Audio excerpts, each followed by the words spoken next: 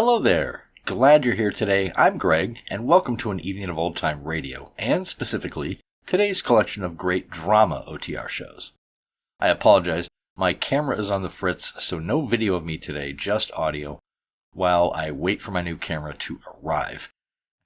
You know, it's strange to me how many old-time radio channels are out there, and yet how few of them ever do drama shows.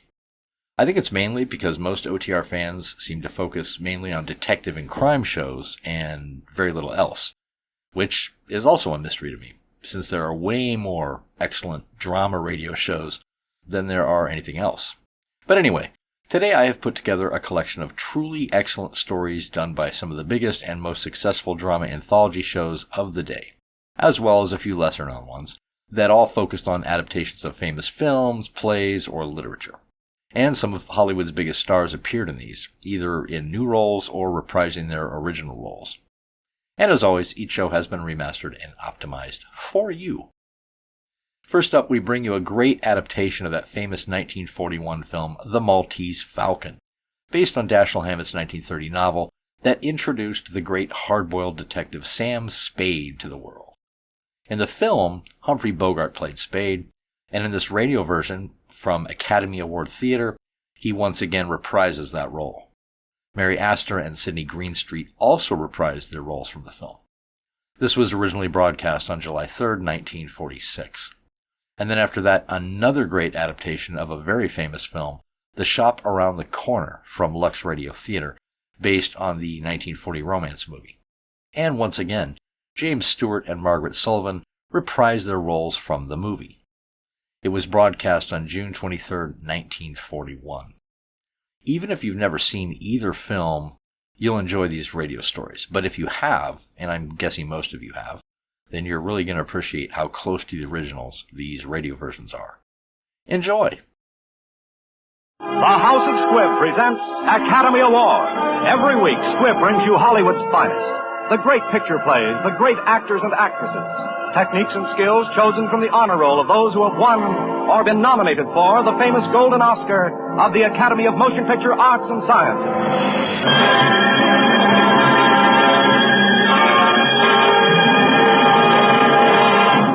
And now, E.R. Squibb & Sons, manufacturing chemist to the medical profession since 1858, bring you the distinguished star, Mr. Humphrey Bogart, who, as Best Actor of the Year, was nominated for the 1943 Academy Award. You will also hear Miss Mary Astor, who won the 1941 Academy Award as Best Supporting Actress of the Year, and Sidney Greenstreet, who was nominated for the 1941 Academy Award as Best Supporting Actor. Tonight, Mr. Bogart, Miss Astor, and Mr. Greenstreet will play the famous roles they created for the screen in The Maltese Falcon, the thrilling mystery which was nominated as Best Production of the Year for the 1941 Academy Award. My name is Spade, Sam Spade. License number 357896, issued by the Police Department of San Francisco. Occupation, private detective, sometimes known as Private Eye. My files in the case of the Maltese Falcon are closed, but I've got the Maltese Falcon. I got it, and some dough. My partner got murdered, and a very slick chick went up for life. I'll tell you about it. This slick dame comes to see me one day, gives me a song and dance about her sister and a guy called Floyd Thursby. She wants to get her sister back before her mother and father get in from Hawaii. I put my partner, Miles Archer, on the case. At night, he gets murdered. And so does this guy Thursby. I go round to the apartment where the dame is living, the one called Bridget O'Shaughnessy. She had something I seemed to go for. Oh, Mr. Spade, come in. I have come in. Oh, yes, so you have.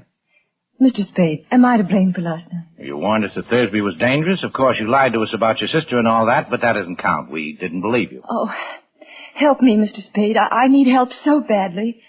I've no right to ask you, but I do ask you. Help me. You won't need much of anybody's help. You're good. You're awful good. It's chiefly your eyes, I think, and that throb you get into your voice when you say things like, "Help me, Mr. Spade." I deserve that. But, the lie was in the way I said it, and not at all in what I said. If I'm going to help you, I've got to have some sort of a line on your Floyd Thursby. I met him in the Orient. We came here from Hong Kong last week. Did he kill Archer? Yes, certainly. Picked a nice sort of playmate. Only that sort could have helped me if he had been loyal. How bad a hole are you actually in? As bad as could be. Physical danger? I'm not heroic. I don't think there's anything worse than death. Then it's that. It's that as surely as we're sitting here. Unless you help me. Who killed Thursby? Your enemies or his? I don't know. His, I suppose. I'm afraid. I don't know. Who are these enemies? Well, there's a small, dark man with white teeth and a smooth, dangerous, fat man. Oh, this is hopeless. Well, how much money have you got? I've about $500 left. Give it to me.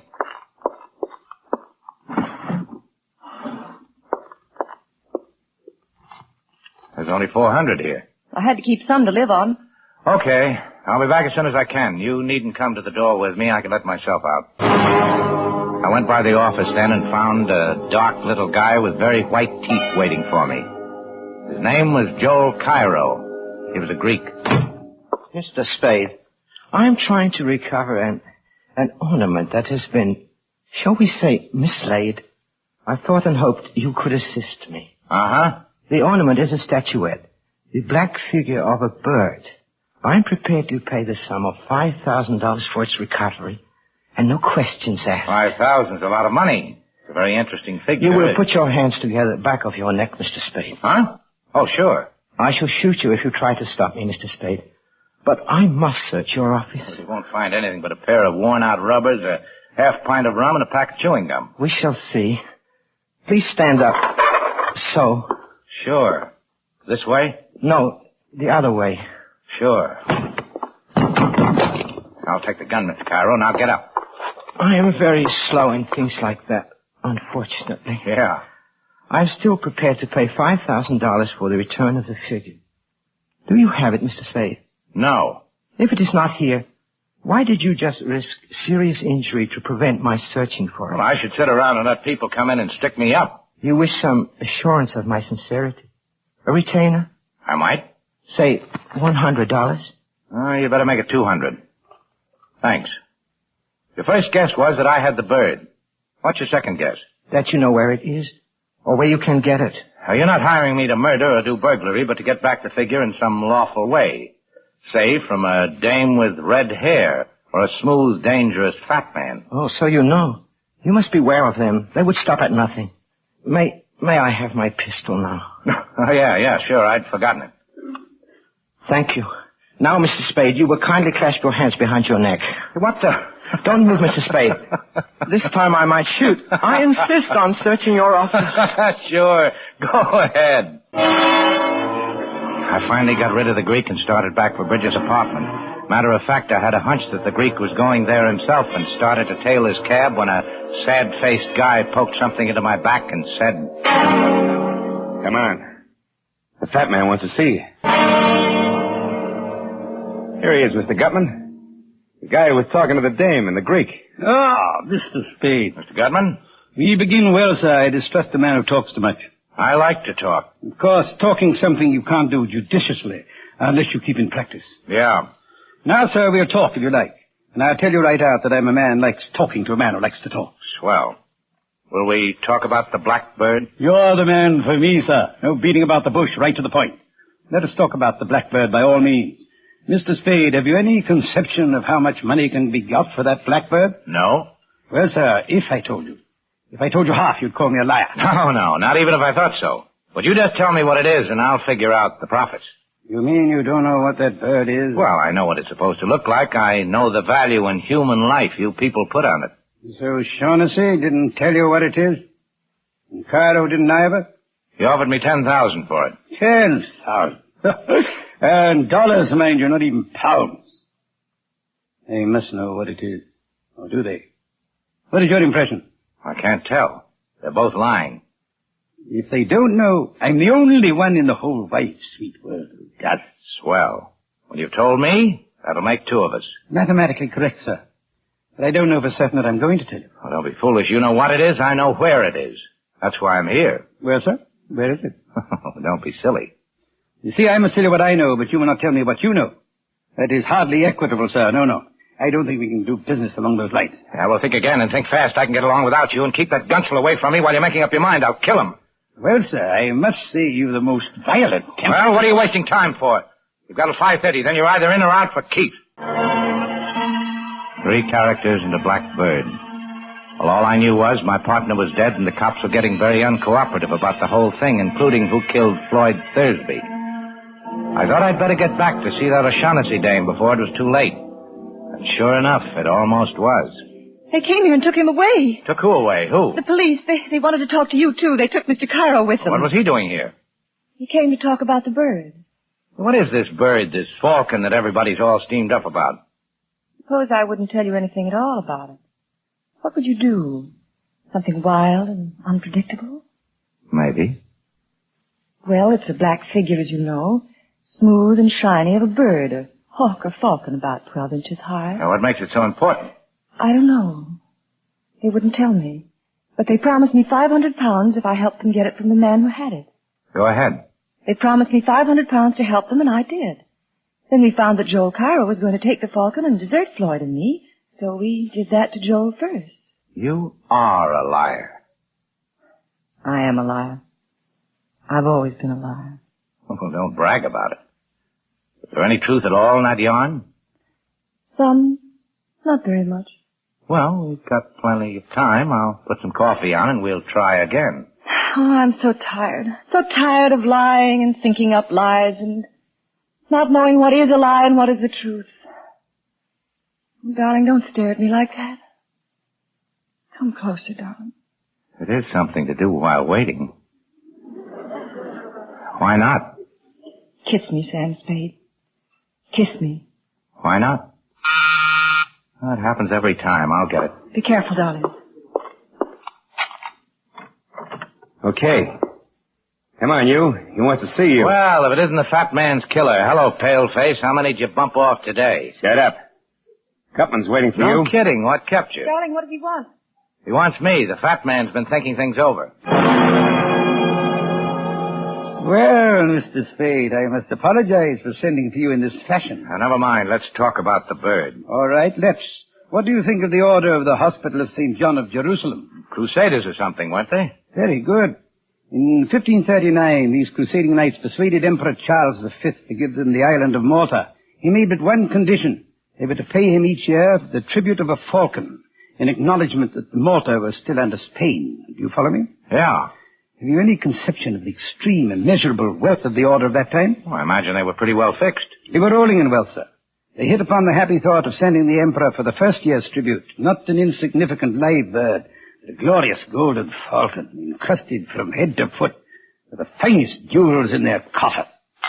Allow me to replenish your drink, sir. Well, what do you think of these knights? I don't know. Well, sir, the glorious falcon never reached Spain. Buccaneers raided the galleon. In 1713, the bird showed up in Sicily. In 1840, in Paris. And it had by that time acquired a coat of black enamel, looking like nothing but a very interesting black statue. In 1923, a Greek dealer found it in an obscure Paris shop. He knew what it was. I heard about it in London and rushed over to buy it. But the Greek was murdered and the falcon gone. That was 23 years ago. For 23 years, I searched for the bird. I traced it to the home of a Russian General Campbell, but he wouldn't sell, even though he knew nothing of its value. I was forced to send my agents after it. They got it, sir, but I haven't got it. But I'm going to get it, sir. How soon are you willing to produce the falcon? A couple of days. That is satisfactory. Well, sir, here's a fair bargain and profits large enough for both of us. Well, what's your idea of a fair bargain? Shall I say 100,000? Why not? What did you say to $250,000? Oh, then you think the dingus is worth $1 million, no? Why not? Yeah. Why not? Hey, I feel kind of funny, Gutman. That drink. My dear man, how could you suggest anything so cruel?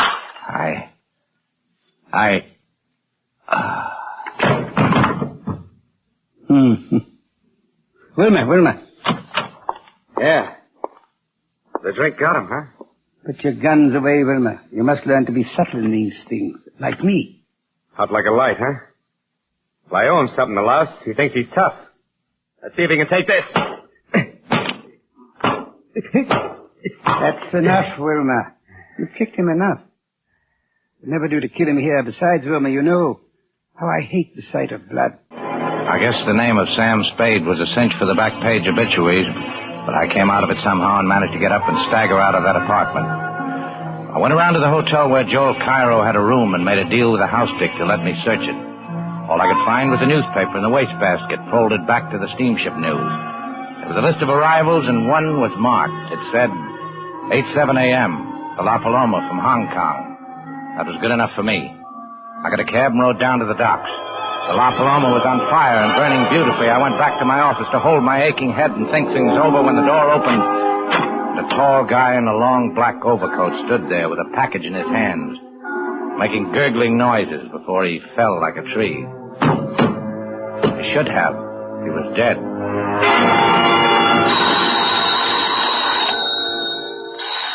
I took a good look at him. He was the mate off the La Paloma. I unwrapped his package, and there it was. The black bird. The Maltese Falcon.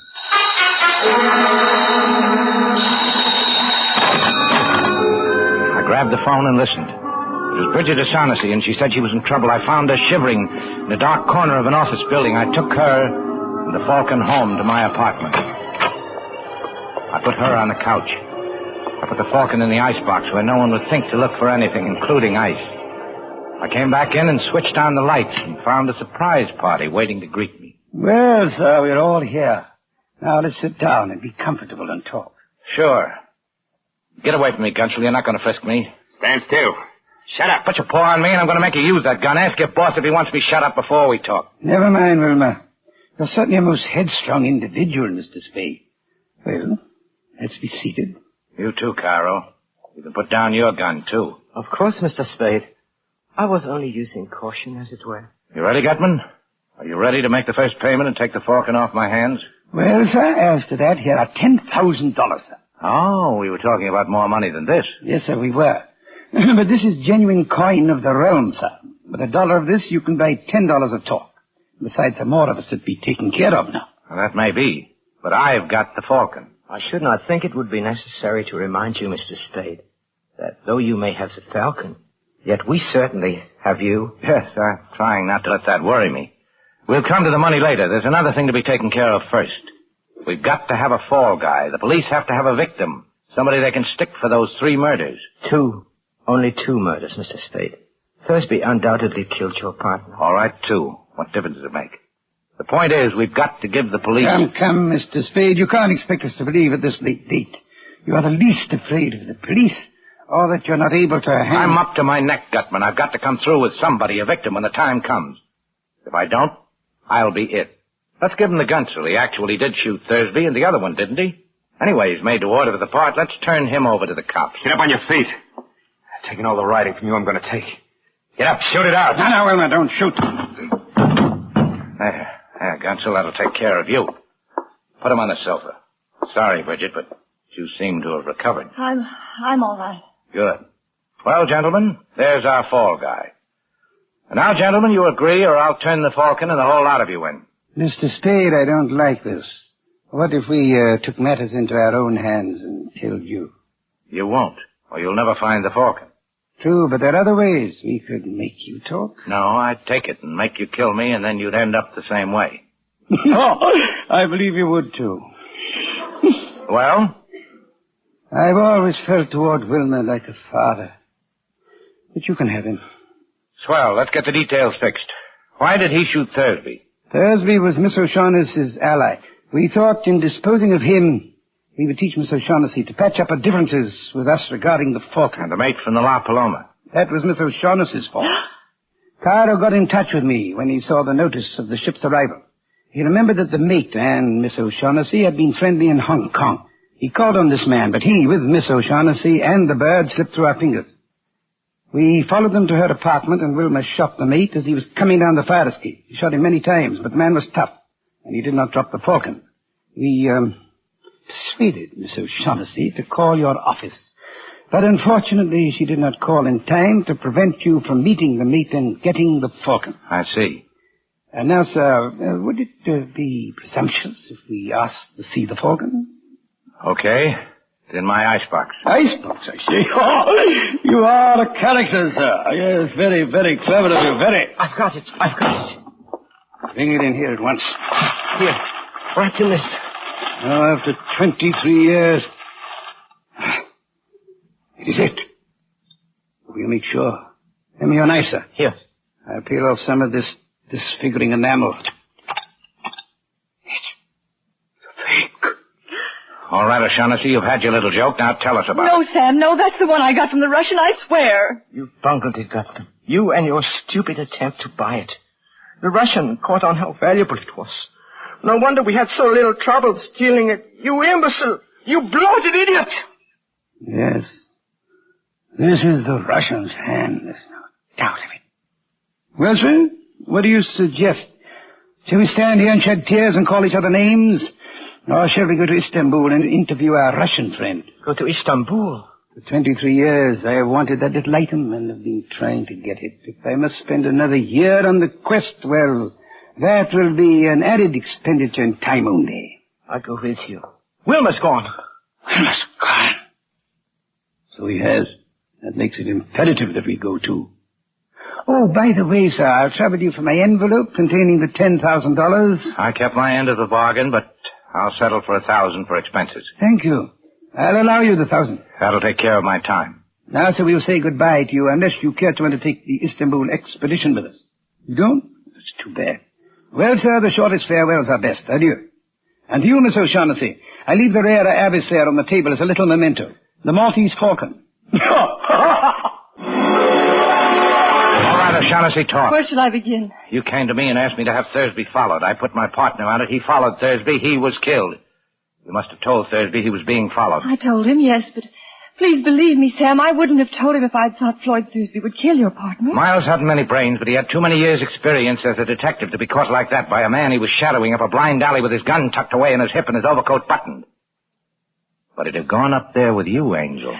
He was just dumb enough for that. And then you could have stood as close to him in the dark as you liked and put a bullet through him. Don't talk like that to me, Sam. You know I didn't know. Stop it. Why did you shoot him? I didn't mean to at first. I can't look at you and tell you this. You thought Thursby would tackle him. If he got Thursby, then you were rid of him. If Thursby won, you had something on him. Enough to be rid of him for good. Wasn't that it? Something like that. But when Thursby backed down, you took the gun and did the job yourself. Oh, Sam, sweetheart, from the very first instant I saw you, I knew. You angel. Well, if you get a good break, you'll be out of San Quentin in 20 years, and you can come back to me then. I hope they don't hang you, precious, by that sweet neck. You know deep down in your heart that in spite of anything I've done, I love you. I don't care who loves who. I'm not going to play the sap for you. I won't walk in Thursby's, and I don't know how many others' footsteps. You killed my partner, and you're going over for it. Why must you do this to me, Sam? Surely your partner wasn't as much to you Listen to me. This won't do any good. You'll never understand me, but I'll try once and then give it up. Listen. When a man's partner is killed, he's supposed to do something about it. And it happens we're in the detective business. Well, when one of your organization gets killed, it's bad business to let the killer get away with it. Bad all around. Bad for every detective everywhere. You can't send me to the... Sam, you can't. You love me. You love me. Maybe I do. What of it? Maybe next month I won't. I've been through it before. I'll have some rotten nights after I've sent you over, but that'll pass. I want you, sure, but I won't take you at the price because all of me wants to, regardless of consequences. Because you counted on that with me the same as you counted on that with all the others. Sam, darling, kiss me, kiss me. Sure. Sure, baby.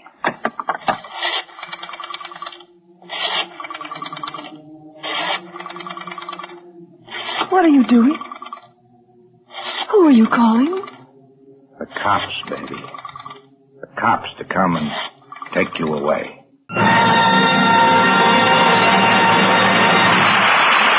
This is Hugh Grundy bidding you good night until next Wednesday at the same time, when you're invited to listen again to Academy Award, presented by the House of Squibb, a name you can trust. This is CBS, the Columbia Broadcasting System.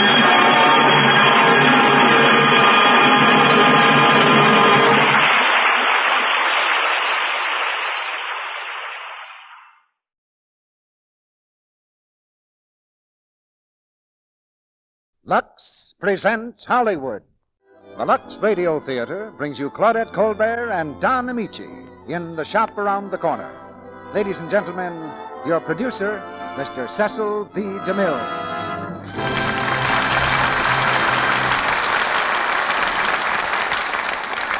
Greetings from Hollywood, ladies and gentlemen. In the summer, your producer's fancy lightly turns to thoughts of Don Amici and Claudette Colbert. Summer arrived officially day before yesterday at 11:34 a.m., so we've got Claudette and Don right here tonight. Since they were also right here last year about this time, I suggest we consider them a sign of the season, like the ball game on the corner lot or the first picnic. You'll hear these two stars in The Shop Around the Corner, adapted from the Metro-Goldwyn-Mayer picture success. The play has an air of goodwill to it, a gay mood of laughter and romance that few motion pictures have matched. It's a story of a little group of people who work together in a certain little shop around the corner, a kind of world in itself, where there's a share of good and bad luck for everyone. Usually, of course, the shop around any corner is where you get Lux Flakes. But we had a letter the other day from a woman who didn't take any chances on finding it that close. She was going to Liberia, West Africa, so she prudently took some along.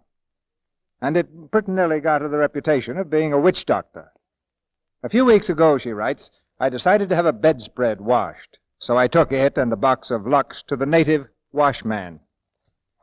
When he saw me put the Lux Flakes in the water and just swish them around, you should have seen his face. Then I put a few flakes on his hand and then a little water and told him to rub his hands. He did, and when the suds appeared, he thought it was white man's magic. That's a good thing to know if you ever go to West Africa. But you'll find the magic of Lux Flakes just as useful right here at home. And now the magic of radio brings you The Shop Around the Corner, starring Claudette Colbert as Karen and Don Amici as Martin, with Felix Bressart as Peters. And here's the curtain for the first act.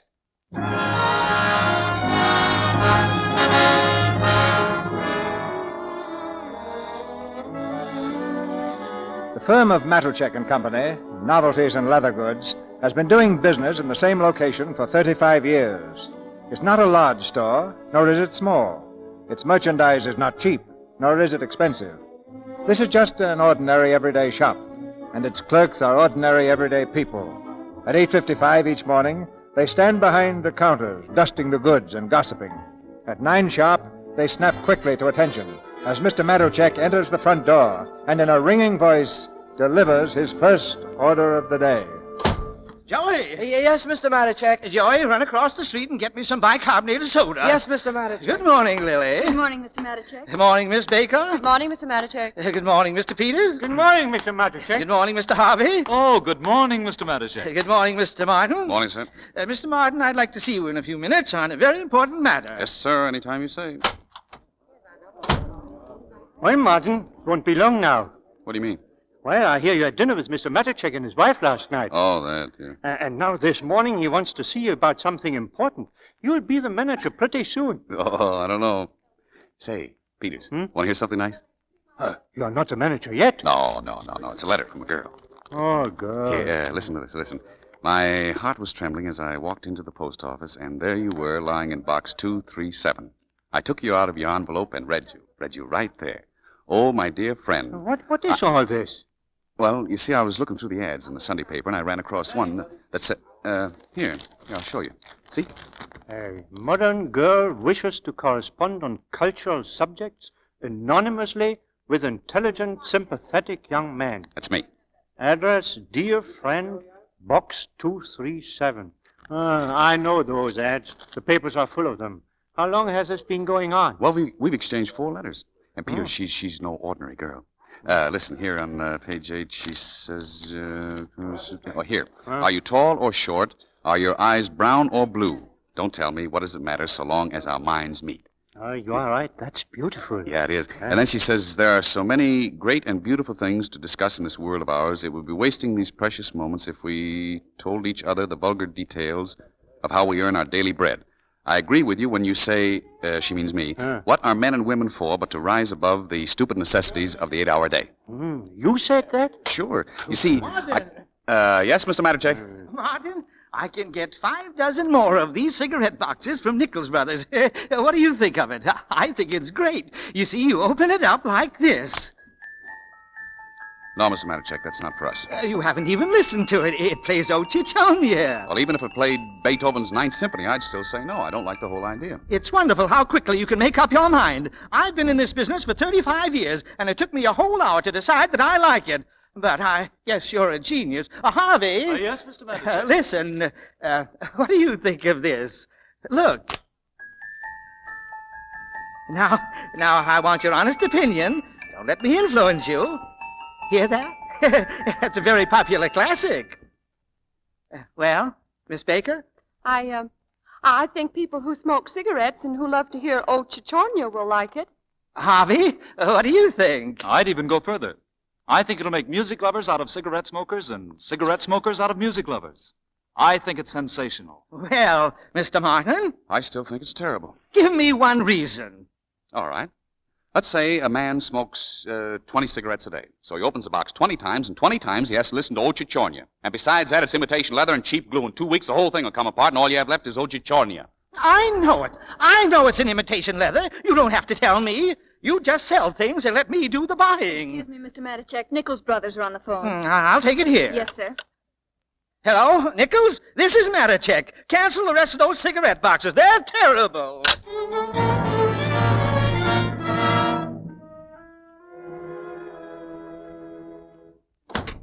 Well, good morning, madam. Good morning. Anything I can do for you? We're having a sale on purses today.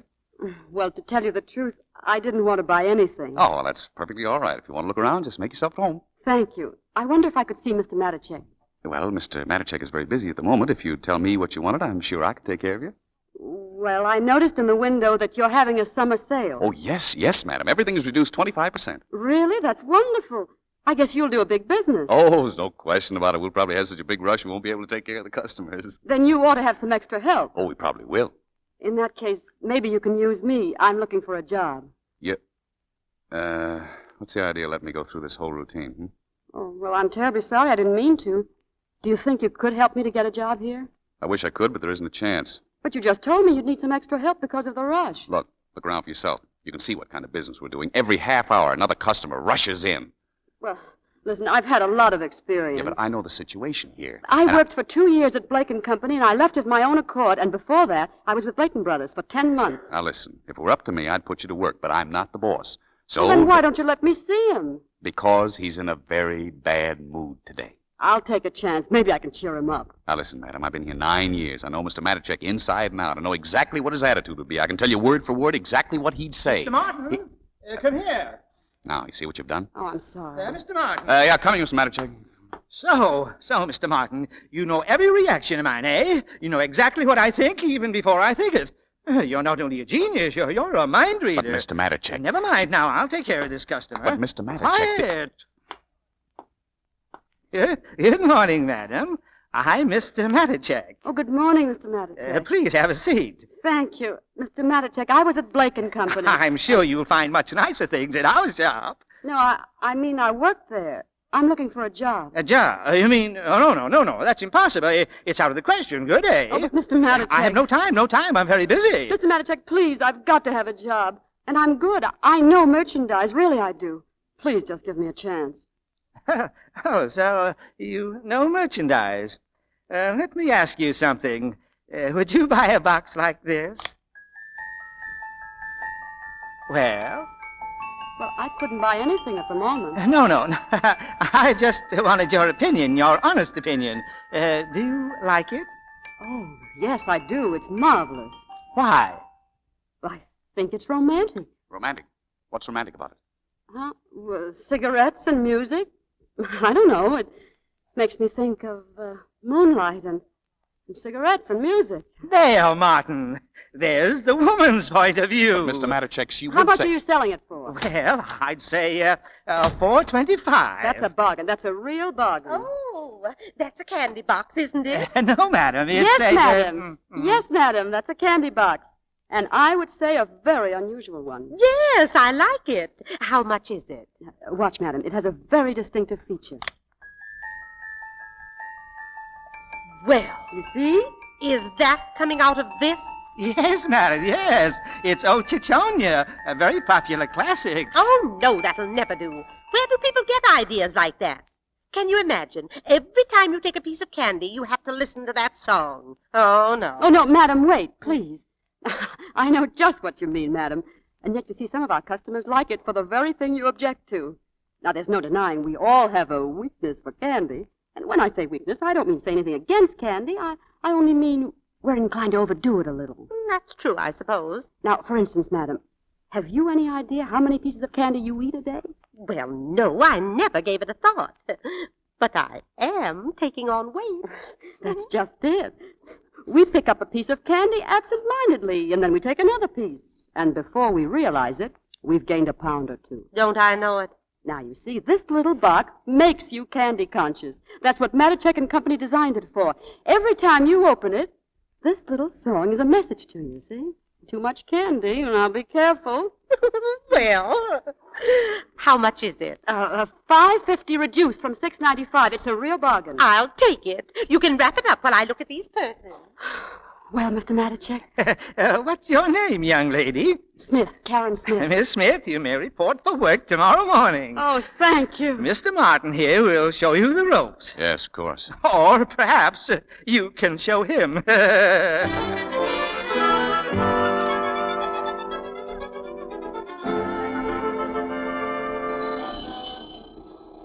the needy, Christmas dinners for the needy.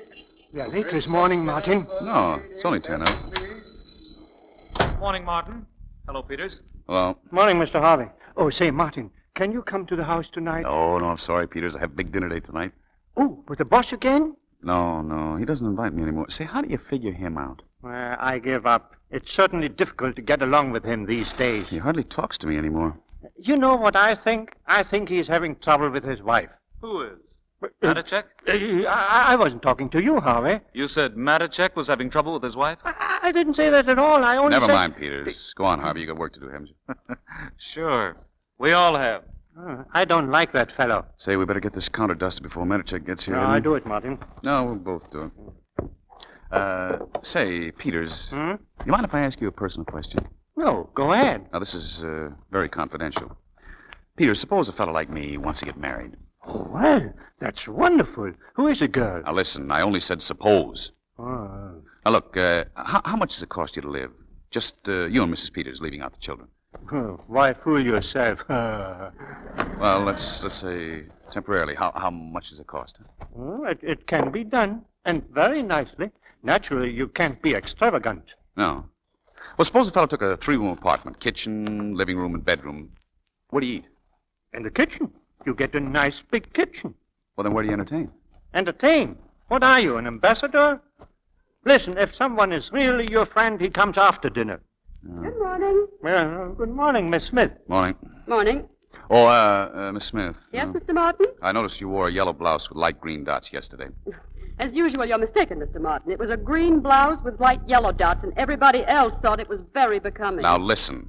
And I don't remember that I ever remarked about your neckties. And believe me, Mr. Martin, if you think I couldn't say anything about them, just ask Mr. Harvey.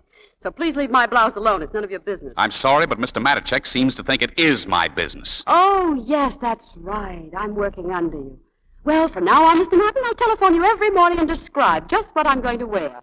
And before I select my next season's wardrobe, my dressmaker will submit samples to you. Oh, imagine you dictating what I should wear. Now, you get this straight. I don't care what you wear. If you want to look like a pony in a circus, all right. But I have troubles of my own without your blouse coming between Mr. Matachek and me. Look, I sold as much goods yesterday as anybody in the place. $95 isn't bad for a rainy Friday 3 weeks before Christmas. Did you tell that to Mr. Matachek? I did. And what did he say? He said tell her not to come in that blouse anymore. Tell him I won't. I will. What was I just saying, Peters? About your girl. Who is she, Martin? Oh, yeah. Remember that girl I was corresponding with? Oh, yes, about the cultural subjects. Well, after a while we came to the subject of love. Naturally, on a very cultural level. What else can you do in a letter? You know, Peter, she's the most marvelous girl in the world. Is she pretty? She has such ideals, Peter. She's so far above the girls you meet today that there's simply no comparison. I see. She's not pretty. Oh, what's the difference? As a matter of fact, I don't know whether she is or not. You see, I haven't met her yet. You haven't? No, I keep on postponing it. I'm scared, Peters. You see, this girl thinks I'm the most wonderful person in the world, and after all, there's a chance she might be disappointed. Yes, there's a chance. On the other hand, you might be disappointed, too. Oh, no. No, I won't. I'm as sure of that as I am my own name. Peters, I'm meeting her tonight for dinner. Where? In a restaurant on 8th Street. I suppose you're going to wear a red carnation, huh? Yes, I am. And she's going to have one as a bookmark and a copy of Tolstoy's Anna Karenina. Gee, you know, I haven't slept for days. What's her name? I don't even know that. I just call her Dear Friend or Dear Box 237. Oh, Dear Box 237. Oh, I'm sure she'll be beautiful. Well, not too beautiful. What chance would there be for a fellow like me? What do you want, a homely girl? No, knock wood for just a lovely average girl. That's all I want. Good morning. Morning, Mr. Mayor. Morning, I just want to tell you our window looks terrible. There isn't a store on the street that doesn't look better. So when do we get any customers? Everybody will have to stay tonight to redecorate. Stay. Tonight of all nights. There goes your date with Box 237. Yeah. Hand me those belts, Joey, will you? Belong up here on the shelf. Okay. Say, Mr. Martin, do you think I have to work tonight, too? After all, I'm a child. No, you don't have to say tonight. No kidding? I'll straighten it out with Mr. Manicheck. Oh, gee, thanks. May I help you, Mr. Martin? No, thank you, Miss Smith. There's no trouble at all. I'd like to. Yesterday I put all the imported bags on the shelf over there. Mm-hmm. Is that the way you wanted it, Mr. Martin? Yeah. Oh, I'm so glad you like it. If there's anything wrong, I'd appreciate it if you'd tell me. Since when are you so interested in my idea of what's right or wrong? Well, I like to please you, Mr. Martin. Now, after all, I'm working under you. You know, you don't have to keep harping on that. Oh, no, I don't mean it that way at all. Regardless of what I think of you personally, I believe that anybody who works with you and doesn't get a great deal out of it is just dumb. Just what do you mean, what you think of me personally? Well, since you ask, I'd say no matter what can be said against you, I think you're a gentleman. Well, I try to be. Mr. Martin, you don't realize what that means to a working girl. Oh, what a girl has to go through in some shops. Well, for instance, when I worked at Booton Brothers and Sons, well, the sons were all right, but the brothers, oh. And that's why I like it here. You see, when you say, Miss Smith, let's go in the stock room and put some belts on the shelf, you really want to put some belts on the shelf. And that's my idea of a gentleman. Well, I just don't believe in mixing belts with pleasure. You know, this is the first time you've shown a little sense. Maybe there's hope for you after all. Oh, thank you, Mr. Martin. Oh, I almost forgot. Would it be possible, Mr. Martin, do you think you could spare me tonight? Then maybe Mr. Manicheck would let me off. Oh, so that's why I'm a gentleman. That's why you learned so much from me all of a sudden. I'm sure I don't know what you mean. You just want to get off early, huh? I have to, Mr. Well, you're Martin. out of luck. What a cheap trick that was, and I nearly fell for it, too. Mr. Martin, I have to get off tonight. It's terribly important. For 6 months, you've done everything you could to antagonize me, and now you have the nerve to come Well, in you here. haven't been very nice to me. No matter what I do, it's wrong. If I wrap a package, it's not the right way. If I make a suggestion, and some of them are very good, you don't even listen. Everything has to be done exactly your way, and even then you don't like it. When I came into this place, I was full of life and enthusiasm, and... well, now I'm nothing. You've taken all my personality away. But let me tell you something. Any day now, I may be in a position where I won't have to work anymore. And, Mr. Martin, I'll really tell you then what I think of you. Mr. Martin, I don't like you. Karen, what's the matter? Oh, he won't let me off. And I've got to get away early tonight. I've just got to. I have a date. It's the most important thing that ever happened to me in all my life. I know. The boy you told me about. What was his name? That's what makes it so awful. I don't even know his name. I just call him Box 237.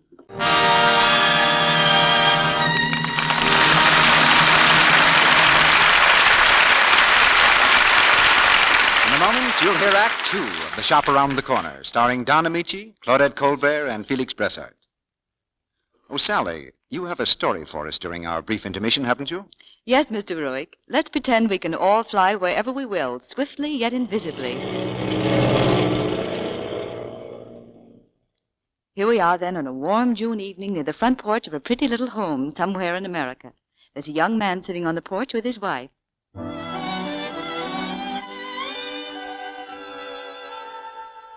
Gosh, you look swell tonight, Joni. And me, an old married woman. This dress, isn't it the one you wore that evening when... What evening, silly? Well, it was a pink dress anyway, like this one, and when I saw you in it, it took my breath away. And when you got it back? Why, then I begged for the job of buying your dresses all my life.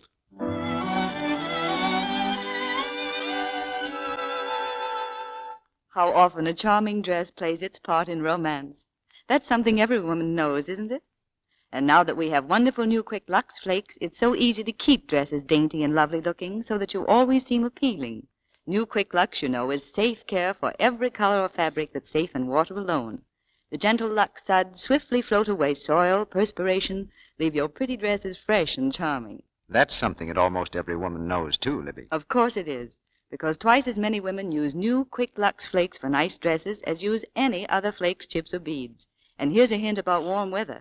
Be sure to Lux dresses often, for even a hint of perspiration can drive romance away. Thank you, Libby. Now, our producer, Mr. DeMille. Act 2 of The Shop Around the Corner, starring Don Amici as Martin and Claudette Colbert as Karen, with Felix Bressart as Peters. It's later the same day. Mr. Matuszek's temperature has risen with each passing hour, for 6 of his employees have asked for the evening off. Now Martin is the unlucky 7th, and Mr. Matuszek hits the boiling point. Do you mean that you want the evening off too, Martin? Well, yes, Mr. Matuszek. What is this? Does everybody want to leave? Once a year I asked you to stay here. Well, I'm sorry, Mr. Matuszek. If I'd only known yesterday, I could have... see. You want a special invitation. Next time I'll send you an engraved announcement. Mr. Matuszek, this is the first time in years that I've asked a favor. I think you're being unjust. I'm being unjust. Once a year I ask 7 ladies and gentlemen. 7, mind you, and next door, a shop twice as big as mine employs only 4. And, good afternoon, madam. Is there anything I can show you? Have you traveling bags for men? Oh, with a zipper? Oh, yes, madam, yes. We have every type of traveling bag in the zipper. Thank you so much. I'm just doing a little window shopping for my husband. He'll be here tomorrow. I'd be delighted to serve your husband. Thank you. Good afternoon. 7 ladies and gentlemen, I ask one day in a year to be so kind as to redecorate a window, and you have the nerve, Mr. Martin, the oldest employee in the place, who should set an example. You spoke to me like this yesterday. What did I do? The whole week you've treated me like this without any reason at all. Without any reason? Maybe I have more reason than you think. Well, it's obvious that you're not satisfied with me. You can draw your own conclusion. In that case, there's only one thing to do. Maybe we'd better call it a day. Maybe we'd better. Miss Baker will see that you get your check. Thank you. Mr. Matuszek, there's someone on your private phone. I'll take it in my office. Hello? Mr. Matuszek? Yes? This is the Kane Detective Agency. We have that information about your wife. Oh, well, don't tell me on the phone. Come over to my shop, please. What time, Mr. Matuszek? Come now, please. I'll be waiting. Mr. Peters. Yes, Mr. Matuszek? Tell everyone they may go home. We'll do the windows tomorrow. Sit down, please. Thank you. Well, it's true about my wife? I'm afraid so, Mr. Matuszek. Now, here we have the complete record from our operatives, 2 of our most reliable men. Go on. Report on Mrs. Emma Matuszek. On December 6th, Mrs. Matuszek left her apartment at 8:45. She walked 2 blocks up to 10th Street. There, Mrs. Matuszek was joined by a young man. A young man? Yes, your suspicions were correct, Mr. Matuszek. The man was one of your own employees. I know. He's been to my house for dinner. He's been working for me almost 10 years. 10 years? That's funny. Our report says only 4. Martin has been here 10 years in January. Martin? But the young man your wife met is named Harvey. What's that? Francis W. Harvey, 464 Hill Street. Oh, then I see. Let me have that report, please. Yes, sir. 22 years we've been married. 22 years I was proud of my wife.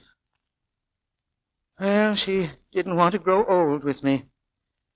If you send me your bill, I'll take care of it immediately. Yes, Mr. Matuszek. Good night. Good night. Is this a restaurant where you were going to meet her? Yeah. Go ahead, Peters. Go on in. Why don't you go in? I really think you should keep your date. No, I haven't got the heart. Not after what happened today. I was going to get married. Now I haven't even got a job. Peters, do me a favor and deliver my note, please. All right. Look, Peters, I don't want to know what she looks like. If she's homely, I've got enough bad news for one day. If she's lovely, it'll make it so much more difficult, so don't tell me. No, I won't. Now, what's the name of that book again? Anna Karenina, and a red carnation is a bookmark. Wait. Maybe I'd better look in the window first. You stand over that way, out of sight. Well, see her? No, not yet.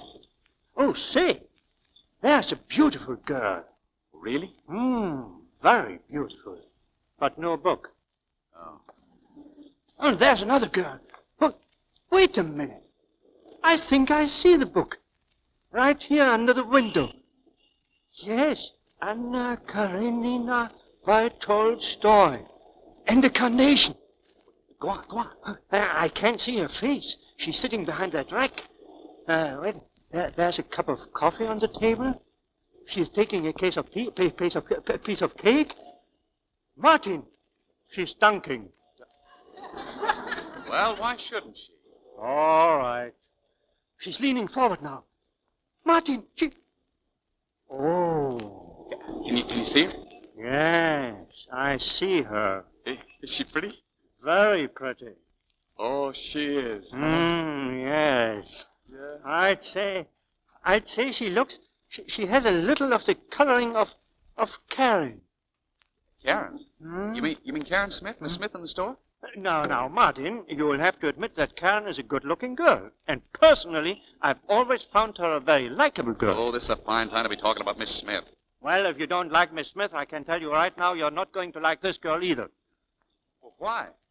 Because it is Miss Smith. No. It can't be. No, Peters. Well, look for yourself. Miss Smith? What? This is horrible. Give me that note. What are you going to do? Let that poor girl wait in there? Well, why shouldn't Miss Smith wait? For 6 months she's fought with me every day. But still, she wrote those letters. Oh, well, that's my misfortune. Well, I'm going back to the shop. I've got some things to do. Goodbye, Mom. Yeah, goodbye, Peters. Excuse me, miss. Can I take this chair? Oh, no, don't, please. I'm expecting somebody, waiter. He'll be here any minute. Okay. Red carnation, huh? Yes. A few nights ago, we had a case with roses. Turned out very nice. Very nice. But once, about 3 months ago, we had a sad case with gardenias. She waited all night and nobody came. Oh, really? She must have felt terrible. Well, that's life, you know. You have to expect things like that. Yes, of course you... Waiter, isn't your clock a little fast? My watch says only 8:27. Oh, listen, you got nothing to worry about. A pretty girl like you... If he doesn't come, I'll put on a carnation myself. Hello, Miss Smith. Oh, good evening, Mr. Martin. What a coincidence. I had an appointment here. You, haven't seen Mr. Peters by any chance, have you? No, I haven't. Well, guess I'll wait. Do you mind if I sit down? Oh, yes, I do mind. Well, what's the matter? Oh, please, Mr. Martin, will you go to some other table? I have an appointment, too. Oh, really? Well, who are you meeting? Now, please don't be sarcastic. I realize you've had a bad day, Mr. Martin, and you probably feel very bitter. Bitter? About leaving Matachek and Company? Listen, I could have another job like that. Oh, well, in that case, there's no use wasting sympathy on you. Good night, Mr. Martin. Listen, you don't have to feel sorry for me. Mr. Martin, I said good night. Please. Well, what are you so nervous about? I'm not nervous. Do I look nervous? I should say you do. Well, I'm not. You, just knocked over the water. Well, it's just an accident. Yeah, I'll mop it up for you. Mr. Martin, It's will no you please... trouble at all. There, it's better. Oh, I see you're reading Tolstoy's Anna Karenina, huh? Yes. Anything against it? Oh, no. I never expected to meet you in a cafe with Tolstoy. I didn't know you went in for high literature. There are a lot of things you don't know about me, Mr. Martin. Yes? Well, there are a lot of things you don't know about me, Miss Smith. You know, people seldom go to the trouble of scratching the surface of things to find out the inward truth. Mr. Martin, I wouldn't care to scratch your surface. Because I know exactly what I'd find. A handbag instead of a heart, a suitcase instead of a soul, and instead of an intellect, a cigarette lighter that doesn't work. Oh, that's very well put. Comparing my intellect with a cigarette lighter that doesn't work is such an interesting mixture of poetry and meanness. Meanness? Well, now, don't misunderstand me, Miss Smith. I was just on the verge of paying you a compliment. Oh, please, Mr. Martin. I told you I was expecting somebody. Well, that's all right. As soon as he comes, I'll leave. Look, Mr. Martin, I'd better warn you. This person is jealous. Oh. Very jealous. Yes. And if you insist on staying here, I will not be responsible for anything that may happen. I hope you understand what I mean. Sure. Listen, just in case your party doesn't show up, would well, if he should stand you up or something. Oh, don't worry about that. This party will show up. Well, so he came, huh? Will you have a menu, sir? Oh, no. I told her not to worry. Pretty girl like her. Waiter, this is not the gentleman I was expecting. Oh. No? No. And I don't want him sitting here at all. Will you please ask him to take some other table? What's the idea, mister? All right. Is that next table taken? No. Yeah, well, then I'll sit over here. Cup of coffee, please. I'm sorry, miss. Oh, it's all right. Just as long as he doesn't sit at my table. And I'll keep an eye out for that carnation. Thanks. Tell me, have you read Zola's Madame Bovary? Madame Bovary is not by Zola. Will you please go away? Now, look, Miss Smith. Oh, what are you trying to do? Ruin my evening? What have I ever done to you? Why do you hate me so? I don't hate you. Oh, I suppose you love me. No, why should I? What have you ever done to make me love you? I don't want you to love me. Well, I don't. You know what that song reminds me of? Yes, thank you. 24 unsold cigarette boxes. No, you're wrong again. It reminds me of a girl who was looking for a job. And a very nice girl, I thought. Oh, really? How you've changed. That was before you began to make fun of me, giving imitations of me in the locker room. And I want to take this opportunity, Miss Smith, to inform you that I am not bow-legged. Aren't you? No, I'm not. Oh, I have information to the contrary. Mr. Harvey told me you have your trousers specially made. That's a lie. I've never been to a tailor in my life. And if you think I'm bow-legged, you come out on the sidewalk with me and I'll pull up my trouser legs. Don't you dare. How would you like it if I made remarks about your hands being red? That's exactly what you did yesterday. Yes, but only after you made fun of my legs. And they aren't red at all. No, not anymore, after I called your attention to them. And let me tell you something else, Miss Smith. You may have beautiful thoughts, but you certainly hide them. So far as your actions are concerned, you're cold and snippy like an old maid. And you'll have an awful tough time trying to make any man fall in love with you. Oh, Mr. Martin, you're getting funnier every minute. I could show you a few letters that might open your eyes. No, maybe not. No, you probably wouldn't understand what's in them. They're written by a type of man so far above you that it's ridiculous. I have to laugh when I think of you calling me an old maid. You little insignificant clerk. All right, that does it. Goodbye, Anna Karenina. Goodbye. Martin, wait, Martin! Peters, what's the matter? What's wrong? I just went to the shop. They took Mr. Matuszek away in the ambulance. What? He tried to commit suicide.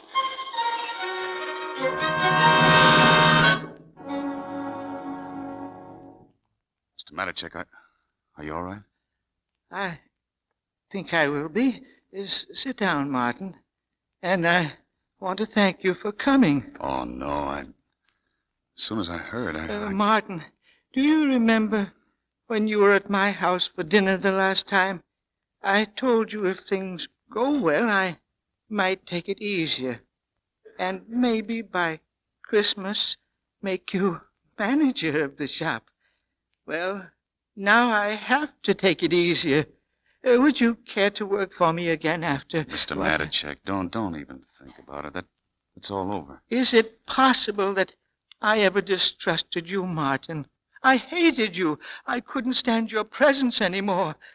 That's how far jealousy can drive a man. Jealousy?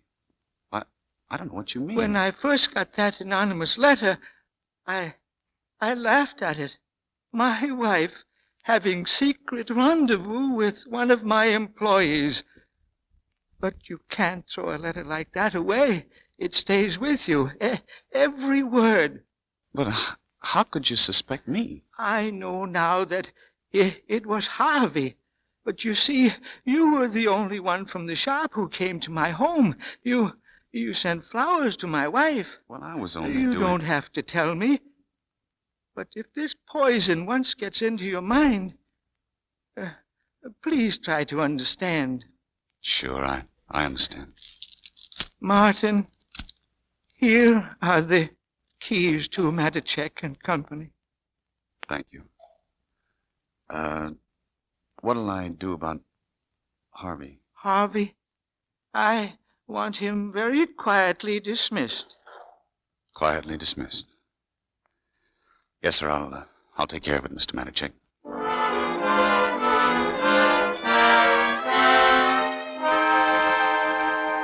What do you mean I'm fired? You hear me? Get out! Don't push! Don't push! Go on, beat it! What right have you got to fire me anyway? Does Mr. Matacek know about this? Mr. Matacek has nothing to do with it. I'm the manager and you don't work here anymore. Oh, so you're the manager. How do I know you're the manager? Prove it. Show it to me in black and white. Oh, you want it in black and white, do you? Well, you're going to get it in black and blue. Oh, yeah? Well, how do you like this? I'll murder you. I'll show you. Two fights, two timers. Mr. Harvey! Martin, stop! Oh, they're killing each other. What's going on? Martin, you have knocked him out. Peters, you enjoy. Throw him out of here. Go on, go on. I got his legs. Peters, the back way, and do it quietly. Mr. Matacek doesn't want any fuss. Miss Smith, you wait here.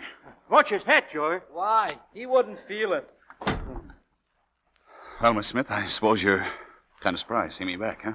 Well, naturally, I'm glad you have your job again. Congratulations. Miss Baker tells me you weren't feeling well this morning. No, that's all right, thank you. You look worn out. Anything go wrong last night? I tell you, I'm all right. Where's Mr. Matacek? I want to see him. Well, he's right here. I'm Mr. Matacek. Oh, Mr. Martin, don't make any jokes. Not today. And if you have to pick on me, make it some other time. I want to talk to Mr. Matacek. Would it really be so terrible if I were the boss and you had to talk to me? Will you please stop it? My nerves are at the breaking point. Miss Smith, I'm simply trying to tell you that... Haven't you any heart at all? Can't you see I'm sick? I can hardly see straight. The room, everything's turning around. And in this state of mind, I ask you a simple question, and instead of having any consideration for me, you deliberately try to frighten me. Now stop it. Martin, I didn't have any chance to say it before. Congratulations. For what, Mr. Peters? Well, don't you know? Martin's the manager. The manager? Oh... Miss Smith. She fainted. Peters, get some water. Quick. Water. Hurry it up. Karen, are you all right? Oh, darling, look at me. Karen, darling. Oh, you poor kid. Karen. Oh, what happened?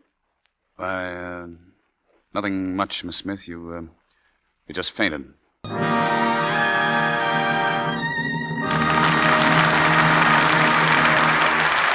pause now for station identification.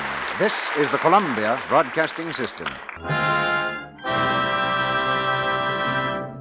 Mr. DeMille presents Act 3 of The Shop Around the Corner, starring Claudette Colbert, Don Amici, and Felix Bressart, in just a moment. Now, I want to send a birthday message. Next Saturday, June 28th, is the big day. And I want to wish a very happy first birthday to Catherine, Clarence, and Richard George of Atlantic City, New Jersey. My goodness, Mr. Ruick. 3 birthdays all on the same day? You don't mean... I certainly do, Sally. They're triplets. Oh. 3 of the cutest, brightest babies you ever saw. But my, they were tiny when they were born. Why, one of them weighed only 2.5 pounds. Here's what their mother, Mrs. C.V. George, Jr., says about them. Will you read it, Sally? Mm-hmm. The triplets were such little mites they needed extra special care.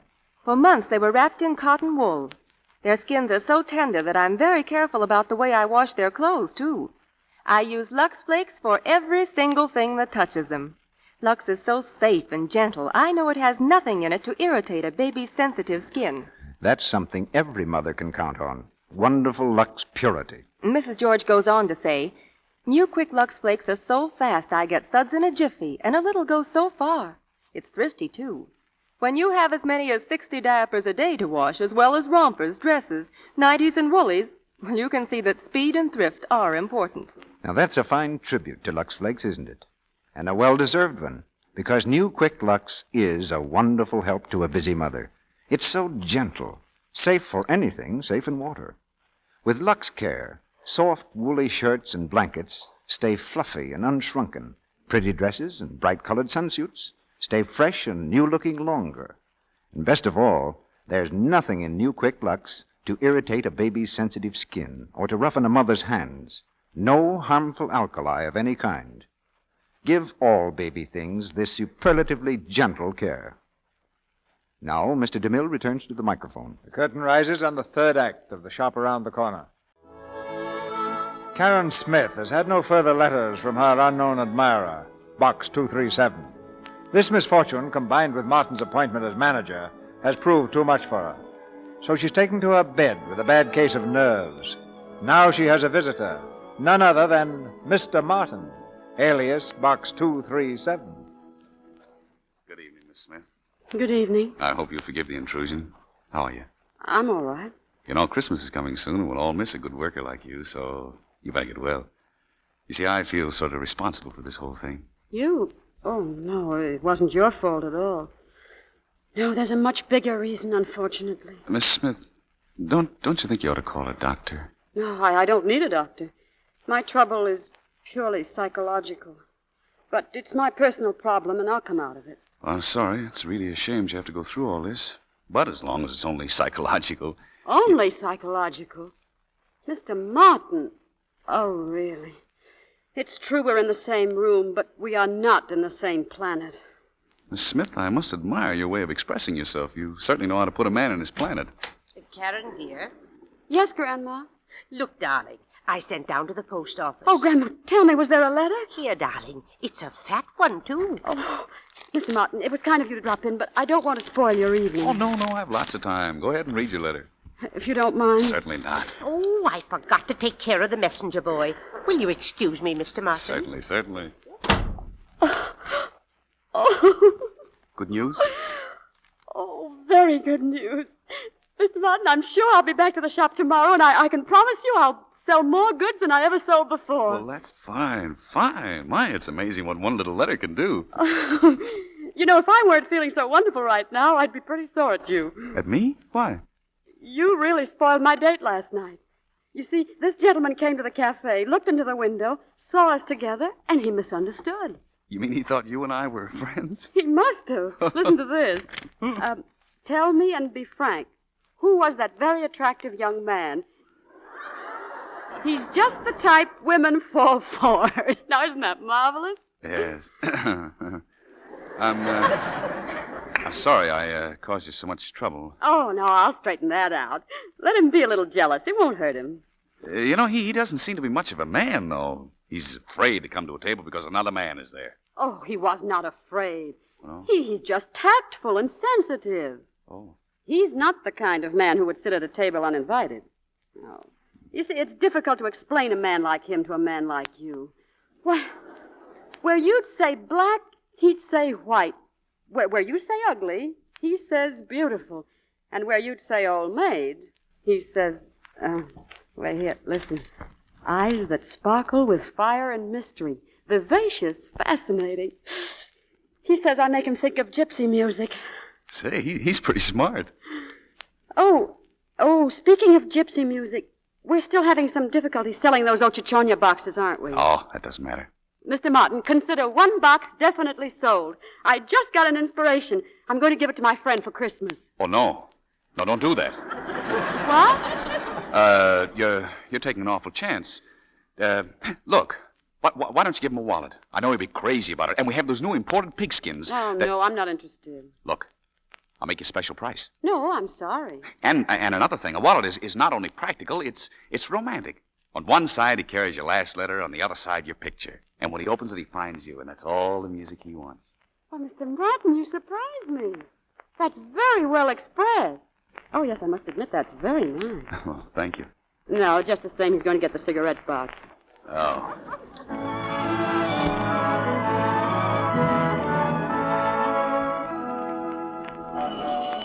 Help the needy. Christmas dinners for the needy. Every bit help. Merry Christmas, Mr. Matachek. Well, Merry Christmas to you, officer. I haven't seen you for quite a while, Mr. Matachek. Yes, I'm supposed to be pretty sick, but it's Christmas Eve, and I just couldn't stand it any longer. I'm going in and help. Well, take it easy, Mr. Matachek. Merry Christmas. Merry Christmas. Oh, look, Mabel, do you think Howie would like that briefcase?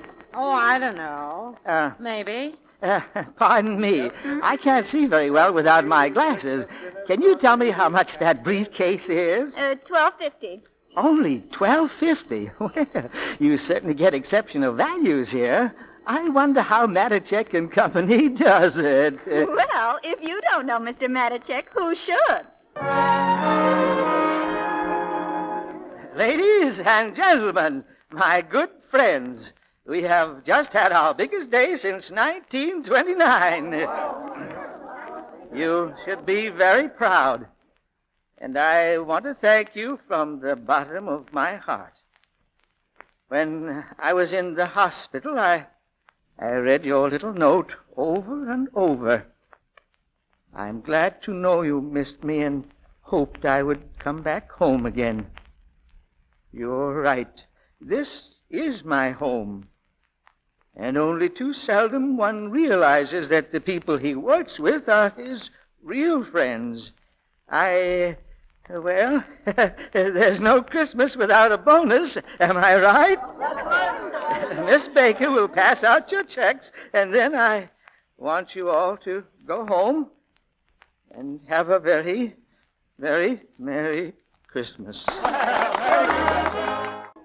Going home, Karen? No, I've still got to wrap this wallet. Do you like it, Mr. Peters? Oh, I think it's wonderful. Is this for that gentleman you told me about? Mm-hmm. I'm meeting him tonight for the first time. Isn't it exciting? Oh, yes, I think it might be. Well, Merry Christmas, Karen, and I hope everything turns out just as you wanted. Thank you. Merry Christmas, Mr. Peters. Merry Christmas, Martin. Merry Christmas to you, Peters. Well, Miss Smith, we're just about ready to close. Oh, I'm sorry. I'll be through here in a second. Oh, that's all right. There's no hurry. Oh, present for somebody? Mm-hmm.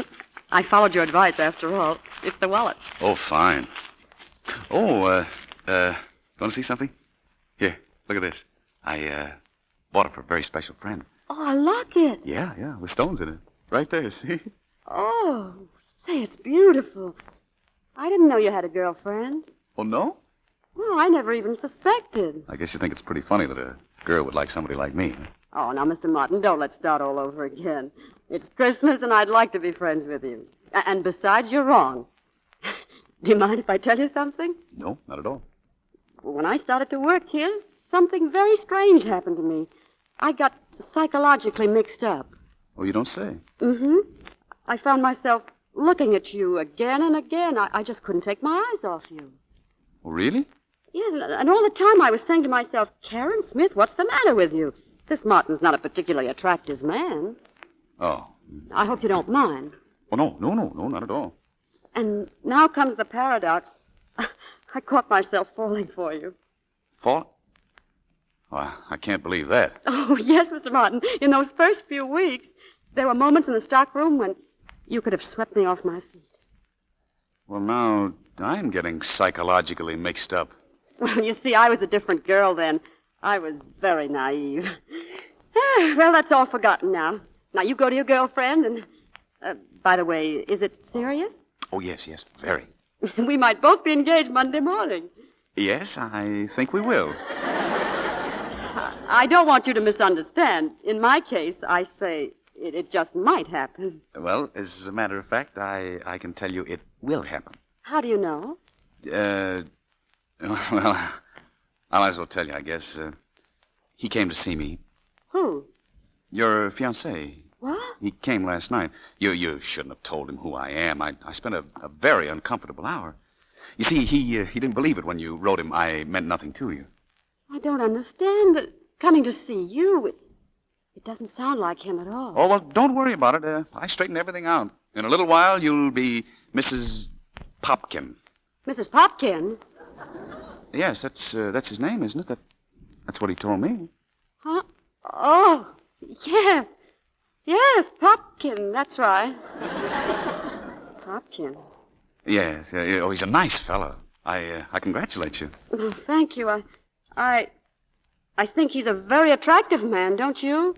Yes, for his type, I would say yes. Would you really classify him as a definite type? Oh, yeah. Oh, absolutely. And don't you try to change him. Don't you dare put him on a diet. Oh. Yeah. Would you call him fat? No, I wouldn't. But, well, that's a matter of opinion. Personally, I think that little stomach of his gives him a nice, homey quality. And that's what you want in a husband, isn't it? Oh, yes, that's what I want. Yeah, I thought so. And you're right, too. If I were a girl and I had to choose between a young good-for-nothing with lots of hair and a fine, solid, mature citizen, I think I'd pick Matthias Popkin every time. But don't you think he has a fine mind? Oh, didn't he impress you as being very witty? Well, he struck me as somewhat depressed. But it's unfair to judge a man when he's out of a job. Out of a job? Well, he never told me. He never took... Well, that shows how sensitive he is. But you have nothing to worry about. At least he feels you both can live very nicely on your salary. Did you tell him how much I make? Well, he's your fiancé, and he asked me. And let me tell you something else. Mentioning that bonus didn't do you any harm either. Oh, I can't believe it. I never dreamed he was materialistic. Why, if you read his letters, such ideals, such a lofty point of view, Oh, this is horrible. Oh, I'm sorry you feel this way. I hate to think I spoiled your Christmas. I built up such an illusion about him. I thought he was perfect. And I had to be the one to destroy it. Oh, that's all right. I really ought to thank you. Karen, if I'd known in the beginning how you really felt about me, things would have been different. We wouldn't have been fighting all the time. If we did, it wouldn't have been over handbags and suitcases, but something like, well, should your grandmother come and live with us or not? It's very sweet of you to try to cheer me up like this, but I think we'd better say good night. You have an engagement, and so have I, and we shouldn't be late. Good night. No, wait a minute, wait. You know what I wish would happen? When your bell rings at 8:30 tonight and you open the door, and instead of Popkin, I come in. Oh, please, you're only making it more difficult. And I'd say to you, Karen, darling. Oh, please don't. Dearest, sweetheart Karen, I can't stand it any longer. Please get your key. Open box 237. Take me out of my envelope and please kiss me. No, Mr. Martin, stop. You mustn't. Oh, what? What did you say? Oh!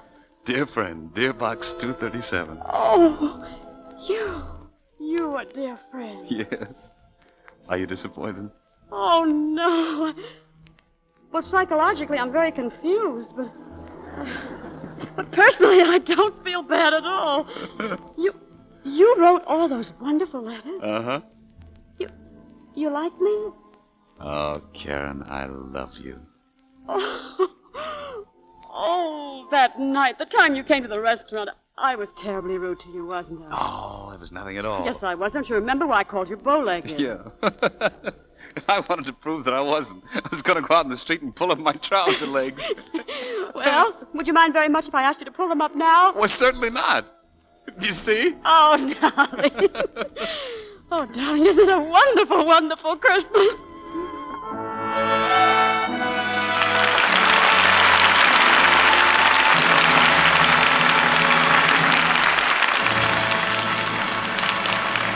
Mr. DeMille will tell us about next week's play in just a moment, and Don Amici and Claudette Colbert will return to the microphone for their curtain calls.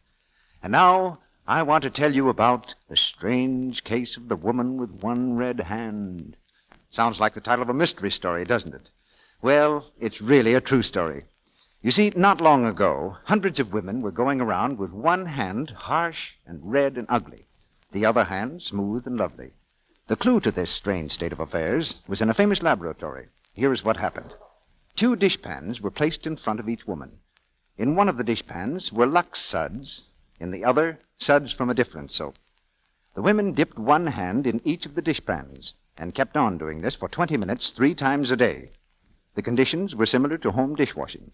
5 popular soaps in all were tested. Well, at the end of the test, the Lux hands were still soft and smooth. But the others were so red and rough and chapped. As many of the women said, of course we knew Lux Flakes are gentle, but we had no idea how much kinder they are to hands.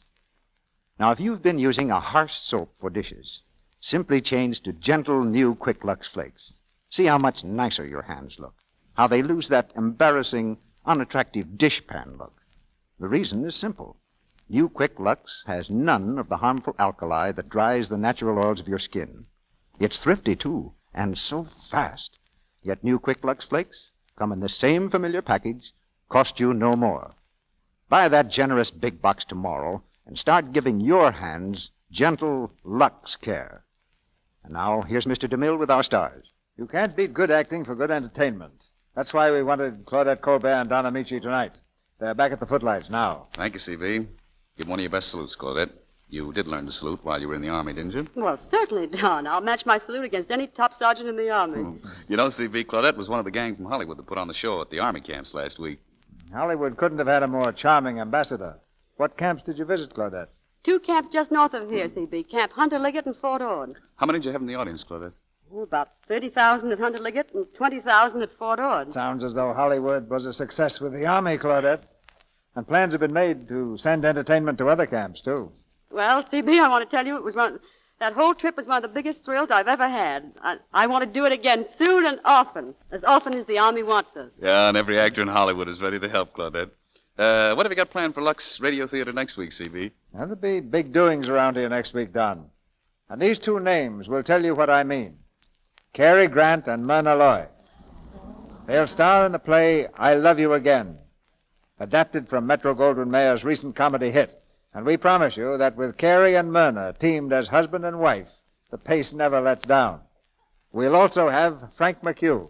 So if you love a gay comedy, don't miss I Love You Again. Oh, C.B., that sounds wonderful. I'll be in the audience. Good night. Goodbye, C.B. No, not goodbye. Not goodbye. We'll just say, till we meet again, to you two.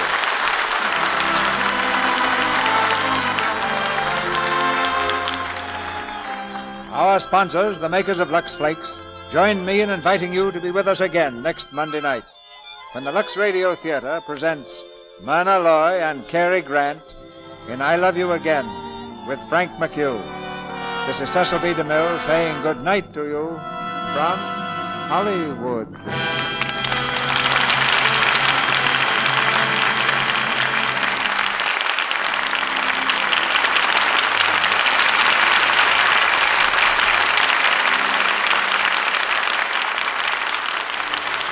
The United Service Organizations, the huge civilian army behind our Army and Navy, are conducting a drive that should have the backing of every loyal American.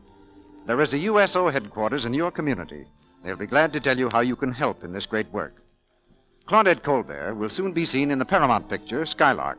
Don Amici has just finished making the Paramount picture, Kiss the Boys Goodbye. Felix Bressart will soon be seen in the Metro-Goldwyn-Mayer picture, Blossoms in the Dust. The part of Mattercheck was played tonight by Leo Cleary. Also included in tonight's play were Fred Mackay as Harvey, Ann Tobin as Lily, Bea Benaderet as Miss Baker, Charles Peck as Joey, Verna Felton as Shopper, and Lou Merrill, Arthur Q. Bryan, Ferdinand Munier, Jesse Arnold, and Bruce Payne. Our music is directed by Louis Silvers, and your announcer has been Melville Roick.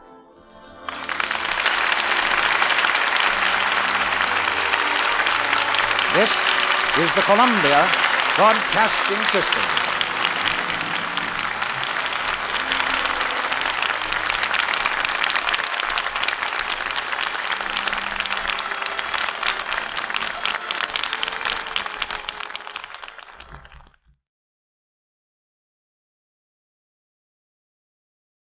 Welcome back. Next up from Theater Guild on the Air, a fantastic adaptation of For Love or Money, that 1947 comedy play by F. Hugh Herbert. In this one, Joan Caulfield stars as Janet and John Loder as Preston Mitchell, with Loder actually reprising his original role from the Broadway play. It was broadcast on September 19th, 1948. And then after that, the Hollywood Soundstage radio show's adaptation of the 1946 noir thriller film The Dark Mirror. In this one, Betty Davis plays the roles of the twins Ruth and Terry Collins, and Gary Merrill plays the psychiatrist. It was broadcast on December 13th, 1951. If you've ever seen the film, it's a great thriller of a film, and I really think that the radio show has done an outstanding job adapting this for radio. So settle back and enjoy. I will be back in a little bit.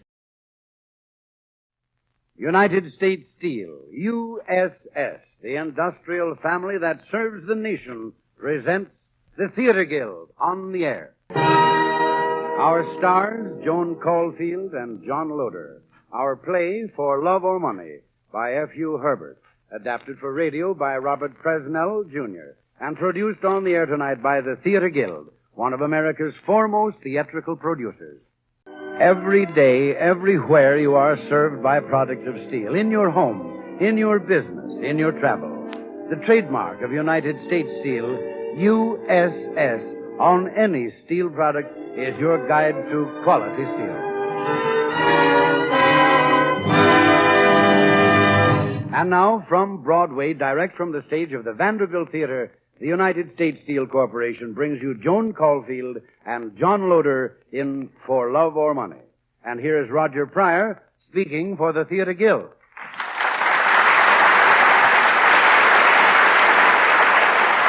Thank you, Norman Brokenshire, and good evening, everyone. We're pleased to bring you for the first time on the air For Love or Money, an outstanding comedy success on Broadway this year. Starring as Janet is the delightful young motion picture actress Joan Caulfield.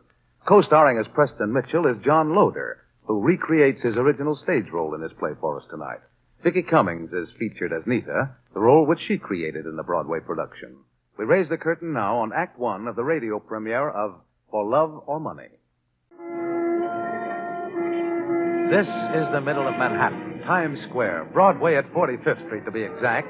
It's about 8 o'clock in the evening on a Monday in early November. Look west and you'll see several theater marquees.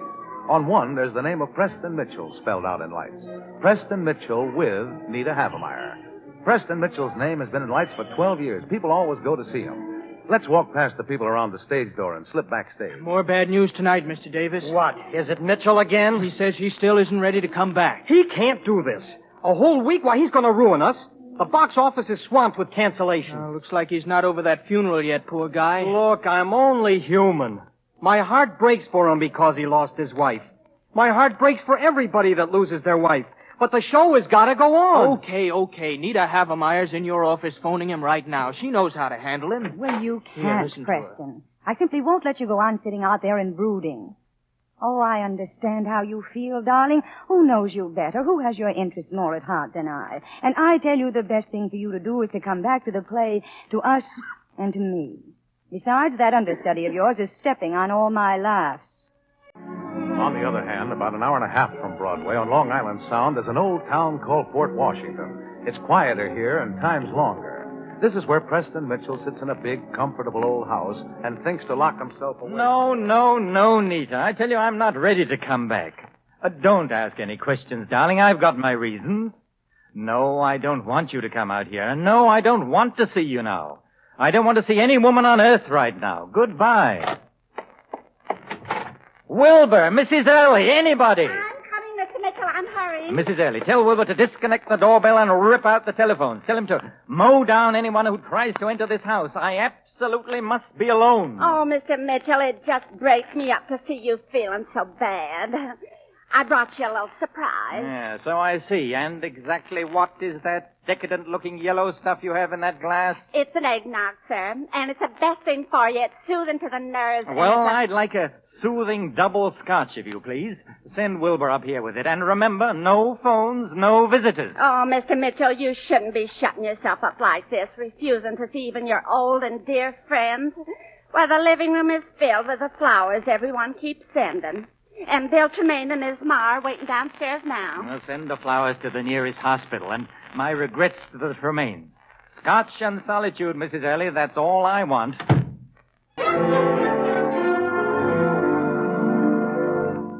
Oh, I'm sorry, Mrs. Tremaine, but he just won't see anybody. I hope you understand. Oh, poor dear Preston. He's taking it so hard, isn't he? Oh, Mom, he knows what he's doing. Mrs. Early, did you tell him I was here? I'm sorry, Bill, but he said he just wanted to be alone. Oh, that's a shame. There never was a man so devoted to his wife, so loyal, and so patient all these years. Oh, he gave so much during all the years she was sick, and now there's no one giving to him. He won't let anyone do a thing for him. He wouldn't touch this eggnog. Oh, did you put rum in it, Mrs. Early?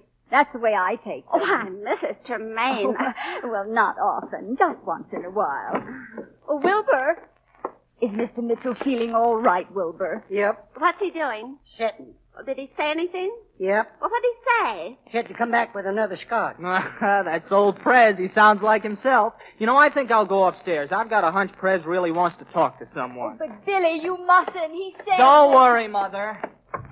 Hey, Prez, open up. It's Bill Tremaine. I want to come in. What do you want to come in for? What for? To help you finish that bottle. Open up. Why, that's the best offer I've had in days. Come on in, Bill.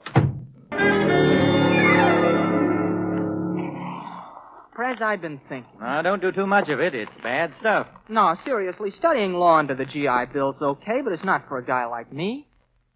You know, I thought about being an actor. Who doesn't? I see you in a play making love to a dish like Nita Havemeyer, and I think that's the life for me. There's a little more in working in the theater than that, Bill, believe it or not.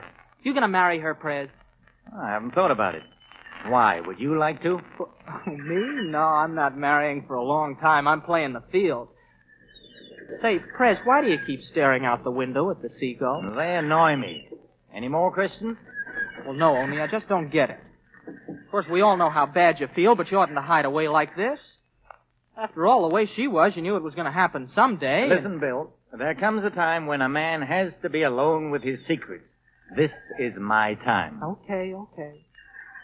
Aren't you even going to eat anything? Oh, if it makes you feel any better, yes, I'm going to eat. When Mrs. Early goes to bed, and Wilbur too, I'll creep downstairs and make myself a stack of sandwiches. Then I'll sit in the living room and listen to the radio and read and enjoy the beautiful peace of midnight. Peace and nobody sympathizing with me, understand? I catch. Well, I gotta be moving anyway. Big party in Great Neck tonight. Oh, that's swell. Have a good time. Just the same, I think you need a nice long session with Miss Havemeyer. Boy, she could make me forget anything. Well, then, by all means, go and have a session with her yourself. And forget about me. So long, Bill. So long, Prez. Mother go home, Mrs. Early? Yes, Bill. Well, I guess I'll amble on myself. I don't think you have to worry about Mr. Mitchell. He's all right. Prez! Lord have mercy, Mr. Mitchell. Prez, what happened? Oh, poor Mr. Mitchell.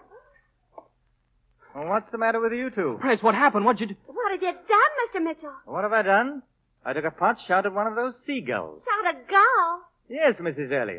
If I decide to shoot myself, I'll let you know.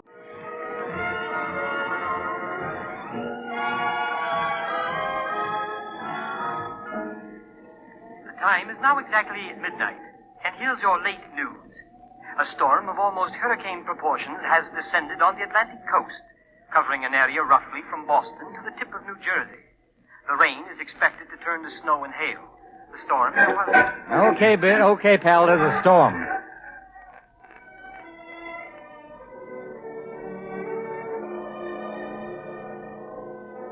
Ah, that's more like it. Oh, no. She couldn't have come out here. She couldn't. Okay. I knew it was too good to last. Nita, on a night like this... Well, who are you? I'm terribly sorry to trouble you, but may I use your telephone, please? Why, sure. Come in. Thank you. What's the matter? Anything wrong? I want to phone a taxi. Do you know the number? A taxi at this hour and in this weather? I've got to. I want to get out of this place. Oh, but you're drenched. You're soaking wet. Now, come over here by the fire. Keep away from me. Don't touch me. What? I don't want you to come near me. I have no interest whatsoever in coming near you. Now, stand by the fire, child, and relax. You want a drink? No. No, thank you. Well, I'll pour you one anyway. It's always done in a situation like this. Here, drink it. Stay away from me. I don't want any man to come near me ever. Listen, I don't mind you breaking that glass, but that brandy is older than you are. All right, take it easy. Now, stop it. Stop it, I said, or there's a slap coming up. Ah, that's better. Now, listen, you're safe here. Your only danger is catching pneumonia, and that isn't my fault. Well, you better get out of those wet clothes. My clothes? I will not. I'll get you something to put on. Here, try this beach robe. It's as big as a tent. It ought to cover the situation. I don't want it. I will not undress. My dear young lady, I'm not going to have you catching cold in my house and spending weeks here or maybe dying. Now take off those wet clothes like the dear, dreary, sweet child you are. I'm not in the habit of undressing in front of strange men. I'm not asking you to make a habit of it. Just do as you're told. Now, change into this robe, and I'll stay in the hall with my back to the room. I don't like you. Oh, I really don't like you either. I'm only asking you to get dry and get warm. That's all. Understand? That's all. Well, go out of the room. Well, that's better. Now we're getting somewhere. And don't peek either. Oh, don't flatter yourself. I don't think it'll be any treat for me. You're skinny, you're dank, and utterly miserable looking.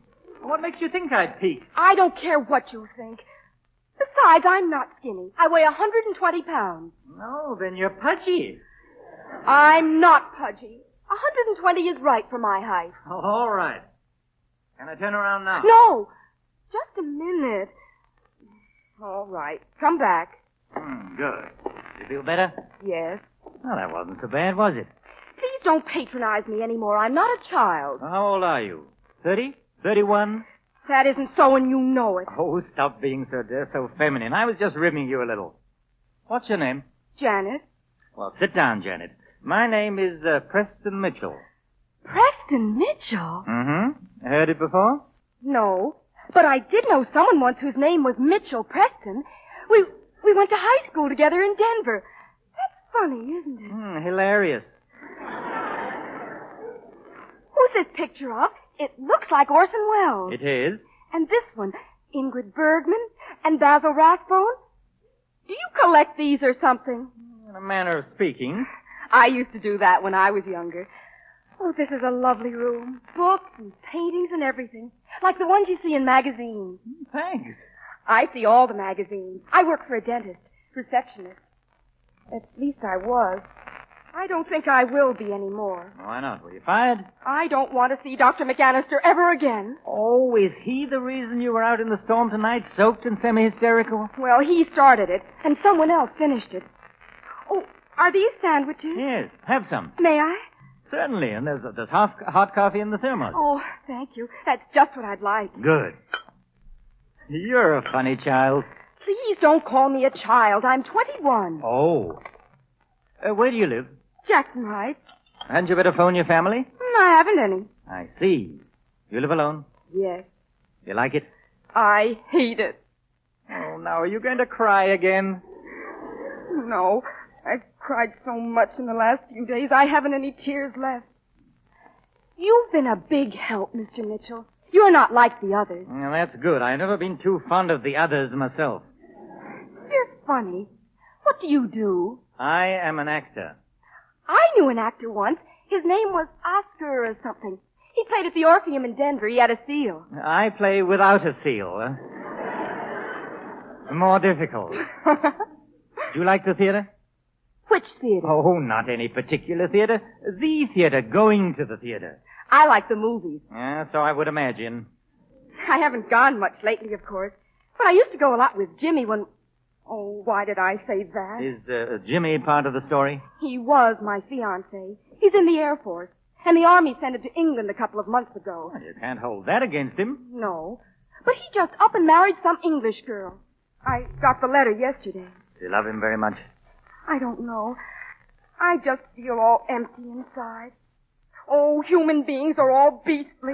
That brings us back to your adventure tonight. I'm dying to know what Dr. what's-his-name started and somebody else finished. Dr. McAllister. I had to slap him once. You did? Yes, he gets fresh in the developing room while we're examining x-rays. You know, he's at least 40. You don't say. But he's been all right for a long time. I thought he was all over that foolishness. So, when he asked me out to this big formal party in Great Neck tonight, I thought it might help me to forget, you see? Mm-hmm. Only he had a lot of drinks and started getting fresh again. And who finished it? Well, I left the party with someone else. A boy I met there. He seemed nice, too. But he turned out worse than the doctor. We drove way out here, and this boy, he stopped the car, and I had to slap him, too.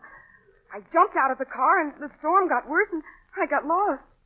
I guess maybe I got scared. Well, you're warm and dry now, and you've got the story off your chest. Thank you for being so nice. I don't know you at all, yet here I am after the whole thing, wearing your beach robe, and toasting my toes in front of your fire. Very pretty toes, too. Thank you. That's strange. It's been years since I thought of toes being pretty. You're funny, Mr. Mitchell. I think I know who that is. Aren't you going to answer it? No. But maybe it's important. Too many people in this world have nickels. Oh, I don't think I can stand it. All right, you answer it. Just say I can't be disturbed. Me? But who will I say I am? Janet. But I... Go on, use your imagination. How did you stall out the doctor's patients? All right. Dr. Mr. Mitchell's residence. Oh, just a moment. It's New York City calling. Take the message and say I'm asleep. Hello? Yes, I'll take the call. Hello?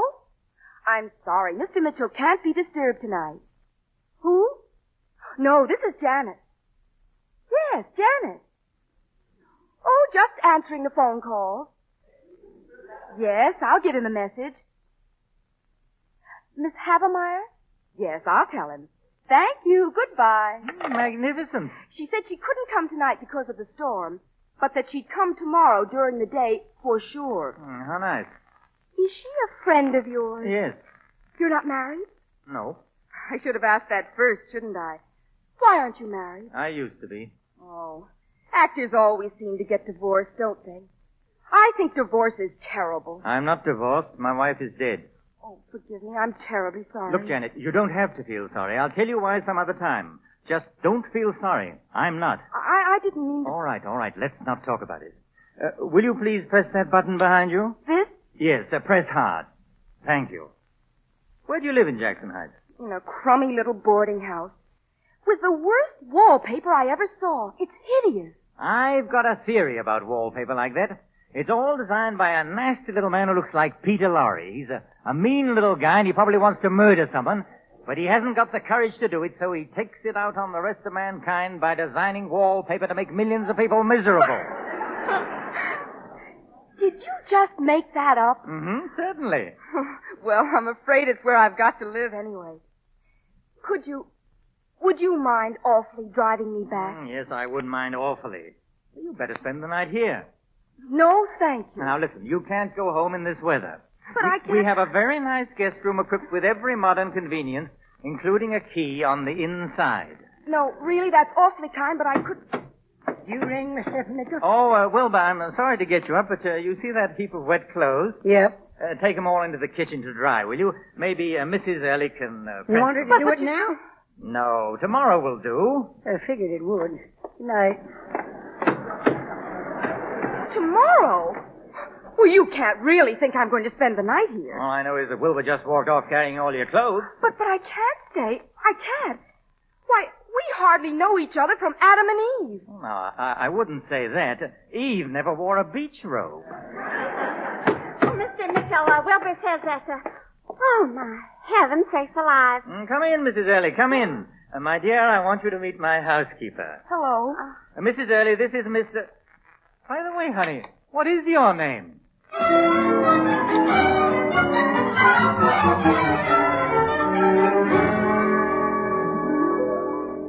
Breakfast for two. I just don't know what to say, Wilbur. Don't say anything. I know it don't seem right, but somehow, after all he's been through, maybe you can't rightly blame him. I ain't blamed him. Maybe him being an actor makes it different. You suppose that's it? Actors don't act no different from other men, except when they're acting. I took her dress up to her in the guest room this morning, but she didn't put it on. She got right back into that beach robe.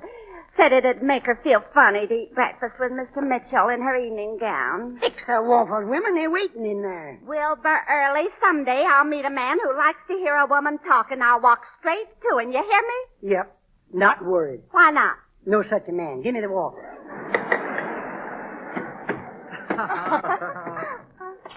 Breakfast. I'm ravenous. Morning, Mr. Mitchell. Morning, yes. Miss Blake, Wilbur. Her name is Blake. Good morning. Oh, doesn't everything look lovely? I'll be right back for the coffee. Janet, you don't want to go back and work for that dentist, do you? No, I don't want to see him or x-rays of teeth ever again. And you don't want to live in that boarding house either. No, that's where I met Jimmy. All right. You have no folks. You're completely alone, so how would you like to come and live here for a while? Here? Yes. You're rather loose ends now, and so am I. Let's mend together. I couldn't live here, Mr. Mitchell. What would people think? Probably what they shouldn't, but we needn't mind as long as they've no right to. If you like, we'll put it on a business basis. I'll hire you as a secretary, a resident secretary. Honest? Honest. Oh, I do need a job. You're hired. Oh, Wilbur. Yep. When you're through in the kitchen, I want you to drive over to Miss Blake's house and pick up her things. Right, Mr. Mitchell. I really am a very good typist, Mr. Mitchell, and I'm good on the phone, and I could answer your fan mail. Oh, but you're not a movie actor. I don't suppose you get any fan mail. Well, it doesn't come in freight cars the way it does to Mr. Van Johnson, but I assure you I do get some. But I am quite well known, if I say so myself. You're cute. You're mad because I didn't know who you were. Now, look here. I am not mad, and I absolutely... You know, I think I could work into a nice, healthy quarrel with you. That's a great relief. I haven't quarreled with a woman in years. Hi in there. Oh, Bill, come on in. Ah, just in time for a waffle. Well, hello. Fancy meeting you here. Hello yourself. Oh, what's this? You two know each other? We sure do. Say, how'd you disappear so fast last night? I turned the car around, but there wasn't a sign of you. If you'll excuse me, Mr. Mitchell, I'll wait in my room until this person goes. In your room? He's the boy who was going to drive me home and was so... Now, sit down, Janet. Bill, I'm surprised. Oh, Prez, you know me. I'm harmless. I wouldn't hurt a fly. You're poisonous. I see it's up to me to explain you two to each other. Janet, Bill's family and I are old friends. In fact, I'm his godfather. And after he lost his dad, he practically grew up in this house. Please, Mr. Mitchell, don't bother. My child, you're the hardest one to explain, and you're not being very helpful. Bill, last night Miss Blake came to my door, half scared out of her wits by certain gentlemen of her acquaintance. Suppose you account for your part in the proceedings. Well, I guess I sort of went off the beam, Prez. Too much party, and she did look cute. I'm sorry, Miss Blake. I guess I was a heel. Okay. Now, what do you say, Janet? Well, all men are heels anyway.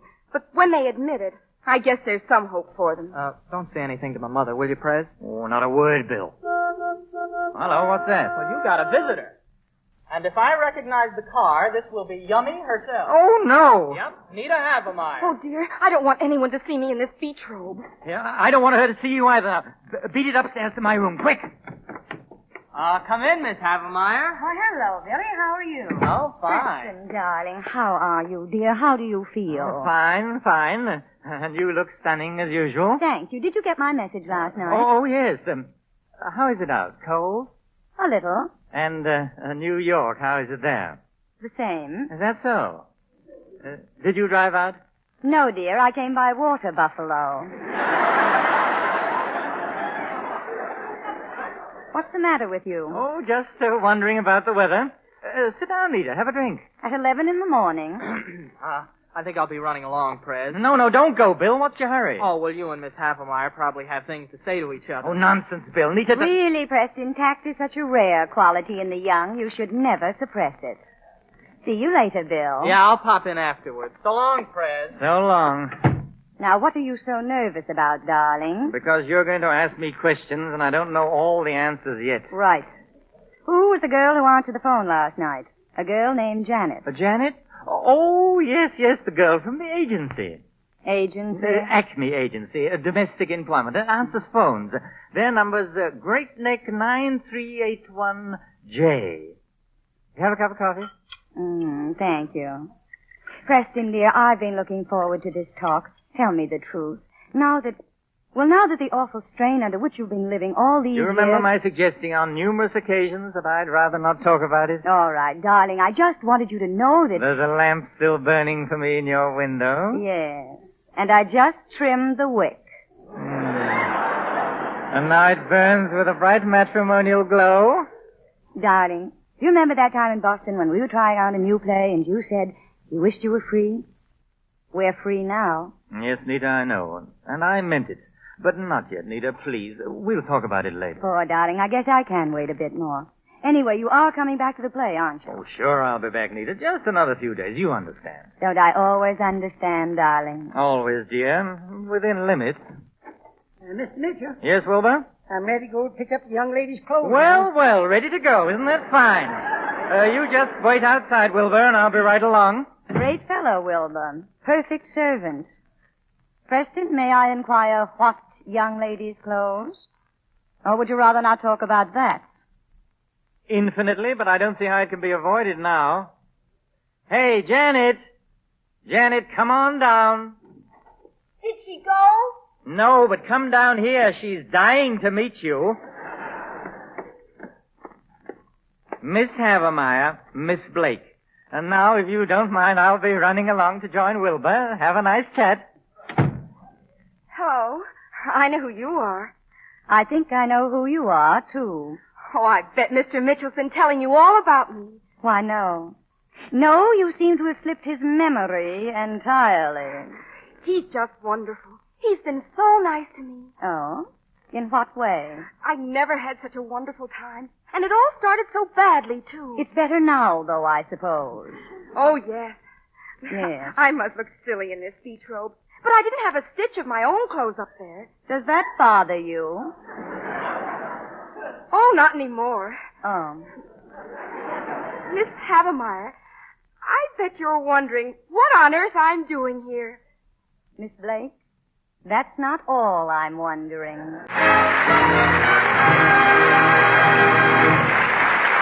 You are listening to Joan Caulfield and John Loder in For Love or Money, produced by the Theater Guild on the Air and presented by the United States Steel Corporation. And here, speaking for United States Steel, is George Hicks. Good evening. This is the time of the year when the youth of America goes back to school. So tonight seems like a good time to tell you about the kind of schoolwork that's going on right now and every month in the year throughout the subsidiaries of United States Steel. School for U.S. Steel's family of 300,000 men and women workers means just one thing. That is the tremendous employee training program which was begun long before the war. I think you'd be amazed at the great variety of courses given for employees by U.S. Steel. They include basic on-the-job training, learning definite trades through apprentice training, graduate work in industry classes, specialized training through visual aid programs, and advanced supervisory training, which covers the fundamentals of work supervision, processing of material, and principles of leadership. How thorough are these courses? Well, for example, an employee taking an apprentice training course in sheet metal working goes through all phases of actual sheet metal work before he qualifies, and in addition he has regular classwork in mathematics, mechanical drawing, and economics, plus an intensive series of shop talks on subjects vital to the particular trade he's chosen. Of course, he gets paid all the time he's learning. Benjamin Fairless, president of U.S. Steel, summed up the corporation's philosophy of employee training back in 1936 when he said, quote, "It provides job opportunities limited only by the capabilities of the individual and benefits not only the individual, but the industry and the community as well." And that's exactly the way it's worked out. Through U.S. Steel's upgrading method, thousands upon thousands of workers have not only helped U.S. Steel smash all peacetime production records, but have also helped themselves to better jobs at better pay. Providing workers with the knowledge necessary to perform creditably on their present jobs and to progress in the company through a complete and versatile training program is a vitally important operation for the industrial family that serves the nation, United States Steel. We pause now for station identification. Your station is KECA, AM and FM, Los Angeles. You are listening to the Theater Guild on the Air, presented by the United States Steel Corporation. And now the curtain rises on the second act of For Love or Money, starring Joan Caulfield as Janet and John Loder as Preston, and featuring Vicki Cummings as Nita. Preston Mitchell, the Broadway star who wanted to be alone, now has Janet Blake on his hands. Nature made a charming girl of Janet, but the wrong men had made her jobless, homeless, and maybe a little heartbroken before she became Preston's resident secretary at his big Long Island house. It's 2 weeks later, on Sunday morning. Janet? Janet? Hmm? What's the matter? Heavy thoughts? Oh, no, I guess not. Just sort of wondering. What about? Well, I've been here a week now, and it's been really wonderful. But, well, I'm supposed to be your secretary, but I haven't done anything. Well, I've been busy this week, getting back into the play. There'll be lots of work for you soon. Sort of looks funny. I mean, my being here and not doing anything. Miss Havemeyer was asking me how many letters you dictate. Yes, I know her pretty pink little tongue. Just ignore it. Oh, I didn't mean to complain about her. She's very attractive, isn't she? And so sophisticated, like you. A fine figure, too. She asked me about the perfume I was wearing, and I made the mistake of telling her that you gave it to me. She said, like she does, you know. How well I know. But honestly, you shouldn't bring me perfume and candy and things like that anymore. Oh, forget it. You can start worrying when I come home with a mink coat. No, I mean it.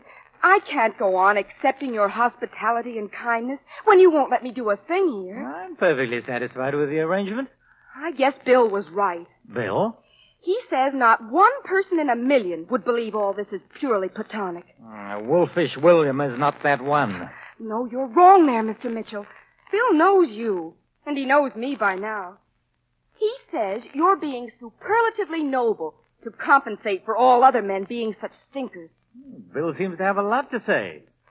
Listen, I'm not so noble. He says you're trying to redeem the whole masculine sex in my eyes. Janet, look at me. Look carefully. What do you see in my eyes? What's there now? I don't know. There's not nobility, is it? Don't you see something else? I think there's sadness. I think you miss your wife more than you admit. So that's it.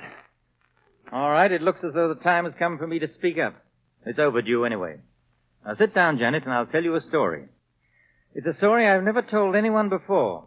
The truth about my marriage. Oh, please, you don't have to talk about it. On the contrary, it'll be a great relief. You've heard people talk about my great devotion to my wife during the years she was ill. But I didn't love her. Not after the first few months of our marriage. Isn't it awfully cruel to stop loving people because they get sick? Janet, my wife was an invalid as the result of an automobile accident. It happened the day after she left me. To run away with another man. Does that make it sound a little different? I don't know what to think. He was a young fella, a juvenile that I'd given a job to in a play. She left me a note saying she was tired of me, and off they went. They got about 15 miles from this house when the car smashed up. They brought her back here. Back to you? Yes. And you just don't desert a faithless wife when fate steps in and cripples her. So I took care of her after that and never said a word, and let myself be credited with kindness and devotion.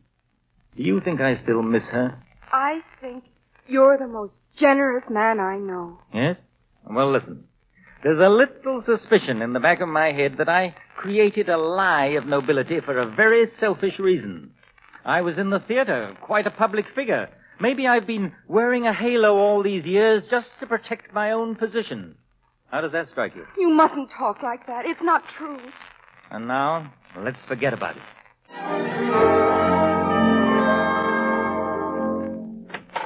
Preston? Oh, there you are. Oh, hello, Mrs. T. Come in. You looking for Bill? Yes, I need him at home. A fuse blew out or something, and I can't find the new ones. You see, I always keep the fuses in the rice can, but the only thing I can find there now is rice. Did you look in the refrigerator? Oh, don't be silly, Preston. Why should I keep fuses there? Well, Margaret, your Bill has gone out walking on the beach with Janet. At least, that's what they said. Oh. Miss Blake. What's this? A raised eyebrow from you, Margaret? Well, Preston, as long as we are alone, I would like to talk to you about that. Oh, surely you know what people are saying about you and this girl? I can guess, but I didn't think you'd say it. Really, Preston? Are you becoming fond of her? Of course I'm fond of her. She's alone in the world, and I've taken her in here to work for me. What about it? Well, I'm worried. I think that I'm falling in love with her? No, that Bill is. Preston, is she a nice girl? She certainly is. Well, she does seem quite refined. But Bill's so different nowadays. He's so reckless. Do you think she's the right girl for him? Why ask me? I'm his godfather, not his guardian. Oh, excuse me. Hello? Oh, New York. Yes, I'll hold on. Hello? Oh, hello, Nita. Why, sure, I've been up for hours. Well, certainly I sound bright. I feel bright. Come out? Why, by all means, come for dinner. Yes, sure, we can talk. Swell. See you later, then. You know, Margaret, my soul and my morals are the object of intense research from every quarter these days.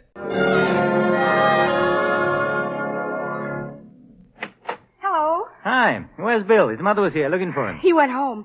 I saw her going down the road just now. Yes, she blew a fuse. You know, Mr. Mitchell, I don't think she approves of me. In her case, there's a very thin line between disapproval and maternal concern. She's worried about Bill because he's been exposed to your endearing young charms. Oh, that's silly. All right, if you say so. And by the way, will you tell Mrs. Early that Miss Havermeyer is coming to dinner? Oh, she is? Do you mind? Oh, no. I think she's very amusing and terribly attractive. For her age. Ha. Would it be all right if I asked Bill, too? He sort of hinted at it before. Go right ahead. You are getting fond of Bill, aren't you? Oh, he's cute. And since you and Miss Havermeyer will be talking plays and the stage all evening, Bill might sort of balance things. I'll go and phone him. Would you like his arrival announced by a salute of 21 guns? Yes, that would be fine. I feel it only right to warn you, Janet, that Bill is liable to make violent love to you at the drop of a hat. There comes a time in every girl's life, Mr. Mitchell, when she's just waiting around for a hat to drop. Wilbur, did they like the souffle? They ate it. Didn't they say anything about it? No.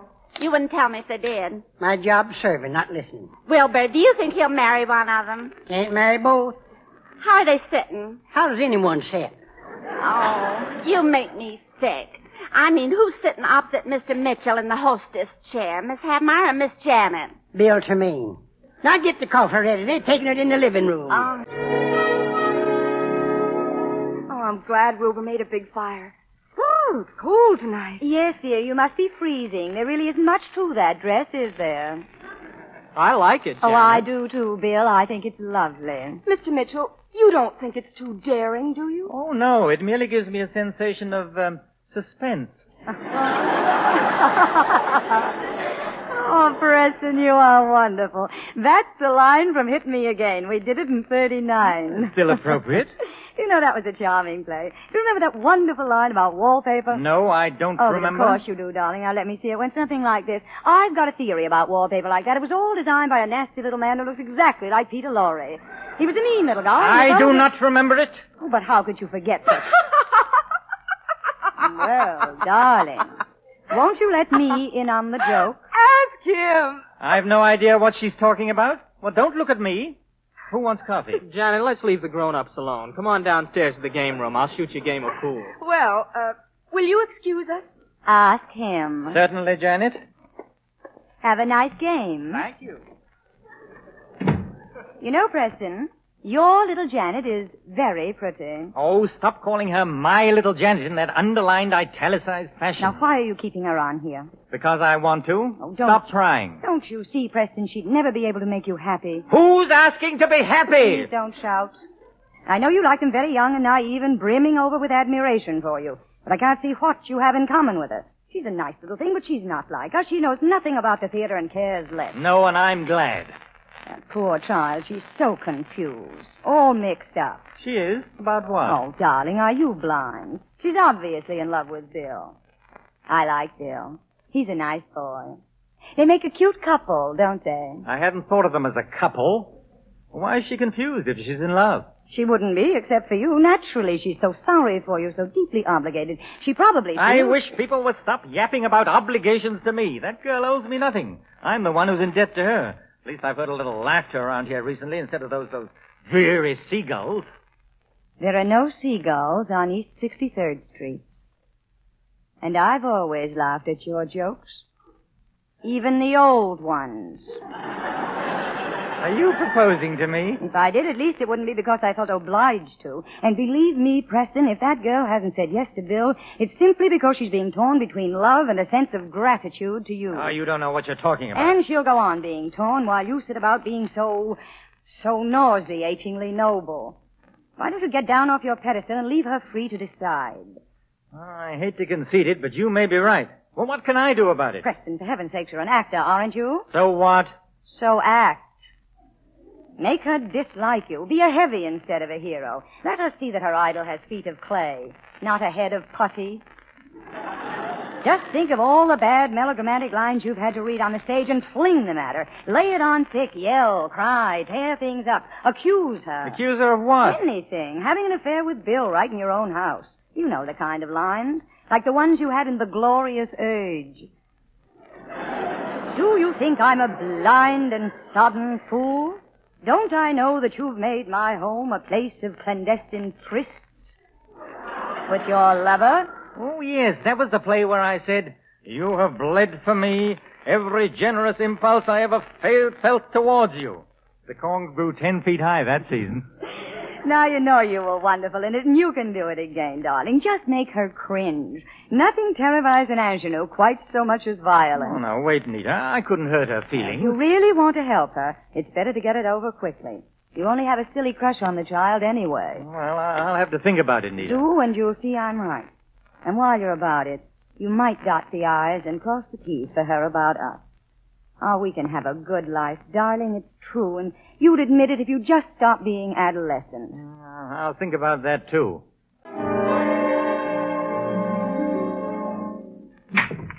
Janet, let's not play anymore. But it was your idea. I want to talk to you. Oh, Bill, not again. Please, I've told And you. I won't listen because you don't know what you're talking about. I'm the one for you, Janet. I'm in love with you. What's more, I'm going to tell Prez the whole thing. No. Why not? You planning to stay here the rest of your life? I haven't thought about it. Well, you'd better. Because we're going to be married. No, Bill, we aren't. You'll change your mind when he marries Nita. Who says he's going to? She does. Well, doesn't he get a vote? Take it from me, he'll marry her, and I'm rooting for it. They're right for each other. You'd realize it, too, if you just stop romanticizing him. Oh, there's no use talking like this. I wish you'd go home. Oh, don't get sore, baby. I can't help talking like this. I've got it bad. You're for me, baby, and that's the way it's got to be. Oh, Bill, please let me go. Kissing won't prove anything. Well, you couldn't stop it. We're meant to be together. It's... Hey, down there. Yes, Mr. Mitchell?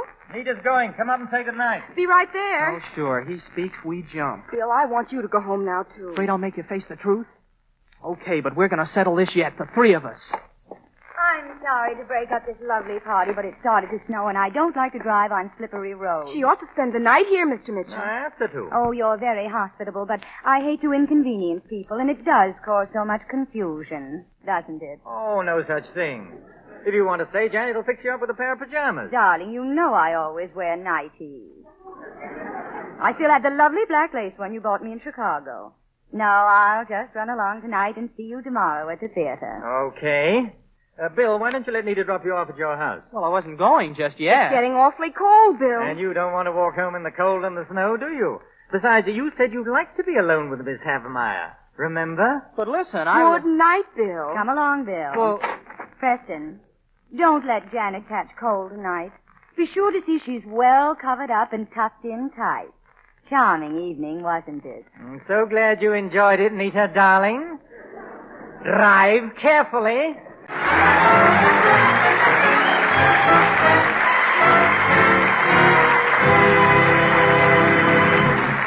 You are listening to For Love or Money, produced by the Theater Guild on the Air and presented by the United States Steel Corporation. And here again, speaking for United States Steel, George Hicks. By now, I guess most of you know that September has been officially designated as Youth Month throughout our nation. The basic idea of National Youth Month is mighty important. It's designed to rally all of us to a better and more active appreciation of our American youth and its problems. And National Youth Month is also designed to awaken in youth itself a sense of its responsibilities and its importance in the life and growth of our nation right now as well as in the days to come. I'm sure all of you realize that a better break for young America means a better future for our nation, for among the youth of today are our leaders of tomorrow. But that better break can only come when families and communities and youth itself all realize not only what has to be done, but how to go about doing it in a really constructive youth program. Now, what are some of the things we can do to help our children, and all other children, too, find the greatest possible opportunity to make themselves into strong, useful, happy citizens? Well, here are 4 very practical ways in which the National Youth Committee suggests you can help. First, you can make your home really and truly your child's home. Do it by playing together, working together, and thinking together. Second, get acquainted with your child's school. Get to know his teachers and his playmates. Third, find out what facilities exist in your own community for child recreation and for physical and mental child health. Find out just how adequate these facilities are, both in quality and in quantity. Fourth, make it your business to see if there are enough active social agencies in your town, and whether or not the police force, court, and detention systems are of the caliber needed to give your children the protection they deserve. Remember, if all of us work together now to help youth, we will not only do much to build better citizens for a stronger America in the future, but we'll go a long way towards stamping out the very real and present threat of juvenile delinquency, a threat so real that our Attorney General, the Honorable Tom Clark, calls it one of the most serious problems confronting our nation today. You are listening to the Theater Guild on the Air, presented by the United States Steel Corporation. And now the curtain rises on the third act of For Love or Money, starring Joan Caulfield and John Loder and featuring Vicki Cummings. 24 hours have passed. While Preston Mitchell has been playing his Monday night performance at the theater in New York, Bill has been making another appearance in Preston's living room. It's well after 1 a.m. now, and Bill's restless. How long are you going to sit up waiting for him? I'm going to bed pretty soon. And you ought to, too. Well, he ought to be here by now. If he's coming. What do you mean? Well, Nita Havermeyer's apartment is right near the theater, and he just might have popped in there. That's his business, not yours. But it's not my girl's business either. Look, I am not your girl, Bill. Well, you will be. You belong with me, not him. I'm going to bust this, unhealthy devotion of yours wide open. I'm going to get him out of our lives. Don't you dare say things like that. He's devoted to you. And I liked him, too, but somebody's got to wake both of you up. Bill, I won't Okay, listen to don't listen. But he will. Prez, I've got to talk to you. Right now, while Janet's in the kitchen. Okay, shoot. Well, I won't waste any time. I'm in love with Janet. Why tell me? Tell her. She knows. I'm telling you because you're in it. Now listen, she'll marry me, I know, but she feels all this concern about you. You've done so much for her. She's got all this gratitude, and it's just messing everything up. Oh, don't you start yapping about her gratitude. Just tell me what makes you so sure she wants to marry you. Oh, don't worry. She made it clear enough. Oh, maybe she'd deny it if you asked her, but I'm the guy whose arms she wants around her when she feels alone and mixed up. I'm the one who can fix it. With us, it's all very simple and uncomplicated, see? The way it is with young people. All right, don't get excited. Maybe I do have to make up my mind, and I'll let you know, Bill. Now you go home. The next time I leave this house, she's going with me, and no maybes about it. Bill, what are you shouting about? It's nothing, Janet. Bill's leaving. Aren't you, Bill? Okay, good night. And if you ask me, Prez, I don't think you can take it. I brought in the coffee and sandwiches. No, thank you. I had something to eat after the show. At Miss Havermeyer's apartment, if you must know. Mr. Mitchell, you're upset, aren't you? You're angry about Bill, and it's my fault. Janet, there are moments when a man has things on his mind, and a sensible girl will take the hint. But I hate to see you disturbed like this. You've been so wonderful to me, done so much for me. Janet! Please, I didn't mean to hurt you. I owe you so much. I'm so indebted to you. I wouldn't hurt you for love or money. Will you stop? I only wanted you to know. All right, now I do know. Are you satisfied? You are tired, aren't you? Shall I get your vitamin pills? I am not tired. I may not be in the bloom of my youth like Bill, but I am not so decrepit yet that a performance in the theater exhausts me. Is that a new dress you're wearing? This? Oh, it's a house coat. Came today. Isn't it pretty? It's zipped. A beach robe for me and a house coat for Bill. And if the zipper sticks, I suppose Bill will fix it. How very convenient. Oh, don't be silly. He's all thumbs. See here, Janet, do you think I'm a blind and sodden fool? Why, Mr. Mitchell. Look, I don't care what you do with Bill or anyone else, but I just as soon you didn't use my home as a place of clandestine trysts. What do you mean? Haven't you been weeping on his shoulder here and kissing him? Well, yes, but only because I thought... Don't try and explain. I'm tired of having my hospitality abused so shamelessly. You've been bleeding me for every generous impulse I ever felt. And at the same time nurturing a clandestine liaison under my very nose. Doing what? What are those letters I asked you to type? Are they ready? Yes, they're on the mantel there. Well, that's a silly place to put them. Look at that. You can't even spell. Box office is 2 words. I'm sorry. I should have guessed that efficiency and zippered housecoats hardly went together. And to think that you were so coy and modest about coming to live here. Why, I even had to invent a secretarial job to overcome your girlish scruples. I ought to have my head examined. Well, that takes care of your typing. And what's the wastebasket doing out here in the living room? And teacups left all over the table.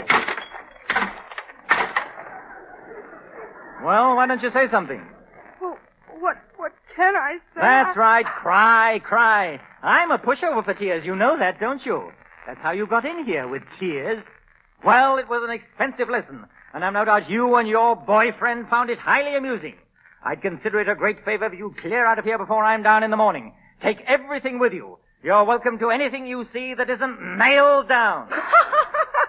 What's the matter? Have you turned idiot? Oh, you're such a bad actor. What did you say? I do hope you're better on the stage. You really aren't convincing me at all. You were trying to make me hate you, weren't you? What do you know about acting? You never stick your silly nose inside a theater. But that was the general idea, wasn't it? You were trying to drive me to Bill, weren't you? So I'd go with no regrets. But... Say, I bet Nita has thought this up. It sounds like her. Well, as a matter of fact... I knew it. Oh, honestly, it was very bad. Oh, I'm sure you're very good on the stage, of course. But that's different. You don't have to make it up yourself. Well, I'll be... What was wrong with it? Oh, a few things were pretty good. Tearing up the letters and throwing things around. Oh, but your line, like the one about my housecoat. How very convenient. No, that wasn't too bad. How very you may be right. I was trying to make you cringe. Didn't you cringe just a little bit? Nope, not a quiver. I started on the wrong note. What I should have done was to build it slowly. I should have started making passes at you. And then I could have grabbed you and kissed you and then shoved you away as though you disgusted me. Yes, that would have been better. I did that in a show once. You could have heard a pin drop. Ran for 2 years. You're wonderful. Janet, did Bill ask you to marry him? Yes. He told me you and he were going to get married. He had no right to. He thinks you're all confused. But maybe I'm the one who's being confused. You were being noble once more. Weren't you, darling? You never called me darling before tonight. No, darling. Janet, sit down. Listen. I'm more than 15 years older than you. It's nearer 20. I looked you up in Who's Who. Okay, then 20. So when you're 100, I'll be only 80. Oh, that's awful. Preston, what's a place of clandestine something? Oh, don't you know? No. Why, it's this place, darling, a place where lovers meet. Oh, dearest. You're not so pudgy after all. Should I be? I'll be whatever you like. And who would that be? Don't move, I can reach it. Hello? Yes? New York calling. It'll be Nita. Uh-oh, let me talk to her. You keep still. Now, cut that out and be quiet. Hello? Kiss me, darling. Oh, yes, Nita. Yes, I got home all right. Huh? Oh, that. Well, you see, she's gone to bed now. No, I didn't get a chance to. I didn't get a chance to try it. That is, darling, if you have to sit here and talk to that woman, at least let me get up off your lap.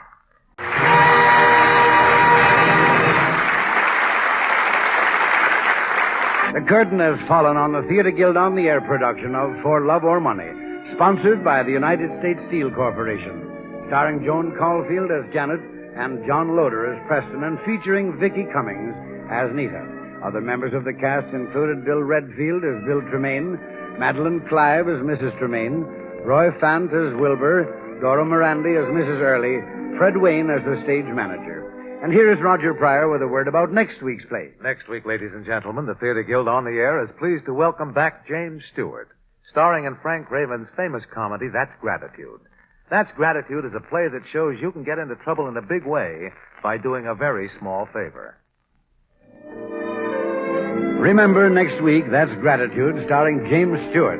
And remember, too, that the trademark of United States Steel, USS, on any steel product is your guide to quality steel. The Theater Guild on the Air is under the supervision of Lawrence Langner and Teresa Helburn, with Armina Marshall executive producer. Program is directed by Homer Fickett. Carol Irwin is production executive and S. Mark Smith editor. Music was composed and conducted by Harold Levy. Joan Caulfield is currently starring in the Universal International picture Larceny. Your announcer, Norman Brokenshire. The United States Steel Corporation hopes that you'll be with us next Sunday at the same time.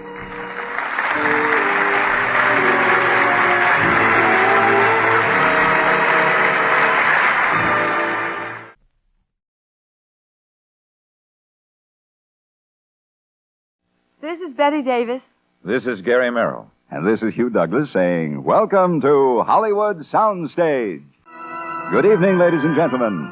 It is my very pleasant duty now to open a hypothetical door and invite you to join us on Hollywood Soundstage, an exciting new series of dramatic half hours made possible through the combined and generous efforts of the entire motion picture industry. Our play tonight, Universal International's great dramatic hit, The Dark Mirror, starring the First Lady of the Screen, Betty Davis, playing twin sisters Terry and Ruth Collins, and co-starring Gary Merrill, who in a very short time has become one of Hollywood's most in-demand players.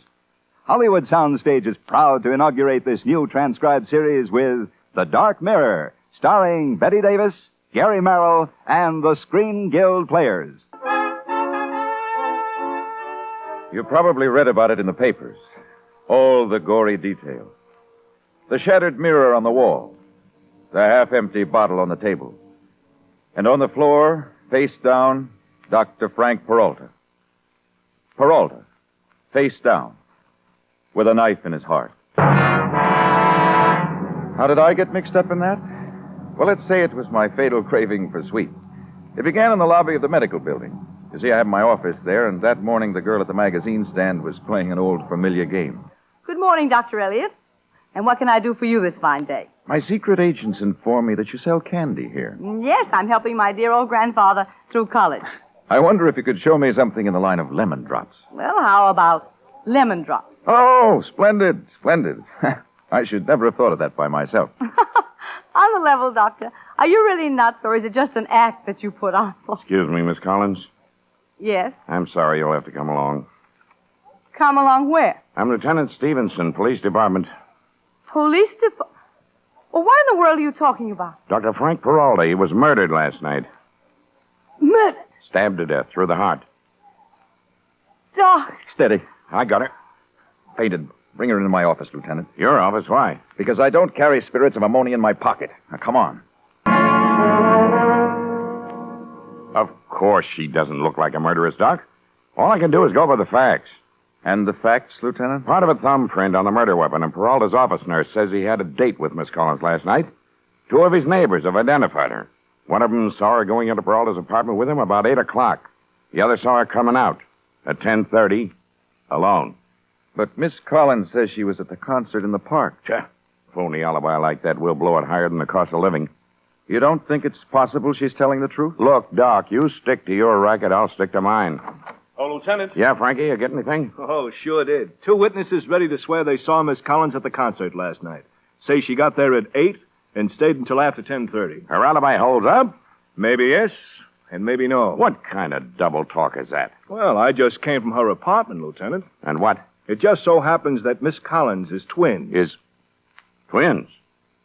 Then if we know which one was at Peralta's apartment... Yeah, try and find out. They won't neither of them talk.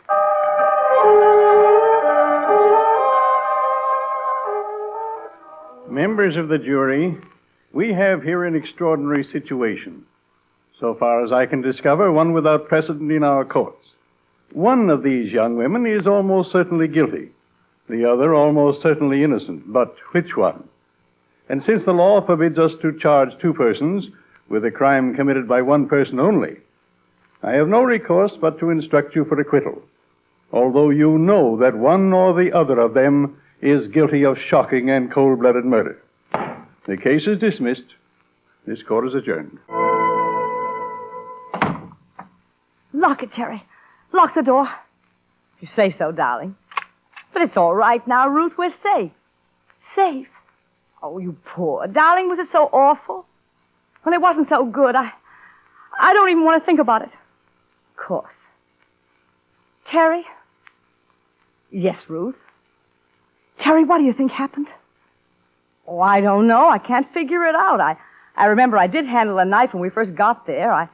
I opened some magazines while he was fixing a drink, but then I put it back in its case with the scissors, and that's where it was when I left. I'm positive. Then whoever did it must have worn gloves. Oh, I suppose so. But why worry about it? Why even think about it? We're out of it, Ruth.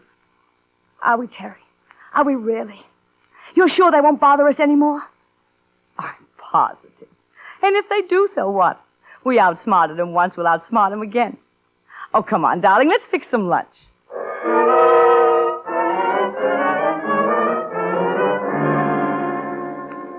Look, Doc, all I'm saying is that's your specialty, twins.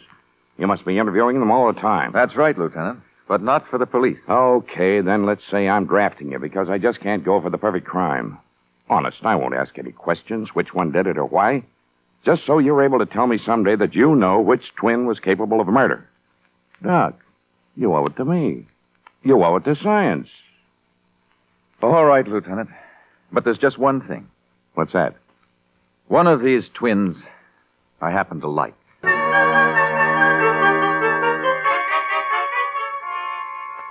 No, I don't think so, Doctor. I don't think we're interested. I don't like the idea of being a guinea pig. Some of my best friends are guinea pigs. Well, it's all very well about science and all, but we're not the usual twins, and you know it. Oh, that. Look, I can promise you right here and now there'd be no reference to the trial. Well, you might not have to ask about it. You might have other ways. You mean drugs? You must have got the name wrong. It's Scott Elliott, not Bela Lugosi. And my lab is at the university, not in a haunted house. But then, if you're afraid... Oh, we've nothing to be afraid of. Nothing but snoopers. Well, in that case... Ruth, I think we should do it. Terry. I don't think Dr. Elliott's a snooper, and we're out of a job. We could use the money. Look, suppose I run along. You can talk it over between yourselves and then call me. Well, that might be better. All right, then I'm on my way. Terry, I hope you can convince her. I'll try, Doctor. We'll call you. Thanks again. Good night.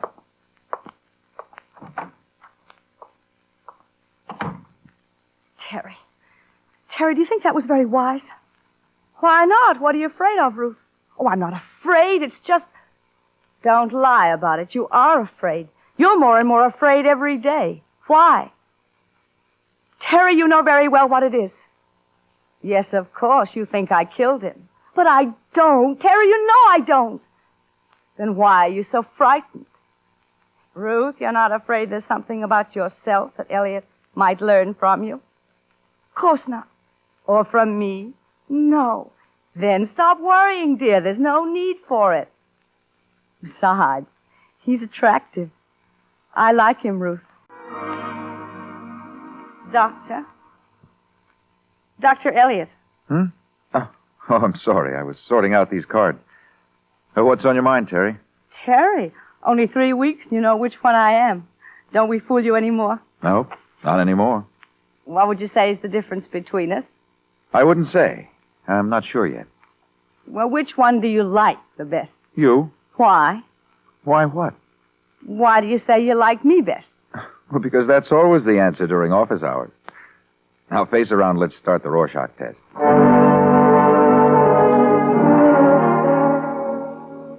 I guess that's the thing I miss the most. I say for ice skating, give me Nebraska. I'll have it delivered in the morning. Oh, you. Why'd you leave Nebraska, Ruth? Well, we've been living on this farm for a year, and the farmer's wife wanted to adopt me, legally. Just you, not Terry? Oh, well, they couldn't afford to adopt us both. Well, why'd they pick you instead of Terry? Do you know? Just happened, I suppose. Not much choice between twins, of course. Hurt Terry's feelings naturally, so we just decided to pull out and... Say, aren't we going to work today? Sure, you bet. Brand new one today. It's called a free association test. And it's so simple that even I understand what I'm doing. You know, if all this is to find out which twin has a brain under her Tony, I can save you a lot of time. It's Terry. Is that official? Mm-hmm. Oh, thanks, but I'd like to back it up with science. Now, look, I'll give you some words one at a time. You answer each one with the first word that comes to your mind. Not a sentence, just a single word. And remember, the important part of the test is speed. You ready? Ready, boss. Okay. Table. Chair. Dark. Night. River. Lake. White. Black. Mirror. Death. King. Queen. Bird. Bee. Pencil. Pen.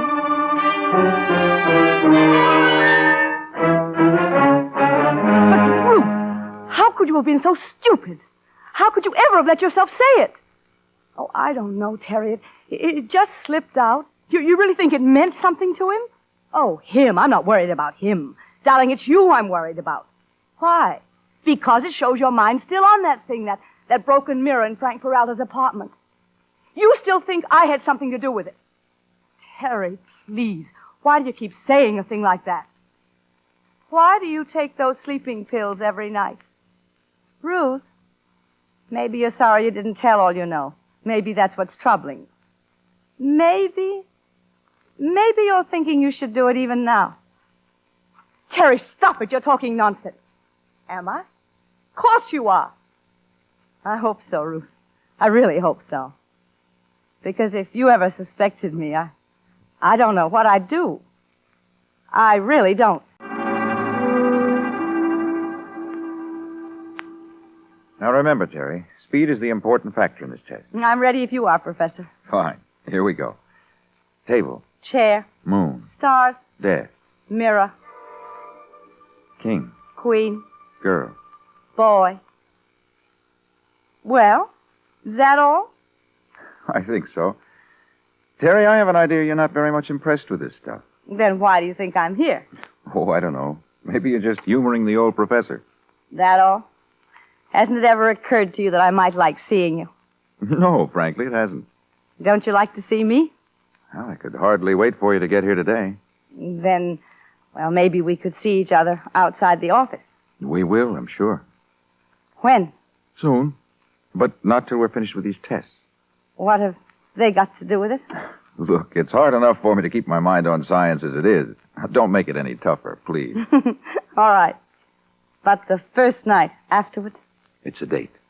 The very first. Remember? I won't forget.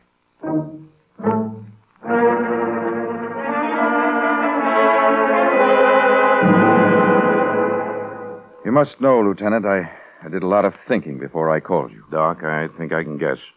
It's something I'd never figured on and never even dreamed of. Promised I wouldn't ask any questions. Yes, I know, but the Rorschach test, the free association test, half a dozen others.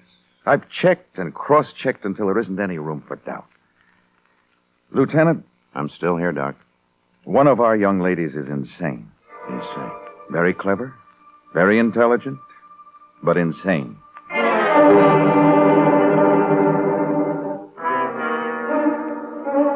Of course, I was worried by what I'd found out. Worried and a little relieved. No question now about one thing, at least. I knew it was Ruth I'd always liked. And she'd relaxed a lot, too. She'd become quite friendly. So it was only natural, I guess, that a few nights later I should walk her home. I was really crazy about that boy. But Terry simply couldn't stand him.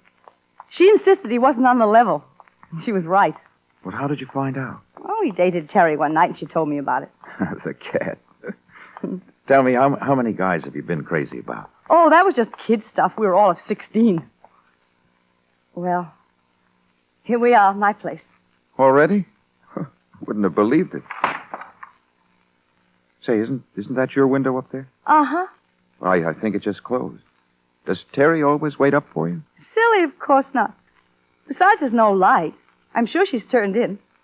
Ruth, do you think when this business is over I can call you and, well, ask for a date? Think you'd still want to? I'll want to very much. Do you mind if I kiss you? No, I'd like that. Nice. Ruth? Oh, Terry, I'm so sorry. I tried to be quiet. It's all right. I wasn't sleeping. Lying here in bed. I had no idea it was so late. Scott walked me home, and we got to talking. Talking? About what? Oh, Chicago, Ohio, when we were kids. That his line, Ruth, down memory lane. Oh, I don't think it was a line. Just seemed to want to talk, that's all. Nothing romantic. What do you mean?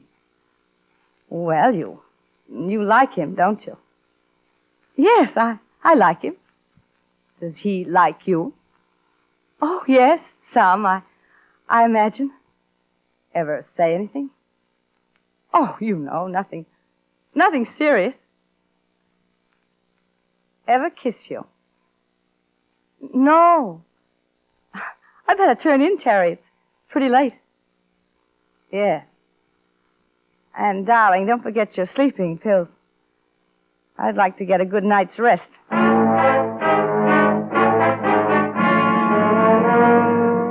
You're absolutely sure, Doctor? You're positive? Yes, Lieutenant, I'm positive. I know the condition, and I know the cause. I'm listening. I tried the lie detector on Terry today. I told her we were finishing up this week, that I couldn't keep a date I'd made with her. She tried to laugh it off. She'd have fooled me if I wasn't watching the indicator. Didn't know you were such a Romeo. Oh, it's not me. I'm not important. But every time I mentioned one of Ruth's boyfriends, that needle almost jumped off the dial. And the diagnosis? She's a paranoiac. No more sense of right and wrong than a 2-year-old. Capable of anything.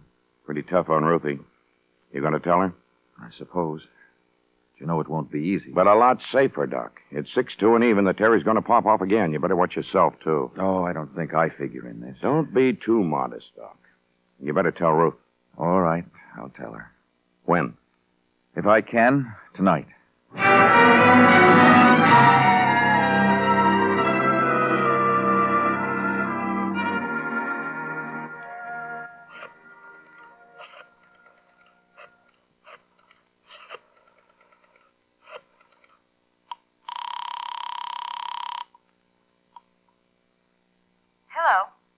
Hello.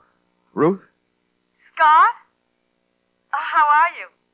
Ruth, you alone? Is Terry there? No, but I'm expecting her. Why? Well, I don't want her to know about this, but could I see you alone sometime tonight? Of course. When? Well, could you make it, say around 11? Terry will be asleep by then. 11 o'clock, my place, 712 South Elm. Would anyone see me? I don't think so. I'll leave the front door unlocked. You can come straight up, top of the stairs. Oh, but Ruth. Yes? You must be careful that Terry doesn't know. I'll explain it all when I see you. All right, darling. Goodbye. Goodbye, dear. Well, that's that. Now all I have to do is figure some way of telling her. Yes? Scott? May I come in? Ruth, but I just this minute What is it, Scott? Nothing, darling. No, nothing at all. I've been walking around, I guess you'd call it the blues, and I saw your light on, and do you mind? Mine? There's no one I'd rather have seen walk through that door. No one. No one in all the world.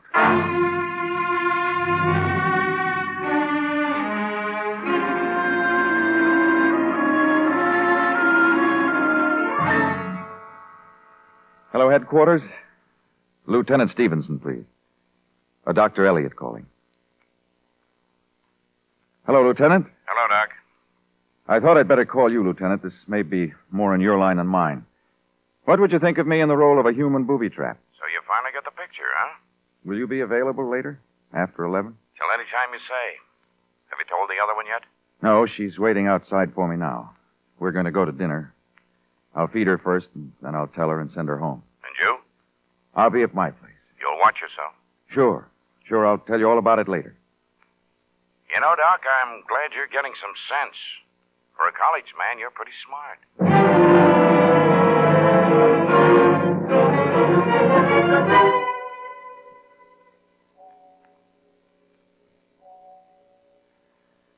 $11.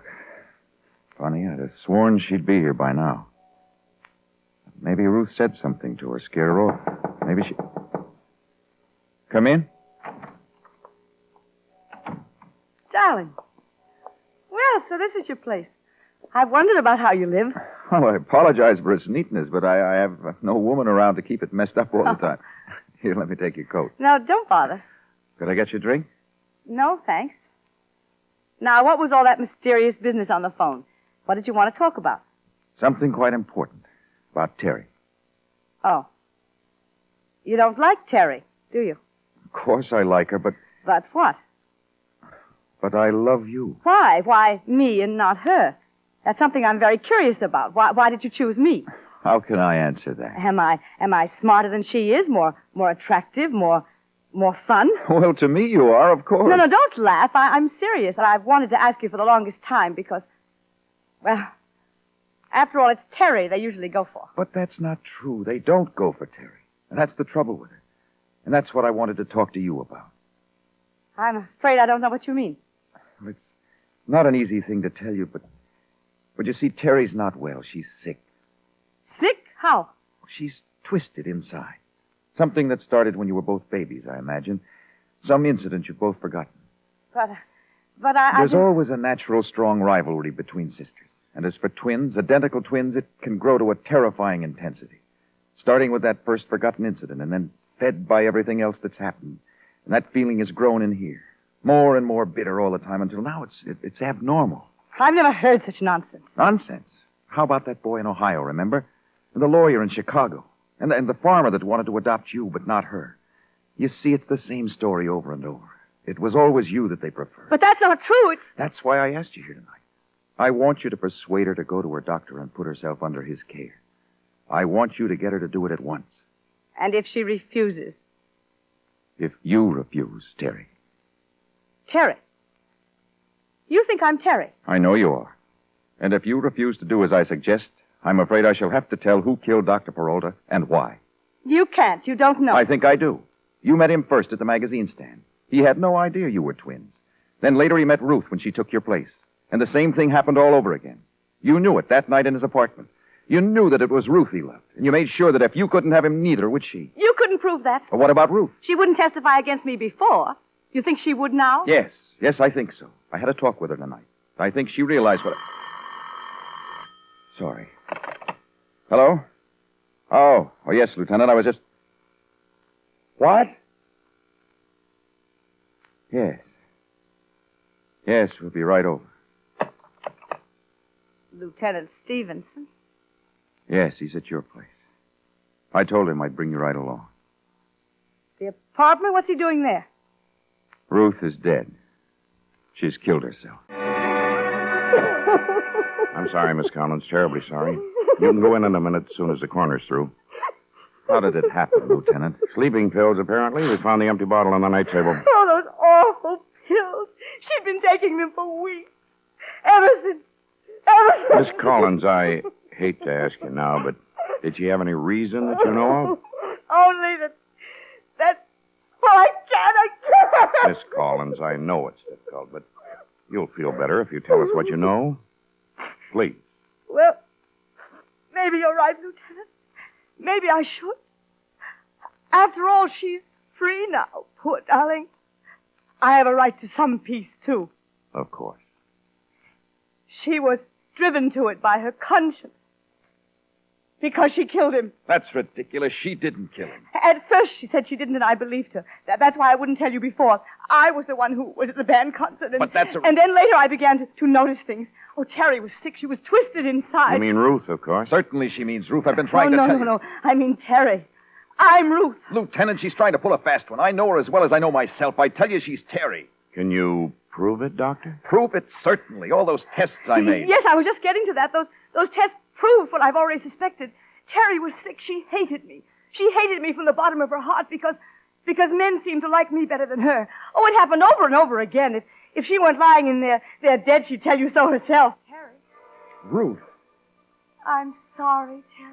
Oh, Ruth, you're all right. Oh, it was just a trick. No! Terry, drop those scissors. Drop them. No, Ruth, you're dead. You're dead. I won't let you come back. I won't. Ruth! It's all right, Doc. She threw him at the mirror. I've got an ambulance standing by downstairs. I'll get Frankie up here. He'll take her over.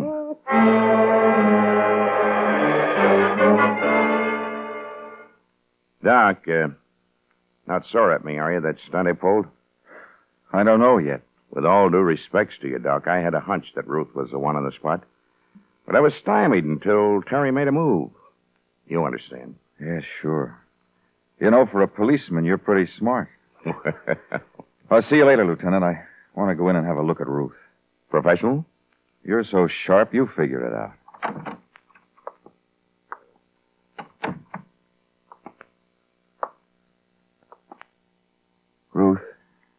Ruth, how are you feeling? I'll be all right. Scott. Yes, dear? Tell me one thing. When she threw the scissors at the mirror, was the mirror me? The reflection was. That's what twins are, you know, reflections of each other. Everything in reverse. Now, will you answer one question for me? What? You're going to say that you're identical, of course. But why are you so much more beautiful than your sister? You've just heard the Hollywood soundstage production of Universal International's magnificent story, The Dark Mirror. And now, back on stage for a few final words, here are our stars, Miss Betty Davis and Mr. Gary Merrill. Or, if you want to reverse the billing, Mr. and Mrs. Gary Merrill. Thank you very much. And may I say how proud we were to do this show tonight. You see, this isn't just another radio show. The proceeds from this series will go to the Motion Picture Relief Fund, the greatest single cause in Hollywood, and something very close to our hearts. That's right, Gary. And may I add that that's why everyone in the industry is combining to make this series the most brilliant and exciting half hour on the air. For example, next Thursday night at this time... Oh, no, you don't. That's Hugh Douglas's job. Besides, I've got a 6 o'clock call in the morning. Oh, sorry, I forgot. Let's go home, Mr. Merrill. Good night, everybody. Thanks again. Good night.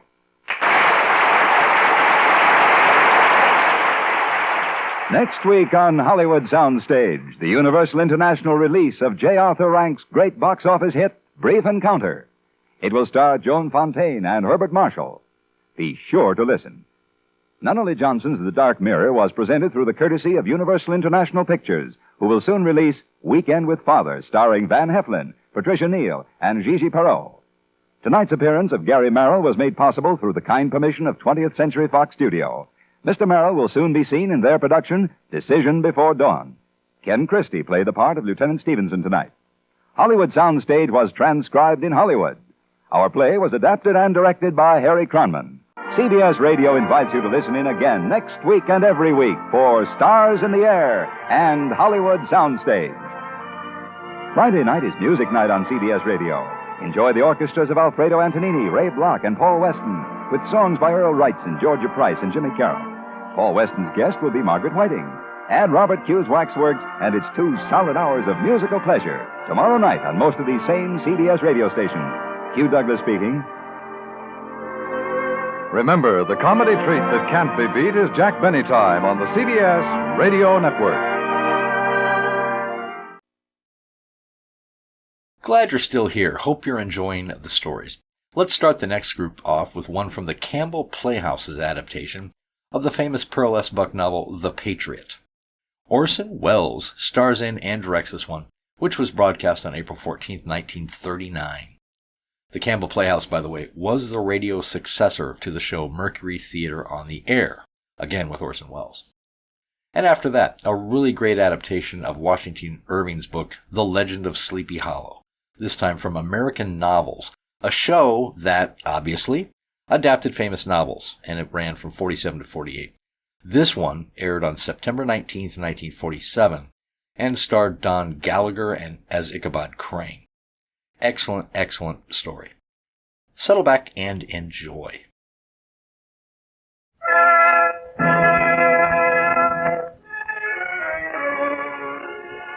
The makers of Campbell Soup present The Campbell Playhouse. Orson Welles, producer. Good evening. This is Orson Welles. Our story tonight is The Patriot by Pearl Buck. It is the Campbell Playhouse selection as the best new book for April, chosen from the publisher's large spring list. Miss Buck's enormously successful books on the Orient, starting with A Good Earth, have created a new conception of the Chinese peasant in the West and have brought her, among other tributes, that rare honor, the Nobel Prize for Literature. In her newest book, Miss Buck writes of the emergence of China as a nation. She also has a great deal to say about Japan. In The Patriot, she treats of the peoples of both countries, not only in relation to their present battle over the ownership of China, but in the gentler perspectives of their mutual arts and virtues. This evening we are fortunate in having Miss Buck here in the studio with us. She has graciously consented to speak to you before the end of this program. And also with us tonight is Anna May Wong, the beautiful Chinese-American star you've all seen on the screen. And so, ladies and gentlemen, we present The Patriot, a story of the coming alive of the new China and of the people of the Orient who are solving the bitter problems of human relationships in times of stress.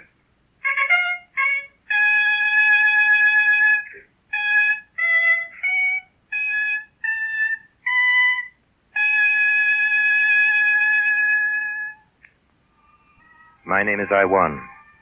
My father is the great Shanghai banker, Wu. I'm the youngest of his two sons. But when I was going to university, I learned of the suffering and privations of my people in China, and I became a revolutionist. It was En Lan, a young student, who converted me and first told me of the brotherhood of young Chinese who were organizing secretly in the schools and in the mills and indeed everywhere in China, arming the poor, teaching them and preparing them for the new order of life, which was to be. Each day when school was over, we met with the others in secret in a deserted classroom. Come soon now, comrades. The things we have hoped for. Every day the new government at Hankow is growing stronger. When the time comes, he will sweep down the Yangtze River. One man. A great man. He? Who is he? Who is it that will come? Who is this great man? Chiang Kai-shek. Chiang Kai-shek. Chiang Kai-shek. When that time comes, comrades, we must be ready. What does it mean to be ready? To be ready means preparing the people, their minds and their bodies, preparing them for the day of their liberation. My father's house was in the European Quarter in Shanghai. It was a great square brick mansion built in the French style by a French architect 40 years before. It was not in the least Chinese, but like a wealthy house in Paris with foreign furniture in the huge rooms and thick carpets on the floor. My son? Yes, Father? Come here. You look tired, Iwan. I am tired, Mother. You are late, Iwan. We had a meeting after school. What are these meetings, my son? Should the son of Wu the banker attend them?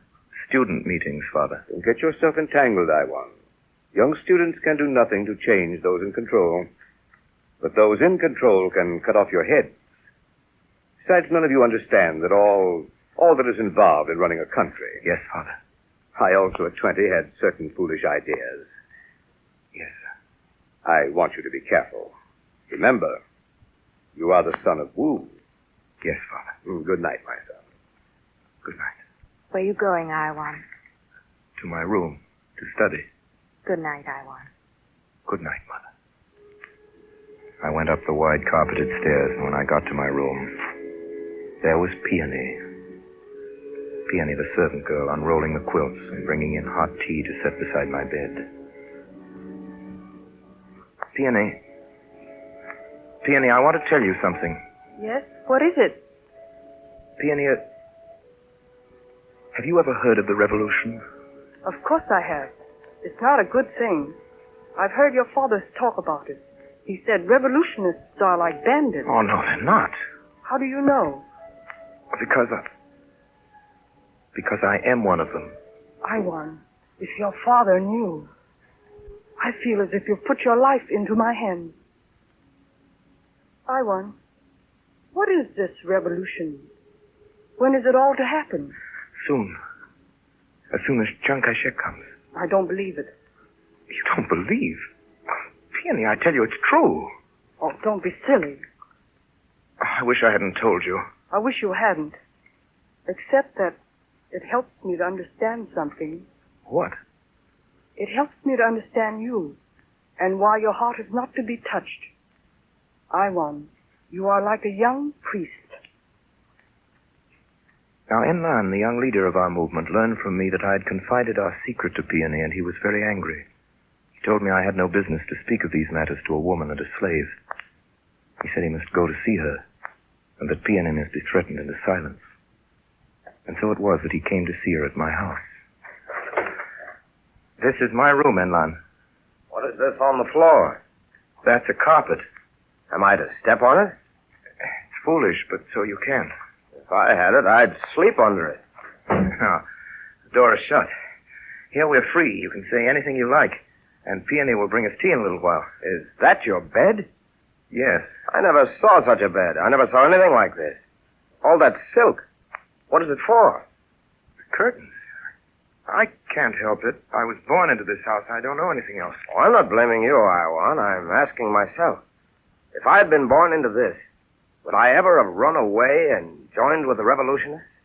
I don't know. Do you like it here, En Lan? I don't know. It's beautiful, but I don't know. What would I do here? This soft thing under my feet all the time. I like to take off my coat and spit on the floor. No, I'm glad I was born as I was. Who's that? Oh, Peony. You're home early, Iwan. I thought you and your friend might like these.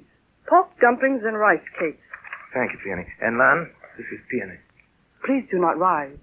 I'm not one of the family. I'm only a servant. And I'm only a peasant's son. I've never been in a house like this before. So you're Enlan. I know why you came here today. You were afraid I might tell your secret. That Ewan is a revolutionist. Don't worry. Who should I tell? I didn't know you, Peony. Now that I've seen you, I'm not afraid anymore. Now, why don't you two eat while the dishes are hot? Why not the three of us? Oh, I'm not used to I'm used to serving, not sitting down with the others.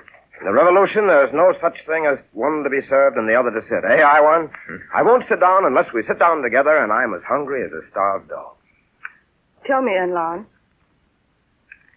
Enlan, tell me more about this revolution.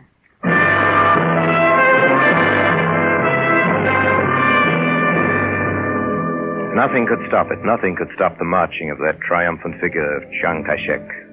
He'd left Hankow and was proceeding down the river with his great army, Kukiang, Nanking, Wu. The cities on its bank fell like fruits into his hands. Shanghai grew hot with expectation and fear.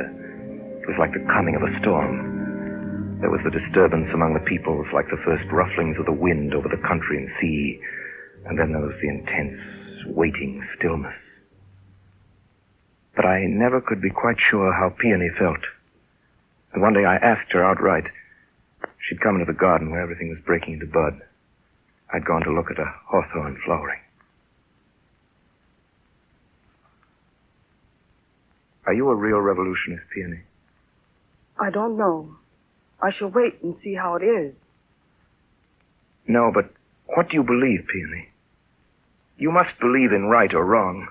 I'm not a priest like you. You believe in Chiang Kai-shek as though he were a god.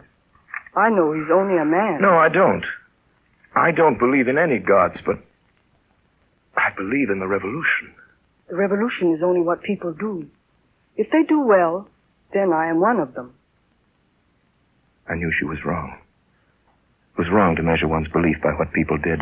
A thing was right or wrong in itself, but I could not forget what she'd said.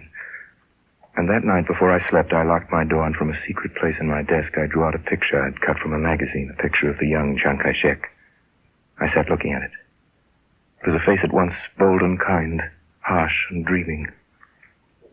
I don't worship him, I thought, but I believe in him. I won. Huh? I won. Huh? Get up. Get into your What clothes. is it, Father? What's the matter? Still dark. Stupid, foolish boy, wicked, What is deceitful it, Father? boy. Here is a paper. Hundreds of names on it. Do you know what this is? It's a list. A list of revolutionists. Your name is on the list. At any moment, soldiers will be here to seize you. Chiang Kai-shek has come. Chiang Kai-shek? But, Father, that means... You say Chiang Kai-shek is here? He's here in the city. He came straight to Shanghai. Father, you don't know what that means. I saw him yesterday. He met with us, with all the bankers. We told him Shanghai must not be disturbed. Our businesses, if he wants money, that is, to go on with his government. Will you dress yourself, Iwan? Or do you want to be killed? Father, Chiang Kai-shek, he never agreed. Of course he agreed. The man is no fool. Everything is arranged. First he will purge the city of revolutionists. Then he's betrayed us. Chiang Kai-shek has betrayed us, all of us who believed it. I must go to the others. I must tell them. Iwan! You are going nowhere except to the docks to a ship for Japan. The car is waiting, ready. No, I won't go. Father, I can't go. I must warn the You others. are going at once. I gave my personal word that if they erased your name from the list, you would leave the country today. Oh, you don't understand. You're making me into a traitor. You are already a traitor. The government has condemned all revolutionists to death. They have thousands of names. Iwan. What's the matter? Peony! Peony, come here!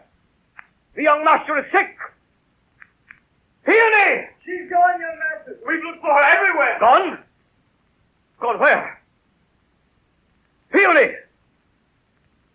Peony! Peony!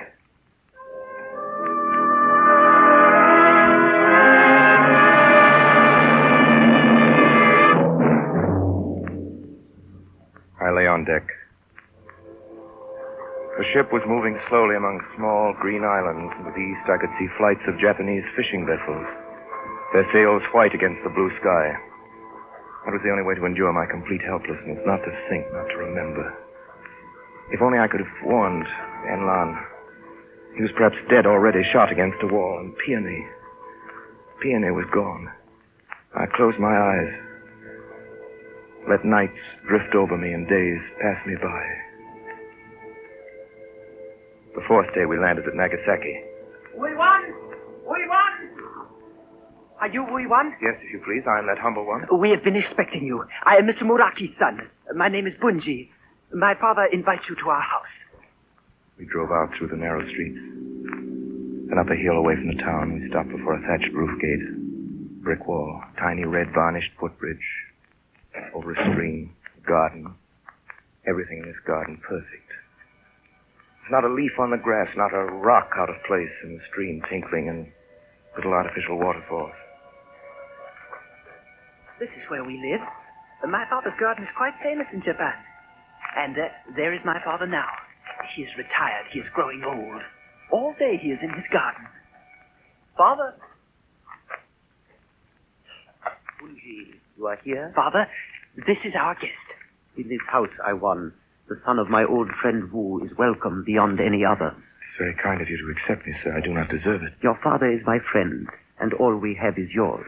You're too good, Mr. Muraki. And you are lucky I won. The cherry trees are about to bloom. You have come at just the good moment.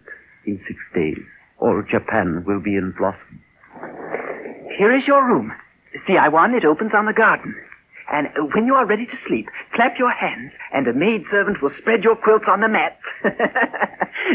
And no one will come here except the gardeners. It is quite your own. When Bunji had gone, I sat down and looked about me. The house was still. I felt wrapped about in peace. Life here was planned. There were lightness and clarity and absolute cleanliness, and in spite of fragility, a feeling of long-settled stability and a sense that life had been lived here precisely like this, unchanged for generations. For the midday meal, we sat upon silvery mats about a low table facing the garden, Mr. and Mrs. Muraki, Bunji, and I. The air was cool and fresh. A rosy young girl came in with a tray of bowls. No one spoke to her. She set a bowl in front of each of us and went away. That was my sister. She is shy, and she will not eat with us today because you are a stranger. But she will get over it. Shall I speak to your sister? Is it your custom? My mother says wait until afterwards. She will come in again. Her name is Tama. My mother says she is sorry she cannot speak in your language. She asks if you have enjoyed our poor food. Oh, I like everything. Everything here. I won. Yes, Mr. Moriki. Your father has written me that he wishes you to learn our business. In the morning, you will have a place beside Bunji in the office. Bunji will help you. In the afternoon, you may study or play. If you are not happy, you will tell me. But I'm sure I shall be happy, sir. I like all my house to be happy. Now, if you will forgive us, who I won, my wife and I, at this hour every day, our gardener is waiting for us. There are things to decide. Those irises, they must be trimmed. Now you will see. Tama will come in. I know my sister. How shall you behave to her, I won? Like a modern young man? What was she like? Oh, no, I won't tell you. You shall judge for yourself. Here she comes. Bunji, please. This is my sister Tama. And this Tama is Wui Wan, our guest, who has come to live with us. We shake hands, yes, Wui Wan? Yes. Bunji told me you are a modern young man, yes? I also like to be new, though my father does not wish it. Please sit down. Thank you. What were you saying, Bunji, when I came in? It seemed to me you two had a secret between you. Oh, you see how she is, Iwan? You must understand, she is two girls, Tama is. Before our parents, she is very proper and so shy. Bunji, and the other Tama is a modern girl, bold and brazen, and liking to talk to young men at that university to which she goes. I do not. Don't believe him, Iwan. I shall believe only what you tell me yourself. No one else. You see, I feel myself very lucky to have come to your home. I can't tell you how unhappy I was. I thought nothing could be any good. Just this morning I thought that. Now just being in this house made me feel suddenly happier. Oh, we are all happier for your company, Iwan. Tama, is it not so? Oh, you see? Yes. Me too.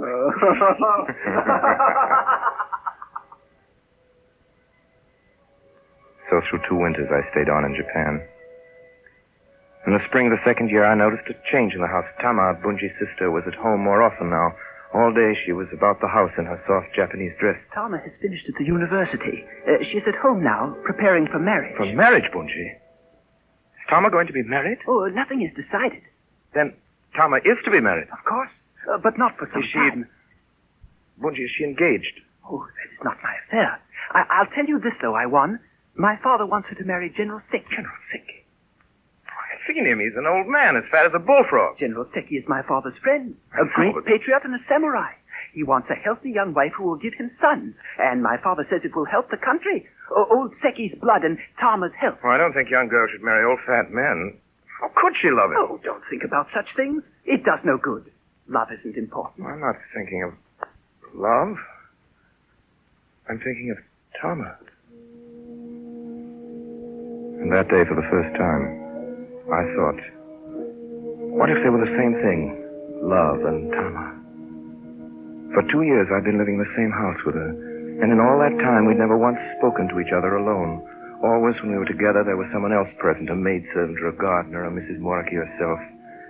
And then, one summer's day at the office, Bunji looked up suddenly from his desk and laughed. I want to climb a mountain. A mountain? When? Why, tomorrow. Why not? We've not had a holiday since the New Year. If you say so. And we will take Tama with us, shall we? She used to go with me always before you came. Will she come? I don't know, Iwan. It depends on whether she thinks it worthwhile. That is, worthwhile to stand the storm afterwards. You mean? My father. Oh. Well, I'll ask her anyway. She can do as she likes. Besides, it may rain in the night, and then we will none of us go. Why do you laugh? Oh, for nothing. I don't like General Seki either. That's why.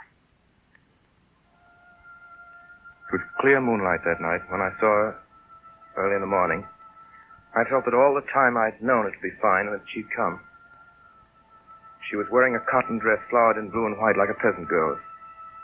We started soon after dawn, like any 2 brothers and a sister. Hey, Bunji! Bunji! I'll meet you at the stream where it is deep. We'll meet you there. Tama. Tama, have you ever seen such a day? There's not been such a day since I came to Japan. There are not many such days, even in Japan. Nor, I think, in the whole world. It's beyond anything I've ever known. Tama, I want to tell you, I've been trying to tell you. Yes? You mustn't marry an old man. Tama, don't, I beg you. Do you not think I shall marry whom I please? Look, there's Bunji, far up on the rocks already. How slow we are. Bunji! Bunji!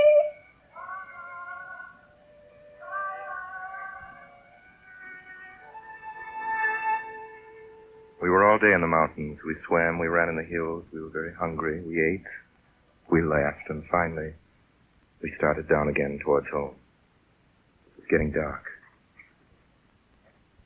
Tama, Yes, Iwan? have you liked this day? Yes. It's been the best day of my life.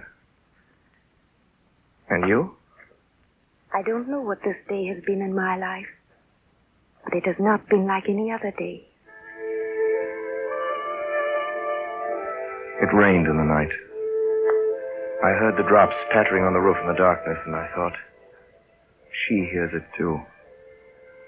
When I woke, the tiny garden of my room was green and dripping with freshness. And I thought, she sees it too. When I came home from the office the next day, Mr. Muraki was waiting for me. Iwan, Yes, Mr. Muraki. I've had a letter today from your father, Iwan. He's pleased with your progress. I told him you were doing well. Yes, sir. Your father writes me that there is great improvement in China. Order is quite restored. Order will always prevail. That is what the young must learn. Not desire, not willfulness, not impetuous wishes for anything. Mr. Muraki. I have decided to send you to Yokohama to help in our offices there. I have arranged that you will live there in the hostel where the other young clerks live. Yes, sir. Since I always do at once what I have decided upon at length, you will leave tomorrow. So, that is all. Good night, sir. Good night.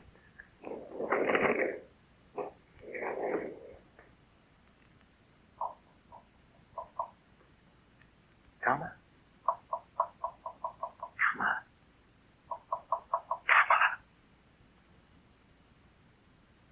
Tama!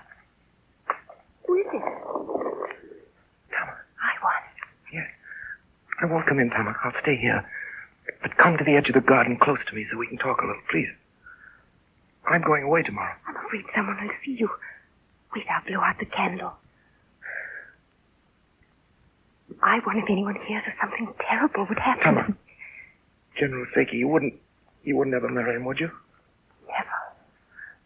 Tama, I had to see you. I'm being sent to Yokohama tomorrow. Tomorrow, Tama. I don't know when I'll come back. Please, help me. What should we do? Help you, Iwan.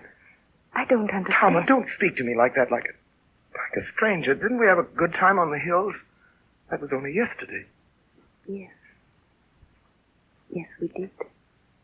Tama, don't marry anybody. I don't want to marry anybody.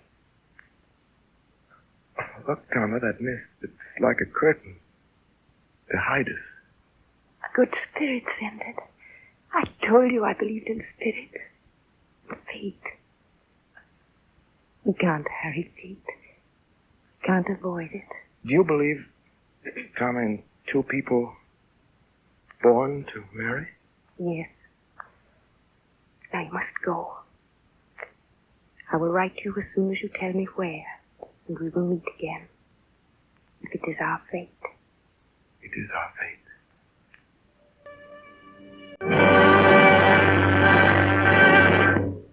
You are listening to the Campbell Playhouse selection of the best new book for April, The Patriot, by Pearl S. Buck.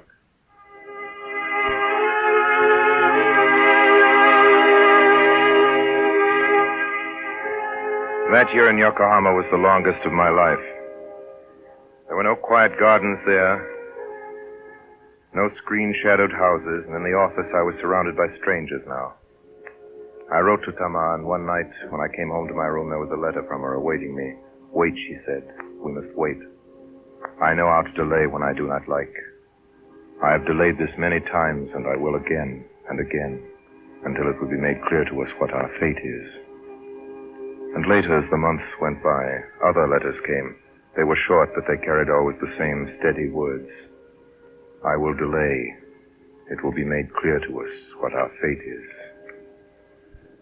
And then, finally, it came. Her last letter. I won. I won. I said to you I wanted to marry no one, but my father has told me there is going to be war with China. Bunji has been called headquarters, and so everything has changed. In war, Japanese men fight and Japanese women bear sons. I must marry the general. Even my mother says that if there is a war, it is my duty to fight for our country. I see my duty. It is my fate. Tama.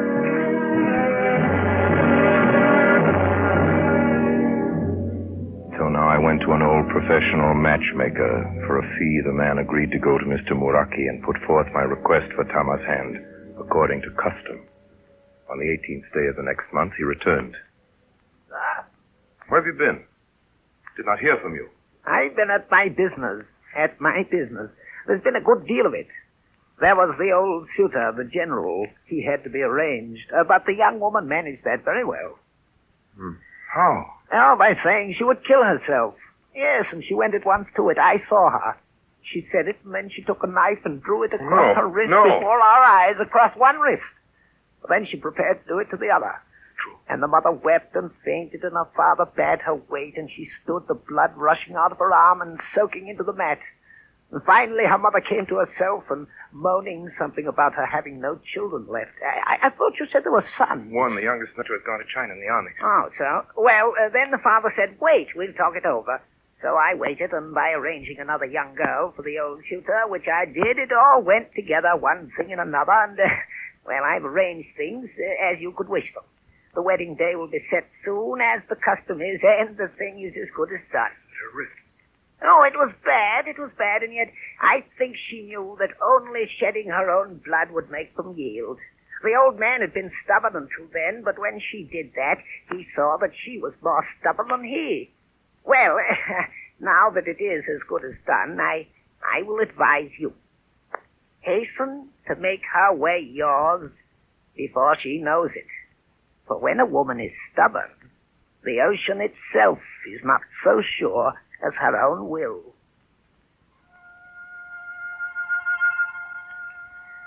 My son, it is with happiness that I learn of your betrothal to the daughter of my good friend, Muraki. I am happy for you. There are no better trained women in the world than the Japanese. You will have a good family life. When a little more time has passed, bring her to China to see. But not yet. The people here have a hatred against the Japanese because of the recent troubles. The Manchurian situation will be adjusted reasonably in the end. Nevertheless, wait a little while before bringing a Japanese wife home to China. Tama, my little wife. What are you thinking about? Oh, I'm thinking of our house. I'm thinking of how I shall arrange everything. I wish we need never go down from this mountain. It's been so safe and so quiet. We've been alone together here as though there were no one else in the world. Tama. Yes? Let me see your wrist. Do Japanese girls often cut their wrists to get their own way? It was what my father understood best. When I did that, he knew I meant what I said, that I would marry you. And even if there had been a war, you would have married me. I know you would. No, I wouldn't, Iwan. If there had been a war, I would have married General Seki. Don't you know I said I would? He's a very great general. The Emperor trusts him. But, Tama, you must love only me. I do love only you. I shall always love you. Then, why do you say if there'd been a war? That could have had nothing to do with my loving you. Iwan, don't you see? As a Japanese, if it's my duty... Tama. I am your duty.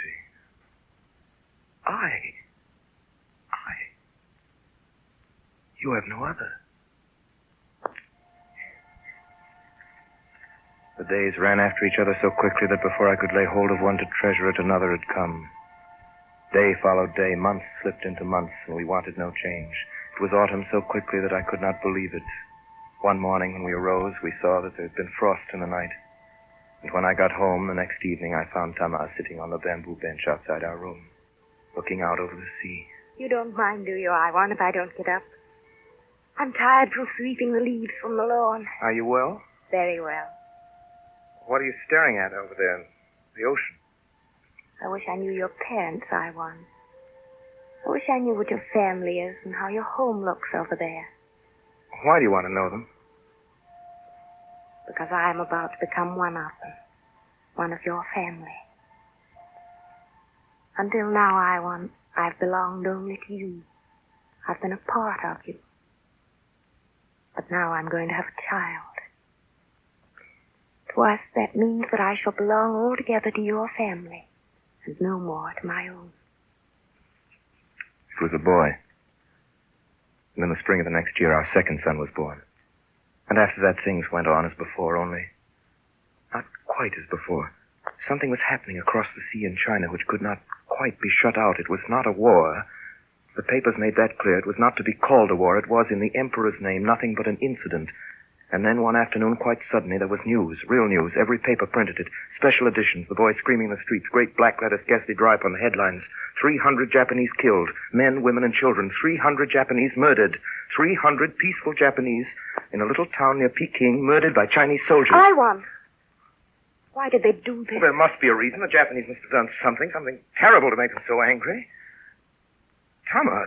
Yes, Iwan. Tama, I must feel that you think there may have been some cause, some reason. What does it matter what I think when I'm your wife? Don't be a Japanese woman. But I am a Japanese woman. You've already made up your mind, haven't you? Believe that my people could simply massacre like savages without any reason. If you think that, you have no understanding of me. We've suffered for years while you Japanese have been stealing our land and trade. We've laid ourselves back for years. Yes, and who killed Japanese in Nanking on March 27th in 1927? Tama! And who killed Japanese in Shanghai in 1932? Tama! It's true. We've all read it in our Japanese papers. You've held this all these years against me? No. Against your people. But I am my people. To you. And am I to you? One of these Japanese who should be killed. Oh, Tama, what have we done? What have we said?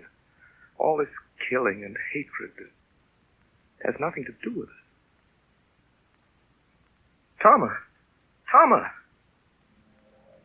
Tama!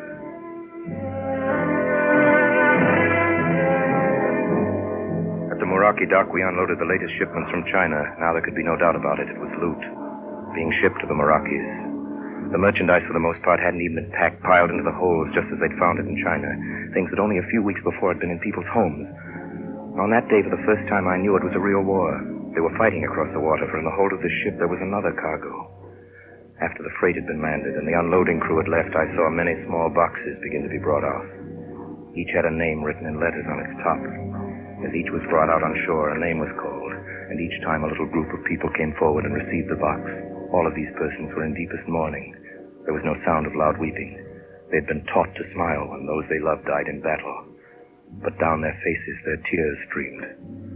I moved back half ashamed and knocked against an old man standing alone. A box wrapped in his arms, as though it were his child, and looking inadvertently into his eyes, I saw there such patient sorrow that I could not but stammer something about my wonder that there was such patience and no sign of hatred. And to this the old man answered gently. Why should we hate you? You had nothing to do with this. And besides, our people are taught to suffer gladly for our country. The tears burst from his eyes as he said this, but he only clutched the box more firmly. Yes, I rejoice. I rejoice. My only son. And this old man, uttering these words, brought light to me. The dusk, the silence in which I had been living, broken, was gone. I was at that moment recalled to my old self. Yes, to that old self which had been in the days when I dreamed of my country and lived to make her what I dreamed. How these people love their country, the love of country which I saw shining in this old man's face. It was the most beautiful love in the world. How small and selfish was the love of one creature for another. This was a love infinitely larger, a love unto which I wanted to throw my whole self. Had I not known such love? Iwan, you are like a priest, Peony had said to me. I longed suddenly to lose myself and all my doubts in great sacrifice. I'd never been so happy, I now thought, as I had been in those old days with Enlan. No, not even with Tama and with all her ministering to me. I am one who is happiest when I minister. This is my nature, only I hadn't known it. It had taken the suffering of other people to show it to me, and in my own country how many suffered now. I turned, and the old man went away. But I did not need him anymore. He'd done his work. Fate, that strange fate in which Tama always believed, had used him for the necessary moment, and then had dismissed him. Without thinking of him again, I went back to the goods in the customs house, but all the time while I listened to the demands of the customs officers, while I watched clerks open the crates, and while I checked one paper after another, my mind and my heart were asking, how shall I tell Tama?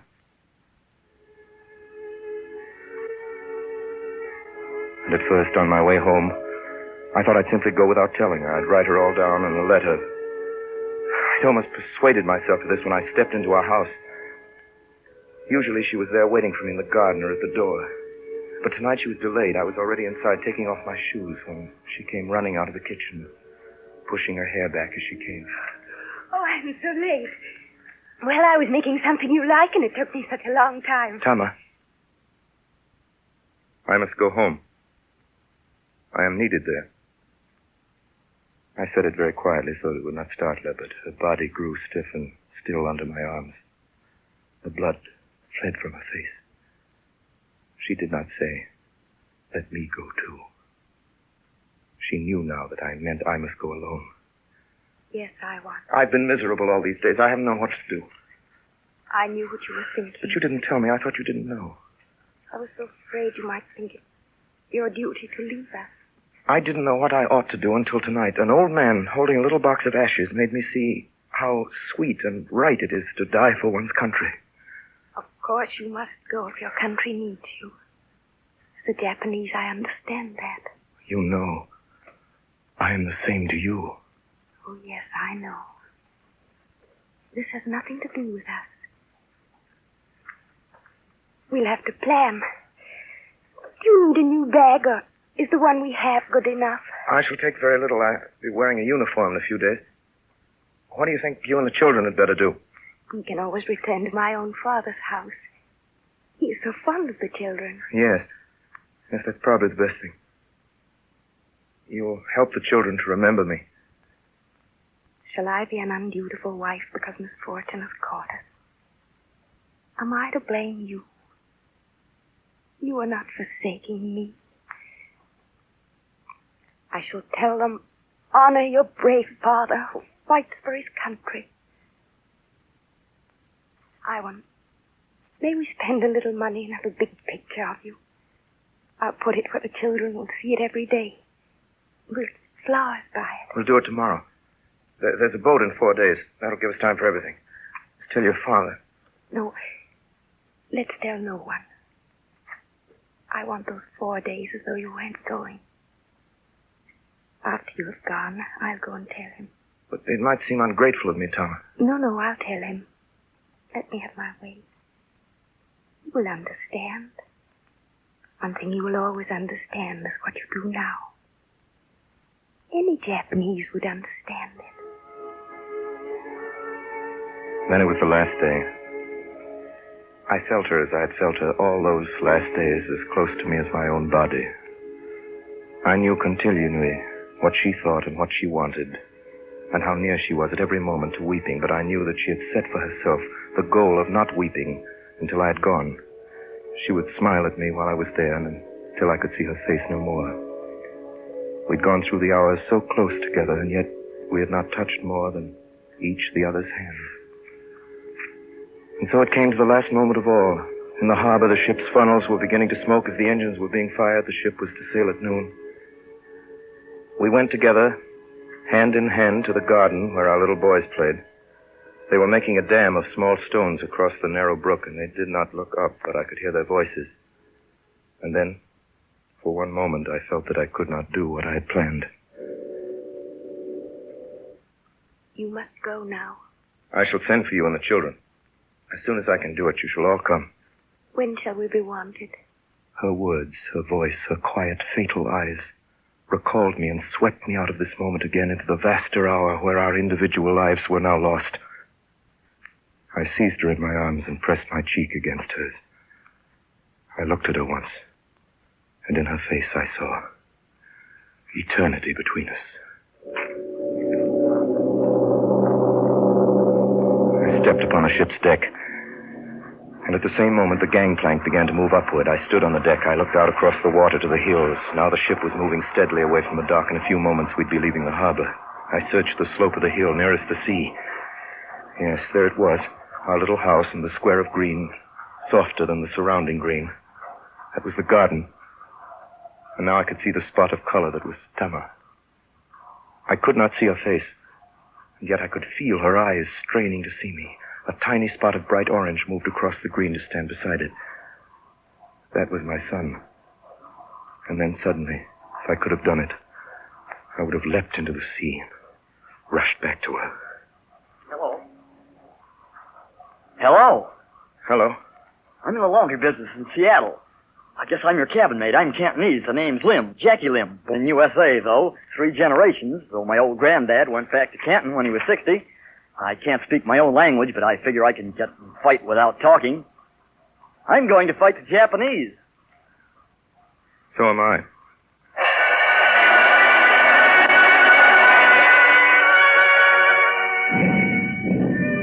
My ship steamed up the river. I could see smoke rising from the city of Shanghai and buildings with great gaps in their walls. I went to our old house. My father looked old and tired. Iwan. Yes, Father. You say that you have come home to fight for your country. Yes. There are other services than fighting, Iwan. Yesterday I spoke with the Generalissimo, Chiang Kai-shek. I told him my son was returning to fight for China. He wishes to use you. Chiang Kai-shek? 10 years ago, he would have had me shot, me and my friends. Tell me, Father, did any escape? Yes, some escaped. They got away into the interior. Now they have a great army there. It is to them he wishes to send you. When I told him that the son of Wu was ready to fight for China, he gave me these orders for you. Orders? Today, everyone takes orders from Chiang Kai-shek. Gladly. He is a great man. The only man who will save us now from the Japanese. I believe what you tell me, Father. He has arranged everything. There is a plane waiting for you at the airport outside the city. Well, Iwan. Yes, Father. I'm going.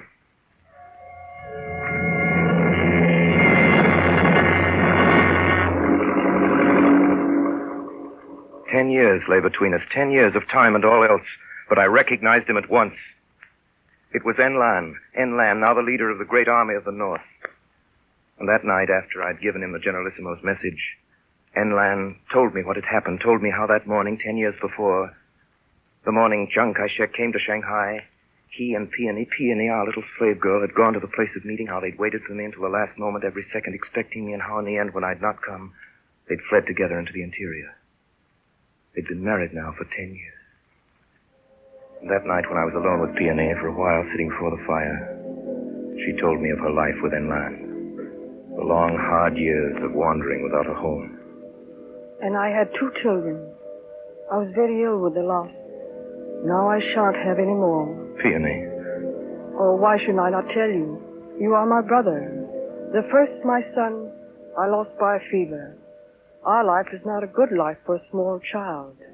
We have been driven so much. He was 5. I kept him as long as that. And then suddenly, he died in a day. We buried him on the hillside in Kiangsi. It is so far south from here. I think I shall never see his grave again. And then on the long march north, I had this other one, the little girl. I hoped the long march would be ended before she was born. But no, we kept climbing over those high mountains and down the rocky roads and over the desert. The child was born, so small and thin, and a girl. We were still marching, so what could we do with her? I gave her to a good farmer's wife and left some money for her and told her I would come back. That was 3 years ago. Sometimes I can't be sure if I remember the place or how the woman looked. Peony, did Enlan let this happen? You know him. He thinks only of the cause. Are you sorry you followed him that day? No, of course I'm not sorry. Without him, what would I have been? I followed the 8th Route Army for 3 months after it joined forces with the nationalist government. Then bad news began to come through. Shanghai had fallen. Nanking was occupied by Japanese troops. The heavenly city of Suzhou was no longer ours. And then one day a plane came for me. Chiang Kai-shek had ordered my return to Hankow, far in the interior. Who I want? I'm that person. Generalissimo is ready for you. I come. Who I want? Yes, General Chung. Taiwan, you did your work well in the north. Taiwan, is there anything you wish from me?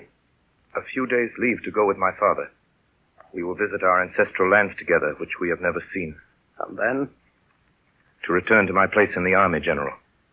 Taiwan, I had planned to use you again, but you are married to a Japanese. Yes, Generalissimo. I am. How do I know that you are not a spy? There is no way for me to tell you.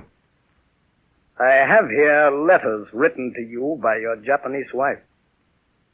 There was a long silence. I stood there looking at the Generalissimo and he reading my letters from Tama.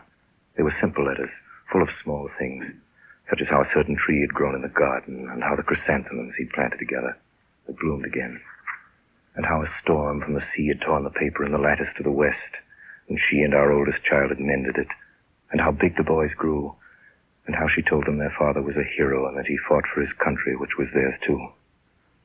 They were indeed nothing but the letters which any wife would write to the husband whom she loved. and was at the front in any war. Jiro is beginning school. I bought him a brown cloth school bag for his books, a little uniform, and a cap such as the other children wear. But at home I teach him too. We put flowers before your picture every day, and every day I explain to them how brave you are, and how beautiful a country China is, and how we belong to China. Do I not belong to you, and they to us? Iwan? Yes, Generalissimo. Will you give up your Japanese wife? At your command? No. I left my wife and children to come back and fight. I am fighting. When peace comes, I shall bring them here. My sons are Chinese, and their mother, is loyal to me. It will be a long time before peace comes. I know that. This city will be in ruins. This city and many other places. When peace comes, there may be no cities left. There will be the land. Yes. There will be the land. Wu Iwan, you may go with your father. Thank you, General. And after a week's time, you will return to your place in the army. Yes, General. Here are your letters. Orderly? Sir? That map of the new road to Burma. It is here, General. The new road to Burma. I went out with those words in my ears. That was only a short while ago. Now I've heard it's almost finished. Thousands of men and women at work at it. It's a strange way to fight a war, perhaps. To make a great road westward while the enemy bombs the east. But it's our way. What if the real country my sons will know is this new inner China, looking not seaward but across the mountains of Asia? Who knows?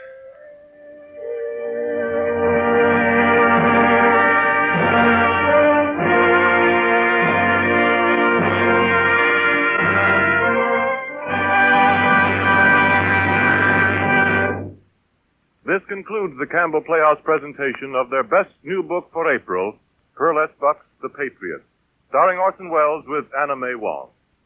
And now, here is Orson Welles.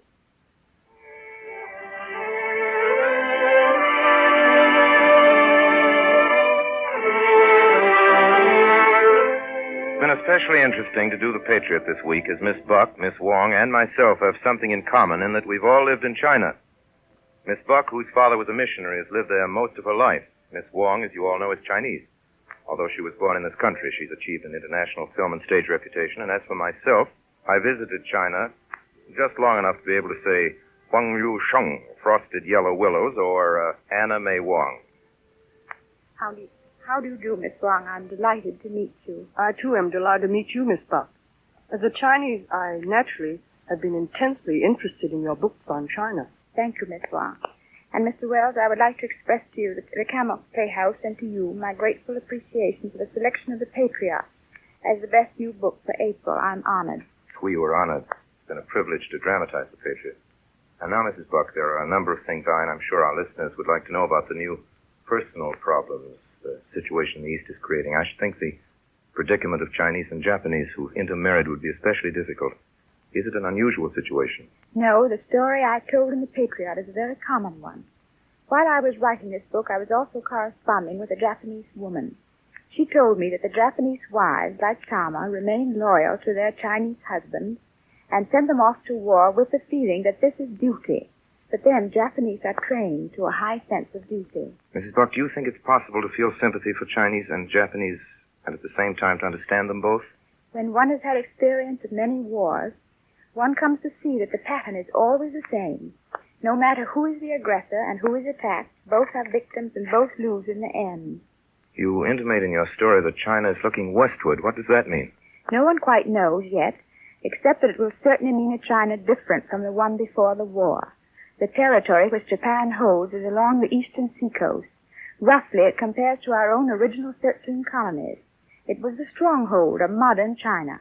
In that small strip of territory were China's great modern cities, Tianjin, Shanghai, Nanking, Hankow, and Canton. Here were China's modern men and women, her modern schools and industries. But beyond Han Kao is another China, a huge medieval country where people live and think as they have for many centuries. Modern life has not penetrated there. But now a tremendous westward trek has begun. Japan has taken the seacoast, provinces, and peasants, merchants, students, teachers, everybody who can move is going west. Their own ancient civilization flourishes in its purest form. In a sense, they are returning to their ancestors, and young China meets old China for the first time, face to face. Each, of course, will affect the other profoundly, but how? Who can say? One's imagination quickens. All unknowingly, perhaps, China is hastening the unification of a continent. Thank you, Miss Buck, for the clarity with which you've explained the difficult situation in the Orient, and thank you, Miss Wong, for being with us tonight.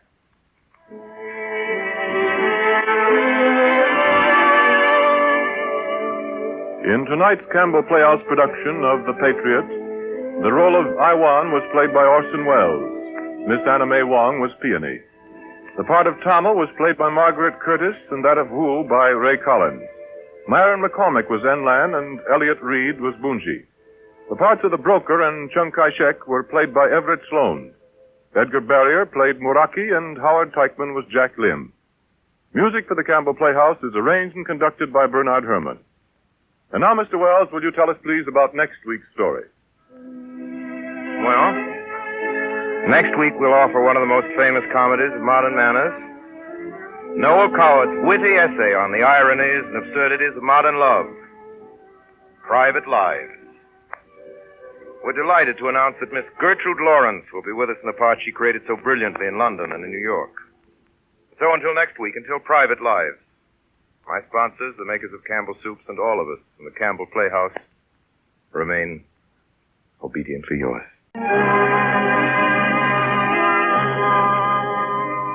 The makers of Campbell Soups join Orson Welles in inviting you to be with us at the Campbell Playhouse again next Friday evening when that great star, Miss Gertrude Lawrence, will appear with him in Noel Coward's gayest comedy, Private Lives. Meanwhile, if you have enjoyed tonight's Campbell Playhouse presentation, won't you tell your grocer so tomorrow when you order Campbell's tomato juice? This is Ernest Chappell saying thank you and good night. American novels. In the proud rediscovery of our past, Americans are turning with more and more enthusiasm to our first renowned national literary figure. The New York in which he was born in 1783 furnished an inexhaustible treasury for the freshness and excitement of his writings, as well as for the enjoyment of all who were to read him. NBC's University of the Air brings you one of his beloved stories as narrated by the author under his pseudonym of Dietrich Knickerbocker. Another in our series of books that live, Washington Irving's Legend of Sleepy Hollow. In the bosom of one of those spacious coves which indent the shore of the Hudson, there lies a small rural port by the name of Tarrytown. It is of particular interest this week because Tarrytown is the focus of attention as America's model community for United Nations Week. Not far from this village, perhaps about 2 miles, there's a little valley among high hills, which is one of the quietest places in the world. From the listless repose of the place, this sequestered glen has long been known by the name of Sleepy Hollow. A drowsy, dreamy influence seems to hang over the land and to pervade the very atmosphere. Most of the good inhabitants would have you believe that the neighborhood was at one time bewitched.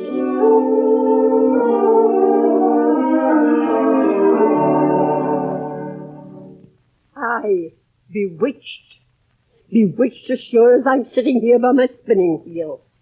Long before this country was discovered by Master Hendrick Hudson, an old Indian chief, a wizard he was, held his secret communings with the spirits in this very spot of land. And his spirit still haunts the place. Yes, indeed. The whole neighborhood abounds with local tales, haunted spots and twilight superstitions. But this is one specter who seemed the commander-in-chief of this region, the apparition of a figure on horseback without a head. And woe be to those of ye who would scoff at him. He is as real as the living who ride the hills by day. It is the ghost of a Hessian trooper whose head was carried away by a cannonball during a revolutionary battle. And in the gloom of night he rides along on the wings of the wind in search of his head.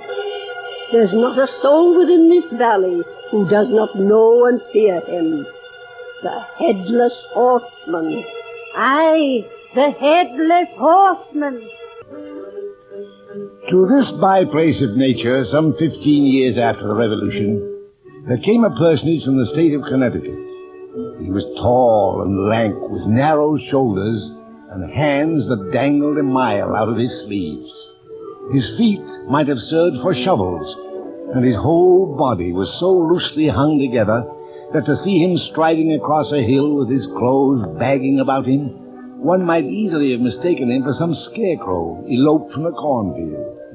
His name was Ichabod Crane. The main duty of Master Crane was to instruct the children of the vicinity.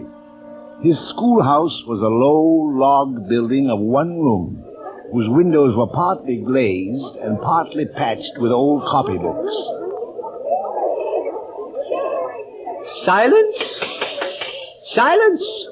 Or I shall keep all of you after school for a solid hour. Now, Wouter, proceed. The class is waiting, Wouter. You will kindly solve the problem I gave you. Put down 6 and carry 3. Quiet. Put down 6 and carry 4. Oh, yeah, carry 4. Proceed. I can't do the sum, sir. Do you recollect, Wouter, that this is one of the sums I gave you yesterday to study at home? Yes, sir. Perhaps you need something stronger than word of mouth to teach you your sums. No, sir. I'll learn them. Please. Idleness is a vicious sin. The hurt will soon pass, Wouter, but you will always remember the lesson you have learned today and thank me for it till the longest day you live. Yes, sir. Spare the rod and spoil the child. And now, for the next sum. The lordly sway with which he ruled in his little empire, the school, was only one facet of Ichabod's nature, however. Since he lived a week at a time with the farmers of the neighborhood, and since he was an amazingly huge feeder, it behooved him to make himself both useful and agreeable to his patrons.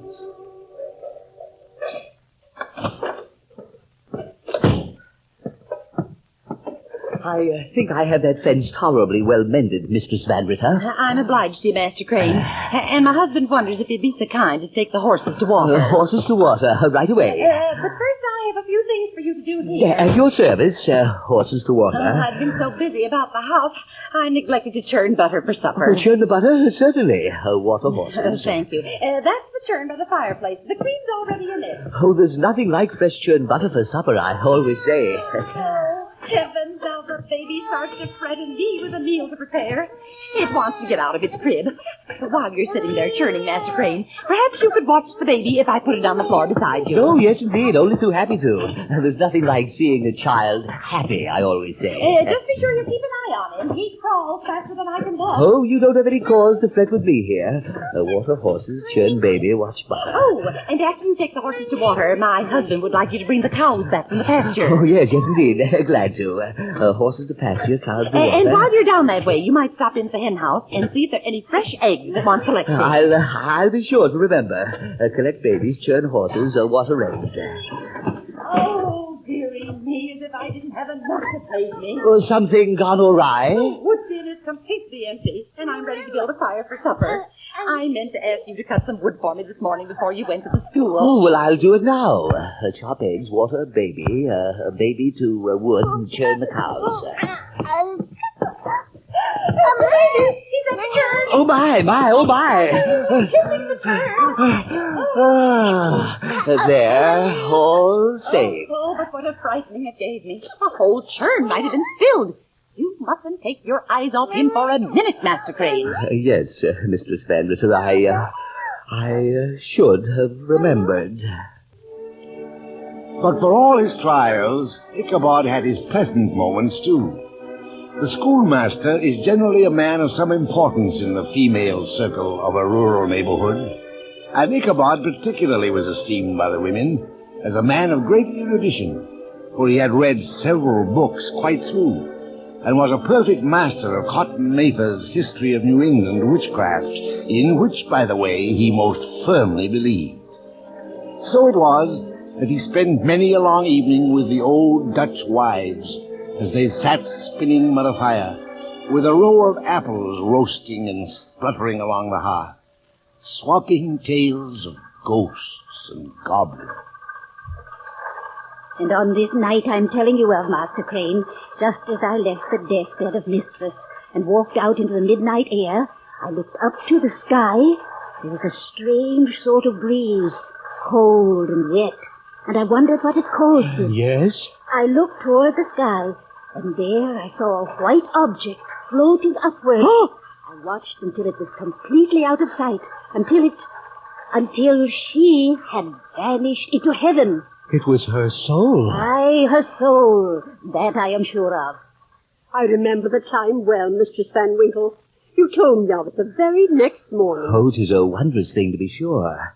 It brings to my mind a somewhat similar experience I once had in my native state of Connecticut. Oh, tell us about it. I do, Master Crane. I was traveling from one village to another late at night when I came upon a house. Aye, the fates were with you. It was a lonely, completely abandoned place, but I was glad of any roof at that point. I had a terrible time getting my horse up to the house. He balked and neighed in a terrible manner. He knew. He knew. Aye, mistress, it was a haunted house. There was the sound of a ghostly fiddle that filled the air, and now and then I heard snatches of crazy laughter, and footsteps up and down the creaking stairs, though no one was even to be seen. I called out, "Is anyone here?" But I got not an answer. What a brave man you were, to call to a ghost. Well, there's really nothing to be feared from the dead. Then I searched the house. But not a soul did I find, though the footsteps accompanied me wherever I went. Finally, the rain ceased. I left the house and climbed up on my horse, who took off like the wind, so glad was he to be free of that place. And, if you will believe it, many times after that, in the light of day, I traced the path of that diresome night, and I've never been able to find that spectral house. The spirits carried it away after you found their hiding place. So I have come to believe. It is not many men would have had such courage as yours, Master Crane. Well... Aye, that is right. I can see that he will not hold a terror for you. He does for so many of us in Tarrytown and Sleepy Hollow. He? A headless horseman. Yes, the headless horseman. You've surely heard of him by now. Buried in the churchyard on the hill. Oh, yes, to be sure I've heard of him. Have you, perchance, seen him? No, no. Ah, but you will anon. Yes. You will. Yes, well, I fear it's growing late. I'd best be going. Oh, tarry a while.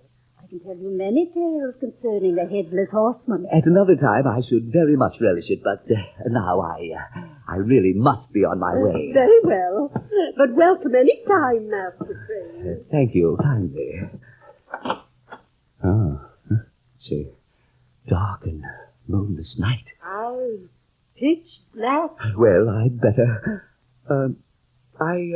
I wonder, Mr. Van Winkle, if you have a lantern you might spare me for the walk home, just that I may not trip upon fallen logs and stones. Just a small lantern. The return of daylight, however, put an end to these terrors of the dark and all its evils, and Ichabod would have passed a pleasant life of it, if his path had not been crossed by a being that causes more perplexity to mortal man than ghosts, goblins, and the whole race of witches put together. And that was a woman.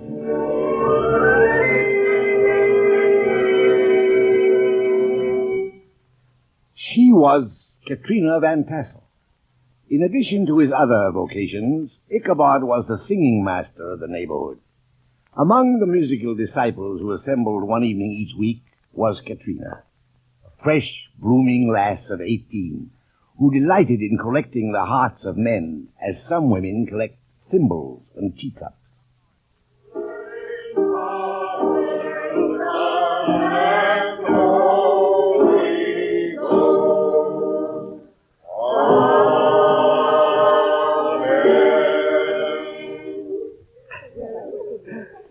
Well, I think that was a very good rendition.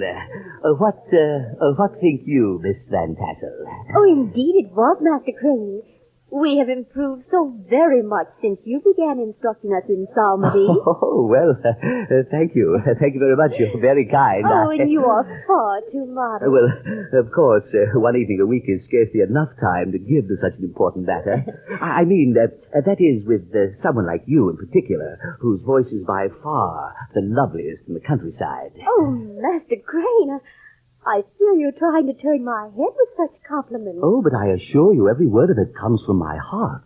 And if I could but practice with you a bit at some other times, it would be a great help to our choir in general because you would progress so markedly. But how could such a thing be managed? Well, the thought just now occurs to me that I might, that is, if your good parents would not object, I might perhaps call upon you at your home now and then of an evening and practice with you there.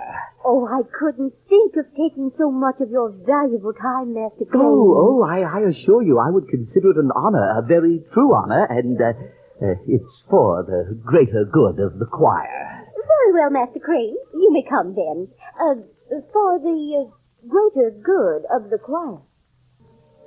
Already smitten by her personal charms, when Ichabod entered her paternal mansion, the conquest of his heart was complete. For the Van Tassel farm was by far the richest in the land, and Katrina, an only child, would someday inherit it. To our penniless pedagogue, these vast expectations caused his imagination to run riot. But in his inflated fancyings, he overlooked two very important facts.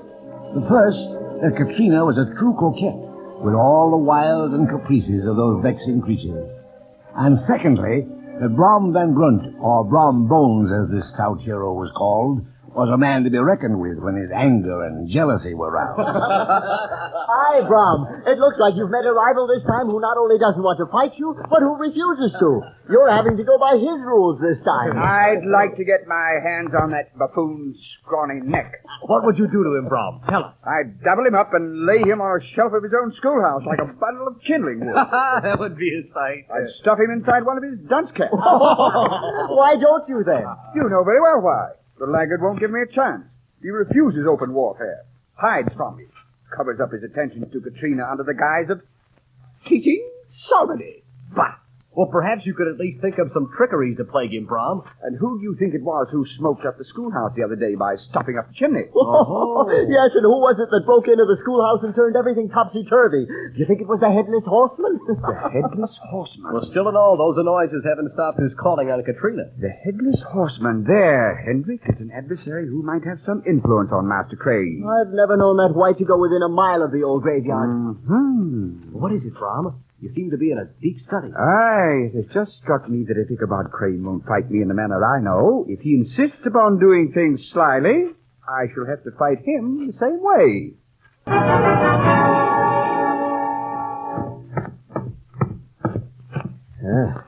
Well, Master Crane, your hair is unusually well combed this evening. In fact, you have about your whole person a rather festive air. Oh, indeed, a festive occasion, Mynheer Van Ripper. You see, Mynheer Van Tassel and his good wife are entertaining at a quilting frolic this evening. It shall be quite a merry-making affair. Yes, I'm sure. Well, enjoy yourself. Oh, thank you. Mynheer, huh? I never like to ask favors of those who are so kind as to house me, but I wondered, in this particular instance, if you would be so good as to make me the loan of your horse for the evening. Gunpowder? Oh, that is, of course, if you're not planning to use him. All right. But remember, Gunpowder's just a plow horse, and an old one at that. Oh, I shall be more considerate of him than you can imagine. All right. Take him. Oh, I can't tell you how grateful I am. As I said, I plan to make this a memorable occasion. As ill luck would have it, Ichabod had to tie his gaunt and shaggy horse next to Daredevil, the favorite steed of Brom Bones, a creature who, like his master, was full of mettle and mischief. But even this did not dampen the spirit of conquest with which our hero entered the state parlor of Van Tassel's mansion, which was thronged with the pride and flower of the adjacent country. In spite of his desire to see Katrina, Ichabod could not resist first pausing at the Dutch tea table with its sumptuous spread. And just as he had a hearty mouthful of cruller... Well, who have we here but Ichabod Crane?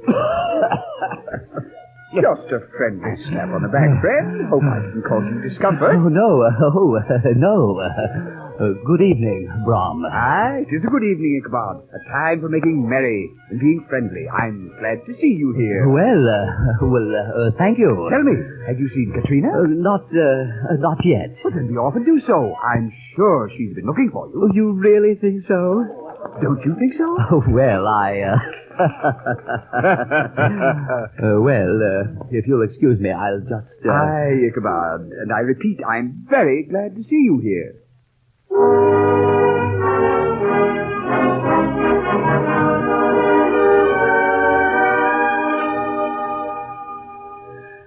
Katrina, in truth, you are the flower of all the lasses here. Oh, Ichabod, you must not flatter me so. Oh, but Katrina, I'm most sincere. Everything I say to you is spoken with the greatest of honesty and feeling. Oh, I must ask that you excuse me. My mother is beckoning to me from the other room. Oh, so many people demanding her attention, I scarcely have a word with her. Oh, but that's not her fault. By chance, she'll come. Katrina! Why, Ichabod, I thought you had gone. I took the liberty of staying after the others left. I'd like to speak with you. Very well. What is it? Well, I thought, that is, couldn't we perhaps go out to the arbor or by the well? It's turned quite chill out. I'd rather stay inside. Oh, but it... You may say whatever it is here. Well, it wasn't so much something to say as to ask. Then ask me. Oh, well, I'd like to speak to your father. I thought you wanted to speak to me. Oh, yes, but that is, I would like to speak to your father about you. I'd like to ask for your hand. My hand? In marriage. In marriage? In marriage? Marriage? It was the very witching time of night that Ichabod, heavy-hearted and crestfallen, pursued his travels homeward. In the dead hush of midnight, no signs of life occurred near him. All the stories of ghosts and goblins that he had heard in Sleepy Hollow now came crowding his mind. The night grew darker and darker. The stars seemed to sink deeper in the sky. He had never felt so lonely and dismal. He was, moreover, approaching the giant tulip tree, where many people said was a favorite spot for ghosts and goblins. As Ichabod approached this fearful tree, he began to whistle. Then, as he drew a bit nearer, his large green eyes grew ever bigger. Oh, there's something white hanging in that tree. No. Only a spot where lightning escaped it and laid the wood bare. Come on, Gunpowder. What was that? Oh, but two boughs of the tree rubbing against each other. Don't be afraid, Gunpowder. If there were but some way to get back without crossing Wiley Swamp. All who know say it's a haunted stream. I shall give Gunpowder a score of kicks, and then we'll cross the bridge quickly. Now. No, you're going the wrong way, Gunpowder. We must cross the logs, not run beside them. Giddy up! Now, turn around, Gunpowder. What was that? Oh, something in the shadow of that grove. Something black and towering. I must show it I'm not afraid. Who are you? Who are you? He doesn't answer. I must get away. Come on, Gunpowder. Oh, it's coming out of the shadows. But it's still so dark I can only tell it's a horseman, large, on a powerful horse. Perhaps we can outride him. Oh, he's riding fast, too. I don't like this. Perhaps if we lag behind, he will pass us, Gunpowder. He's slacking with us. Oh, we're coming to a rise in the ground where it's lighter. Perhaps I shall recognize him. He's headless. Oh, he's carrying his head before him on the saddle. He's chasing us. Faster, Gunpowder. I shall have to hang onto your neck, Gunpowder. If we can just reach the bridge, we shall be safe. The headless horseman does not cross there. Oh, he's right behind us. I can feel the breath of the horse on my neck. Come on, Gunpowder. Over the bridge at last. Oh, he's rising in his stirrups. He's throwing his head at me.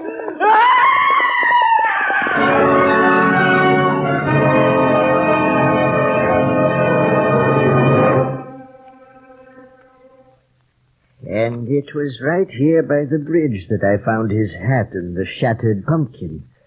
It seemed the pumpkin had been thrown from some distance. Oh, dear, dear. I found my horse, Gunpowder, outside my gate the next morning.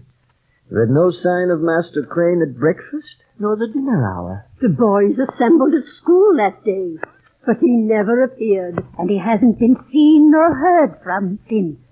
How I should miss him. He could recount so many tales of his bravery among ghosts and goblins.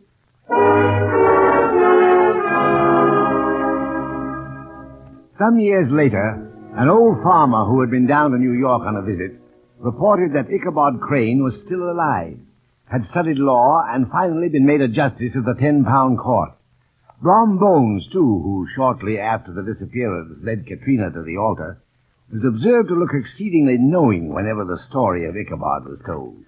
And he always burst into a hearty laugh at the mention of the pumpkin, which led some to suspect he knew more than he chose to tell.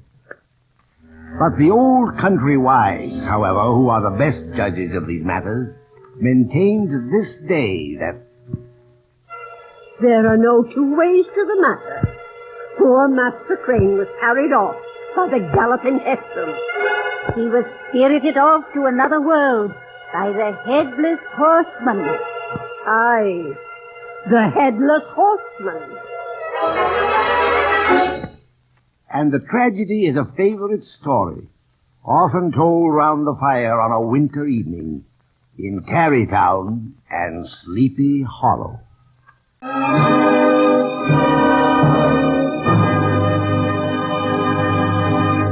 The Legend of Sleepy Hollow by Washington Irving is one of America's novels, brought to you each week by the NBC University of the Air. Listen next week to a radio version of Little Women by Louisa May Alcott. And remember that there's a world of entertainment and information to be found in your local public library. Many American novels in the 1947 summer series are included in the useful handbook of the World's Great Novels, which you may obtain by sending 25 cents to World's Great Novels, Post Office Box 30, Station J, New York 27, New York. That's Post Office Box 30, Station J, New York 27. The Legend of Sleepy Hollow was adapted for radio by Agnes Eckhart. The music was composed by Emil Soderstrom, and the orchestra was directed by Bernard Berquist. The entire production was under the direction of Herbert Lateau. Ichabod Crane was played by Don Gallagher, Maury Copeland played Brom Bones, Elmira Ressler played Katrina. The narrator was Philip Lord, Viola Berwick was Mistress Van Ritter. The wives were Hilda Graham and Alma Platt. Others were Stuart Slam, George Kluge, and Charles Mumford. This is Don Eldred. This program comes to you from Chicago and is a presentation of the National Broadcasting Company and its affiliated independent stations. This is NBC, the National Broadcasting Company. We are a bit over halfway through this heart and soul drama collection of great old radio shows. I hope you're enjoying it so far. First up in the next group, a fantastic adaptation of the 1942 film and novel by Dashiell Hammett, The Glass Key, one of the greatest hard-boiled detective novels. Studio One did this adaptation on April 13th of 1948 and was a really great drama anthology show, despite the fact that it only ran for 1 year from 47 to 48. It starred Alyssa Landy and Alan Baxter. Next, one from Hollywood star Playhouse, I'm a Coward, which was written specifically for the show, and it starred the great Barbara Stanwyck. This was a very popular show during its run from 1950 to 1953, and it was known for using famous Hollywood stars in its cast, as the name implies. I hope you enjoy these two shows. I will see you in a little bit. Miss Alyssa Landy and Mr. Alan Baxter star in The Glass Key from Studio One at CBS. Don't pretend I don't know what you're like underneath, baby, because you know I do. I won't pretend. Not with you. Don't mind Ned, Janet. He's always rough like this. He doesn't mind, Madvig. No, I don't. We invite you to Studio One, radio's celebrated playhouse of dramatic entertainment, featuring the world's great novels, stories, and plays in special versions for listening. And now, to introduce tonight's great story, here is the director of Studio One, Fletcher Markle. He might be a friend of Sam Spade's. He might know the thin man and the fat man because he's a tall man himself and opposites attract. His name is Ned Beaumont, and he's a tough guy, a citizen of Dashiell Hammett's underworld of 2 decades ago. The Glass Key, which is Ned Beaumont's story, is one of Mr. Hammett's grimmest portraits of Prohibition times. A mordant and memorable glimpse of a period when more often than not bullets were ballots, and might, if not exactly right, was at least persuasive. Tonight, to head the cast of our version for listening of The Glass Key, we have with us in Studio One Miss Alyssa Landy and Mr. Alan Baxter. Mr. Baxter, who's playing Ned Beaumont for us, is by no means unfamiliar with portrayals of violence in a hard, Hammett world. And though Miss Landy is not immediately associated with the type of role that is Janet Henry's in The Glass Key, there's nothing like variety for a talented actress. With Miss Landy and Mr. Baxter, you'll be hearing Everett Sloane as Paul Madvig, the story's narrator, and Charles Irving as Shad O'Rory. Back to the end of the tempestuous 20s, then, and pleased to begin. Looking back, I'd say it all began the night I made my decision about Senator Henry.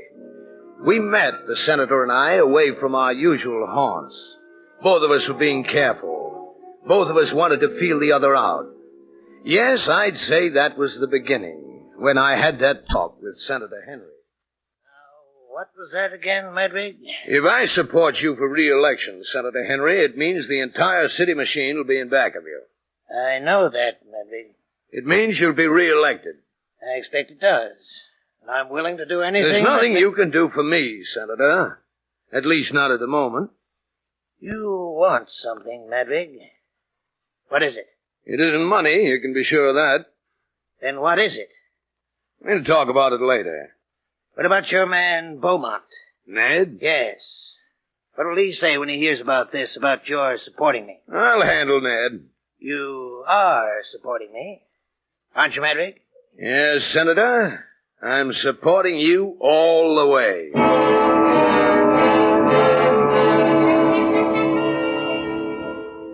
I wasn't entirely sure myself how I'd handle Ned Beaumont. Ned wasn't an easy guy to handle. Of course, the papers played the fact that I was coming out for Senator Henry. After all, I was the mayor. Ned Beaumont read the headlines the next afternoon. Mayor Madvig supports Senator Henry for re-election. City machine endorses action. I knew that'd bring Ned to my office, and it certainly did. Listen, Madvig. Hello there, Ned. How are you? Lousy. What kind of a politician do you think you are? Here it comes. You know, Ned, the reason I have you as my advisor is so that any time I get thinking I understand politics, you can slap me down. Yes, and I'm always right. Are you supporting Senator Henry? Yes. Why, Paul? Why? Because with his help, we can put over the whole ticket just like nobody was running against us. Sure, but without your help, could the senator make the grade this time? Not a chance. Throw him down, Madvig. Sink him. Bury him. Nope. Yes.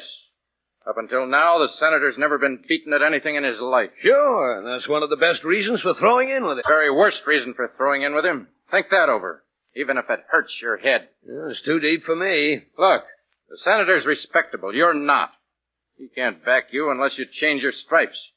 You're going to have to become respectable, too, all of a sudden. Oh, Ned. I don't care what you do with your social life, provided it doesn't lose your votes. But in the conduct of office, as the newspaper boys say, you got to be a regular guy. And the senator won't let you be. Couldn't be associated with you if you were. He's associated with me because he'll lose the election if I don't back him. Sure. But with him behind you, you won't be able to run City Hall the way you've always run it up to now. A job here, a buck there. Either the senator will make you respectable, in which case you won't ever win another election, or to square himself with his own silk-stocking crowd, he'll expose you. And you don't win any more elections that way either. Ned, look, this is one time I can't take your advice. We're supporting Senator Henry, and that's that. That's that, huh? Has the senator's happy blonde daughter got anything to do with this? You wouldn't talk that way about her, Ned. So? I'm going there to dinner tomorrow night. Madvig, if the senator didn't need your support in the election, do you think you'd be going there to dinner? I'm going to marry Janet Henry. Oh-ho! Is that part of the bargain? Nobody knows it yet, except you and me. Well, if you want to marry Janet Henry, make him put it in writing and post a cash bond. Better still, insist on the wedding before Election Day. Ned, I don't know why you keep talking about the senator and his daughter as if they were yeggs. They're aristocrats. Like a drink? I ain't a camel. What about young Taylor Henry, Janet's brother? Is he an aristocrat, too? You made your daughter stop playing around with him, didn't you? Well, of course I did. Taylor Henry's a no-good playboy. Yeah. Thanks. Well, how's it going to work if you marry his sister and he's your daughter's uncle-in-law or something? Oh, Ned. Will that entitle Taylor Henry to begin playing around with all... Ned, if Taylor Henry's a heel, which he is, and I break up something between him and Opal, that's none of your business. Tomorrow night's your first dinner there? Yes. I don't like you supporting Senator Henry for re-election. And I don't like his daughter. Look, Ned, you haven't even met Janet Henry. I've seen her picture. I know the breed. Thoroughbred. I like mongrels. Do this for me, Ned. At least talk to her before you judge her. Come on over to the Speak and have cocktails with us. When? Now. I've got a date with her. Well, congratulations. Oh, now, cut the kidding, Ned. Look, she's curious about you. Sure. I suppose she wants to pin me to the trophy board with all the other curious specimens. Now, Ned, listen. She just heard a lot about you. I've been bragging about you. Why shouldn't she be curious? I'm kind of curious about her, too, in a certain nasty sort of way. Look, I've got this cocktail date with her. What do you say? Okay. We'll go to the Speak and have cocktails with a fancy blonde, and we'll all order pink ladies. Will you have the same again, Mr. Madvig? Yes, please. Well, what do you two think of each other? I think Mr. Beaumont's a fairly reasonable facsimile of a tough guy. Thank you, Miss Henry. You're quite a surprise to me. I think you're miscast. What do you mean? Miscast as a senator's daughter. Now, Ned. That's all right. He's being complimentary. You're graceful, sure, but not graceful the way they taught you at Miss Somebody's school. Graceful the way a dirty little kid gets graceful, dodging cars on the city streets. Graceful like an animal. Why, thank you, Mr. Beaumont. Don't say it that way. That's Miss Somebody's school talking. Don't pretend I don't know what you're like underneath, because you know I do. I won't pretend. Not with you. Oh, don't mind Ned. Janet, he's always rough like this. She doesn't mind, Madvig. No, I don't. She's a rough baby herself. I don't know where your Miss Henry learned it, Madvig, but she's just like you and me.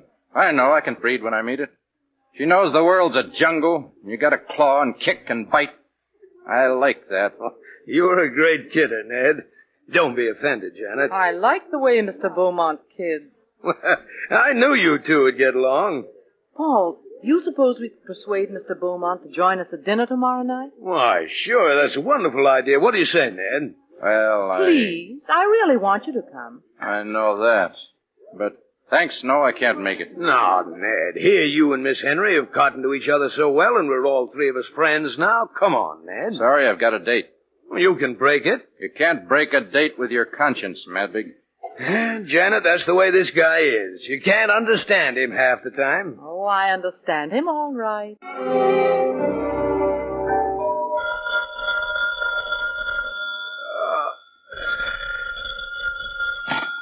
Hello. And whoever it is, it's for... Madvig? Yes? Ned, you went to Senator Henry's tonight, didn't you? You know I did. Now listen, let me get some Was sleep. young Taylor Henry there tonight? Oh, yes, what of it? You fight with him? Well, what if I did? Just that Taylor Henry's lying dead in the gutter up the street from your house. Tell me about it tomorrow morning. He was murdered, Madvig. Tell me about it tomorrow morning. I found the body. The police don't know it yet. I just wanted to be sure you were in the clear before I called them. Go ahead and call the police, Ned. They got their jobs from me, didn't they? I don't know a thing. Except what I've already told you. How did you happen to find Taylor Henry's body? I just happened to. Where were you going at that hour of the night? I was on my way to see a sick friend. Uh-huh. Why didn't you phone the police right away? I had to call my lawyer first. Did you know Taylor Henry? Everybody knew Taylor Henry. I guess Ned Beaumont had a pretty bad night. But the cops didn't give him a real working over because, after all, Ned was my boy. They didn't dare muss up the mayor's boy. So they didn't get very much out of Ned. He wasn't talking because he wanted to protect me. When the cops released him the next day, he headed straight for my office. Let's get a few things cleared up, Paul, and fast. You think I had something to do with killing Senator Henry's son, is that it? The very day I come out and back the senator for re-election? Really, Ned? Okay, Paul. But everybody knows you didn't like Taylor Henry. Well, neither did anybody else. Look, Paul, I'm not trying to accuse you of anything. That's not it. All I want to know is, was Taylor Henry at the Henry home last night, and what time did he leave, and did you hear him say where he was going or who he was going to meet? That kind of thing. Well, what do you want to ask me questions like that for? Well, it'd do us good just before election if our cops solved this murder. I'm not a cop. You appoint the cops. I don't want to discuss it, Ned. What do you mean you don't want to discuss it? I've got enough on my mind. Such as? Opal's sick. If your daughter's a little under the weather, I don't know why that should get you down. Well, the thing is, she isn't really sick. Fine. She's sick. She isn't sick. I like that. No politician could get anywhere if he tried being consistent. Don't make jokes, Ned. She says she's sick, but she isn't really. She's refusing to eat and staying in her room and... Oh, I don't know. She's probably mourning Taylor Henry. Now, you know that was all over long ago. Don't get sore, Paul. I broke that up, and she hasn't seen him since. You know that. Okay. But something's... Want me to have a look-see? Yeah, I wish you would. You handle her better than I do. Okay, is she in her room? Yeah. I'll go see her.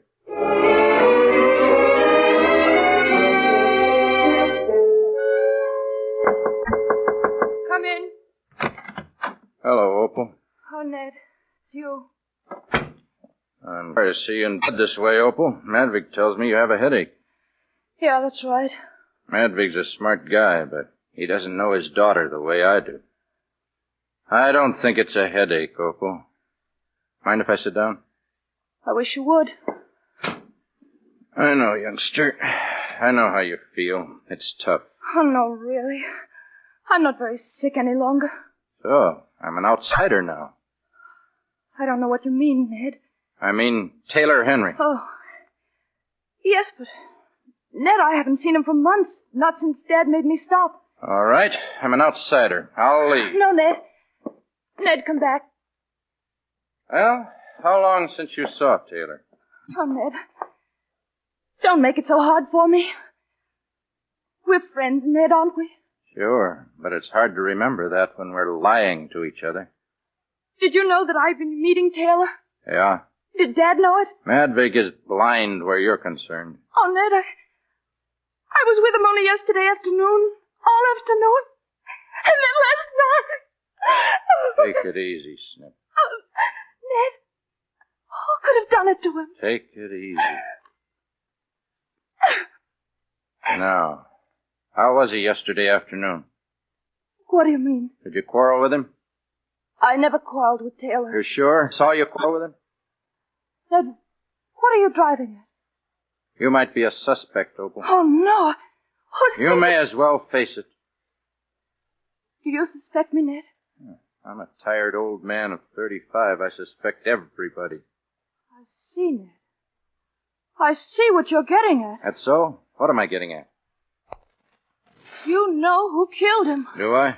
Yes. Yes, you know who killed him. And you're trying to protect... You mean I'm trying to pin it on you to protect someone else? On me or anyone, so long as the murderer isn't found out? I'd do that to you, Snip. You'd do that to anybody to protect... To protect who? You know who. And I know who. And you won't stop me now that I do know. And you won't stop putting him in jail.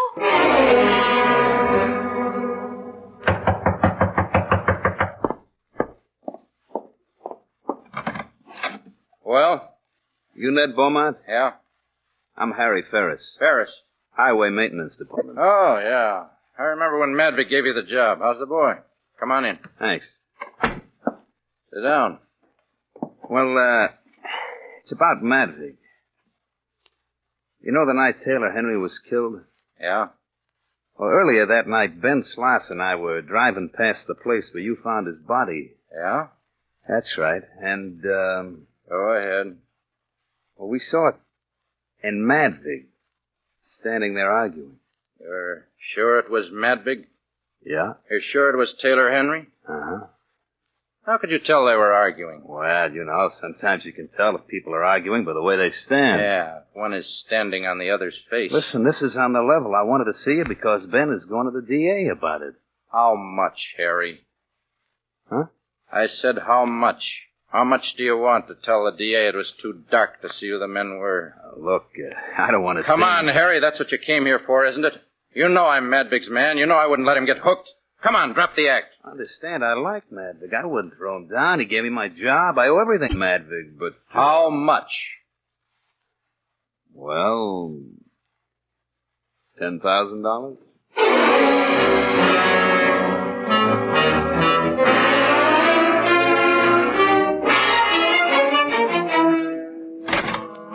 Hello, Farr. Oh, Beaumont. I told the girl to have you wait. That's funny. What is? Well, you're district attorney, Farr, but I never had to wait to see you before. For that matter, I never before got a call from one of your flunkies asking me all official-like to come in here. What are you talking about, Ned? I'm thinking you see a little handwriting on the wall, Farr. I'm thinking you've heard from a fellow named Ben Sloss that Paul Madvick and Taylor Henry quarreled the night young Henry was killed. I'm thinking that you're thinking it's getting safe to be impolite to a Madvick man like me. Now, Ned, look, you know I'm a Madvick man myself. Well, I know he put you in as district attorney. I haven't forgotten that, but some peculiar circumstances in the killing of Taylor Henry. Then you have talked to Sloss. Yes. Is that what you called me in here for? That's right, Ned, and there's one other thing. I've received a letter. A letter? Who wrote it? That's anonymous. Here, have a look. Dear Mr. District Attorney, why do you not question Paul Madvick when it is well known that he hated Taylor Henry? Why do you not question Ned Beaumont, who was a henchman of Paul Madvick's and who found Taylor Henry's body? Why do you not realize that Madvick killed Taylor Henry and that Beaumont is lying to save him? That's the third one of those we've got, Ned. What are you going to do about it? Well, Ned, the election is coming on, you know, and I think I ought to clean up the Taylor Henry killing. Do you? Of course, you know, if you or if Madvick, well, I mean, if there's any reason why I shouldn't, we can let it go at that. No, Farr, there isn't any reason. Madvick didn't kill Taylor Henry. I wouldn't like a guy like you who owes everything to Madvick to go around thinking he did. Well, I'm awfully relieved to hear it, Ned. I'm going to solve this Taylor Henry killing. You mean you're going to try? But I'm the guy that's going to solve it. Hey, Chad. Yeah, whiskey. I got something. Bad? Good. All right, let's go in the back room, whiskey.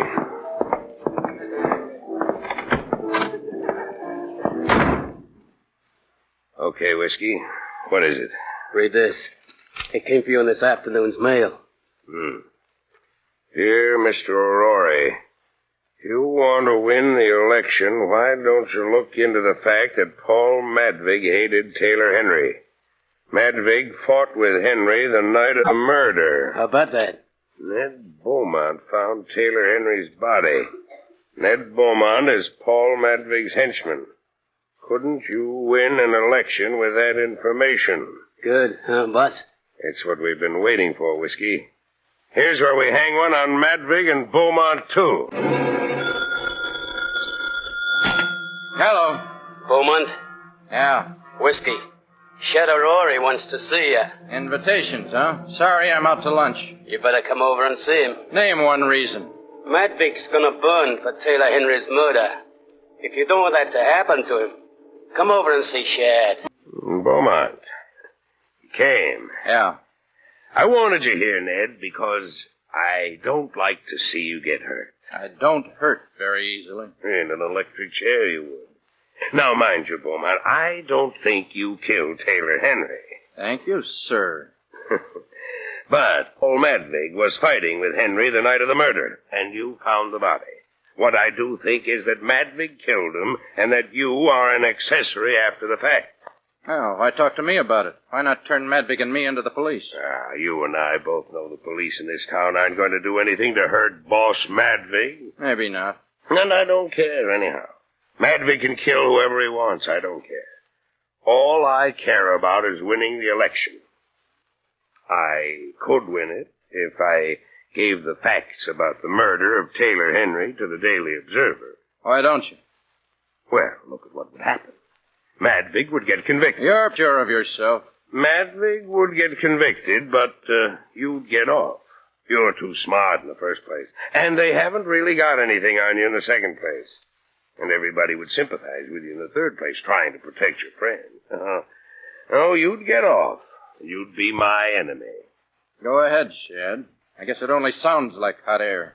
You must have a meaning there somewhere. You two, I got a meaning. I don't want you as my enemy.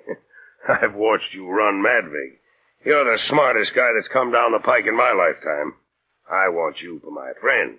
I want you to work for me the way you worked for Madvig. It happens I'm a friend of Madvig's. And it happens that I can send to the electric chair. Now, if you're his friend, you can save him from that. Yeah? How? You ought to know a lot about Madvig that I can use in his campaign. Oh? I won't go to the public with all the stuff I have about the murder if you'll spill all the political dirt to a reporter I know on the Observer. You haven't made any sense yet, Shad. I told you I want to work for me. That's what I get out of this. And you save your best from the chair. You've tipped your mitts, Shad. You haven't got enough on Madvig for the murder. You've just learned enough to know you could make me listen. But you're bluffing. You couldn't hurt Madvig. Suppose I couldn't. Think of it as a bribe if you want to. We're all grown-up boys. Ned, we know how these things work. There's 10 grand in it for you. 10 more election night if you win. Sold. All right. I'll go over to my place right now and write it up. It would be better here. Sorry, but I'm expecting some phone calls and things. I'm going. No. Yes. Rusty. You want me, boss? Yes, Rusty. Mr. Beaumont here says he's going home. I say he ain't. Then he ain't. Okay, you ready to sing? No. I like this. I like bouncing you around. Ready to sing? No. Well, I guess I'll have time for a smoke before he comes to. You know what, Beaumont? You're a wise guy. You was never gonna tell Shad a thing. No, you don't. You don't fall over. I'll hold you up, old pal. See, I'll hold you up. You was never gonna tell. You just made out like you to see what you could learn. This guy, that's what you was. You was gonna sneak home, huh? Tell Madvig, huh? Well, what we do to wise guys, we keep 'em right here. Well, I guess I won't hold on to you anymore. You can go free, pal.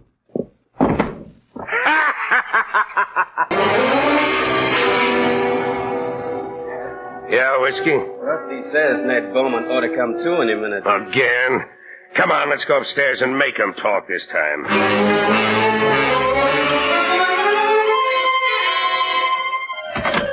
All right, Beaumont, let's... Hey, where is he? I'm a monkey's uncle. He was here, boy. Well, the window's open. Hey, can you beat it? The guy dropped 2 whole stories in his condition. Maybe he didn't like me, huh? Now, come on, let's get down there. Maybe he's still around. No sign of him. He couldn't have gotten far. He sure couldn't. Well, whatever he did, he's gone. I'll miss him. Hey, cop. Good evening, Mr. O'Rourke. Oh, evening, officer. Looking for something? Why, no. Or for somebody? Why do you ask that, officer? I just wondered. I found a poor fellow all beat up, crawling along the sidewalk on all fours. I put him in an ambulance. There was quite a lot of blood. Well, I don't know anything about it. I'm glad he ain't here now. I can't stand the sight of blood.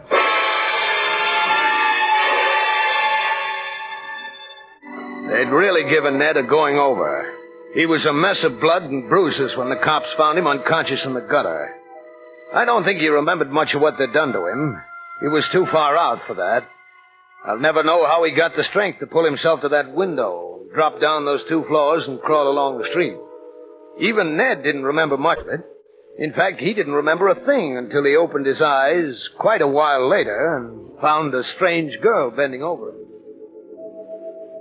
Get easy. Easy does it. Steady now, steady. Oh, yes, you said it. You're in St. Luke's Hospital, Mr. Beaumont. Hospital? Yes, I'm your nurse. What day is it? It's Monday.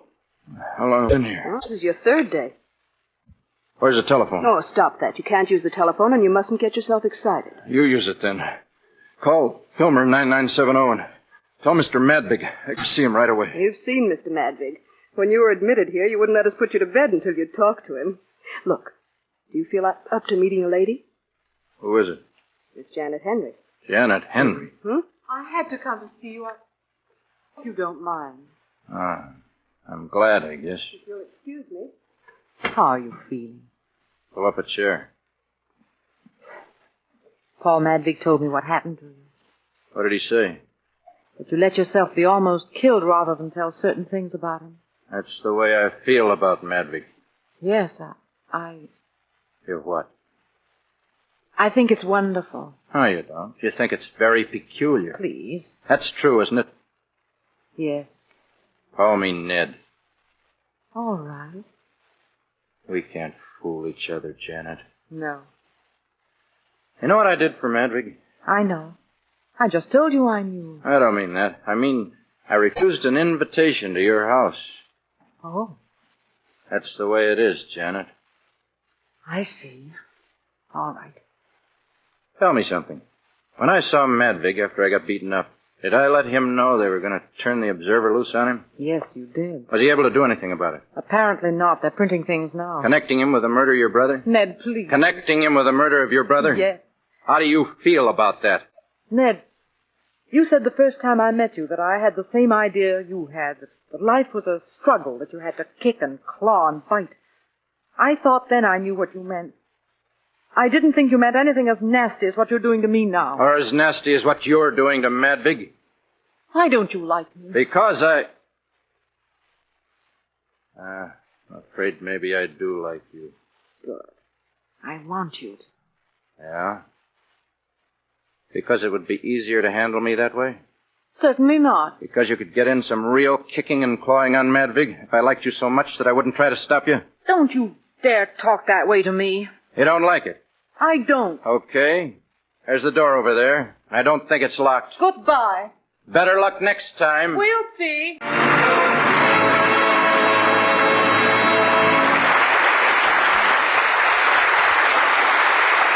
From Studio One, radio celebrated Playhouse of Dramatic Entertainment, you are hearing Miss Alyssa Landy and Mr. Alan Baxter starring in The Glass Key, a version for listening by Robert Senadella of the Dashiell Hammett novel. Studio One will resume after the customary pause for station identification. This is CBS, the Columbia Broadcasting System. From Studio One, we continue tonight's full-hour dramatic entertainment. Miss Alyssa Landy and Mr. Alan Baxter star in Fletcher Markle's production of The Glass Key by Dashiell Hammett. Any relation between the methods employed in this story and those of the present day is quite improbable.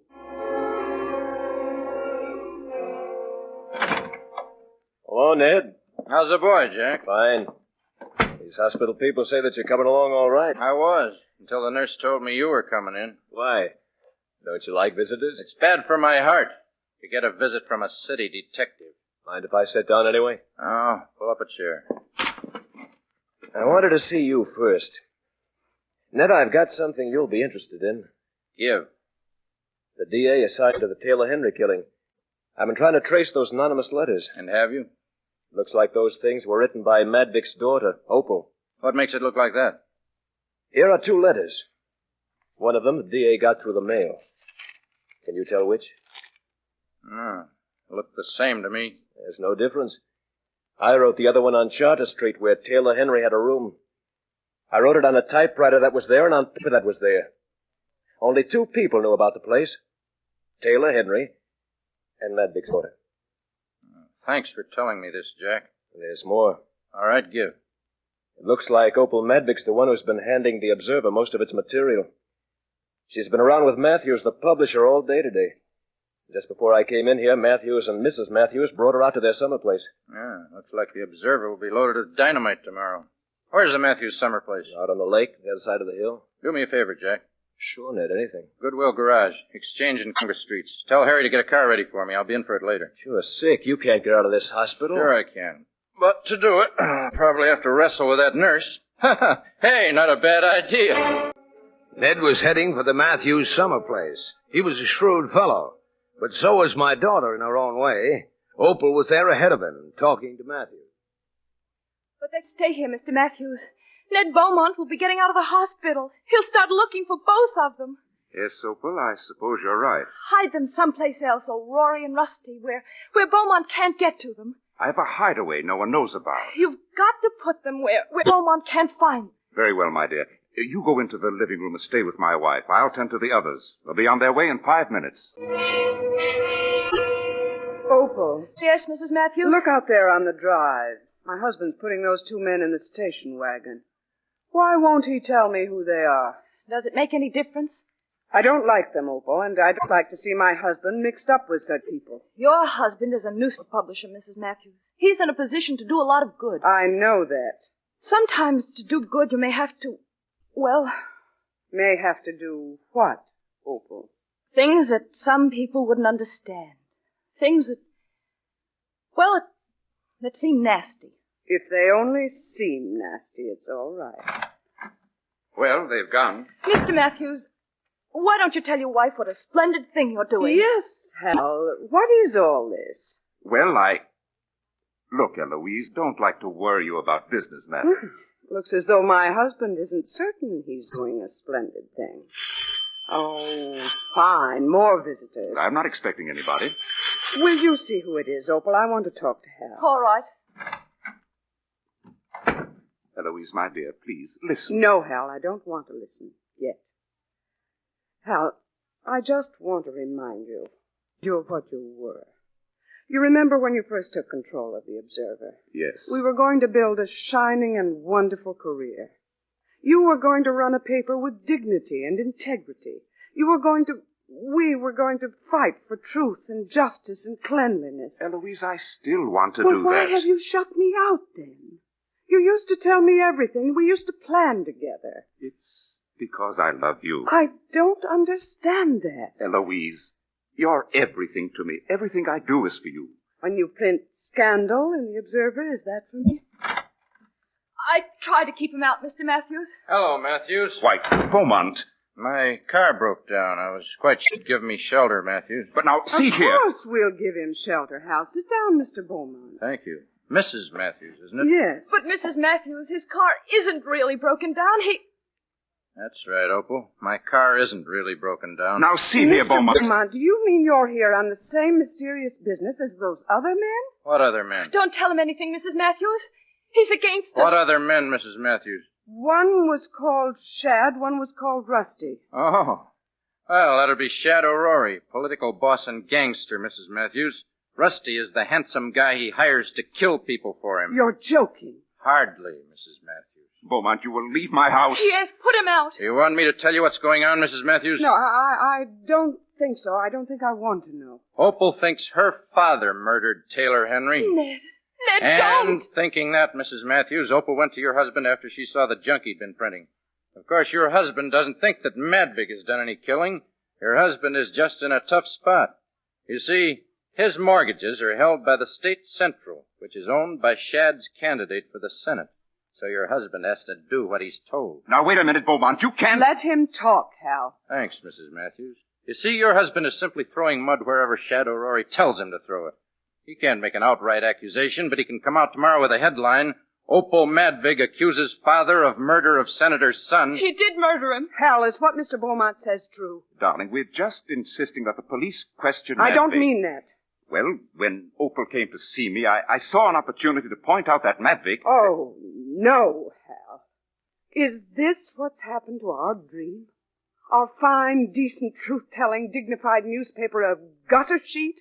Run by a man who knuckles under to cheap politicians? Eloise, listen. We're through, Hal. And I don't mean for a while, I mean for good. Eloise, everything we've had, everything we've meant to each other... is over. Listen to me, darling. Well? Nothing.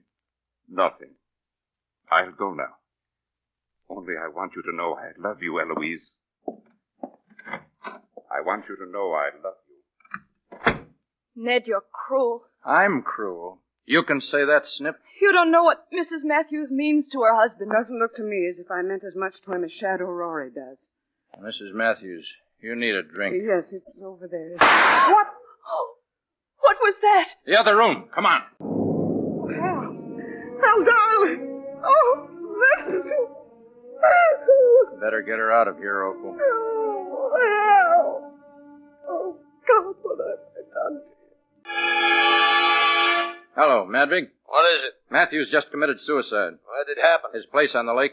Why are you calling me? I wanted you to know he didn't leave a will. Oh? It'll be up to the court to appoint somebody to administer the estate. So it will. Couldn't you see to it that it comes up before the right judge so we can keep the newspaper on our side until after election? Sure, I think that can be arranged. That's only part of it. The Observer's going to be loaded with dynamite tomorrow morning. Yes? You better get some judge out of bed. Get an injunction to stop the paper until you can show the staff where they stand. How can you be so sure that Matthews didn't leave a will? I was there when he killed himself. He wrote out a will, left it on the desk. But somehow it got burned.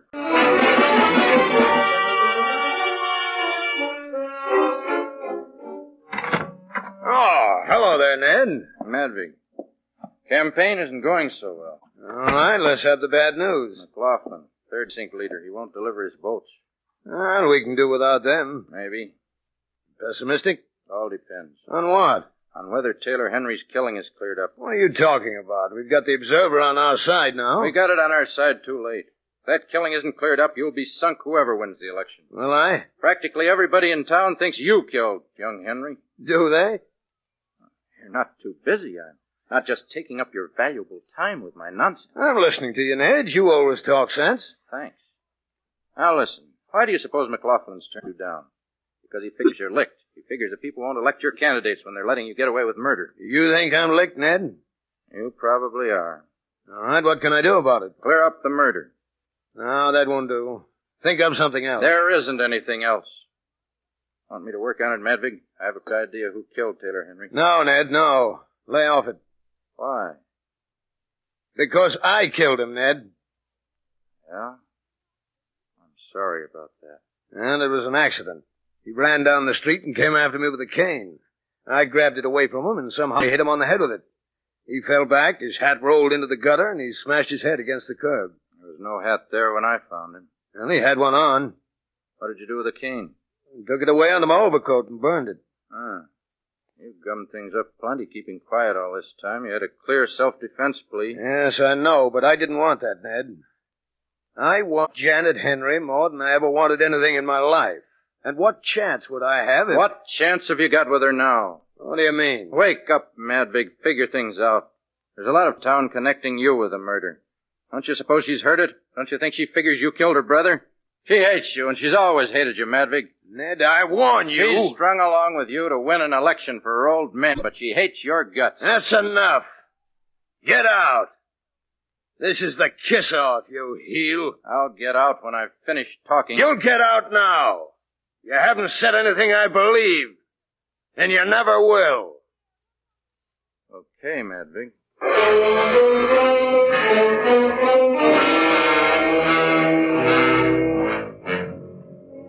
Well, that's the way things happen. They sing about it in songs, cheap songs. How two friends break up because of a woman. I knew that Ned Beaumont could do several things. He might pack his bags and get out of town, Or he might be so sore at me that he'd throw in with Shadow Rory. Well, he did none of these. Instead, he phoned Janet Henry and asked her to come up to his apartment. I'm not quite sure why I'm here. You're here because I asked you to come. I could take that as an insult. Don't be the finishing school babe with me. You and I are just alike, and you know it. You came because there's something between us. We haven't said anything about it, but it's there. Please. Am I wrong? No. No, Ned, you're right. But, well, let's leave this alone, this thing that's between us. Okay. Why did you want to see me? Partly because you're you and I'm me. Partly it was about Madvig. Stick to that, please. I understood you weren't working for him any longer. That's right. But I can talk to you about him, can't I? No. You did that once. I didn't like it. Now just listen to me and then leave if you want. Your father wanted you to be polite to Madvig. Madvig's political backing, right? I'm not listening to you. Okay, I'll talk to the wall. I figure you were willing to play along. I figure you didn't like it. You didn't like Madvig, but you obeyed your old man. That was okay. Distasteful, but okay, until someone killed your brother and you decided it was Madvig. Then, it was too much. Am I boring you? I'm not listening. We need each other, Janet. You hate Madvig. Suppose I do. What about you? Figure it out. He kicked me out of the organization, didn't he? You hate him? I hate him. What are you getting at, Ned? Just this. You and I pool forces and see that Paul Madvig hangs for the murder of your brother. Are you listening now? I'm listening, Ned. Go on.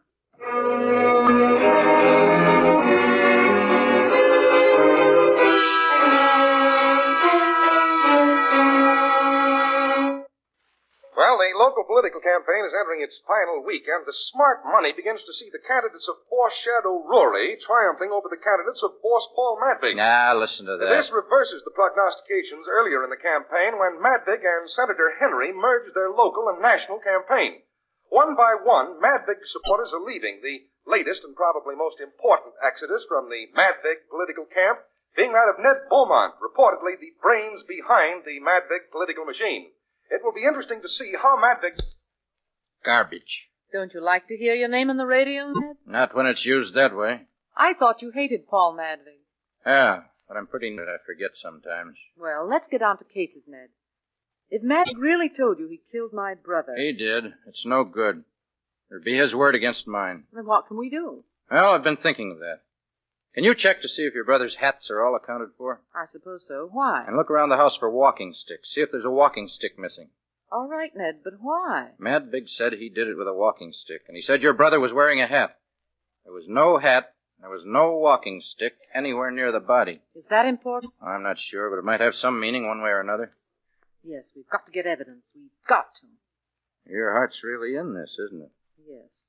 In addition to everything else, Ned, You what? You know what. You're glad to be in this with me. Yes. Come here, you dirty No, little... Ned. No, not yet. Not until we've got Madvig. Stop it. You couldn't keep yourself from coming into my arms, and you know it. Come here. Yes.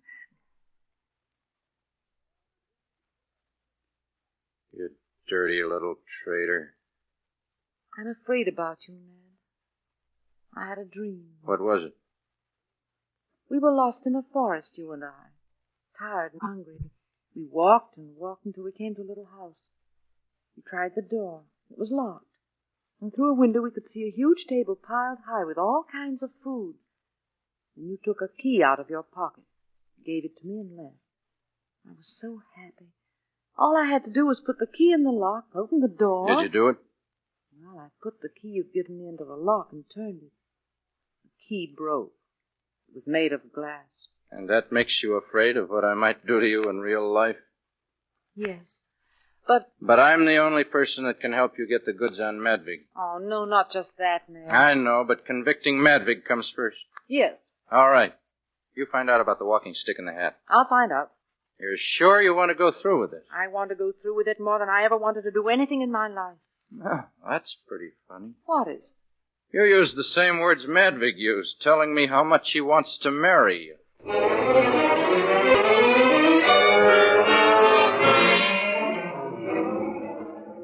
Ned had what he wanted.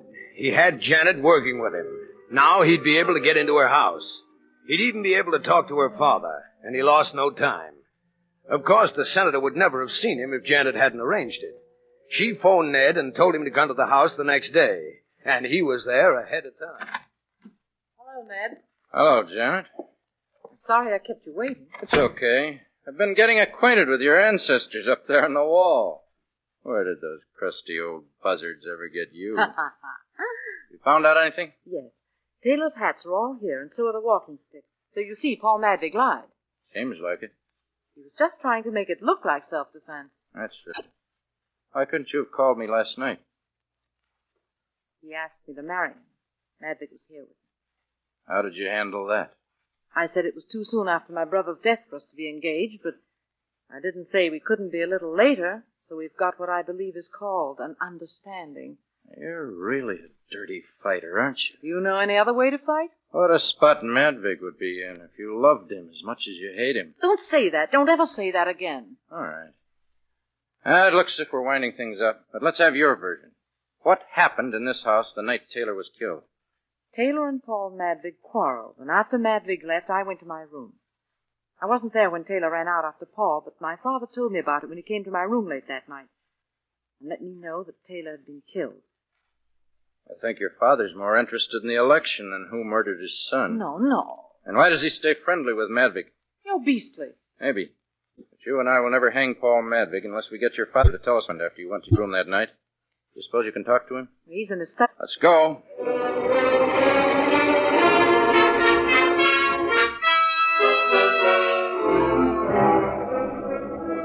Well, Beaumont, what brings you here? Father, we have something to tell you. Well, go ahead, Ned. What we've got is pretty strong evidence, including a confession, Senator, that Paul Madvig killed your son. What is this pretty strong evidence? He says your son ran out after him that night and tried to hit him with a walking stick. But Madvig took the walking stick from him and killed him with it.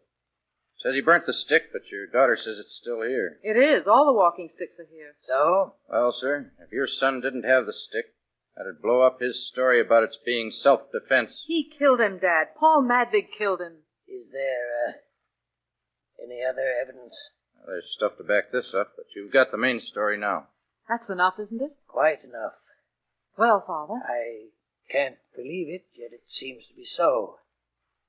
If you'll excuse me for a moment, I should like to be alone. But, Father... I should like to go to my room. Excuse me. Now, look here, Janet. Is he likely to fly off the handle? Is he likely to go dashing off, hunting for Madvig? I don't know. We can't let him do it. There's no telling what would happen. Senator Henry. Just a minute, Senator. You would please excuse me. I must go out. Don't go, Father. Listen to Mr. Beaumont. I have listened to Mr. Beaumont. I'm acting now on what he told me. You mean you're going after Madvig? You're going to kill him? Mr. Beaumont, I cannot bear the thought of my son's murderer walking around free and unpunished. And why don't you give yourself up? What? I said, why don't you give yourself up? You and I both know that you killed your son, Senator.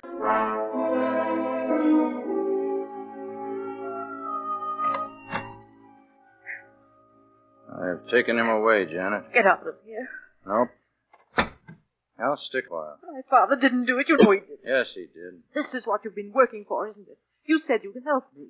Came to me and said you would help, and all you were looking for... All I was looking for was the murderer of Taylor Henry. I found him. You framed him. I would have framed him, but I didn't have to. I'd have framed you. I'd have framed anybody to save Madvig. Dirty, rotten... Dirty, am I? What about you? What were you doing to Madvig?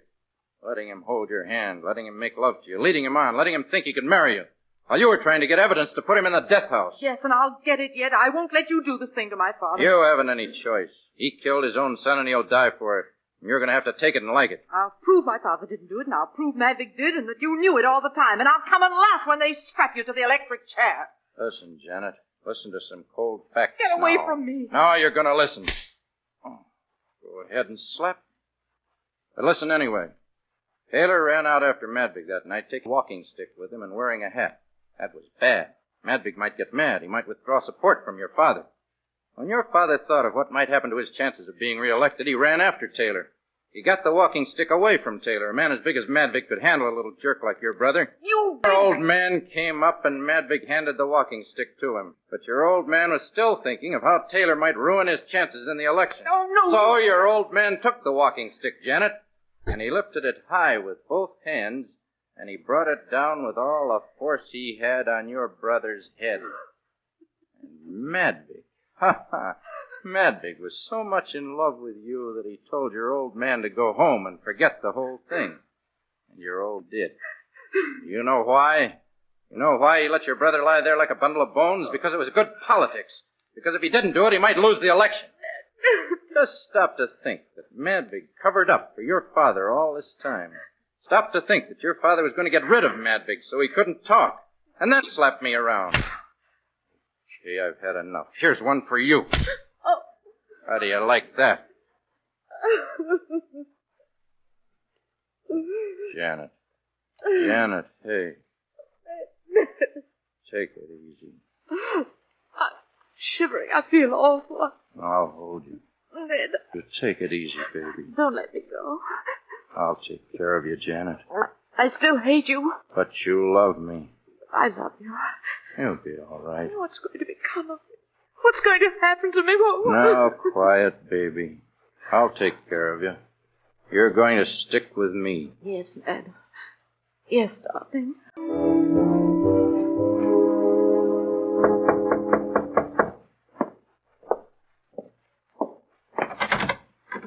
Oh. Hello, Madvig. Come in. Packing, Ned? Yeah. Where you going? I don't know. Ned. What? I came to tell you that you were right, and I know it now. That's okay, Madvig. I'd like to think that whether you went or stayed, that you weren't holding anything against me, Ned. I'm not holding anything against you, Madvig. Shake hands with me? Certainly. Oh, Ned, don't go. Ned, stick it out with me. I need you now. I've always needed you.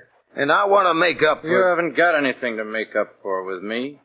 You stay, Ned? I can't, Madvig. I gotta go. Well, serves me right. That's got nothing to do with it. Well, then I don't get it. Janet. Hello, Paul. Well... I don't know what to say either. I didn't expect this. I guess the wind is knocked out of me. I've done you a lot of harm. I don't know how to... Oh, now, don't talk that way, Janet. Madvig, listen. I've arranged for your father's defense, Janet. Please, that doesn't mean anything to me. Madvig? Yeah, Ned. Janet isn't going to marry you. There's another guy. Oh. Me.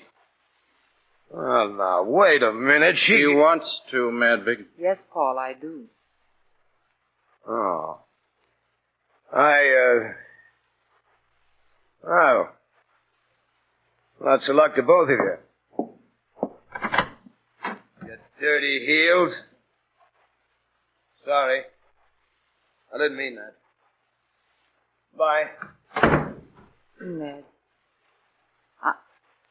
I feel rotten. Well, how do you think I feel? Come on. Let's us get out of here, too.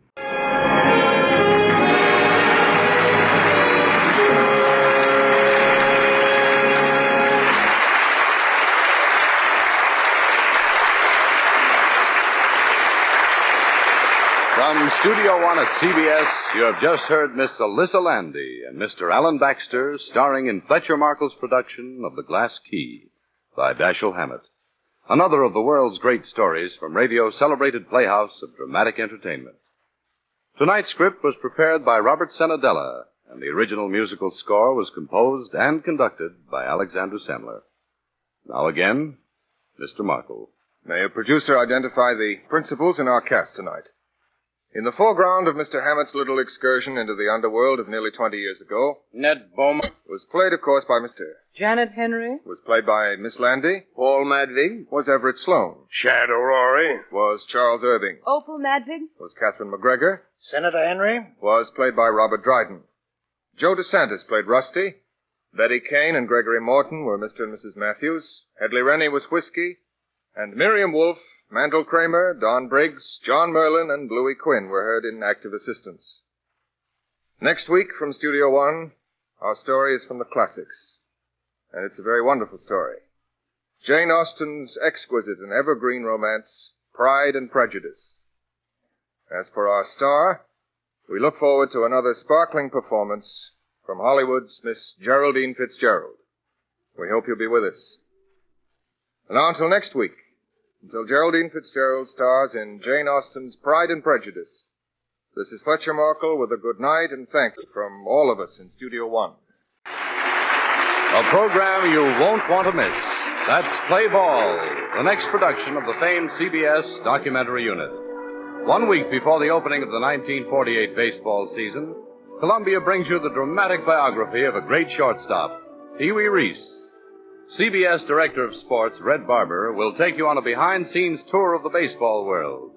Listen to Play Ball over many of these same stations Saturday, April 17th, from 8 to 9 p.m. Eastern Standard Time.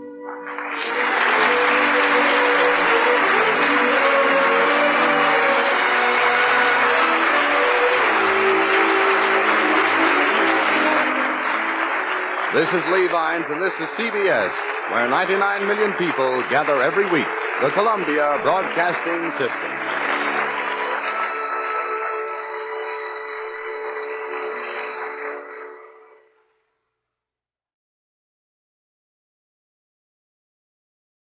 Hollywood Star Playhouse joins the ABC network. In just a few moments, we will present a thrilling dramatic story called I'm a Coward, starring Barbara Stanwyck.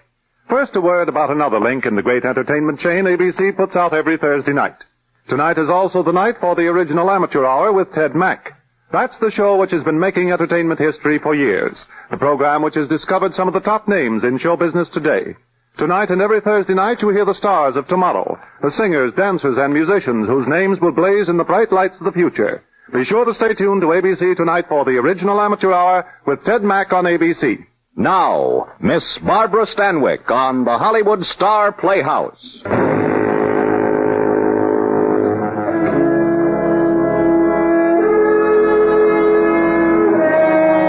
Hollywood Star Playhouse. Tales of suspense, thrills, adventure by Hollywood's finest writers with Hollywood's top stars. Brought to you each week by the American Broadcasting Company. Good evening, ladies and gentlemen. This is Orville Anderson. Welcome to the Hollywood Star Playhouse. Have you ever complained that your life was dull, prosaic? Have you ever harbored the secret hope that something, anything might happen just to relieve the uneventful tenor of your existence? Come along, then, on the shocking misadventure of Doris Wilson, as portrayed by Miss Barbara Stanwyck in the story called I'm a Coward. Cowards die many times before their death. That's always been my favorite quotation from Shakespeare, but I never really appreciated it until tonight. You'll never know how many times I've died tonight.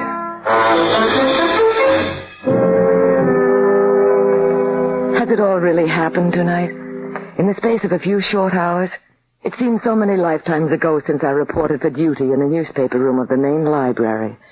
There have been so many long, long afternoons and evenings there, but somehow when the tall man with the impersonal stare approached my desk, I had a feeling that this time would be different. Miss Wilson? Yes, I'm Doris Wilson. Detective Sergeant Harley from Homicide. Oh. The reason I know your name, I was here this morning talking to the others. About what? Catching a murderer. Catching a murderer? Oh, really, Mr. Sergeant Harley? I know it sounds crazy, but murder's a crazy game. And this fellow used to be a newspaper man, which means that he's got a nose for news, especially about himself. I'm afraid I'm not following you. Okay, let me give it to you 1, 2, 3. 1, the man we're looking for is Harry Carlin, the Omaha Ripper. Oh, I remember reading about him. 2, we have reason to believe he's in this part of the country, possibly right here in town. 3, one of these days, he's likely to come into this library and ask for the bound file of the Omaha paper for the month May. It was May when it happened? Yeah. The way I figure it, he may just possibly get to feeling safe enough and curious enough to want to see how the hometown papers wrote him up. Like I said, it's a crazy game murder. And you want us to be on the lookout for him? Especially you, Miss Wilson. Me? Yes. Because you're on the evening shift. Something about fugitives seems to make them think they've got less chance of being caught at night. Here's a circular on him, front and side view. But he's almost sure not to look like this now. I mean, instead of dark hair, it could be light, and, well, what I mean is the rest of his features are hardly distinctive enough. You're way ahead of me, Miss Wilson. Look, here's something that's been underlined. It has to do with the index finger of his right hand. You see, the tip of that finger is missing down at the first joint. Oh. So if a man asks for the Omaha papers for May, and the tip of his right index finger is missing... Oh, I'd probably be so scared I'd faint.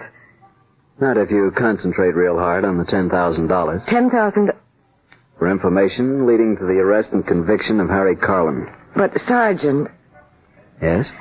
Supposing this man should come in here, what would I do then? Call headquarters, ask for homicide. If I wasn't in, you'd tell the desk man, and by the time Carlin had finished reading about himself in the back files of the Omaha paper, there'd be more policemen here than have ever been in a library before. Any more $10,000 questions? After the sergeant left, I couldn't help feeling a bit foolish. Imagine me, Doris Wilson, who was afraid to walk the 2 blocks from the streetcar to her home each night. Imagine me catching a murderer. But I read the circular over and over again. At least it would be good for a laugh when I met Ted at the cafeteria. You're late? Only a few minutes. Had to tell the girl who released me about the stranger... Oh, Ted, don't tell me that's all you're going to have for dinner. I'm not hungry, Doris. But, Ted... Finish unloading your tray and sit down. Something's come up. Tell me now. Doris, remember I told you I might be transferred to a slightly better job in Houston? Oh.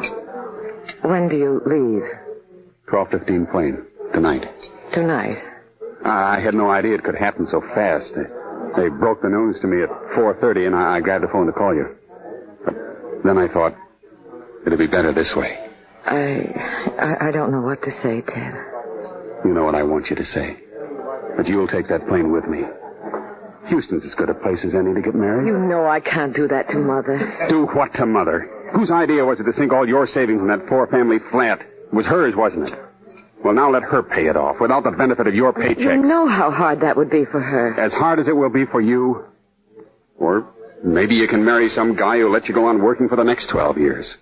Or better still, maybe he'll be rich enough to present her with a paid-up mortgage. Ted, you're not being fair to Mother. She isn't too well. She's getting along in years, and she needs security. Look, let's not go through all that again. Doris, maybe I'm not being altogether fair to your mother, but I'm more concerned about your being fair to yourself and to me. Doris, you do love me. You know I do. Then why can't you come to Houston with me? We'll manage to send her some money from time to time. That wouldn't be enough.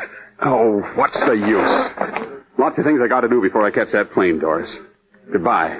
Ted. Yes? Maybe something will happen yet. Like what? Well, oh, no, I guess it is crazy. Goodbye, Ted.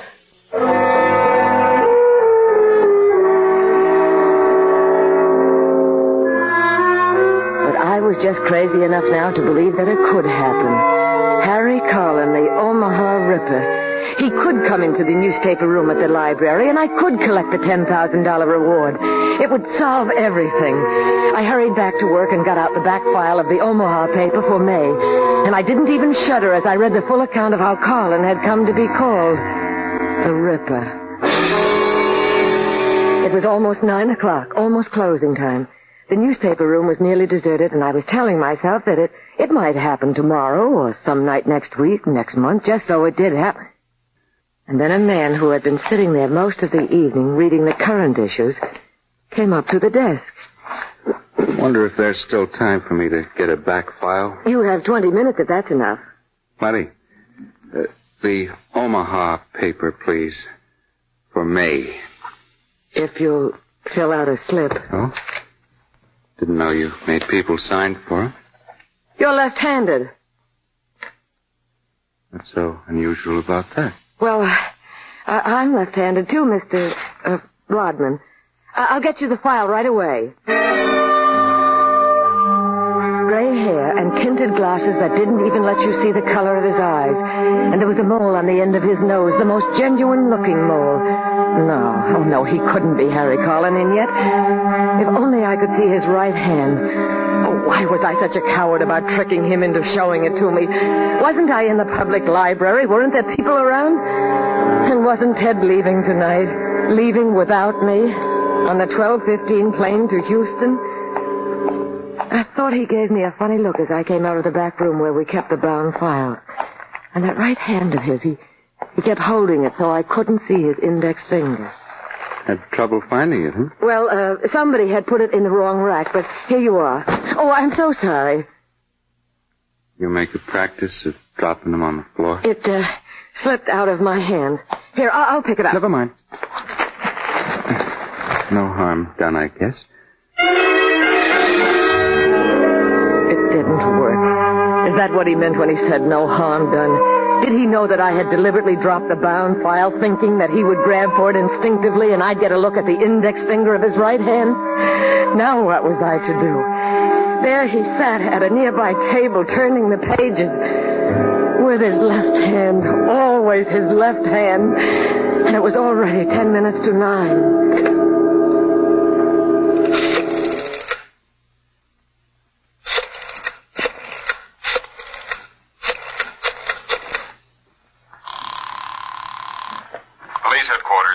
Homicide, please. What's that? Can't hear you. Speak louder, please. Connect me with homicide. Homicide? One moment, please. He went on reading, this Mr. Rodman, who might be Harry Collin, the Omaha Ripper. Went on reading as though unaware of me or the fact I was making a phone call.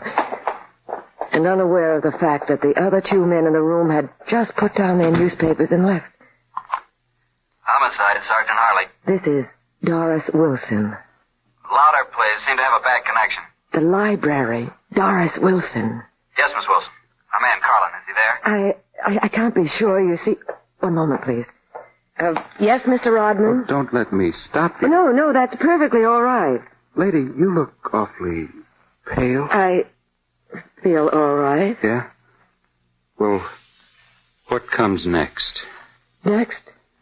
I've had enough of these papers. Do I check them back in? No, you can. Just leave them here. Should have known.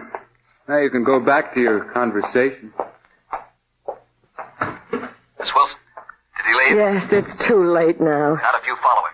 Quick, before you lose him. But if he's the man you want and he sees me... Don't let him see you. There's sure to be an officer around somewhere. Well, go on. As I ran down the front steps of the library, I couldn't see him, and I was glad. It was all very well for the sergeant sitting at the other end of the phone to tell me, go on, go on. I'd been scared to death from the moment this fantastic thing had started. If it hadn't been for the thought of that $10,000 reward, but now my chance of collecting that reward was gone, and that meant that Ted... And then I wasn't scared anymore. If it was humanly possible, I was going to find that man. All the time he'd been a few feet away, waiting with several others to get on the streetcar, and no policeman in sight. I couldn't get on the same streetcar. He'd be sure to recognize me. Well, maybe none of her took off my glasses, and the streetcar was crowded. And besides, I had my hat on now. All right, step back, folks. Step back. Plenty of room in the rear of the car. Come on, step back. That's better.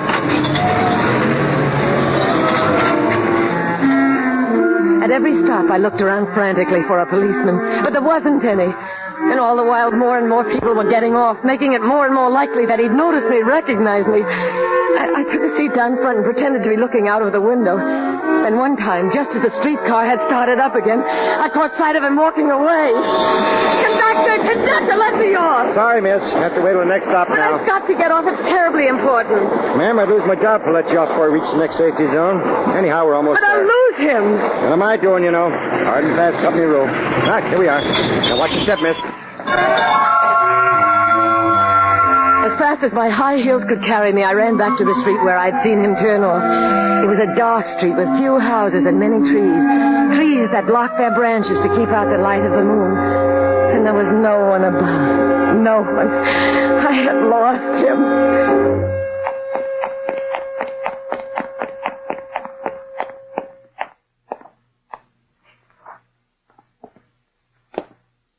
looking for someone? What? Oh, You were looking for me, weren't you? looking for you? I knew it all the time. That's why I let you here. You've mistaken me for someone else. No. Neither one of us is mistaken about the other. You're the foolish young lady from the library.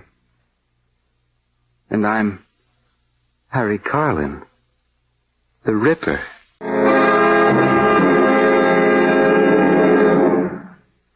We will continue with Act Two of I'm a Coward in just a few minutes.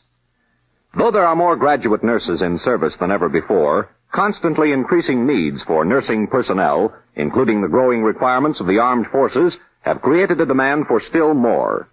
The opportunity for a professional education and the chance of working with leaders in their community in serving humanity awaits thousands of alert girls who choose nursing as their career. If you are a young lady seeking a future with meaning, go to your nearest hospital for information about the career of a graduate nurse. Now, Act Two of I'm a Coward, starring Miss Barbara Stanwyck.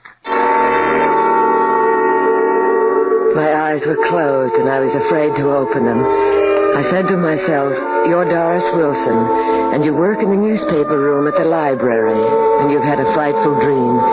But if you weren't such a coward, you'd realize that there isn't any maniacal killer named Harry Carlin, the Omaha Ripper, and that you didn't follow him to try to win that reward of $10,000, and that he didn't trick you and trap you. But even as I was telling myself all this, something was trying to impinge itself on my consciousness. A sound, a voice.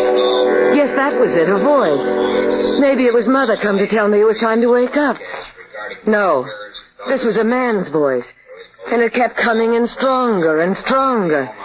If I listened, I might even be able to make it out. Out of the main library a few minutes before 9 o'clock this evening. Carlin may be using her as a hostage, in which case extreme caution is advised. Repeat, extreme caution. My eyes were open now. I found myself in a dimly lit cabin with blinds tightly drawn. He was standing right above the cot on which I lay, and he held a long, sharp, gleaming knife. You fainted. Did I? Makes things inconvenient. Better not do it again. I won't. You're just saying that to humor me. You think just because I'm different, I can't figure things out, but you're wrong. Look how I figured things out when you followed me from the library. I promise you I won't faint again. If you do, I'll have to use this knife. You wouldn't like that, would you? No, I wouldn't like that. All right. Now, what do you think I'm going to do? I have no idea. I'm going on a trip. You are? A long trip. The last trip in the world they'd expect me to take with you back to Omaha. What? You heard what they said over that police broadcast. As long as I've got you with me, they're going to exercise extreme caution. I'm sure they will. But that's not what you're thinking. You're thinking that if I try to take you with me, they'll spot you. Yeah, I could see the lights go on in your eyes. But you're wrong again, Miss Doris Wilson. They'll never recognize you. You're very clever. Well, you'll believe that before this is over. They haven't recognized me, have they? If I hadn't made that one mistake of walking right up to you and asking for the back files of the Omaha paper for May, would any of this have happened? No. I've learned plenty about disguise. Plenty. You certainly have. Go on, humor me. But you'll see. In a little while, I'll be back. And you'll see.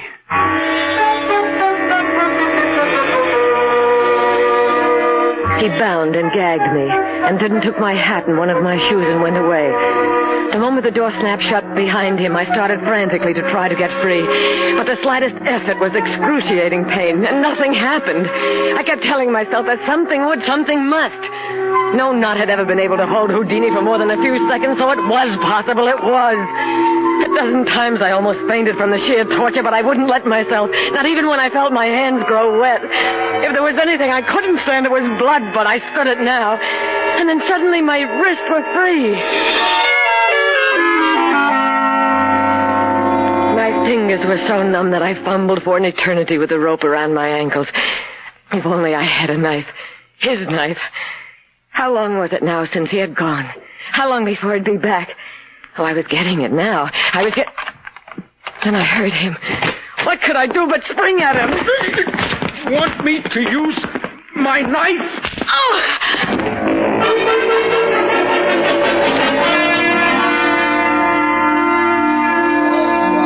Again, it was a voice that brought me back to consciousness, the same voice. I was propped up in a chair now with someone combing my hair. And then the combing stopped. I opened my eyes and saw that Colin had turned to face the radio. Missing girl Doris Wilson is reported to have gotten off streetcar there. Canvass entire district within radius of 6 blocks. No man must be permitted to leave this area, particularly if accompanied by a woman, without due investigation. Complete data now available on clothes worn by Wilson girl when last seen. List follows. Exciting, isn't it? Yes. Sometimes when I feel as sure of myself as I do now, I get such a thrill out of it. Just think. Me, Harry Carlin, that wasn't considered good enough to hold a newspaper job. Me that might have lived and died without writing more than a couple of lines on a copy on a back page. Well, they've already got extras out on the street. You should have bought one. I know why you're saying that. To keep me talking. You want those police cars to get here before... You aren't fooling me. Come on, get these things on. Hat and coat. And shoes. Low-heeled shoes. It'll make you look a lot shorter. And guaranteed to be a perfect fit. The hat and coat, too. Go on, put them on. They're new. Brand new. The woman's shop down on the boulevard that I've had my eye on for a long time, just in case something like this happens. Oh, come on, you're wasting time. Stand up and put on this coat. There's a mirror so as you can put on your hat. Oh, so that's why you were combing my hair. Pretty expert job of turning your hair gray, huh? And in that hat and coat, I dare him to recognize you. Come on, before I lose my temper and use my knife. Outside, he had a car. The street was wrapped in empty shadows as we drove away. Where were the squad cars? Surely they had had time to get here by now. And as we turned onto the avenue, there still was none in sight. A few more blocks and we'd be outside the searching area. And my wild, frantic hopes would be blown away like so many flimsy straws.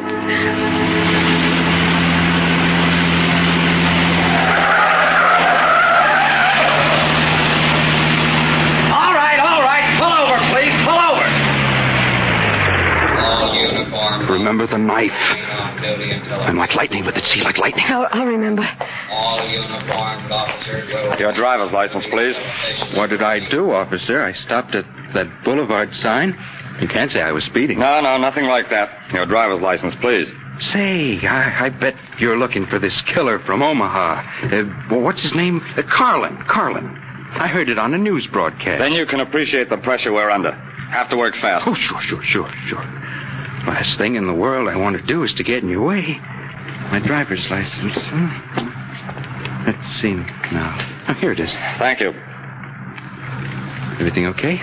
Guess so, Mr. Winters. That's right. Albert Winters, and this is my wife. Here you are. There's just one more thing. You probably know about the finger. Yes. What's that, ma'am? She said yes. We know about the finger. Carlin's index finger on the right hand. The tip of it's missing. Why? I'll have to ask you to take your gloves off, sir, so I can look at your right index finger. Why? Of course. Hurry, please. Having trouble with this glove. Officer. What, were you going to say something, dear? I guess you changed your mind, officer. Anyway, look. Index finger of my right hand. Sorry for all the trouble. Oh, not at all.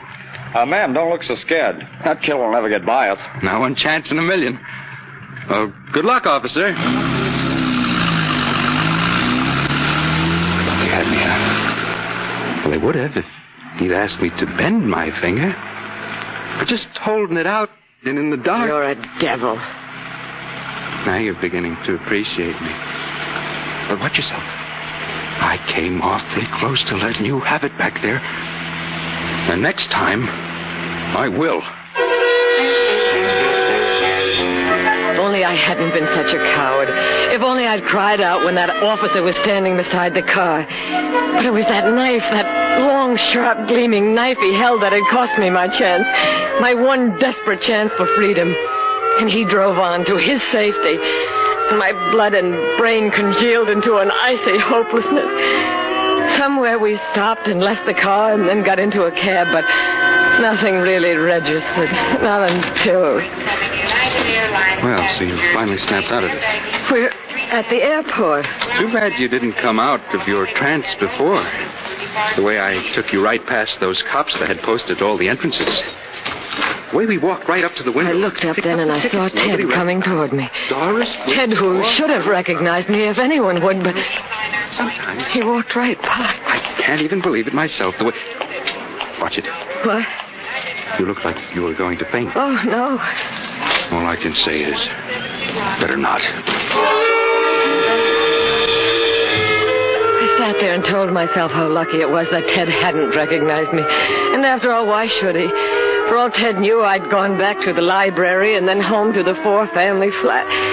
He'd been so busy getting ready to leave town, he wouldn't even bother to tune in his radio or buy a paper. And the last thing he'd expect was for me to be at the airport, disguised and at the mercy of a madman.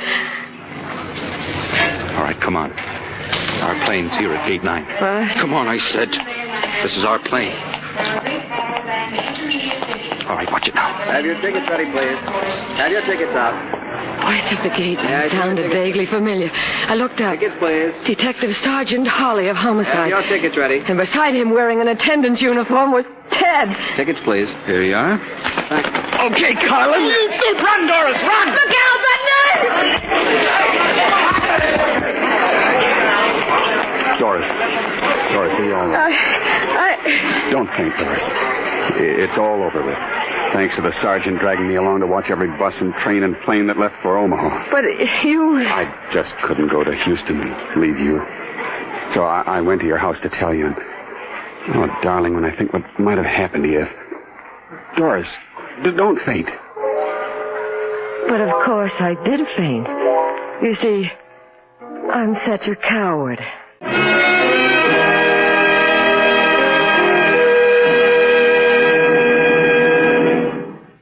Barbara, a show is always a great one when you do it. Know something, Orville? I really like doing this one. Thanks, Barbara. We feel particularly honored in having not only you, with such a great performance as well on this first show of our new series. Look, while we're throwing bouquets all over the place, just let me say thanks to Harry Bartell, Ken Peters, Herbert Litton, Tony Michaels, and Shepard Mencken.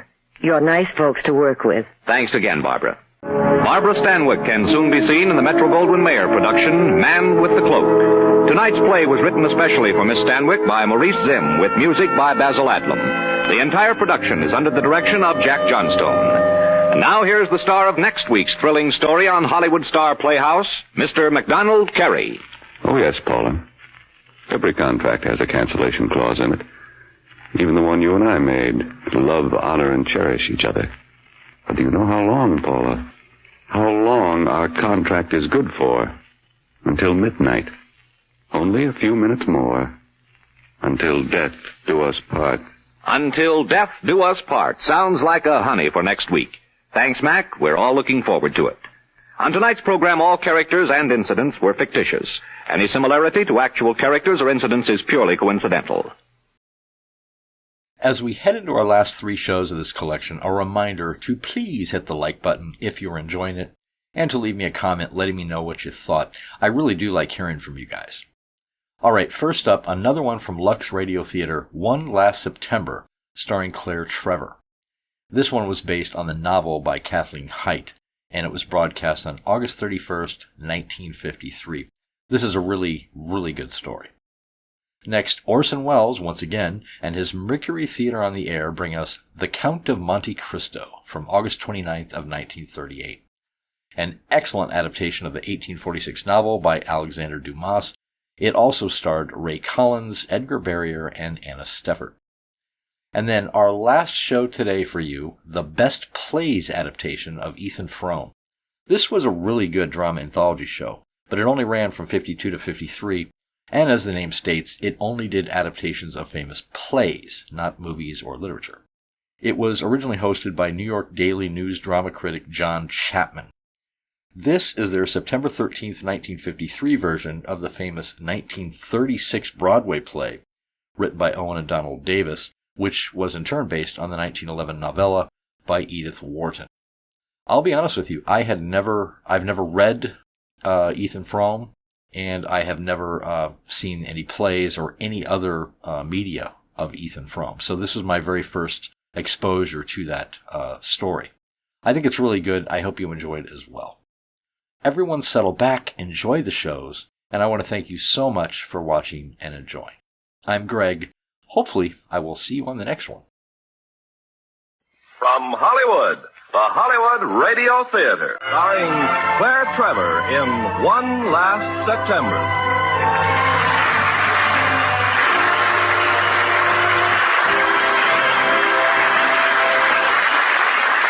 Ladies and gentlemen, this is Ken Carpenter. We've chosen a most provocative story. It's a comedy drama which vividly illustrates the importance of forgetting the past and concentrating on the future. And as our star, we have one of the finest actresses ever to win an Academy Award, Miss Claire Trevor. And now, Kathleen Height's story of One Last September, starring Claire Trevor as Elizabeth. 10 years ago, if anyone had asked me what I wanted most, I'd have said, let me go to some picturesque spot with enough money to live on, and let me paint as I please. As a matter of fact, that's substantially what happened. 10 years ago, with a small inheritance from my mother, I came to Santa Fe, New Mexico. Since then, I've had enough money to live on, and I've painted as I please. Now that I look back, I wonder why I didn't add one more requirement. Please let me have talent. In fact, now that I look back, I wonder about a lot of things. Hey, Liz. Oh, now please hold still, Ken. I won't be much longer. Well, I'm holding just as still as these fool cows are letting me, Liz. We just aren't used to having our portraits painted, these cows and me. Now, don't squint so much. The sun's right in my eyes. Well, I need it there for the shadows. Oh, come on, open your eyes. Look, the cows aren't squinting. They don't know any better. The shadows are perfect, just perfect. Well, honey, why don't you just paint the shadows? Leave me and the cows be. Ken, please. No, come on, you're crowding me. Quit it. Oh, look, can't you stop bobbing around? I'm not painting a motion picture, you know. Well, you better give it up for today, Liz. You're just not in the mood. Now, what on earth got into them all of a sudden? You can set your watch by it. Those girls are ready to be milked. Oh, dear. Another afternoon with those girls, and I'll go back to still life. Let's take a look at it now. Well, it's not finished. Mm-hmm. Well? Which one's me? The one with the hat on. Oh. Oh, yeah. No, Ken, you never understand. You see, it isn't supposed to look like you. I just want the impression of you. And that's the impression of me? Mm-hmm, sometimes. No wonder you won't marry me. See, I could do better. Not around Santa Fe. I'm about as eligible as they come. No, I was talking about the painting. I don't know what's the matter with me. I can't paint. I can't get interested in anything. I can't even appreciate you as I should, Ken. I love you, Liz. It's a good little ranch, you know. A few more cattle every year, and I'll make something out of the place. I know, Ken. And I envy you so much because, well, you know what you want, and you're working at it. I know that I want you, Liz. I'd rather have you than 100 head of white-faced cattle. Ken. No, I mean it. I mean it, honey. When a rancher says that to a girl, that's love.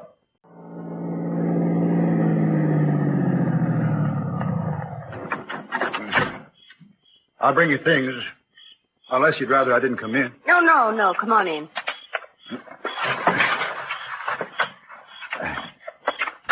Oh, night sure smells wonderful. Doesn't it, Liz? Mm-hmm. I tell you, they can have the rest of the country if they'll leave me Santa Fe. Have you ever been to the rest of the country? No. Don't need to go. Everything I want's here. You must like it here, Liz. You've been here 10 years. I sure have. Wait, I'll get the light. Oh, just pile the easel and things over in the corner for now. Okay. Doggone. This isn't the cutest little hacienda in town. It isn't a hacienda. It isn't? No, it's a house. Just a house. Yes, ma'am. Oh, I'm sorry, Ken, but that's part of it. I'm tired of houses that are haciendas and adobe and mesquite and ranches and cattle and pueblos and petrified forests and cliff dwellings. Do you know that there's a brave new world outside with houses made of brick and wood and tall buildings and streetcars and buses? Yeah? Sure. I've been to Albuquerque. And believe this or not, there are men who live out their entire lives in business suits and dinner jackets and who never ever wear blue jeans. Well, these are clean blue jeans, Liz. No, Ken, it isn't you. It's me. I'm homesick. Oh, Liz, honey, why don't you go home? I want to. I want to go back to everything I left. Only, well, everyone's so spread out now. Dad's alone in Minneapolis. Bud and Edie and my niece are in Cleveland, and I'm here. We just never all seem to be in the same place at the same time, and there really isn't a home to go back to, except the lodge. That wouldn't be any real fun unless we could all be together like we used to be. Well, golly, Liz, why don't you all get together and go up there? Oh, if we only could. Honestly, Ken, Sure, honey. That lodge of yours, it's on a lake up in Minnesota, isn't it? Mm-hmm. Lake Winnebagoshish. Lake Winnebagoshish. Yes. That means blue lake, many fish. In the next 2 weeks, the family and I exchanged more letters than we had in at least 2 years, full of plans and arrangements for one last September at the lodge. Everyone agreed it was just what we all needed, and I was caught up and held by the wonderful anticipation of being with them again and the warm memories of times we've shared before. And, that's your lodge, huh? Mm-hmm. Of course, that's an old picture. It's been built up a lot since then. That's really a bad angle of it. Uh-huh. Oh, inside, it's really charming. Huh? The rooms, well, they're simply huge, with great windows overlooking the lake and bare rugs on the floors. And the fireplace, Ken, I'll bet 3 men could stand in it without stooping. It's that big. You ever build fires, or you just stand around in it? No. Oh, wait! There, that's a picture of Dad, I think. Let me see. Yes, that's Dad. And a string of walleyed pike he caught in the lake. Uh-huh. I thought you said he was tall. Well, he is. He's quite tall. He's well over 6 feet. Sure doesn't look it. Well, maybe not. It could be the picture, but... Well, I know he's quite tall. He's much taller than you, Ken. Sure doesn't look it. Oh, and the most divine sense of humor. I really think Dad's the funniest man I ever knew. Not broad, subtle and clever. Oh, you just die laughing at him. Everybody does. Oh. Oh. Yeah. It's not so much what he says. It's the way he says it. Yeah. Oh. Yeah, he sure sounds funny, all right. Oh. He's a scream. Sure doesn't look very tall, though. Oh. Honestly, Ken, he's my father. I ought to know whether he's tall or not. Yeah. Well, yeah, you ought to, all right.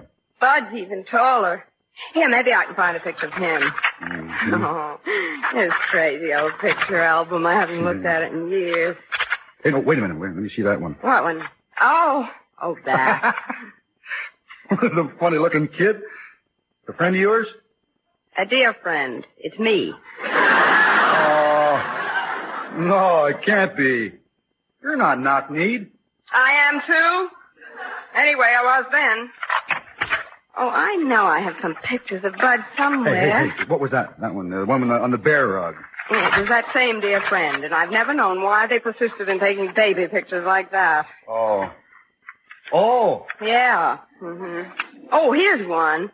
Oh, it's of Bud and me, but, well, you can see for yourself. See how he's tall and lean and tan? You don't look so knock-kneed in that one. Oh, look at Bud. He's skinny, all right. Lean, slender, certainly not skinny. Okay, honey. How old were you then? Oh, 13 or 14, I guess. Oh. I remember that bathing suit. It was all wool and scratched something awful. You can't see it, but it had a brand new innovation for that time. A suntan back. Oh, what's that you got pinned on you? Oh, that's my ribbon. Yeah, I placed third in the 50-yard freestyle at the club 4th of July festivities. Third? Uh-huh. That's not bad. Well, there were just 3 of us in the race. Oh. You don't swim much anymore, do you? No, hardly ever, but then there's no swimming around here like there is at Lake Winnebagoshus. You know, I met a fellow up at Red River last year who told me the mosquitoes are just fierce up on those Minnesota lakes. Oh, no. We never had a bit of trouble with them. He said they were just fierce. No. Said they were bad enough in the daytime, just biting you, but at night they dive-bombed you, and they had you batting at the air all night. He said they were just fierce. You know, you're beginning to irritate me. Why? Well, you don't have a kind word to say for my family, or Minnesota, or Lake Winnebagoshus, or anything. Oh, now, Liz, that's not so. You're kind of throwing it all in my head, you know. Maybe it's a little hard for me to believe, but... Not one kind word have you said. And remember, this is my family we're talking about. My lodge, my Minnesota, my home. Well, sir, there's one thing. What? You know that picture of your dad? Yes. That's sure a nice little string of walleyes he caught. The next days were filled with shopping and making train reservations and packing my paints and brushes to be sent on ahead. Ken was around, but we tried to keep our conversation off controversial subjects. Finally, the days dwindled down to hours and the hours to minutes. Better shake a leg, Liz. Train leaves in about 10 minutes. Oh, I know. There's just these few things to put in the fortnighter and I'll be ready. What was that, something new? Oh, yes, I bought a couple of formals. I'd forgotten all about the club, the dinner dances and all. I ran out and bought the first 2 that fit. You're sure pretty. Oh, they're all right. I don't suppose they'll set anyone aflame at the club, but, well, they're all right. Hey, I'd like to see you in something like that once, Liz. Yes, but we don't do things like that, Ken. I mean, it's a lot more casual here. Men, women, boys, girls, everybody wears blue jeans. You know, sometimes it's hard to tell a man from a woman without a program. Liz. Yes? How long you be gone? Why, we'll be at the lake all of September. Are you, coming back here then? Oh, I might stay with Dad a while in Minneapolis, or maybe run down to Cleveland with Bud and Edie. I don't know. You may not come back here then. You're not planning to, are you, Liz? Ken, I may not. Right now, I just want to go back home. That's all I want to do. Better go now, huh?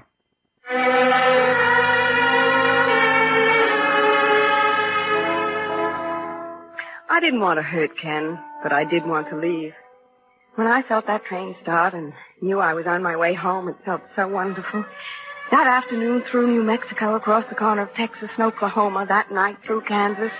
The time flew at first, then dragged its feet the next day as we cut straight north through Iowa. How many times I visualized the homecoming in the Minneapolis station, I can't say. All I know is that I was ruthless when the train finally stopped there. Oh, I'm sorry. Well, kindness. Oh, I'm so sorry. I really am. Oh, don't cry, little girl. Look out, lady! Oh, I didn't see it. No, how could you see it? 24 bags in a small trunk. Who could see it? Liz, baby. Are you all right? Yes, I'm all... Dad! Oh, Dad! Safe at home, honey, and you made it the hard way.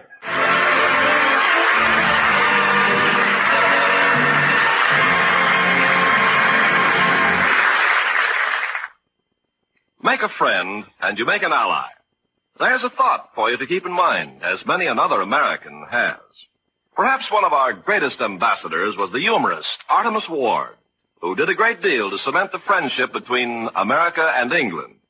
In 1866, Artemus Ward arrived in London for a series of lecture tours, although he wasn't in the best of health. After his first lecture, an English newspaper wrote, "There is certainly this foundation for a cordial understanding between the two countries calling themselves Anglo-Saxon, that the Englishman, puzzled by Yankee politics, thoroughly relishes Yankee jokes. When two persons laugh together, they cannot hate each other much, so long as the laughter continues." As Artemus Ward continued his tour, In his own humorous way, he criticized both England and America, and a cordial understanding grew between the two countries. Although his health grew worse, Artemus Ward refused to abandon his tour, and he didn't stop until he collapsed in the middle of a lecture. Within a few days, he was dead, at the age of 33. In announcing his death, the London Observer said, Artemus Ward never used his great powers of humor for that biting purpose which is implied in the word sarcasm. He's been a man not only of humor, but of good humor. There is no man among us who does not feel that he is the better for having known him. Since his landing in this country, he was taken by the hand in a feeling of brotherhood between our two countries. So it was that Artemus Ward proved to all America that by helping others, you help your country. Now, Act 2 of One Last September, starring Claire Trevor as Elizabeth. The drive up to the lake that night was like every other trip up there we'd ever made together. Dad insisted on driving, and he got a lot of advice from Bud and Edie with little Betty in the back seat, and me beside him in the front. We made the wrong turns at the same old places, sang the same old family songs from I've Been Working on the Railroad through There's a Long, Long Trail a Winding. Then finally we drove up the lane that wound through the wooded wilderness up to the lodge. And in 10 minutes the car was unloaded and everyone began unpacking.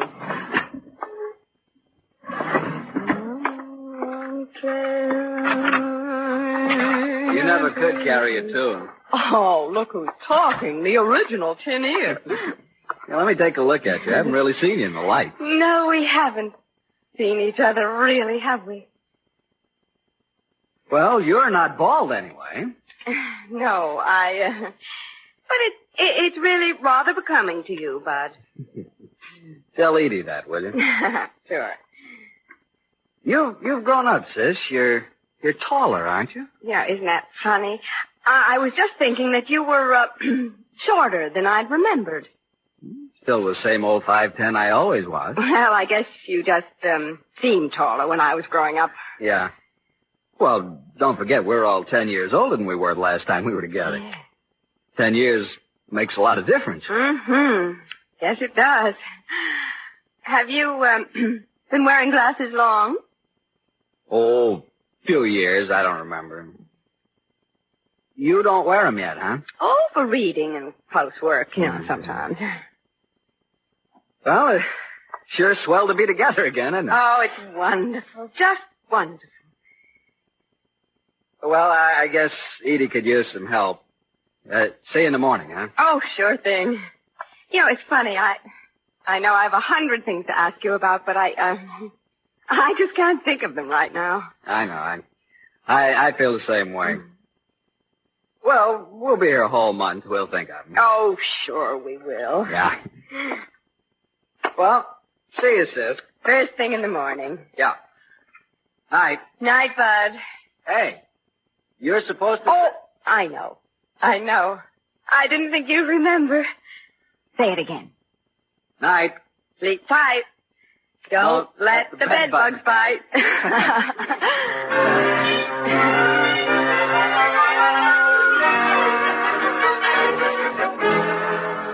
It was late when I finished unpacking. I think all of us would like to have gone downstairs and settled down for a big reunion talk. But with the excitement and the traveling, we were all tired. I fairly sank into the feather tick and floated off to sleep. Well, not quite to sleep. When I closed my eyes, I kept seeing Bud the way he really looks now. I'd never thought of him as anything but a bronzed young man with a quiet, rather shy youthfulness about him. It was hard to think of Bud as a man in his 40s. Oh, yes, and there was something else that kept me from sinking into wonderful sleep.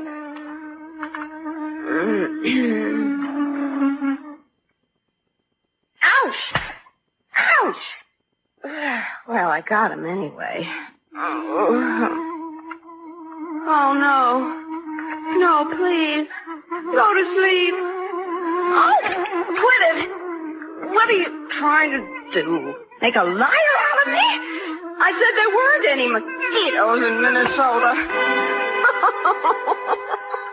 I'm sorry to laugh, Liz, but I never saw anything like it. You're just one. Go ahead, laugh. I deserve it for forgetting about the beast. Never occurred to me to remind you last night. Anyone who came here as many summers you did ought to remember about mosquitoes. It's all coming back, believe me. Anyone else want coffee? Edie? Dad? Not for me, thanks. No. Oh, now, don't laugh at me, Dad. I know I'm funny. I've got some citronella for those bites. Best thing for him, I was just thinking. 10,000 lakes in Minnesota and 10,000 mosquitoes for each lake.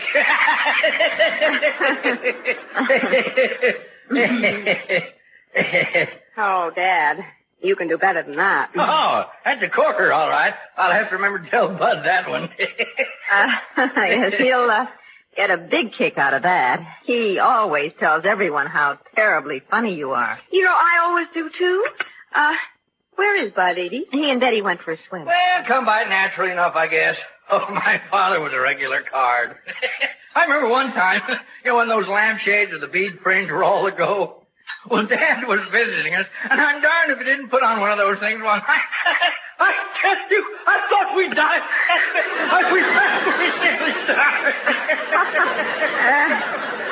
I'll bet it was a scream. Oh, he was.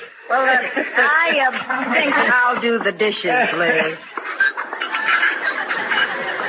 You know, I'd forgotten that about Grandpa, but I always thought you were much funnier, Dad. You know, a lot more subtle and original. Well, different generation. Different kind of humor. Mm-hmm. I guess Dad's comedy was a little broad now that I come to think of it. Yeah, it certainly was. I never saw you put on a lampshade. No, you never did. I was more inclined to put on your mother's hats and parade around. Golly, that's right, you did. Well, I'm going to run over to Harriman's and see if he'd have a mind to do a little fishing. Harriman's? Do they still come up here? Sure they do. Old Harriman wouldn't miss a summer up here. Say, they'd be tickled to death to see you, Liz. Better ride over with me. Oh, no, not this morning, Dad. Not with these mosquito bites. But tell them I'll see them soon, All right. Deke's here with him, you know. Deke? Uh-huh. Thought that might get her eyes out of you. Oh, it's not that. It's just that I hadn't thought about Deke. I mean, being up here, too. Oh, no. Oh, now, Dad. Deke was never more than a good friend, and you know it. Dad, for heaven's sake. Liz, you better look at him. Oh, Dad, you take Edie's hat off this minute. He did look sort of funny in Edie's hat, but, well, I'd forgotten that you didn't dare encourage him by laughing. Nothing, and no one was safe then. I couldn't get over it about Deke being there, too. He was just one thing I hadn't planned on that September. Take it easy, Betty. Don't churn the water so much. Keep your head in the water. Well, what's all the commotion? Oh, hi, Liz. Hi. My daughter displaces more water than the Queen Mary. Natural-born swimmer. Well, she's young this time. What do you mean, young? When you were her age, you had to crawl like Weissmuller. Oh, not me, brother. My style was a cross between Betty's there and the Mississippi paddle boat. You got a bum memory, sis. Well, I've had it. When she wears herself out, tell her to come up the house, will you? Mm-hmm. Say, what's happened to the lake? What do you mean? Same old Winnebagoshers? No, I mean the water. It's not blue like it used to be. Blue? Sis, you've forgotten. This wet thing was never blue. Oh, but it was. Sky blue. That's where it got its name. Winnebagoshers.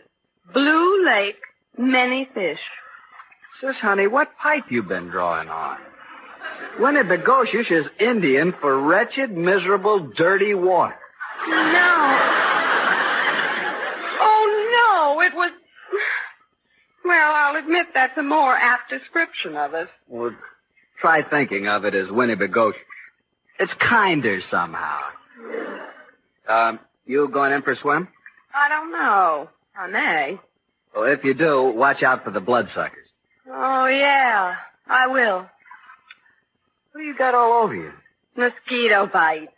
Well, when you come back to the house, I got some stuff you can put on. Citronella. No, oil of clove. Well, I thought Dad said that... Oh, well, I guess I didn't hear him right. Oil of clove, the only thing for you. Oh, I'll remember that. Say, Bud, have you seen Deke Harriman lately? Yeah? Last year, I think it was. Yeah? He's supposed to be up here with his folks, I think. I know. I was just wondering, has he changed much? Nah, Same old Deke. Looks the same, acts the same. Same old Deke. Oh, that's nice. I was afraid maybe that... Well, that's nice, that's all. Is he, No, not yet. He isn't, huh? Mm-mm. Yeah, I may be wrong, but I've got a hunch he's never forgotten you, sir. Oh, I don't think that. That sounds like Deacon. I have a lot to remember, and... Yeah, well, that sounds like you do, too. Well, see you at the house, huh? Uh-huh.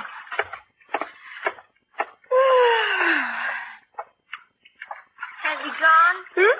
Oh, Betty, I'm afraid I'd forgotten you were here. I asked you, has he gone? Oh, yes, your father's gone up to the house. I'm pooped. Well, I wouldn't wonder. You take swimming very big, don't you? I hate to swim. Well, you must hate it with a vengeance. You splash water with a vengeance. I hate to swim. Well, and why on earth do you swim? Because you did. Because I did. Well, that's no reason at all. I like to swim. That's why I did so much of it. If I hadn't liked it, I wouldn't have done it. Well, you must like it a little. I hate it.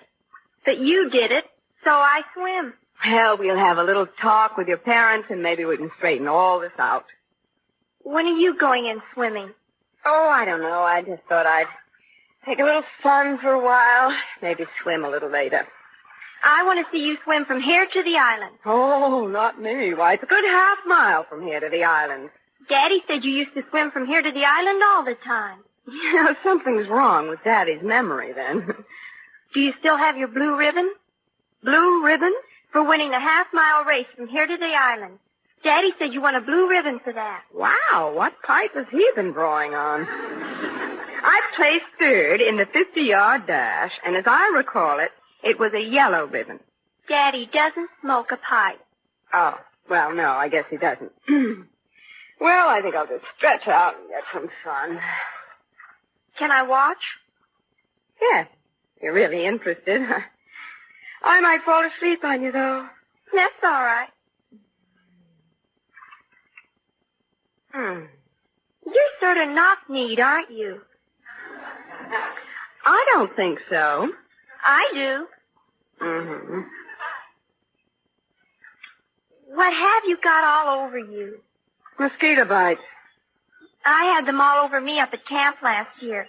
You ought to get some whoosh. Some what? Whoosh. You just rub it on and whoosh, they're gone. Whoosh, they're gone. Hmm? Best thing I found for mosquitoes. Well, thanks for the tip. Hey, where are you going? I'm going to swim to the island. I have a vague recollection of being hauled into a fishing boat, numb from exhaustion, exactly 50 yards from the dock. I was brave to the core, though, insisted on walking the last few yards into shore in front of the house. It was there that the bloodsuckers got me. Oh, blessed Providence. It began raining a little later. You know, I'd forgotten about the rains, too. Forgotten that they could last for days in the lake country. But there's one thing about rains. They do bring a family close together. Well, whose deal is it this time? I dealt last time. It must be Dad's. No, I dealt last time. It's Edie's deal. Can't be my deal. Look where the cards are. Oh, all right, I'll deal, but it's not my deal. Now, Dad. It's nothing to get upset about. After all, it's just a game. I'm not upset. Of course, it's just a game. The thing to do is relax. After all, none of us really plays tournament bridge, you know. Well, I like that. If you haven't liked the way I've been playing, the least you can do is come right out with it. Now, Edie. Well, I didn't mean anything of the kind, Edie. Well, it certainly sounded that way to me. Oh, no, really, I didn't mean that. I think you play wonderful bridge. Well, I do try. After all, with a growing child and a house to keep, I don't have much chance to play, like some people. Pick up your cards. Of course you don't, dear. Say, what do you mean by that? Like some people. Now, sis. Why, dear, I didn't mean any harm. And it certainly wasn't directed toward you in any way. Well, it certainly sounded that way to me. Well, really, I didn't mean that. I think you play wonderful bridge. Well, I do try. For heaven's sakes. 2 spades. 2 spades? Yes, partner, 2 spades. Oh, honestly, you two. Go on, bid, Edie. Well, you don't have to shout at me. After all, it's just a game. Well, it isn't a game if we don't play it. Now, come on, Edie, it's your bid. All right. Now, wait a minute, Edie. Dad, do you know how much honor count you need for a 2 demand? Do I know how much honor count I need for a 2 demand? Oh, Dad, for heaven's sake. Yeah, Dad, take it easy. I just asked. In spades, I have the ace, king, jack, 10. In hearts, I have the ace. Dad, don't tell me. Shut up! In hearts, the ace, king, queen. In clubs, the ace, king. In diamonds, the ace, king, queen, jack, 10. That's amazing. It's a grand slam. It was a grand slam. It was a misdeal. Huh? You've got 14 cards. Fortunately, the rain only lasted 3 days. And when it stopped, most of the temperament stopped with it. It was a brand new family when the sun shone on it. For sanity's sake, however, everyone did take the precaution to go off in different directions. Dad went fishing with Mr. Harriman. Edie and Betty went into town for the day. Bud took the motorboat to the far side of the island, where he debated whether or not he would ever return. And well, it was so pleasant around the lodge, I decided to stay home. I set up my easel on the veranda and began to reproduce Lake Winnebagotius on canvas. Miserable, dirty lake. Why weren't you sky blue like I remembered you? You know what you are? You're a mixture of black, green, yellow, and red. You look like a war surplus lake. Hey, watch it. You're talking about a friend of mine. Oh, my goodness. Deke! Hello, Liz. Deke Harriman. Imagine seeing me here. I only spent my youth on this veranda. You can't really be that surprised to see me. Oh, but I am. And you didn't, you didn't spend your youth here. You look just as I remembered you. And so do you. No, but just exactly. Oh, sit down, please. Oh, I don't want to interrupt anything. Oh, I'm just killing time. I'm afraid I'm doing a fair job of murdering the scenery, too. No, that's nice. Well, I can't get over it. Bud told me, but I still can't get over it. What? Well, you're just the same as ever. You look the same, act the same. Same old Deke. What'd you expect? Something different. Everything else here, and everyone seems so different, but it's like old times. Yes, it is, Liz. I was wondering, it's been a long time. I don't know how to ask you. Look, are you, No, I'm not. That's good. Neither am I. I know, Bud told me. Just like old times.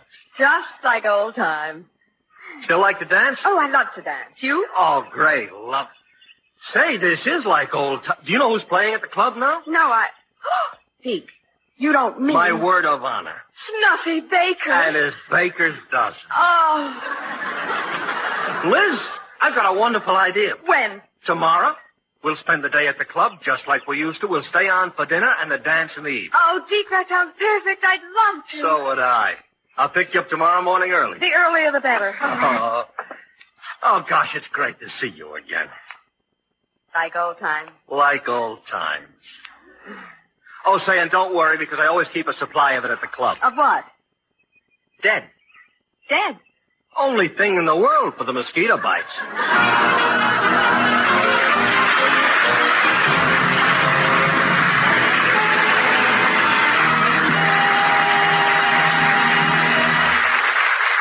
Make a friend, and you make an ally. There's a thought for you to keep in mind, as many another American has, like Fiorello LaGuardia, the busy little mayor of New York, who found time to get on the radio and read funnies to the kids. Here was a man who loved children, and through his love saw the United Nations International Children's Emergency Fund come into being. To start such a fund, LaGuardia went to Europe, not as a representative of the UN, but as an American citizen. He traveled from country to country, investigating conditions, speaking to the people, and making friends. In his native land, Italy, he helped hand out food to the needy and won their admiration. On his return to the United States, LaGuardia worked day and night to sell the need for a children's emergency fund. And finally, the General Assembly of the UN adopted his proposal unanimously in a resolution which stated that as many children as possible to the age of 18 would receive help from the fund on the basis of need, without discrimination because of race, creed, nationality, or political belief. Workers all over America donated a day's pay to the fund, as did children in all kinds of schools, organizations, and churches. But LaGuardia didn't live to see the full success of the great work he helped to start. His big heart stopped the night before the UN announced aid allocation to over 3,700,000 children and mothers in 12 European countries and China. But others picked up where Fiorello LaGuardia left off. People like him, who knew that by helping others, you help your country. Now the curtain rises on Act 3 of One Last September, starring Claire Trevor as Elizabeth. I may have slept that night. I don't know. It seemed to me as if I just floated from one pink cloud to another, remembering so many things about Deke and me and growing up together. It was as if just seeing them again had unlocked a flood from the past, and big memories and little recollections came tumbling through my mind. Deke hadn't changed. He was just the same. Just exactly the same. And I awoke to a fresh new day that was full of promise. That's right, Liz. Hold your head back. Get the full benefit of the spray. Oh, it feels wonderful. What a delightful way to wake up. I do this every morning. Clears your head, gets your day off to a roaring good start. Well, it certainly agrees with you. You bet it does. We can do it every morning if you like. Keep you in great shape. I'd love it. That's a deal, then. Deke, what time is it? Almost 6:30. We'll get on the course before it's crowded.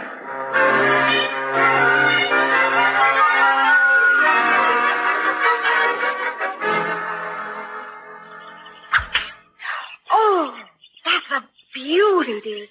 Sensational drive. Not bad, was it? Oh, it's perfect. Here, I'll tee you up. Oh, thanks. Now then, blast away at it. I'll try. You have to remember, this is the first game I played in ages. Well, now, just relax. You've been tensing up a little the last few holes. Mm-hmm. Remember now, just a nice, easy swing. Don't try to hit it a mile. Well, you saw what I did. All right. It's funny, I am tensing up a little. I think maybe I'm a little tired. Oh, don't be silly, Liz. We've only played 8 holes. I know, but I've swung a lot more times than you have, don't forget. It's good for you. Exercise keeps you in shape. Well, now, line it up and let her have it. Uh-huh. Now, let's see now. Oh, Liz. Look at the ball. Well, I am looking at the ball. Where is it? It's right down there in front of my club. I mean, where is it in relation to your left heel? Oh, I should have it even with my left heel. That's right. There isn't much to remember. Line the ball up with your left heel. Yeah. Keep your eye on it. Now pull back with a nice, easy swing, shifting your weight as you do from left to right. That's not too much with the hips. Now there. Now you're at the top of your back swing. Now come down easy, shifting your weight as you do from right back to left. Keep your eye on the ball. Let the club head meet it. That a girl? Follow through now. Head down. Keep your eye on the ball. Follow its flight. I've got my eye on the ball. Where is it? Right down there on the tee where it was. Well, there's no harm done, Liz. We've got all day now. Let's just start over. Now relax. Don't tense up. Just a nice, easy swing. Remember, it's just you against that little white ball. Into your backswing now. Nice and easy. Deke. Just me against the little white ball.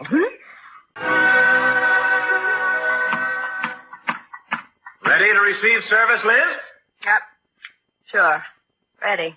All ready. Here you go. I thought you said you were ready, Liz. I was ready. Well, heads up, girl. You didn't even try for it. I can't move. I'm afraid that was set point. I thought it would never come. Let's see. That's 6 games to love, wasn't it? I'm sure it was. And up to now it goes 6 love, 6 love, 6 love, 6 love, 6 love. You left one out. All right, 6 love. Well, go on, Liz. Well, time to change courts. Gee, you look wonderful tonight, Liz. Are you sure you don't want to dance? I've never been so sure of anything in my life. Yeah, but you said you loved to dance. I said that when I was very, very young. You said it yesterday. I was much younger yesterday. Oh, come on, Liz. I've looked forward to dancing with you for so long.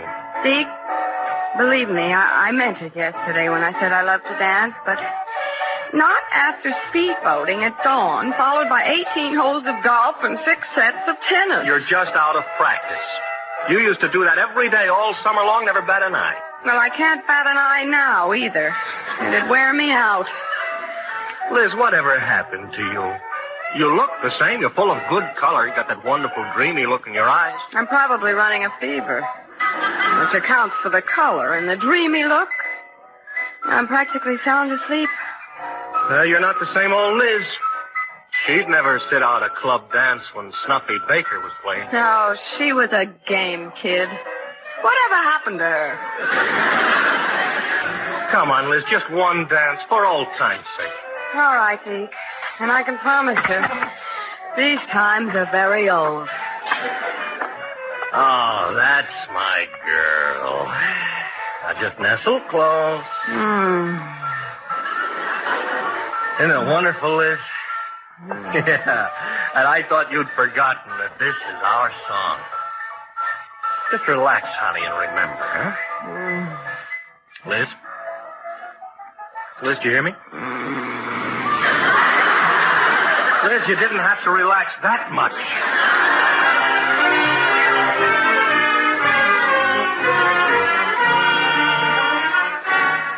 I don't recall this myself, but according to reliable sources, I slept 14 hours by the clock after our song was over. These same sources report that I opened one eye, stifled a scream, and settled back to some real sleeping.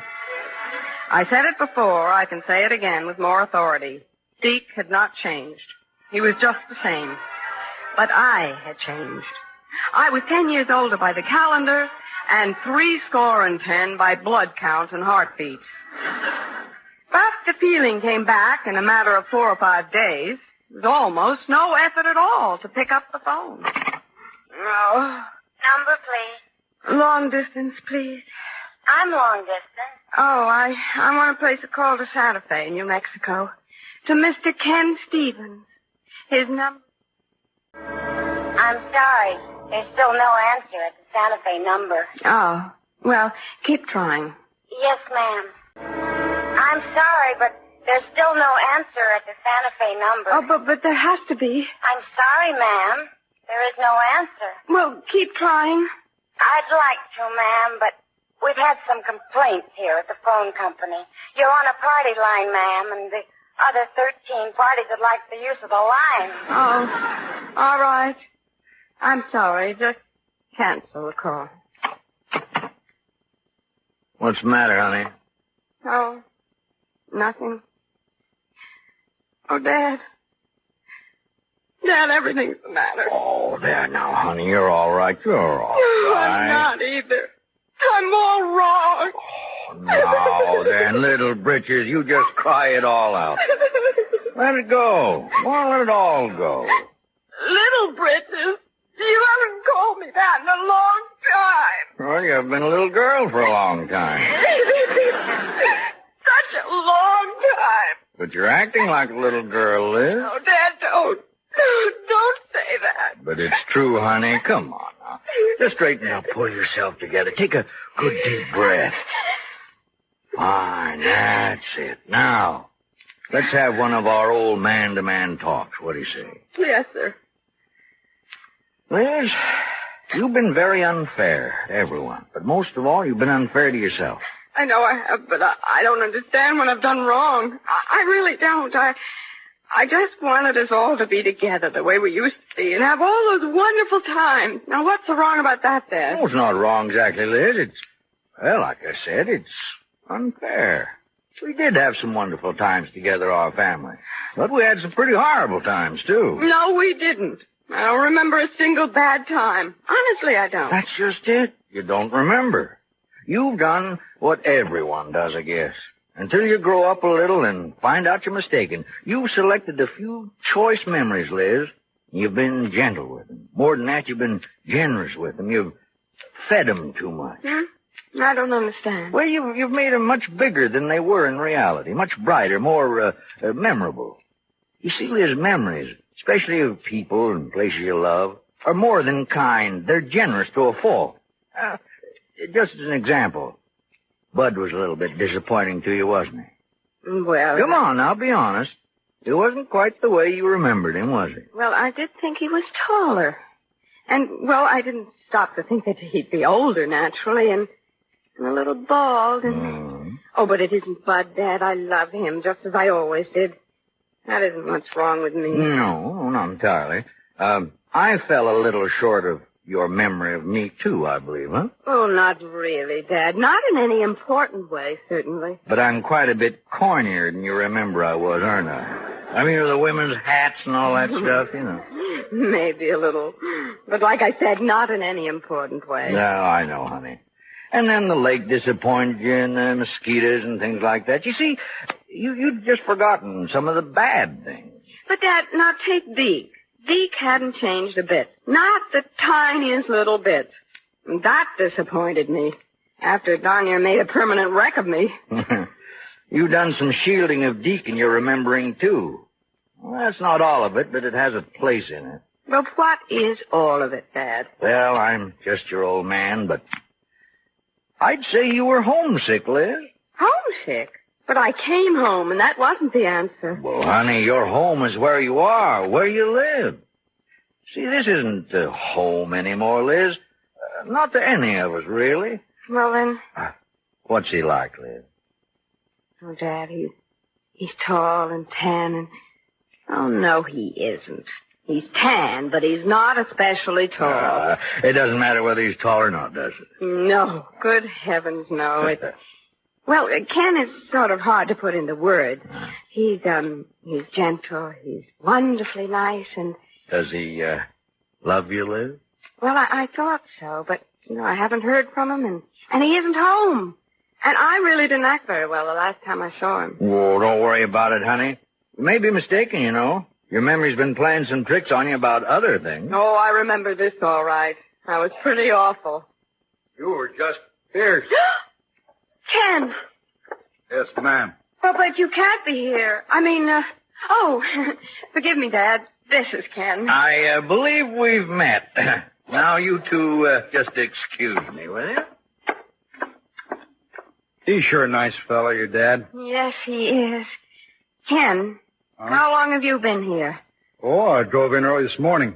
Figured it'd be too early to wake anyone, but by golly, your dad was up, and we had a real nice talk. No, I mean, how long have you been in this room? Oh, just long enough to hear you say you hadn't been too friendly the last time you saw me. You were just fierce. I know. I'm sorry, Ken. Well, it doesn't matter now. No, it doesn't matter now. Well, sir, I was just passing through here, and I thought I'd drop in. Drop in? Passing through? Something happened to your hearing, Liz? No, I don't think so, but... Well, Ken, what are you doing up here? Oh, traveling, sort of. Never did much of that, Born and raised right there in Santa Fe. Figured I ought to move around a little, see the country. Oh. Well, how do you like it? What? The country. Nice. I like it. Oh, there is one thing. Yes? That fellow I talked to last year in Red River, he was right. Mosquitoes are just fierce up here, Liz. Yeah, they are just fierce. But, Ken, I know a great cure for mosquito bites. Citronella? Nope. Not oil of clove or dead or whoosh. No? No, the best thing in the world for mosquitoes is to go back to Santa Fe. Oh? Well, now, I was thinking I'd do just that, Liz. Before I do, though, I'd like to ask you one question. Oh, Ken, darling, I just want to go back home. That's all I want to do. You're sure? Oh, I'm so sure. Well, sir, I'm glad to hear that, Liz. Because just before I left, I had a chance to buy 100 head of white-faced cattle at a real good price. Liz, to tell you the truth, I can't afford them, and you, too. Let's go home, honey.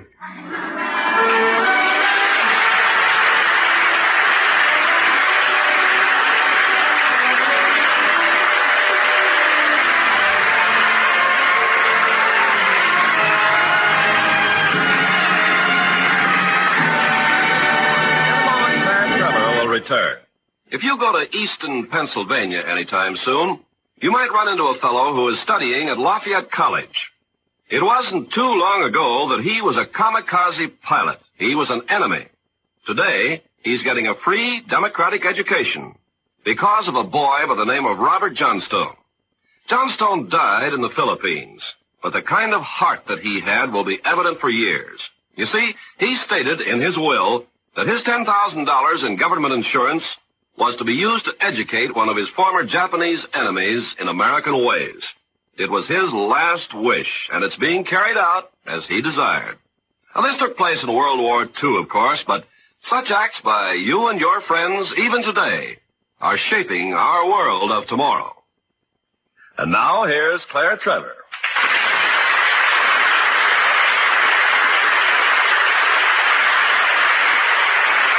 And another good friend of ours, Irving Cummings.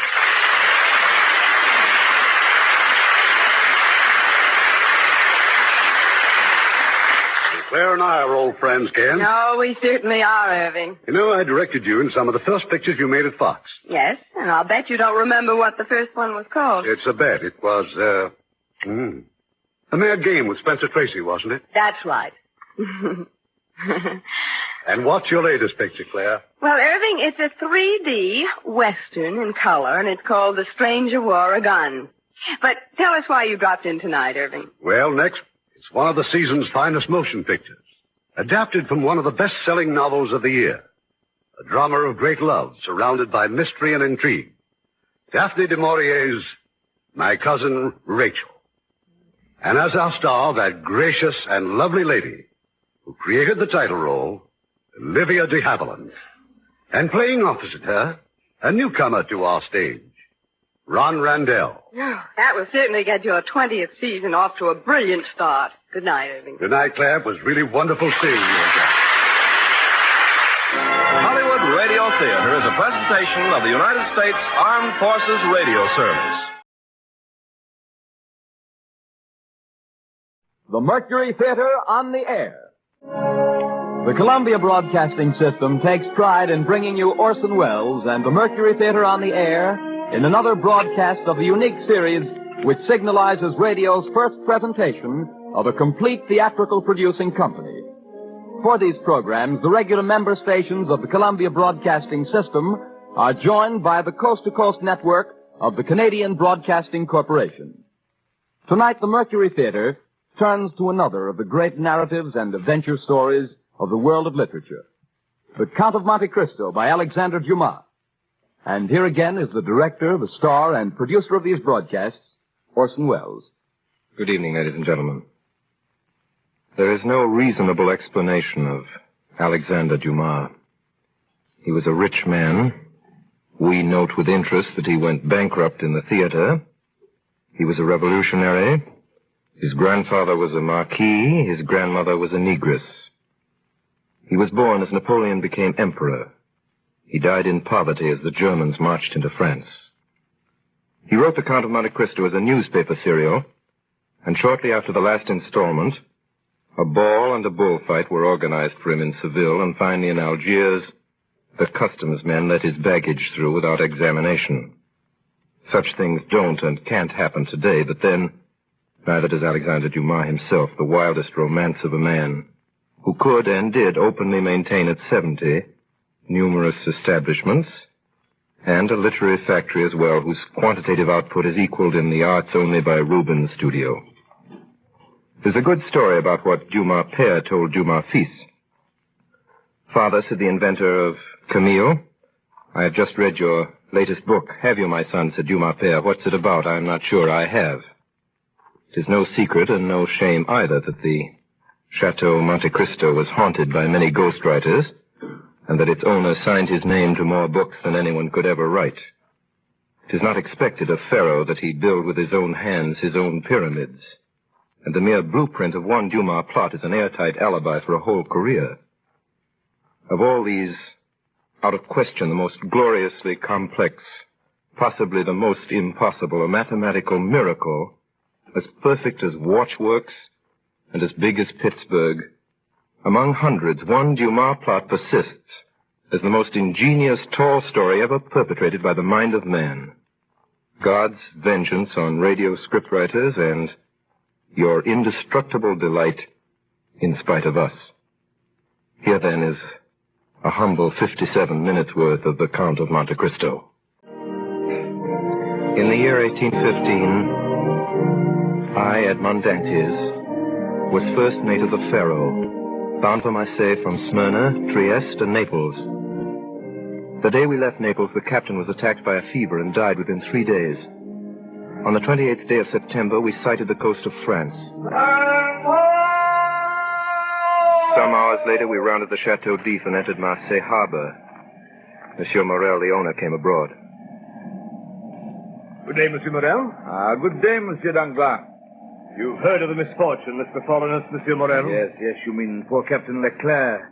He was a brave and an honest man. The first-rate seaman, grown old between sky and ocean. Well, a man needs not be old, Danglars, to know his business. Edmond Dantes, your mate there, seems to understand his thoroughly. Hey, let go the anchor!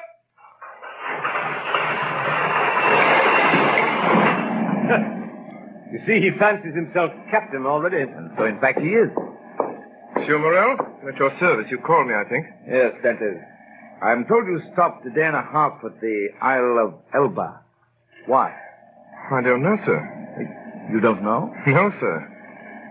It was to fulfill the last instruction of Captain Leclerc when he was dying.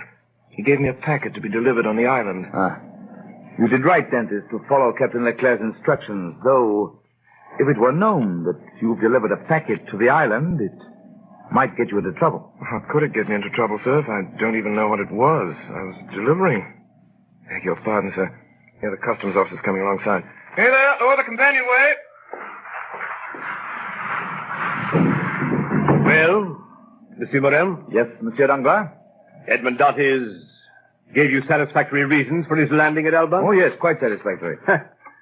So much the better. Yes, it was Captain Leclerc who gave orders for this delay. Talking of Captain Leclerc, has Dantes given you a letter from him? To me? No, was there one? I believe that besides the packet, Captain Leclerc had confided a letter to his care. Of what packet are you speaking, Danglars? Of that which Dantes left at the Isle of Elba. How do you know he had a packet to leave at the Isle of Elba? I was passing close to the door of the captain's cabin, which was partly open. I saw him give the letter and the packet to Dantes. He didn't speak to me of it, but if there was any letter, he'll give it to me. Danglars, you'll report to the office this afternoon with the bills of lading and the storage plans. Good day. Good day, Monsieur Morel. It's a wonderful thing to be home again after 3 months at sea. To see the places you've grown up in as a boy and the street full of people. I found my father in the little dark room where he lived on the 4th floor of a house in the Rue du Noyer. Father. Oh, Edmond. Father. What is it? Are you ill? Father, what's wrong with you? No, my boy, my son, no, but I didn't expect you in the joy and surprise of seeing you so suddenly. Father, listen to me. I'm to be captain at 20, a captain with 3,000 francs pay and a share in the profits. Isn't that more than I could have hoped for? Yes, dear boy. Much more than we could have expected. Smart young dog, your son, eh, Dantes? In the doorway stood our neighbor, the tailor, Caderousse. Captain, eh? I know someone below the church of Saint Michel who won't be sorry to hear about this. Eh, Dantes? Mercedes? That's who he means, Father. And now that I know your will, your consent, I'll go to her. Oh, go, dear boy, and heaven bless you in a wife, as it blessed me. In a wife? How fast you go, Father Dantes. She isn't his wife yet, as far as I know. She soon will be. Yes, but you were wise to return when you did, my boy. Well, Caderousse, what do you mean by that? Oh, I don't mean anything in particular. Mercedes is a very fine girl, and fine girls never lack suitors. There's one in particular, a cousin of hers, I think he is. Bernard Montego. I've even heard it What's said... that? Oh, don't worry, my boy. Now that you're captain, who could refuse You just say that if I were not a captain... I didn't say that, my boy. I didn't say that. No offense meant, my boy. No offense. I went into the street, down past the church of Saint Michel, into the fisherman's quarter. Mercedes! Mercedes! Edmund, you're back. We were in each other's arms. The burning sun of Marseille covered us with a flood of light. At first I saw nothing but her face raised to mine, the shining eyes, the eager lips. Then suddenly in the room behind us I saw the face of a young man, pale and threatening. And I saw that he had his hand on a knife at his belt. Mercedes, who is this man? Mercedes, I did not expect to meet an enemy here in your house. She is no enemy. This is my cousin. We've been friends since childhood. Fernand is the man whom, after you, Edmond, I love best in the world. Well, give me your hand, Fernand. Is your name Edmond Dantes? Fernand Mondego came forward. For an instant I saw a look of deadly hatred in his eyes. Then quickly, without giving me his hand, he went past us and out into the street. The betrothal feast is a gay affair in the South. Monsieur Morel removed every difficulty. The papers were soon drawn up. The arrangements were simple. Mercedes had no fortune. I had none to settle on her, and the wedding was set for 2. All our friends were there, and the crew of the Pharaoh and Mercedes people from among the fishermen. In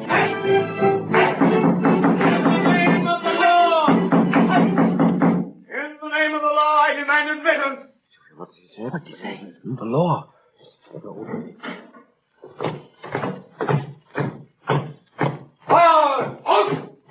Who among the persons here assembled answers to the name of Edmond Dantes? I'm Edmond Dantes. What do you want of me? Edmond Dantes, in the name of the law, I arrest you. Arrest me? You'll be duly acquainted with the reason for your arrest at your first examination. Officer, he is my son. He's done nothing wrong. He's a good boy. Edmond. It is possible, in which case have a reparation with your name. Edmond. Meantime, Edmond Dantes, you're under arrest. Why? Follow me. All attention! All!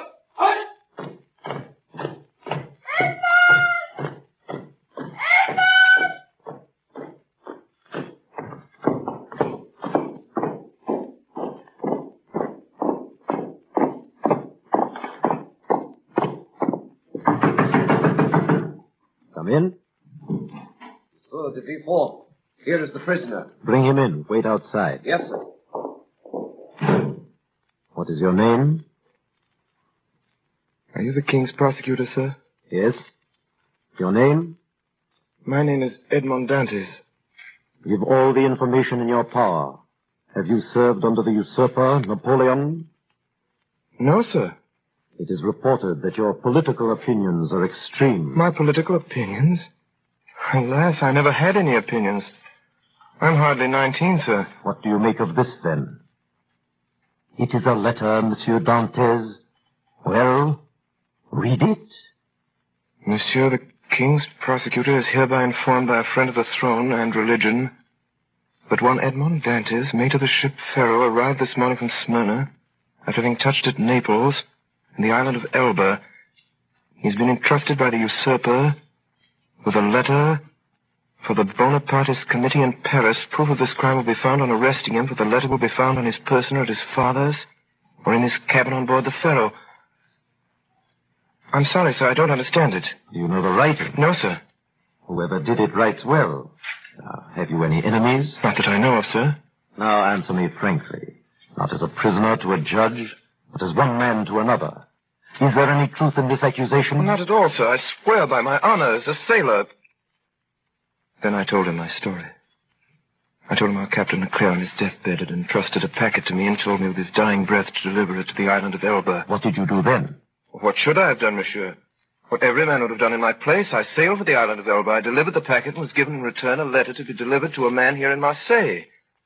I did it because it was what my captain had told me to do. I landed here yesterday. That is all, sir. I see. Well, that sounds like the truth.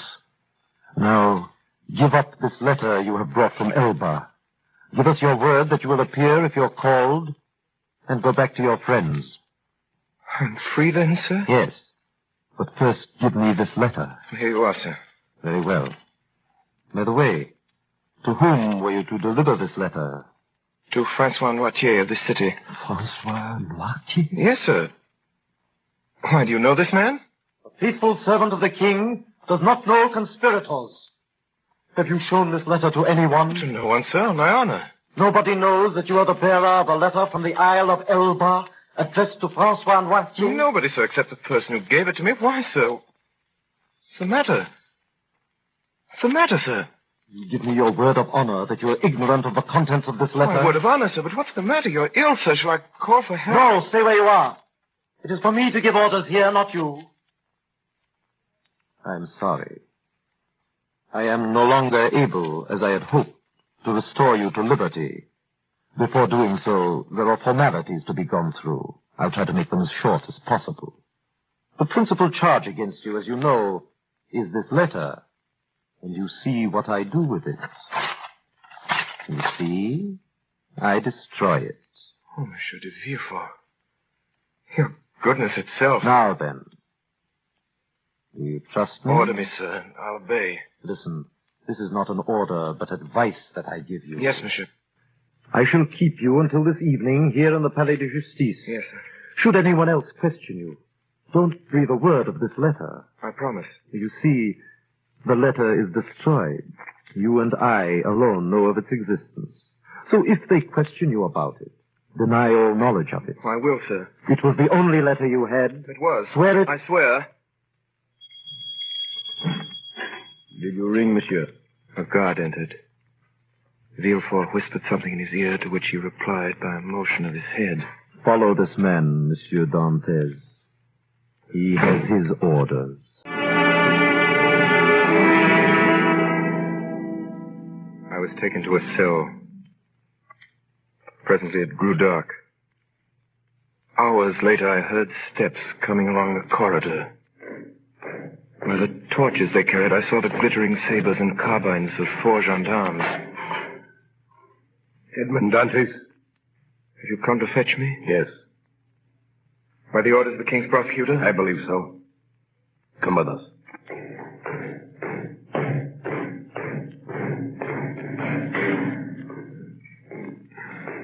Is this carriage for me? It is for you. Get in.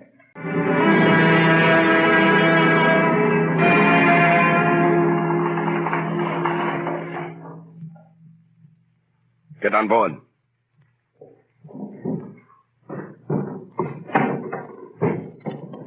Heave off there!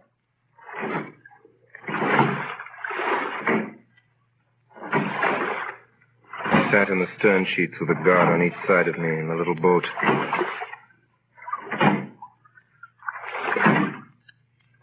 There! King's business! Lower the chain!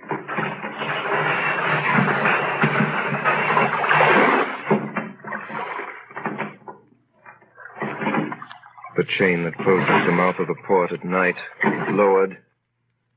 Soon we were outside the harbor. My first feeling was one of joy at breathing the fine sea air again, then of sadness as I saw the lights of La Reserve away to the left of me and heard the sound of voices and music coming through the open windows. Now we had passed the Tête de Mort.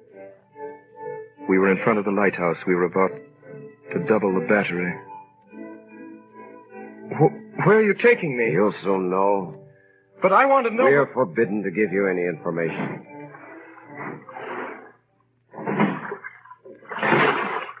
Now we had left the Isle Rotonneau where the lighthouses stood, and we were going past the fishermen's quarter. A few lights were visible from the water. If I cried out, perhaps Mercedes might hear me. I remained silent, my eyes fixed on the lights. The boat went on, and presently a rising ground hid the lights. Then I saw that we were out to sea. Comrades! For the love of God, tell me where we're going. You're a native of Marseille and a sailor, yet you don't know where you're I going? have no idea. Well, unless you're blind or have never been outside the harbor, you must know. No! Look around you. Then suddenly, within 100 yards of me in the night, I saw a dark, frowning rock with a tower on it, like a great black scaffold. The Chateau d'If. Quite right, my friend. The Chateau d'If. Help! Help! Let me go! Help! Help! I'm innocent! I'm innocent! I'm innocent! I'm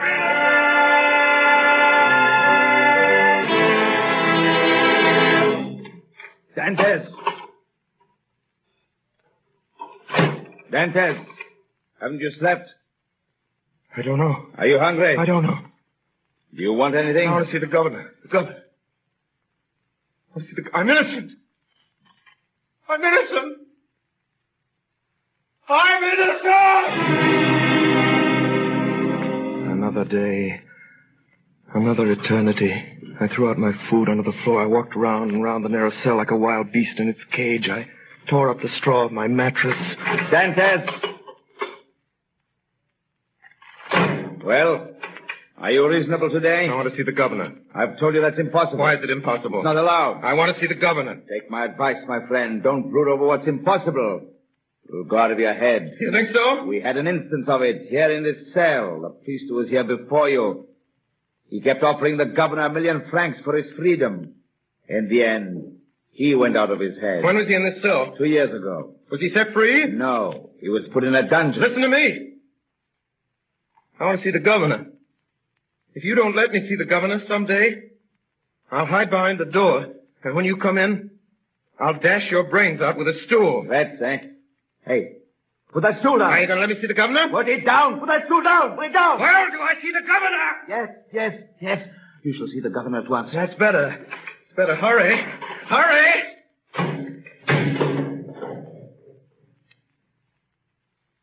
Presently, the jailer returned with 4 soldiers.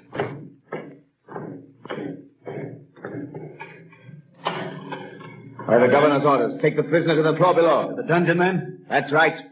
We put madmen with madmen. You don't understand it.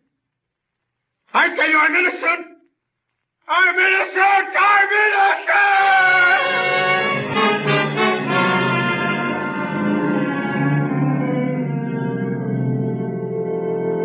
Months went by underground, foul, humid, and dark.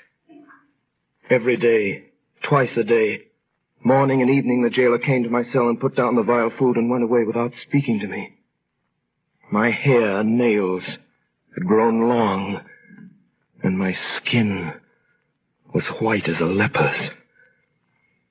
I'd been proud the first months. Now I began to beg.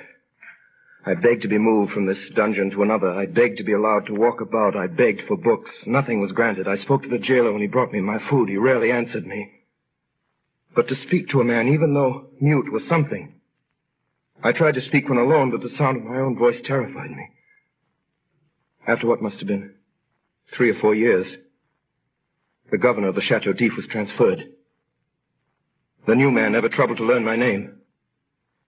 I was no longer Edmond Dantes. It's number 34. I took to praying, but not as men pray in prosperity. In my prayers, I laid out every action of my life before the Almighty. Still, I remained a prisoner.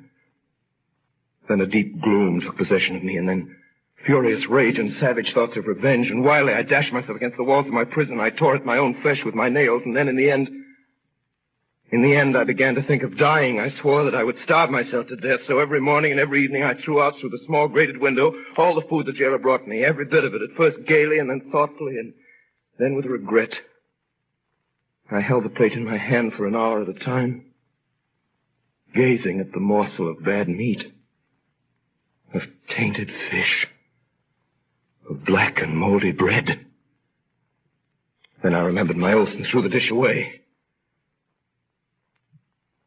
One day, I found I had not sufficient force to throw my supper out of the window.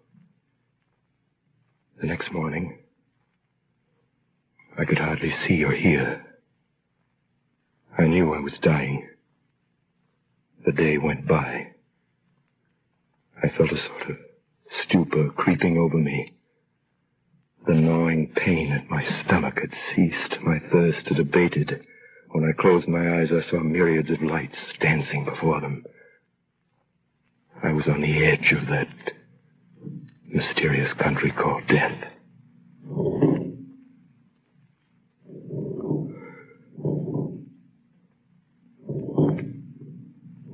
Suddenly, a little after dark, I heard a hollow sound in the wall against which I was lying.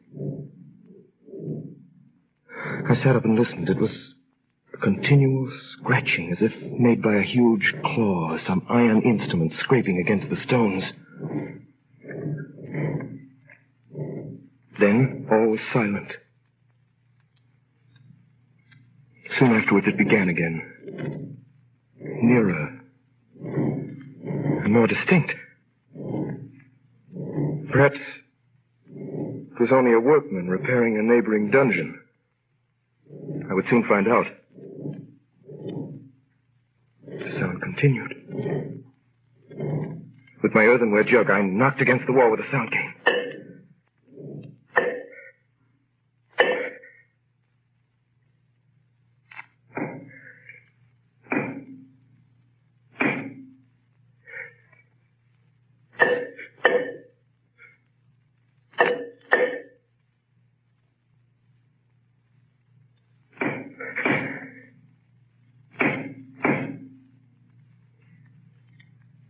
Then, the sound stopped. The night passed in complete silence. I never closed my eyes.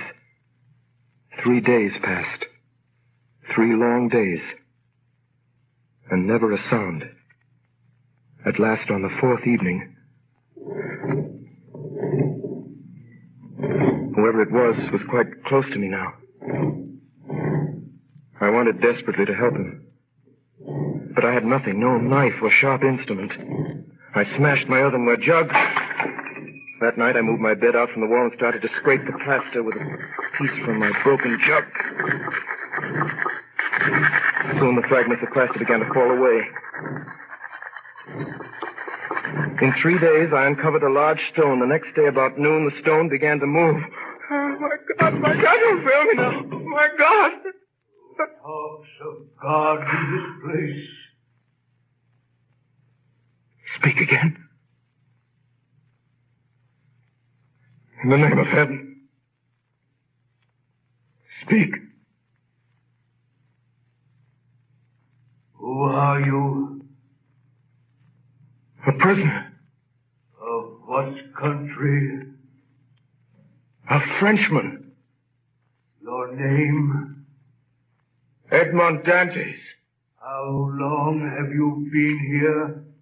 Since the 28th day of February, 1815. Your crime? I'm innocent. You? Who are you? I am number 27. How long have you been here? Since 1804. 20 years. All that night we worked. Then, just before dawn, a portion of the floor in my cell gave away. And from the bottom of this passage, the depth of which it was impossible to measure, appeared the head, then the shoulders, and lastly the body of a man.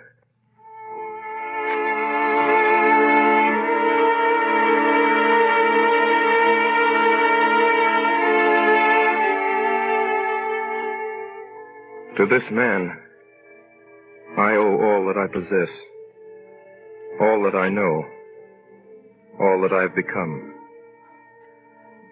In the prison, he was known as the Mad Priest. I never learned his name. For 8 years, we saw each other every day, using the tunnel he had dug through the solid rock, concealing the mouth of the passage with stones carefully fitted in place. By the sundial he had traced on the wall of his cell, we knew the hours of the guard's visit. The rest of the day we were together. He had been a great scholar in his day, and all that he knew, he taught me with infinite loving patience, day after day, year after year.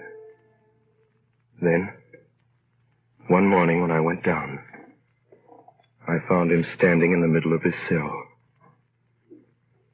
pale as death. Quick, Dantes, quick. Listen to what I have to say. What is it, Father? Tell me. I beseech you, what's the matter? I am dying. Help me to my bed. See, half my body is paralyzed already. Here, Father. Thank you, my son. Now listen to me. All is over with me. This night or tomorrow, I shall be dead. But, Father... I know the illness. There is no hope. and I shall never leave this place now. Before I die, there's something I want to give you. In his hand, he held a morsel of paper tightly rolled together, a half-burned paper on which were some lines of Gothic character, traced with a peculiar kind of ink. This paper, my child, is my treasure. From this day forth, it belongs to you. Your treasure? Oh, yes. I know what's passing through your mind at this moment. Even now, you, like all the others. But be assured, my child, I am not mad. This treasure exists. Read what it says. This treasure, which may amount to declared April 14. See? I see nothing but broken lines and unconnected words. Yes. To you who read them for the first time. But to me, who have grown pale over them by many nights' study, who have reconstructed every phrase, completed every thought. Have you ever heard of the great Spada treasure? I've heard sailors talk of it, yes. For 10 years, I worked for the house of Spada. That paper you have is what is left of the will of Cardinal Spada, murdered by Roderick Borgia. Now, take this and put the two pieces together and read. The 25th day of April, 1498, being invited to dine by His Holiness Alexander VI, and fearing for my life, I declare to my nephew Guido Spada, my sole heir, that I have buried in a place he knows, in the caves of the island of Monte Cristo, all I possessed of ingots, gold, money, jewels, and diamonds, which treasure may amount to nearly 2 million of Roman crowns, which you will find in the farthest angle of the island cave. And this treasure I bequeath and leave entire to him as my sole heir, Rodrigo Spada. 10 million crowns. Yes, 100 million francs of our money. Think of the good a man could do in the world with 100 million francs. Yes. Now, I am dying. With my dying breath, I leave this treasure to you. Pray God you'd be more fortunate than I. But I have no right to it, sir. You are my son, Dantes. You are the child that God sent to console me in my captivity.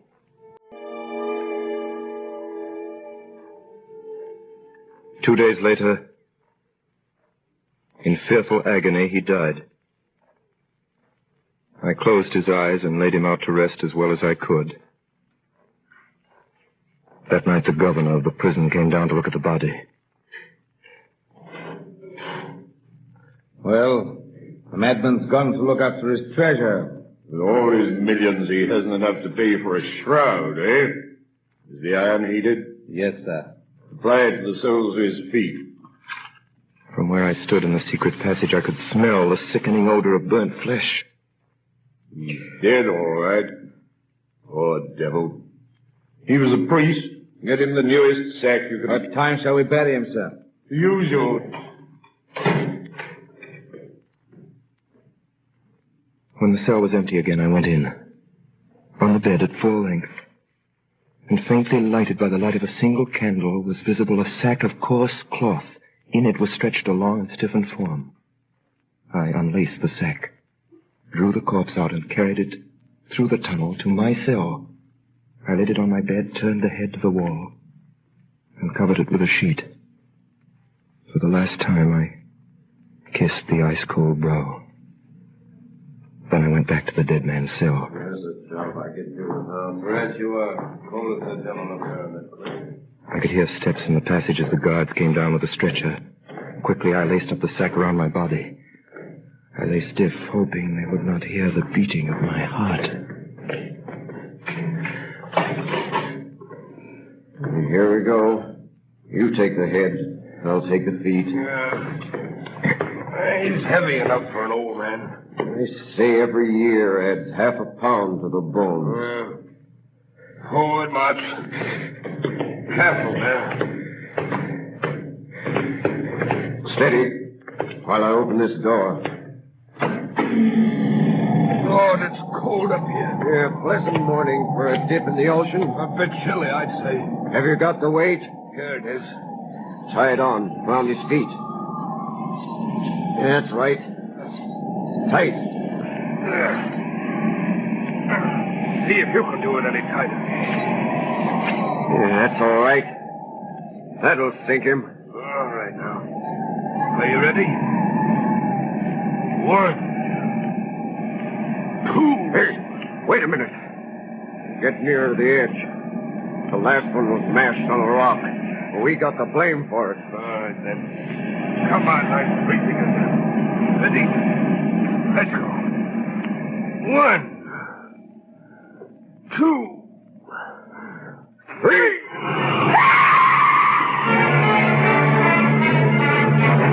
You are listening to the CBS presentation of Orson Welles and the Mercury Theater on the Air in Alexander Dumas' Count of Monte Cristo. The performance will continue in just a moment. This is the Columbia Broadcasting System.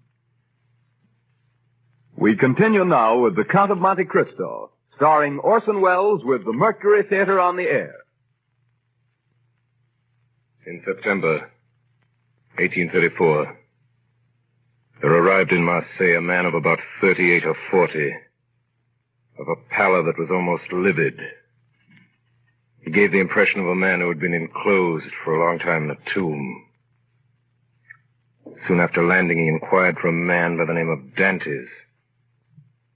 And hearing that he'd been dead for the past 14 years, he asked for a tailor called Caderousse. Are you Gaspard Caderousse? I am? Let's go inside, my friend. I have to talk to you. Well, what is it? Mr. Caderousse, in the year 1814 or 15, did you know a young sailor by the name of Dantes? Dantes? Yes. Why'd you ask? Is he alive? No, he died in prison. Died, eh? What did he die of? What do young, strong men usually die of in prison? He died of sorrow and a broken heart. And before he died, he begged me to clear his name. He gave me the names of the people here in Marseille who had been his friends. There are 3, he said, besides my father and the girl I was betrothed to. One of them is Caderousse. He said that? The second is Danglars. Danglars? The third is Fernand Mondego. Mondego? You know these men? Know them? Where in heaven's name have you been, my friend? There isn't a man in France who doesn't know them. Danglars is a millionaire, has a banking house of his own. Baron Danglars, he calls himself now. And Montego's a count and a cabinet minister and an officer of the Legion of Honor, with a house in Paris a block wide. I could tell you something about these two. Not that it'll do much good now that he's dead. Who? That young fellow you were talking about, Dantes. I've a good mind to tell you anyway. Do you know who sent Edmond Dantes to prison? Well, I do. It was 2 men who were jealous of him. One for love and one for ambition. And do you know who they were? I'll tell you. Mondego and Danglars. I thought they were his friends. That's what he thought. What did they do? They denounced him to the police as a traitor. And was he a traitor? No more than you or I. Which of the 2 denounced him? Both, monsieur. It was Danglars who wrote the letter, and Mondego who put it in the post. When was this letter written? I was there, the night before the wedding. How do you know? Were you there? I was at the next table. They thought I was too drunk to hear. I see. How about this girl Dantes was betrothed to? Mercedes? Yes. Yes, that's her name. What happened to her? Well, sir, that's a sad story. When Dantes was arrested, she was nearly mad with grief. Pitiful it was. 6 months went by and there was no news of him. And every day there was her mother telling her he was dead and telling her to marry Mondego. She came to see old Dantes. Edmund is dead, he said to her. If he weren't, he would have returned to us. Then the old man died, and that left her quite alone. Still she waited, and still no word from him. Then in the end, after a year, she married Mondego. And now she's one of the greatest ladies in Paris. A year. She waited a year. What did you say? Nothing. Nothing. You say Edmond Dante's father died? Yes, soon after his son disappeared. What did he die of? If you ask me, he died of starvation. Starvation? The doctor had another name for it, but I know better. He locked himself up in his room and died of starvation. Later that day, the stranger appeared at the Palais de Justice and asked to see the prison records for the year 1815.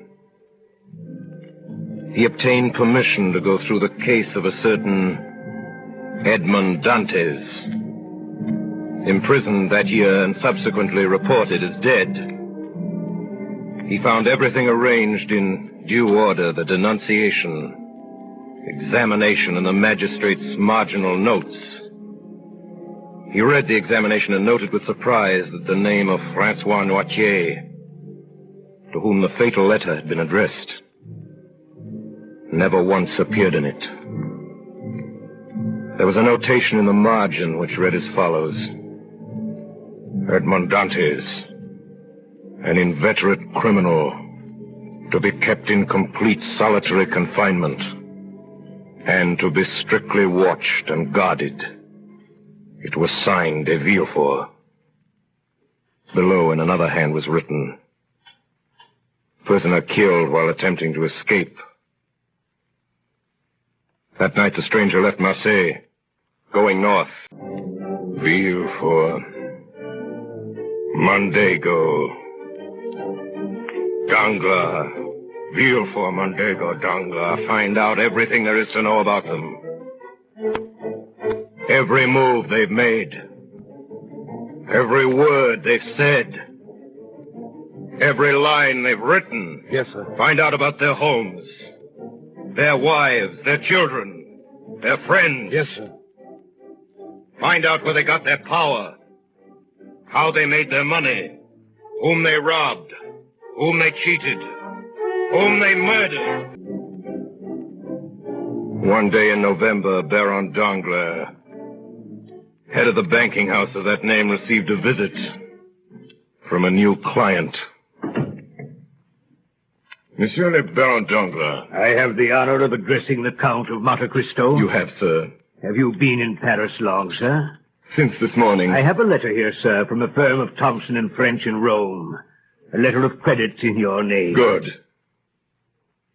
And I take it that beginning today my checks will be duly honored by your house. In this letter, sir, there is one thing not quite clear. Indeed. According to this letter, the Count of Monte Cristo is to have unlimited credit on our house. And what is there in that simple fact that requires explanation? Merely the term unlimited. Are you suggesting that Thompson and French are not looked upon as solvent bankers? No. It was not their solvency that I spoke of. I see. But the word unlimited in financial affairs is so extremely vague a term. To me, Baron, the word means exactly what it says. It means without limitation. I assure you, sir, that up to the amount of $1 million... I beg your pardon. I said that should you be hard-pressed, were you even to require $1 million... $1 million? My dear sir, for a trifle like that, I assure you I should never trouble to open an account. 1 million francs. Excuse my smiling when you speak of a sum that I am in the habit of carrying in my pocketbook. I admit I am hardly... If you would prefer not to handle this account, Baron Danglars, I have letters similar to yours addressed to Baring of London and Rothschild of the city. You need have no scruples in declining. I assure you I never... No. No, you merely wish to be convinced that your stockholders ran no risk, nothing more. Very sound, Baron Danglars. I understand they include some of the greatest names in France. Am I right? The Duc de Mondego, The Baron de Villefort? It is not generally known that these gentlemen... Of course. Now we understand one another. I should like to draw tomorrow the sum of, shall we say, 6 million francs, half gold, half notes. 6 million francs? As you say, sir. If I should require more, I shall let you know. Oh, by the way, Baron Danglars, buy for me tomorrow 10,000 shares of Austrian Commonwealth. You have some information, sir, about this stuff? You will find, sir, that I never gamble, except in certainties. Rarely has Paris been more intrigued than it was that winter by the mysterious Count de Monte Cristo.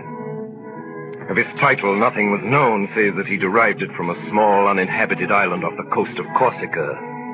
The source of his fortune was equally obscure, yet his wealth seemed inexhaustible. The paintings in his house in the Champs-Élysées were valued at 3 million francs, and it was known that for his carriage wheels alone he had paid 1 million francs, yet far from diminishing. By the middle of December, successful speculation had increased his deposit at Danglars' bank from 4 to nearly 6 million francs. At the end of December, a ball was given by the Count and Countess de Mondego. Monsieur, Madame de Noville, Monsieur le Baron de Villefort, Monsieur and Madame de Miller, Monsieur le Comte de Monte Cristo. Mercedes, may I present the most talked of man in Paris, the Count of Monte Cristo, Countess de Mondego. I am deeply honored. What is it, Mercedes? What is it? Are you ill? It's nothing, Fernand. Perhaps the heat of this room. It was kind of you to come, sir. Will you give me your arm, Count de Monte Cristo? I am honored, madame.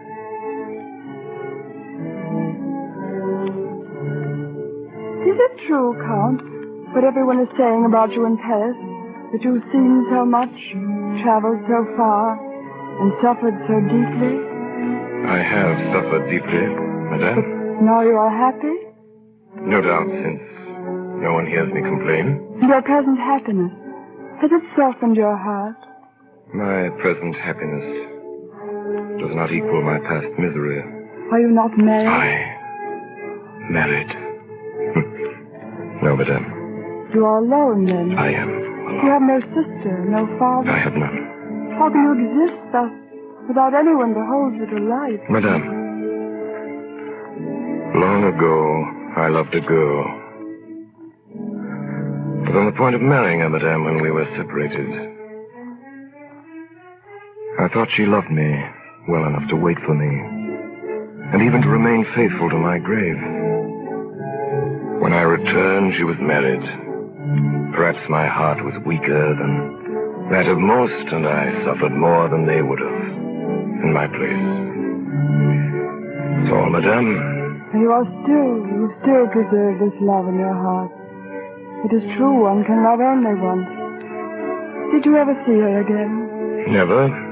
And you have forgiven her for all she has made you suffer? Yes, I have forgiven her. But only her?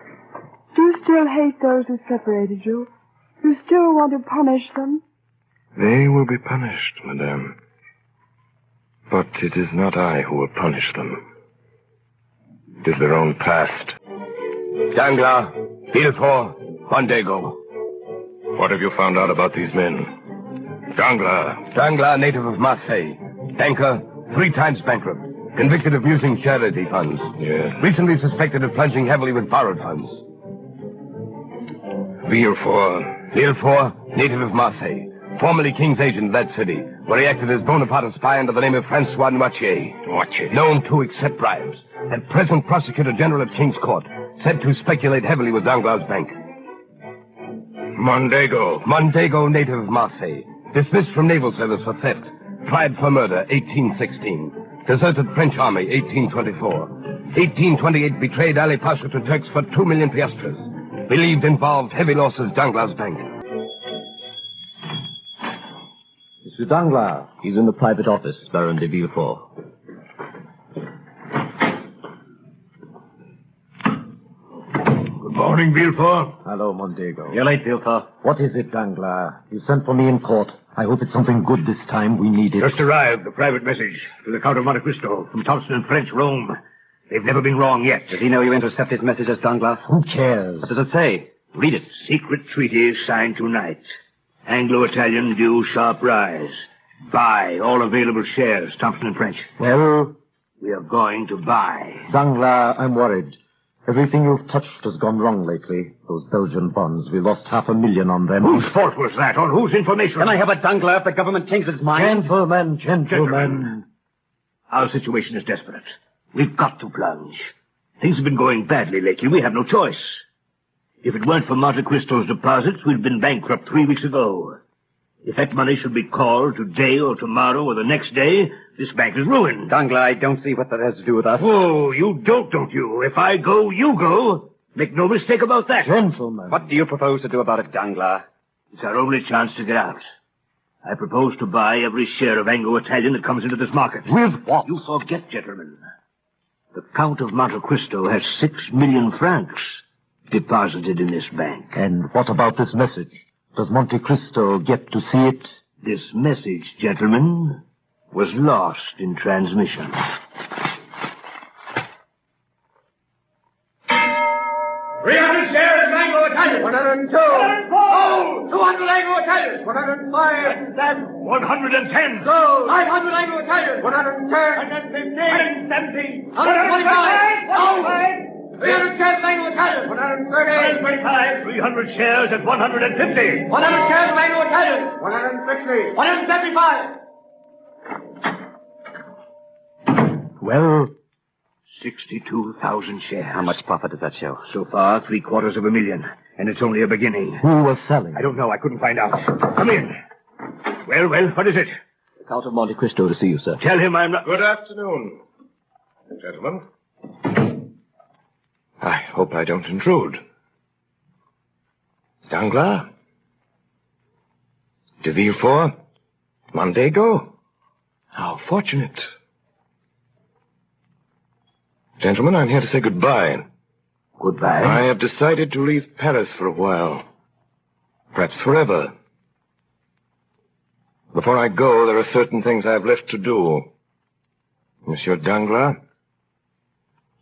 I am in need of money for my journey. My credit on your books as of tonight is 6 million francs, less about $1 million to cover certain stocks I sold short today. Here is a check for 5 million francs made out to cash. My carriage is outside. I'll take half in notes, half in gold. But surely... I beg your pardon? Surely, sir, such a very large sum. If you could conveniently wait for this money for 24 or for the most, 48 told you. Baron Danglars, I'm leaving Paris tonight. Oh, by the way, Baron, you may be interested to learn. Less than an hour ago, Anglo-Italian went into liquidation. At this moment, that stock is worth less than the paper on which it's printed. But the message from Thompson and French... That message was sent on my instructions 3 days ago. You see, gentlemen, I own Thompson and French. But it's not true that the treaty... As far as I know, Mondego, there never was any question of a treaty. But it means... It means that you 3 gentlemen are ruined. It means that you, Danglars, have robbed the poor and the helpless for the last time. I'll prosecute you for this. I'll issue a warrant for your arrest. I don't think you will, Baron de Villefort. In the first place, that message was addressed to me. In the second place, since noon today, there has been in the hands of the Minister of Justice a complete record of the career of Francois Noirtier, Baron de Villefort, spy, thief, forger, informer, what are you? perjurer. Who am I? Still you do not know? I know you very well, Fernand Mondego. And tomorrow all Paris will know you for what you are. Deserter. Traitor. Murderer. Who are you? What have we done to you? You condemned me to a slow, horrible death. You killed my father. You deprived me of love, of freedom, of happiness. Stop! In God's name, who are you? I am the specter of a wretch you buried in the dungeons of the Chateau d'If. You guess it now, do you not? Or rather, you remember it. For notwithstanding all my sorrows and my tortures, I show you now a face which has the happiness of revenge, and which is young again. A face you must often have seen in your dreams since your marriage, Mondego, with Mercedes, my betrothed. Yes, Mondego. I am Edmond Dantes.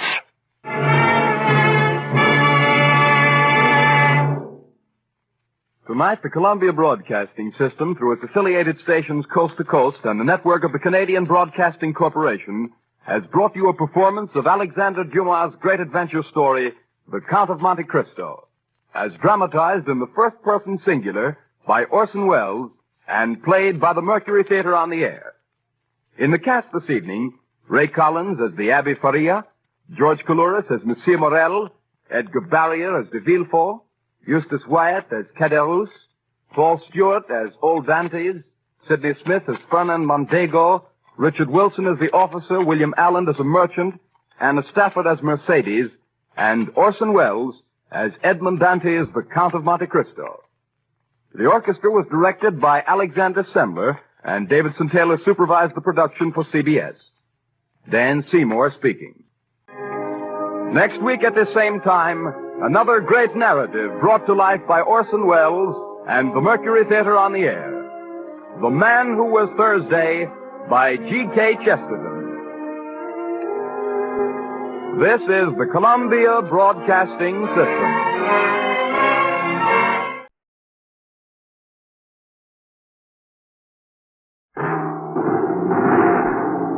From New York, where the American stage begins, NBC presents Best Plays, transcribed with John Chapman.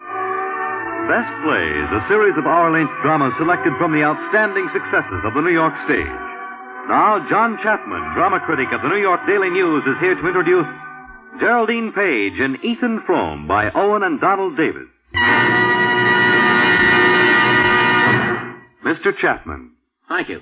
And greetings, audience. One of our two best playwrights of this best play is Owen Davis. The other, his son, Donald. Somewhere there may have been, or may still be, a frustrated dramatist who has written more plays than Owen Davis and has stored them in a trunk. But nobody has ever approached Owen's records for plays produced on Broadway. He can't remember exactly how many, so he puts the number at more than 300. They've ranged from popular melodramas like Her First False Step, shows that were quickly but expertly knocked together for William A. Brady and Al Woods, to the Pulitzer Prize play Icebound. Davis is a New Englander from way back. In fact, way back before the Mayflower, his forebears were on the stern and rock-bound coast. So it was not unnatural for him to see play possibilities in Edith Wharton's fine New England novel, Ethan Frome, and with his son he set to work upon it. The play was one of the most distinguished productions of its season on Broadway, and it enhanced the acting careers of Raymond Massey, Pauline Lord, and Ruth Gordon. The star of our own performance is Geraldine Page, a young actress of exceptional quality. She'll be playing the role of Mattie. With her, as Ethan Frome, will be Carl Weber, and as Ethan's wife, Zenobia, we are happy to have Evelyn Varden. The drama concerns the winter hibernation of New England farmers, and the scene is the Frome farmhouse in the bitter chill of northern New England. That is Harmon Gow, pounding on the door of Ethan Frome's little farmhouse. Harmon has a young man from the city with him, and the two of them are stamping and flailing their arms to keep warm, for it is a cold winter night in Starkfield, Massachusetts, and there's a bitter, chill wind cutting through the very fabric of their clothing. Yep. Ethan? Yep. This young fella here, Ethan, is a visitor. Got to drive over to Corbray and back tonight. Yep. Can you take him, Ethan? Nope. Pay a whole $1. Why didn't you get somebody up in the village to do it? Well, they all said it was too cold, Mr. Frome. But Harmon told you that cold or no cold, Ethan Frome would need the $1. Is that it? Well... All right. I'll take you. Wait there.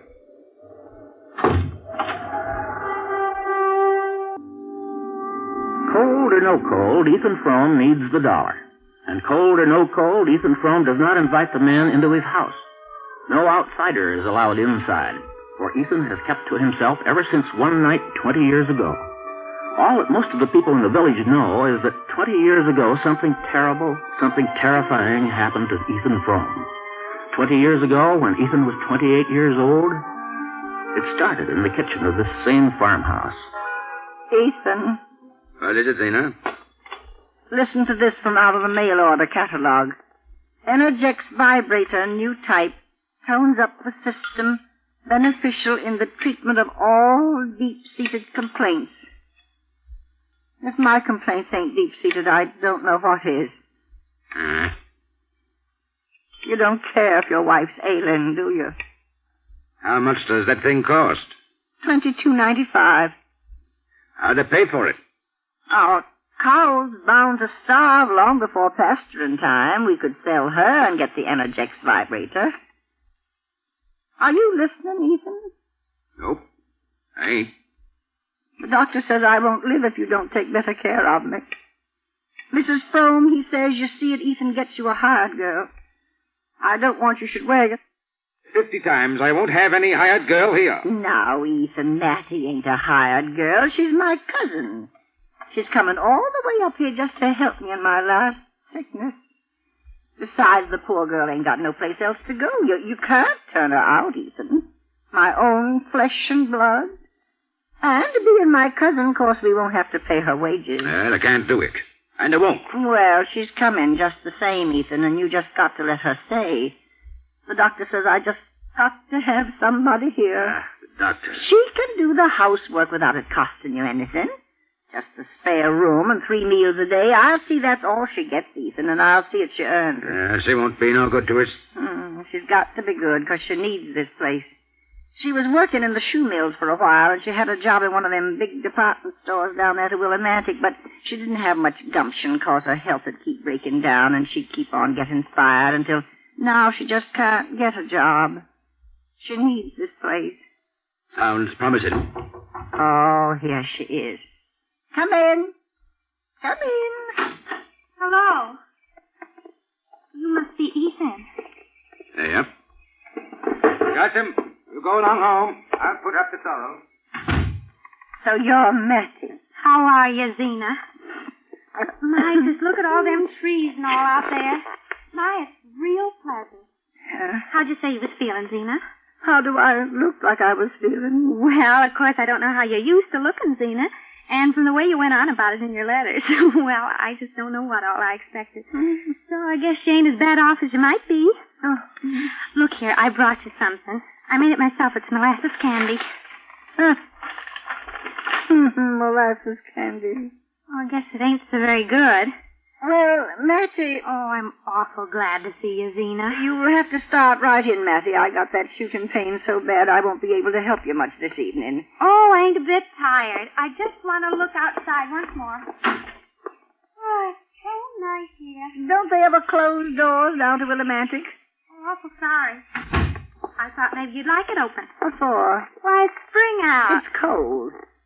Now, look, Mattie, you might as well know right from the start. You come here to work same as a hired girl, except, of course, we can't afford to pay you anything, but seeing you're my blood cousin, we'll treat you right as long as you behave yourself. And I'll see if Ethan takes you and fetches you from the church sociables once a month, and, of course, you live here and eat same as us. Supper ready? It'll be in a minute, Ethan. I've just been instructing Mattie. Zena, I'm beholden to you. And I want you should tell me just everything you want me to do. You might get supper. Oh. Oh, you got it started already, ain't you? Stew, ain't it? It looks all right.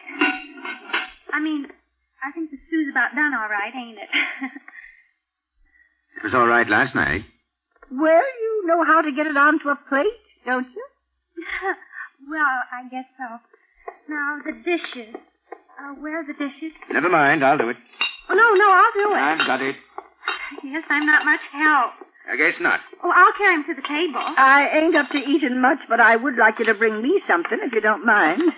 Oh, well, I thought you'd be coming to the table, Zena. I'm awful sorry. I ain't up to moving a muscle. Well, here. You don't look much like a good worker, Mattie. I'm terrible sorry. I want you should be pleased with me, Zena. You see, I got to stay. I just got to. Well, I don't know. What do you think, Ethan? She don't look much on housework. Well, he ain't a fretter, anyhow. Oh, thank you, Ethan. It's all right, girl. It's all right. Let's see.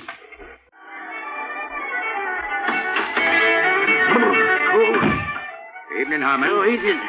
Why ain't you inside the hall? I'm just waiting. You're the darndest fella. Come to every sociable for the past 6 months. Wait outside till Matty's through. Go on in. Nicest sociable the church gave all year. I'll wait here. Suit yourself. I'm going home. Night, Ethan. Night. Who's he? You see your father looking for you? Sure. That's why I came out. It makes me sick, always following us around, watching us like a hawk. It ain't as if we wasn't going to be married. Oh, who's that? Well, it's only Ethan. Hello there, Ethan. Hello, Ethan. Hello, Ruth. Ned, why aren't you dancing, Ethan? Oh, Ethan don't dance. He always waits out here like he wasn't wanted or something, don't you, Ethan? Want me to tell Matty you're here? Nope. I'll wait. She'll be along presently. She's dancing with Dennis Edie. She and Dennis seem pretty took with each other. Ruthie, come on. Your old man will be coming out. Better hurry up if you want to go home with me instead of him. All right, Ned. Night, Ethan. If you see the old man, don't tell him you see us. Oh, he won't. He knows how it is. Don't you, Ethan? So long. Night. Later on.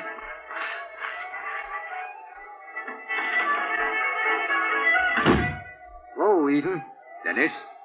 I was looking for you, Ethan. I am? Yeah. Would you mind if I was to take Matty home? Yes, I would. We got the old man's cutter waiting down there. Thought maybe she could take a little ride. We won't be long. Nope. I'll see she gets home safe. Nope. Oh. Well, look. Why don't you come along, too? Nope. Say, Matty, see if you can't make Ethan come along with us for a little ride in the old man's cutter. It's getting kind of late, Matty. You coming with me? Of course, if you want to stay and go with him, I guess I can't stop you. Come on, Matty, I'll take you home. Ethan won't mind. Will you, Ethan? Yes, I will. But it's up to her. Oh, come on, Ethan. Be a good sport. Can't you? You was young once yourself. You going with him, Matty? Goodbye, Dennis. I hope you have a lovely ride. Well, all right. Maybe next time, huh? Come on, Matty. Night, Dennis. Huh. If I'd known you was going to be put out about it, I would never stayed so late, Ethan. I ain't put out. Come on, if you're coming. All right, Ethan. I guess you've got a right to go home with him, if you want. That's what makes me so mad. Well, you have. You thinking I want to be going home with him. Don't you suppose I know what walking 2 miles through the snow into Starkfield and back ain't much fun for you after a day's work around the farm? And you wouldn't walk it anyways if Zena didn't make you do it. I might. Would you? I don't mind the walk. Don't you, Ethan? No. Lately, I've been getting so I kind of like it. So do I. I like it an awful lot. It's kind of lonesome out to the farm. Don't it, though? I think I like getting away a while. It's real nice, all right, ain't it? Zena ain't a whole lot of company when she's feeling low. No, she ain't. Not that I blame her. Oh, no, Ethan. No. Well, it's a great night out tonight, all right? Ain't it? Ain't it just? I ain't a mite cold. Are you, Ethan? Me? No. I was thinking. It's so pretty up here on the hill. Them lights down yonder. I don't know if there'd be any harm in setting a while. Don't know as there would. Here's a nice place. There's fallen tree here.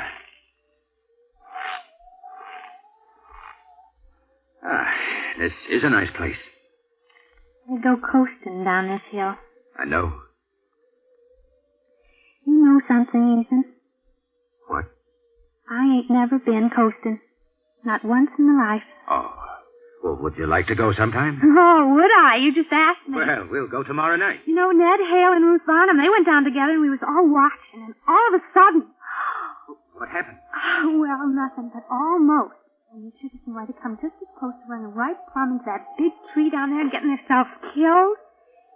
That big black elm down there at the bend. You see it over there? Well, Ned, he ain't so much on steering, but I guess I could take you down all right. I guess you wouldn't have to be afraid with me. No. Don't guess I would. Hey, it's lots of stars out tonight, ain't there? Ain't there just? Don't it seem like there's most a million of them? There's more than that. What do you know? Yeah. See that one? That big fella there to the right? Oh, yes. I think they call him Aldebaran, or some such. They do. And that bright one, that's Orion. And that bunch of little ones. No, over there. You see? Swarming about there. They call them Pleiades. Do? Well. Gory, you know an awful lot, don't you, Ethan? Oh, How'd you ever come to find it all out? That pretty near a year in Worcester, down there to the Technological College. You did? Yeah. Well. But about the time I got acclimated, the old man died, and I had to get back and take care of the farm. That was too bad. Yeah. And then my mother died. Nina took care of her, didn't she, Ethan? Zena was always a great hand for sickness and doctoring. She come over from the next valley to nurse Mother. That was a long, long winter, that winter. I see. It gets pretty lonesome sometimes in the winter. Yes, it does, Ethan. Yep, pretty lonesome. Was that the same winter you got married? Yeah. Right after the funeral, Zena was packing to go along back home, but I got to thinking, if I didn't get somebody around here to talk to, I'd... So I asked Zena to stay and marry me. She did. That's all. I see. Sometimes I think I might never have done it if Mother died in the spring instead of the winter. So, you never got back to the college? No. And I wasn't there long enough to learn much to speak of, just enough to get me wondering about things once in a while. You know, I get to wondering once in a while myself about things, places. Nice warm places, mostly. Like take down south. Hey, ever seen any pictures of them palm trees they have down there? No. Mighty pretty. Oh, I can just imagine. Yeah. Well, for a good while there, I could call up the sight of them pictures easy. But these last couple of winters, the recollection's been getting kind of snowed under. Oh, my, it must be real nice to travel places. Yeah. I got as far as down as Hartford once, and I didn't get tired traveling at all. I could have just kept right on going and going and going. Oh, dear. Glad you didn't. So am I. Now, I like it in your house, Ethan. Yeah. Still in all, I presume what folks say is only natural. Well, what does folks say, Ethan? They say that sooner or later you'll be leaving us. Oh, Ethan. You mean Zena? You mean I don't suit her? Oh, Ethan, if Zena sends me away, I don't know where I go or what I do. Well, now, she'd only tell me what I don't do right. And you ought to tell me yourself, Ethan Frome. You ought to tell me what to do unless you want me to go, too. Me want you to go? You ought to tell me. No, don't fret, man. Don't fret. All I was trying to say was folks are saying that sooner or later you might be wanting to leave us to get married. Marry? Why, who'd want to go and marry me? Well, now, folks do marry. No getting away from that.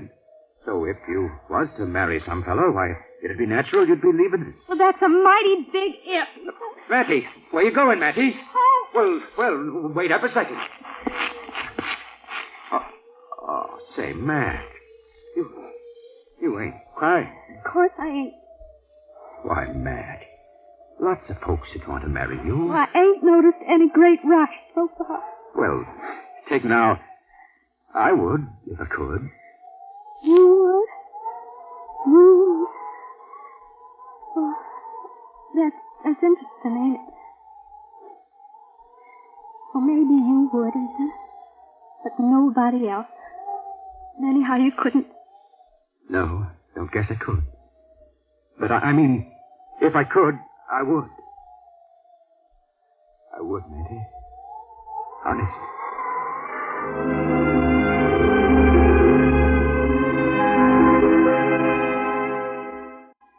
And look, the house is dark. That's funny. Zena always left the light go on. Ethan, you don't suppose... No. She just forgot. Let me get the key from under the mat here. It's gone. The key's gone. But she always left it before. She always left the light on before, too. Here, I'll light a match. Maybe the key's here. No, Ethan, it's no use looking. I know it ain't here. And it's so late. Oh, Ethan, we shouldn't have... Shouldn't have what, Matty? Zena, what are you doing up? I felt so poorly I couldn't sleep. Well, come in. Come in. That's if you want to come in, you two.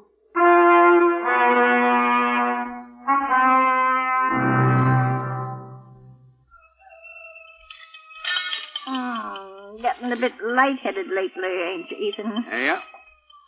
This is the third morning you've shaved this week. Yeah. Sort of nippy, ain't it? Yes. Mighty sharp this morning. You know what, Zenie? I'd stay right under them blankets today if I was you. I'll have Matty fetch the hot water bottle. If I had someone to take care of things proper, maybe I could stay in bed. Well, Matty'll do for you, all right? Matty, I have to work twice as hard now as I ever did before. That's what's ailing me, following her around, showing her, watching over her. Well, now, Matty's willing enough. That's one sure thing. Ethan. Come in, Matt. Why, Ethan, Frome, do you know it's almost 6 o'clock? Breakfast's been ready for hours. Morning, Zena. Say, Matt, fill up that hot water bottle there. Zenie's gone and got herself a terrible chill this morning. I got my chill last night, getting out of a warm bed, going down them drafty stairs to open that door for you two in the middle of the night. Well, I'll fill the bottle. I'll be right back. Yes, that was my fault, Zenie. I got gabbing with Ed Varnum about business, and first thing you know, I was late getting to the sociable to fetch Matty.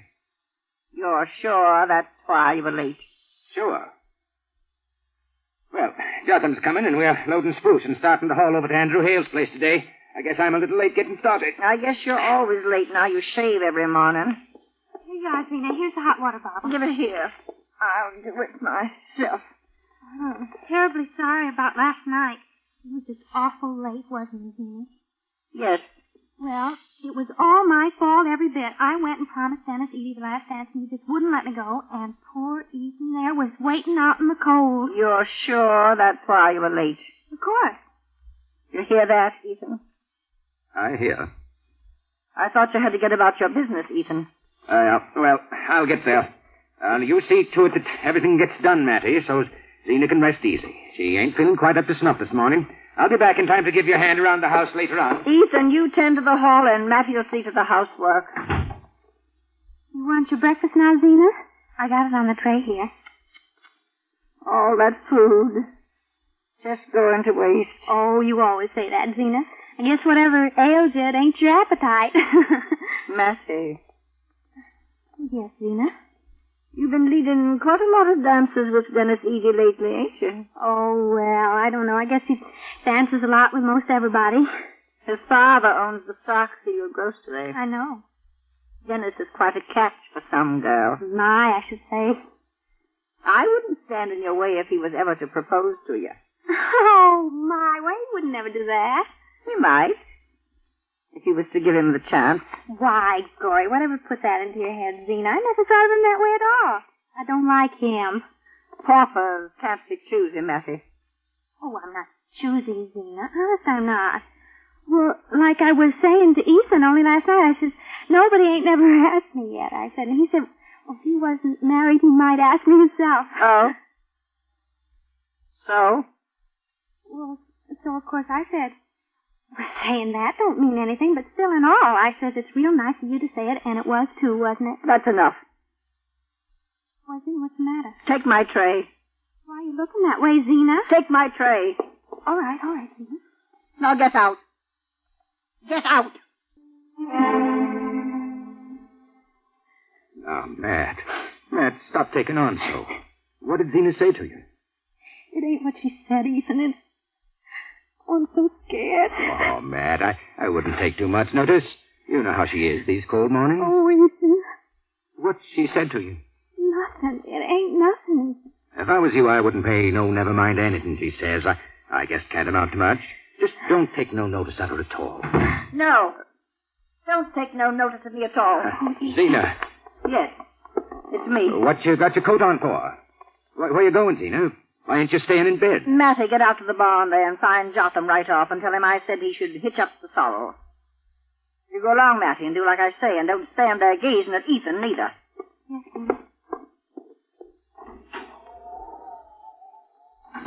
I don't suppose you've got anything to say against Jotham hitching up the sorrel, Ethan? Jotham's got the sorrel hooked onto the sledge, waiting to haul the spruce on over to Andrew Hale's place. Is that so? Well, I need the sorrel. I'm catching the train to Bettsbridge. Bettsbridge? What did you want to go to Bettsbridge for? To see that new doctor, that's what for. But you can't do that now, Zena. You know we just ain't got the money to lay out for any new doctors. You can say that when right this minute I got pains way down to my ankles and shooting back up through me like I was being stabbed. Zena, how are we going to pay the doctor anyway? Well, I got what's left of the cow money. It ain't much, but it'll have to do, I suppose. That's every cent we got in the world. You can't take that money, Zena. You just can't. Why, of course I can, Ethan.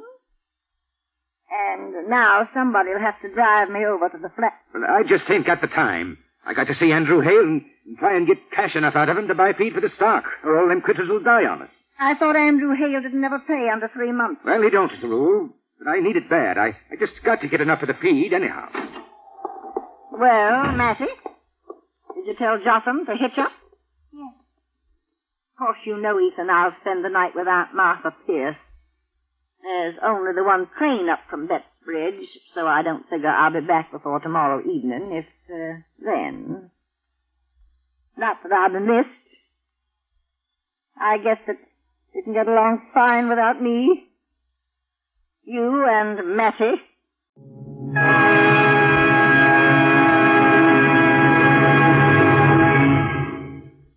In a moment, Act Two of Ethan Frome, starring Geraldine Page with Evelyn Varden and Carl Weber. This is NBC, the national broadcasting company.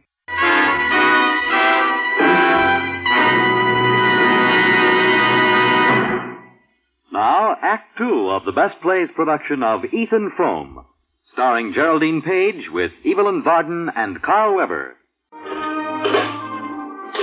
Matt? Yes, Ethan? Ain't that supper ready yet? I'm starving. Well, just a minute, Ethan. What you doing in there, Matty? Now, never you mind. Ethan. Oh, hello, Jotham.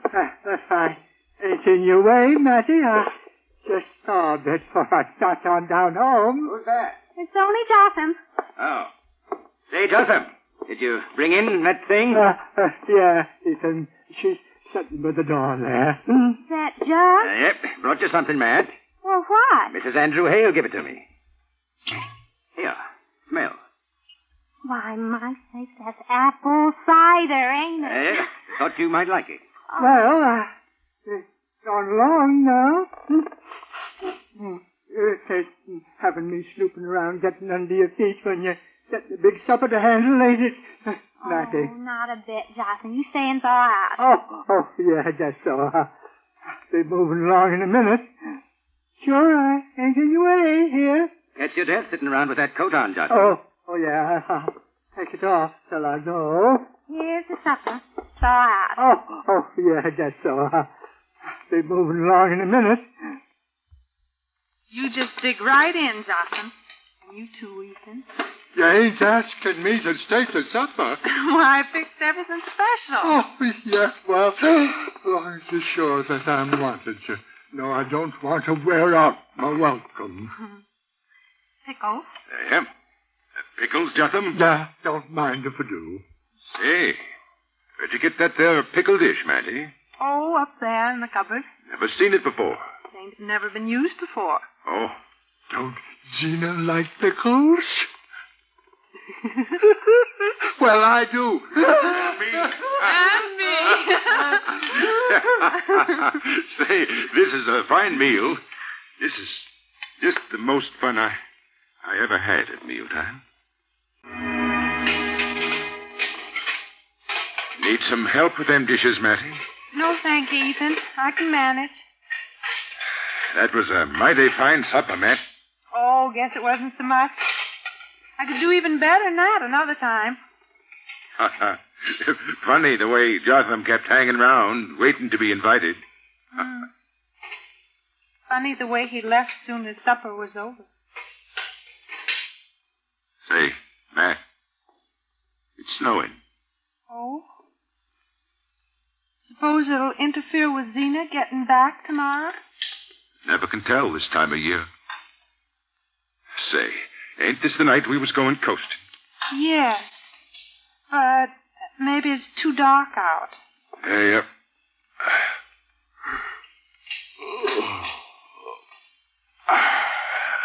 Mighty peaceful tonight, ain't it, Matty? Ain't it so? Yeah. Hurry up and set, Matt. As soon as I put the dishes up. I guess I'll pull my boots off. Oh, no, let me do it for you. No, Matt. You let me do for myself. Oh, I'm sorry, Ethan. I didn't mean... Matt.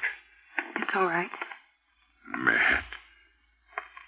Matt, that was real nice of you. And I didn't mean to complain. I guess I just ain't used to anyone doing for me. And, look, Matt, I'll give you a hand there. No, you set, Ethan. You just set and I'll be through in a jiffy. No. Here, I'll just... Ethan. Oh, Ethan. It's all right, It's Matt. broke. It's her pickle dish. It's all to pieces. Oh, Ethan, well, she say... You couldn't help it. She never meant it was to be used, even not ever. And I had to reach it down from the top shelf there. And she wanted to know why I did it. Oh, Ethan, what can I say? Don't you say anything, Matt. I'll get another one just like it over to Starkfield tomorrow. Oh, you can't. I know you can't. Nothing like it. I think it come from Zena's aunt, that one that married the minister all the way down to Philadelphia. Oh, Ethan, she hates me so. And she told me never to even touch anything of hers. She hates me, Ethan. And I'm scared of her. No, Matt, don't fret. I'll pick up the pieces. Now, the chair. Matt, was it here? Right in the middle of this top shelf? Oh, what good's that going to do, Ethan? I've arranged it. I'm making it look like it was all right. Oh. Yeah. Well, that don't look so bad, now does it? Well... Look, Matt. From here, that ain't half bad. And I'll get some glue at the Widow Homan's tomorrow and stick them pieces together so, like as not, she'd never take notice till spring cleaning time. Oh, Ethan, she don't never miss a thing. Well, no. No, she don't miss much. That's a fact. Still and all, it don't look half bad from here, Ethan, and being as she won't be back till tomorrow, I guess there ain't no use worrying tonight. No, I guess there ain't. All right, Ethan. Let's don't think about it anymore. I've been looking forward a lot. All day I had been thinking about the thing but this evening. Me neither, Ethan. I've been most of the day fixing up my one and only. That dress, it's pretty. Oh, them doodads is all coming off. What I'd ever do if they did. Oh, now that dish don't look so bad now, does it, Ethan? I mean, considering. Ethan? What did she say to you up there this morning before I come up? Oh, no, he wasn't going to talk about it. Well... She'll be back here this time tomorrow. Rocking away, creaking and whining. Ethan, I promise. I ain't going to even think about it once more tonight. I wish that morning train be buried in 50 feet of snow. Oh, Ethan, that's awful. It ain't right you should talk like that. Still and all, I bet some of them drifts over there to the flats is 50 feet easy. Oh, now, ain't it funny, Ethan, how all the things you ain't supposed to talk about is way by far the most fascinating. Seems so. My. Still snowing, ain't it? Yeah. Oh, my. Ethan. Hmm? You know what? It's most 9 o'clock. Oh, no. No, Matt, it ain't. Well, it It can't be already. Look. Oh, my, don't it just go to show? How the time flies. You ain't going to bed, man. Well, I guess it's time, all right. Of course, I ain't a mite sleepy. Are you? No. Still, suppose I ought to be going up now. Don't go, man. Don't go right away. No. I won't go right away, Ethan. So nice and warm down here. I guess I ain't hankering to go right up anyway. Matty. What was you going to say, Ethan? Matty. Ethan? What, Ethan? Oh, Matt. Matt. Good night, Matt. Good night, Ethan.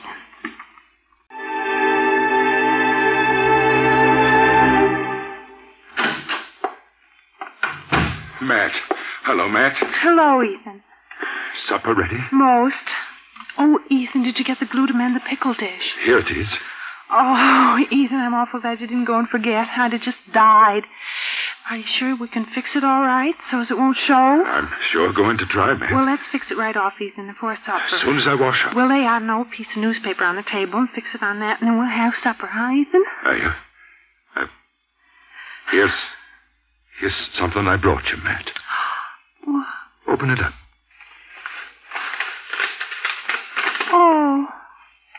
Oh, Ethan.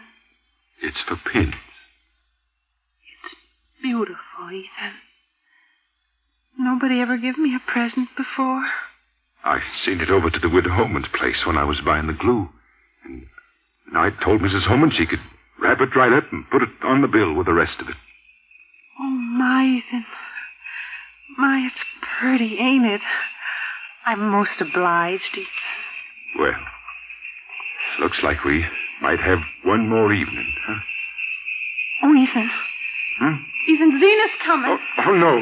Well, look out the window. Oh, well, now, don't fret, man. Ethan, the glue. Here. I'll hide it. The dish ain't fixed. Ethan, what'll we do? Don't fret. Ethan, if she ever finds out, I don't know I'll what'll go down in the happen. night and fix it so she'll never know the difference. Oh, but... It'll be like new, man. Just like new. Just set my bag down here, Jotham. Yes, Zena? Well, Zena, you're home. Jotham, might as well stay for a bite of supper. Obliged, Ethan, but I run along down home.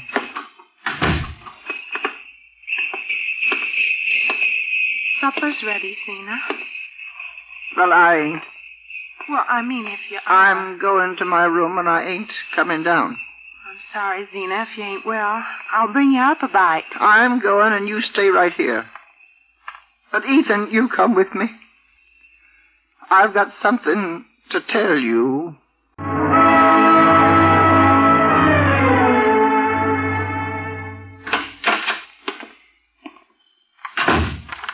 Well, Zena? Sit down, Ethan. I'm a great deal sicker than you think. Oh, now, I hope that's not so, Zena. Well, it is so. I got complications. You know what that means. Complications is nearly always fatal. So it's no time to set yourself against me. I don't aim to set myself against you, Zena. See that you don't. Is that what the new doctor told you? That's what he did. Well, what did he say you should do? First off, he says I oughtn't to do a single thing round the house. That is, unless you want I should die. Of course I don't want you should die. He wants I should have a hired girl. Oh, he does, huh? Hey, I got Aunt Martha Pierce to find me one right off. Zena, seems to me you're daft on having yourself a regular hired girl. I told you, don't you never say that to me again. I don't want you should set yourself against me, Ethan. Everybody down to Betbridge said I was awful lucky to get a girl to come away out here, and I agreed to give her $1 extra just to make sure. She'll be over on the Bettsbridge local tomorrow. You had a right to tell me if you was going to go and hire a girl. You had a right to talk to me about it first. How could I tell you before I started? How'd I know what Dr. Buck was going to say? Did Dr. Buck say how I was to pay her wages? No, he didn't. Well, I can't. You'll have to send that there new girl right back where she's coming from. No. I paid the girl half a month in advance out of the cow money and give her $1 extra, like I said. Well, you get that money back from her and send her packing just as soon as she comes. I can't afford it. Oh, I guess we'll make out all right. There'll be Mattie's board less, anyhow. What?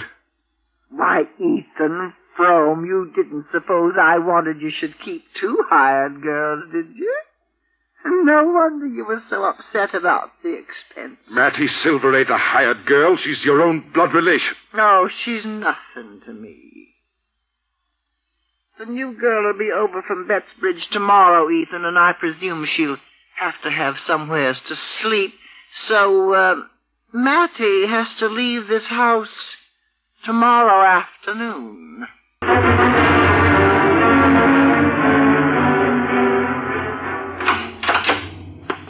Hello, Mattie. Oh, Ethan, I thought I wasn't never going to see you again. Why, Matt?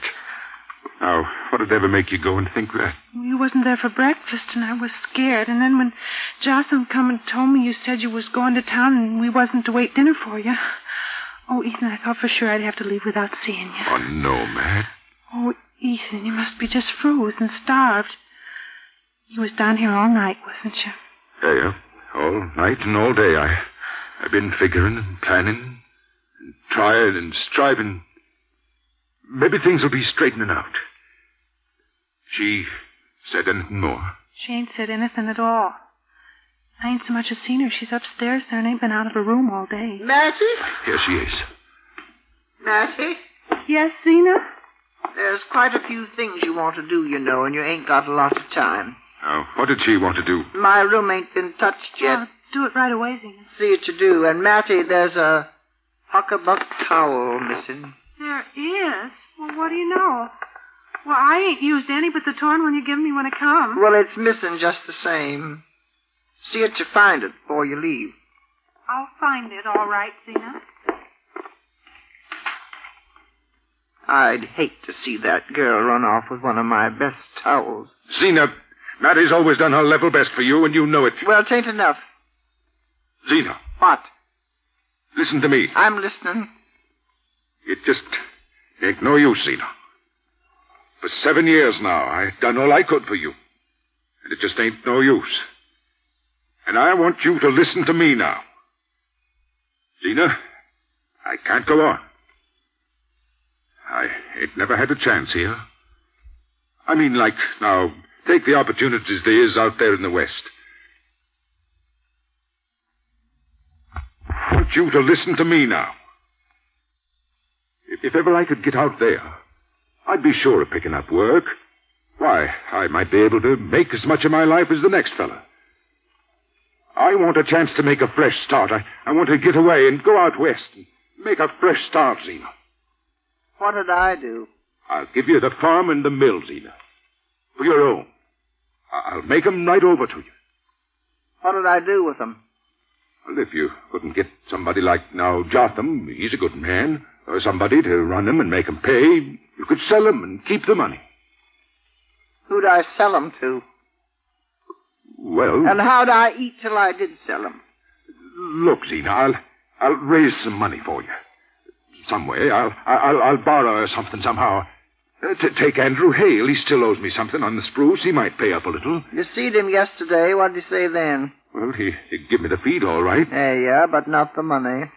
No, but if I was to tell him we need it bad, right off, for the doctor, if I was to put it up to him like that, well, he's a kind man and a good friend, and he might pay maybe a little cash. Do you suppose Andrew Hale would ever help you run off and desert your poor, sick wife who ain't hardly able to stand up? Andrew Hale, a man who's a deacon in the church and I don't know what all? Now, would he do a thing like that? Would he, Ethan Frome? No. No, Zena. I don't suppose he would. Hello, Ethan. Zena? Hello, Jotham. Matty ready? Matty? Was you calling, Zena? Come down here. Bring your satchel. I got the trunk loaded on. Fine. There's no need of waiting anymore. Matty? Here I am, Zena. Good. I'm still worrying about that huckabuck towel. I found it right off. I thought you would if you was a mind to. Well, Matty? Well? About ready, Matty? Well, I guess so, Jotham. Is it time? Should I go now? Sorrow's all hitched and waiting. You can go along home now, Jotham. I'm going to drive over myself. I want you should stay here this afternoon, Ethan. Jotham can drive Matty over. I'm going to drive her over myself. I want you should stay here. Don't make a bit of difference to me one way or the other. You can go along, Jotham. I'll drive her over. You can wait in the barn, Jotham. Matty be right out. Well, I'm obliged to you, Zena. I'll just wait and see whichever it is. Be real interesting to know. I told you I don't want you should set yourself against me today, Ethan. I want you should stay here this afternoon. Don't trouble about it, Ethan. It ain't trouble. I guess it's little enough. I'm driving you over as far as the flats, Matty. And there ain't no one going to stop me. Oh, my heart. Oh. First that pie of yours like to knock me down, Matt, and now Ethan setting himself against me and getting me all riled inside. I can't breathe. I can't breathe. Can I get you something, Zena? No, I'll be all right. Give me that chair. Here you are. I'll just stand up on it and get my stomach powder. No, the cupboard's too high for you. I can manage. I should have tried that stomach powder last night when I said I would. I shouldn't never have tried to stand out against a heartburn like I... Oh! My pickle dish. Oh, Ethan.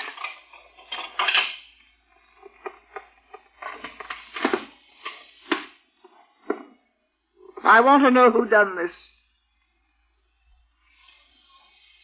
I want to know who done this. I want to know who broke this pickle dish. Aunt Philura Maple's best pickle dish. I put it up there on purpose and when we was married and it ain't been down once since. Not once, except and only come spring cleaning time, and I lifted it down myself each year with my own 2 hands, so it should never get broke. I want to know who could have done it. I done it. No, he didn't, Zena. Matty. It ain't Ethan's fault, Zena. I got it down from the top shelf, and I'm the only one to blame for its getting broke. I don't see why you done it. I don't see how anybody could have done a mean thing like that. I wanted to make the table look pretty. If I'd only listened to what folks is saying, you'd have gone long before now, and this would never, never have happened. You're a no-good girl, Matty Silver, and I've always known it. I was warned against you when I took you in here out of the kindness of my heart, and I tried to keep my nice things where you couldn't get at 'em. And now you've went and broke the one thing I cared for most of all.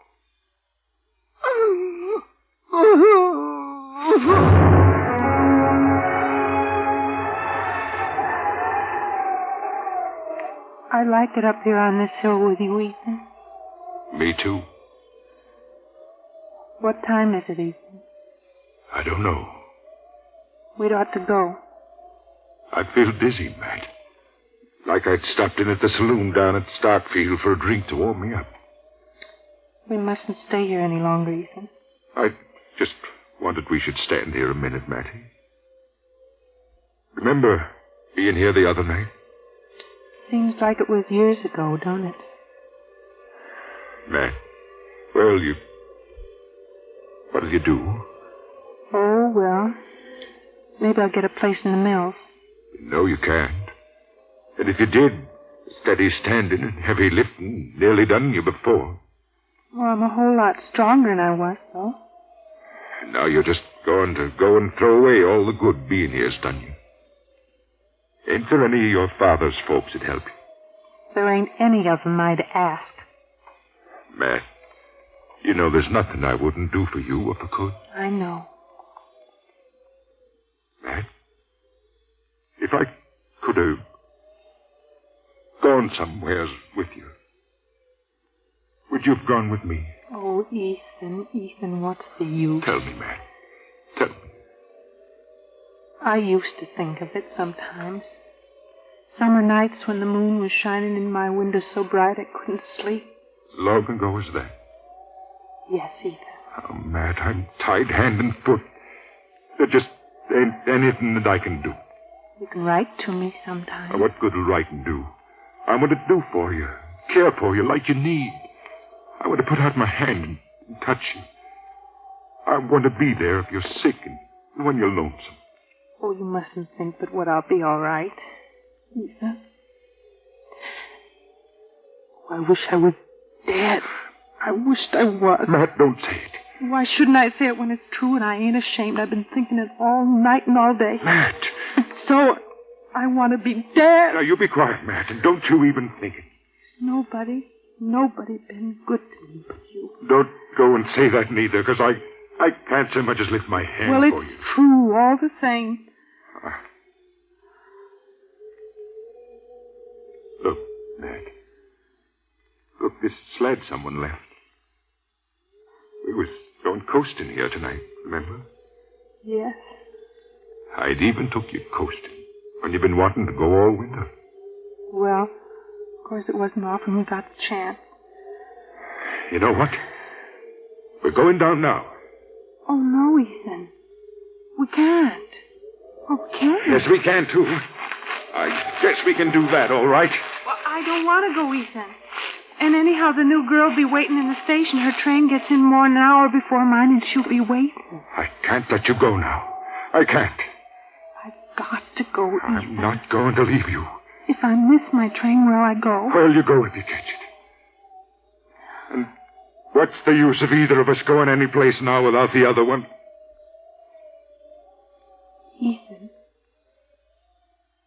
Ethan, we're going. But where? Matt? I want you should take me down with you. Down where?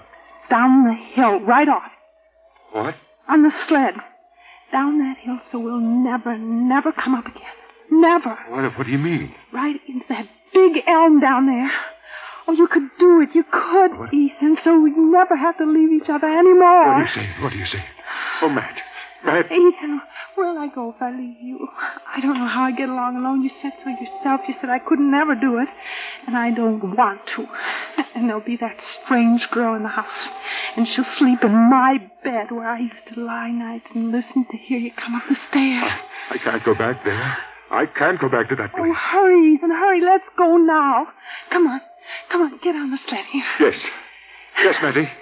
We're going down first and together. Yes. Holding each other tight. Yes, Ethan. I want to feel you holding me. It's going to hurt. Don't be scared, Matt.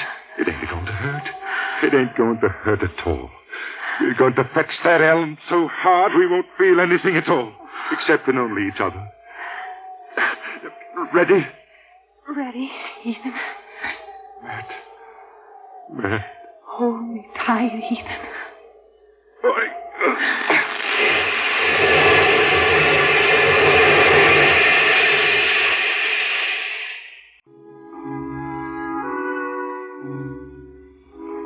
That was 20 years ago.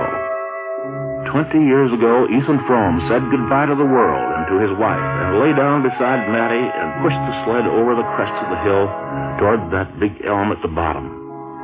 20 years ago, and still, Ethan lives in the same little farmhouse outside Starkfield. And people are not allowed in. Ethan has changed now. There are scars on his face. His hand is paralyzed. He limps. He's returning now from driving the stranger to Corbury and back for $1. Hello, Zena. Did you get that $1, Ethan? That's what I went for, ain't it? Well, $1's $1, Ethan. But there ain't a whole lot for driving all the way over to Corbury and back this weather. Another $1 will come handy, won't it? Zena! Zena! I'm coming. Don't you fret. I'm coming. Will you wheel me into the kitchen, Zena? All right, Matty. I want to get warm. All right, Matty. Oh, Zena! You bumped my wheelchair and you hurt. You did that a purpose. No, now, don't say that, Matty. You can't say that when I've been doing what I can for you for 20 years. Well, I wish you hadn't. I wish you'd let me die. Oh, why didn't you let me die that night they carried Ethan and me in here? There you are. It's warmer in here. I'm cold. Here, I'll tuck your blanket in. No, don't you touch me. Zany, you do it. You're so clumsy, you always hurts me. You're worse than a baby, Matty. Well, I can't stand having him touch me. Oh, ain't you never gonna die, Ethan Frome? The Fromes are tough, I guess. Doctor was saying to me only the other day. Frome, he says, you'll likely touch 100.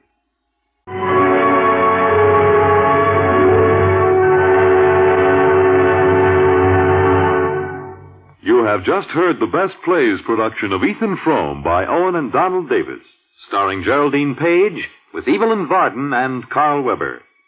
Here again is your host, drama critic John Chapman. This, to me, has been an absorbing and moving story. A good book, a good play, and, I feel, some good performances. Our thanks to Miss Page, Miss Varden, Mr. Weber, and their fellow players for bringing it to us. Next week, we shall offer another drama of considerable distinction. It is Robert E. Sherwood's play about the Arizona desert, The Petrified Forest. Experienced playgoers will remember that in this work, the late Leslie Howard gave one of the best performances of his notable career, playing Alan Squire, a philosophical desert wanderer. The star of next week's performance will be another English actor of remarkable quality, Cyril Richard. This is Chapman saying goodbye until next week. Ethan Frome was transcribed and adapted for radio by Robert Senadella. Heard in the cast were Louis Van Ruten as Harmon Gow, Arthur Maitland as Jotham, Lawson Zerby as Dennis, Bill Lipton as Ned, and Jane Webb as Ruth. Best Plays is an NBC production supervised by William Welch and directed by Edward King. Fred Collins speaking. Tonight, hear Confession on NBC.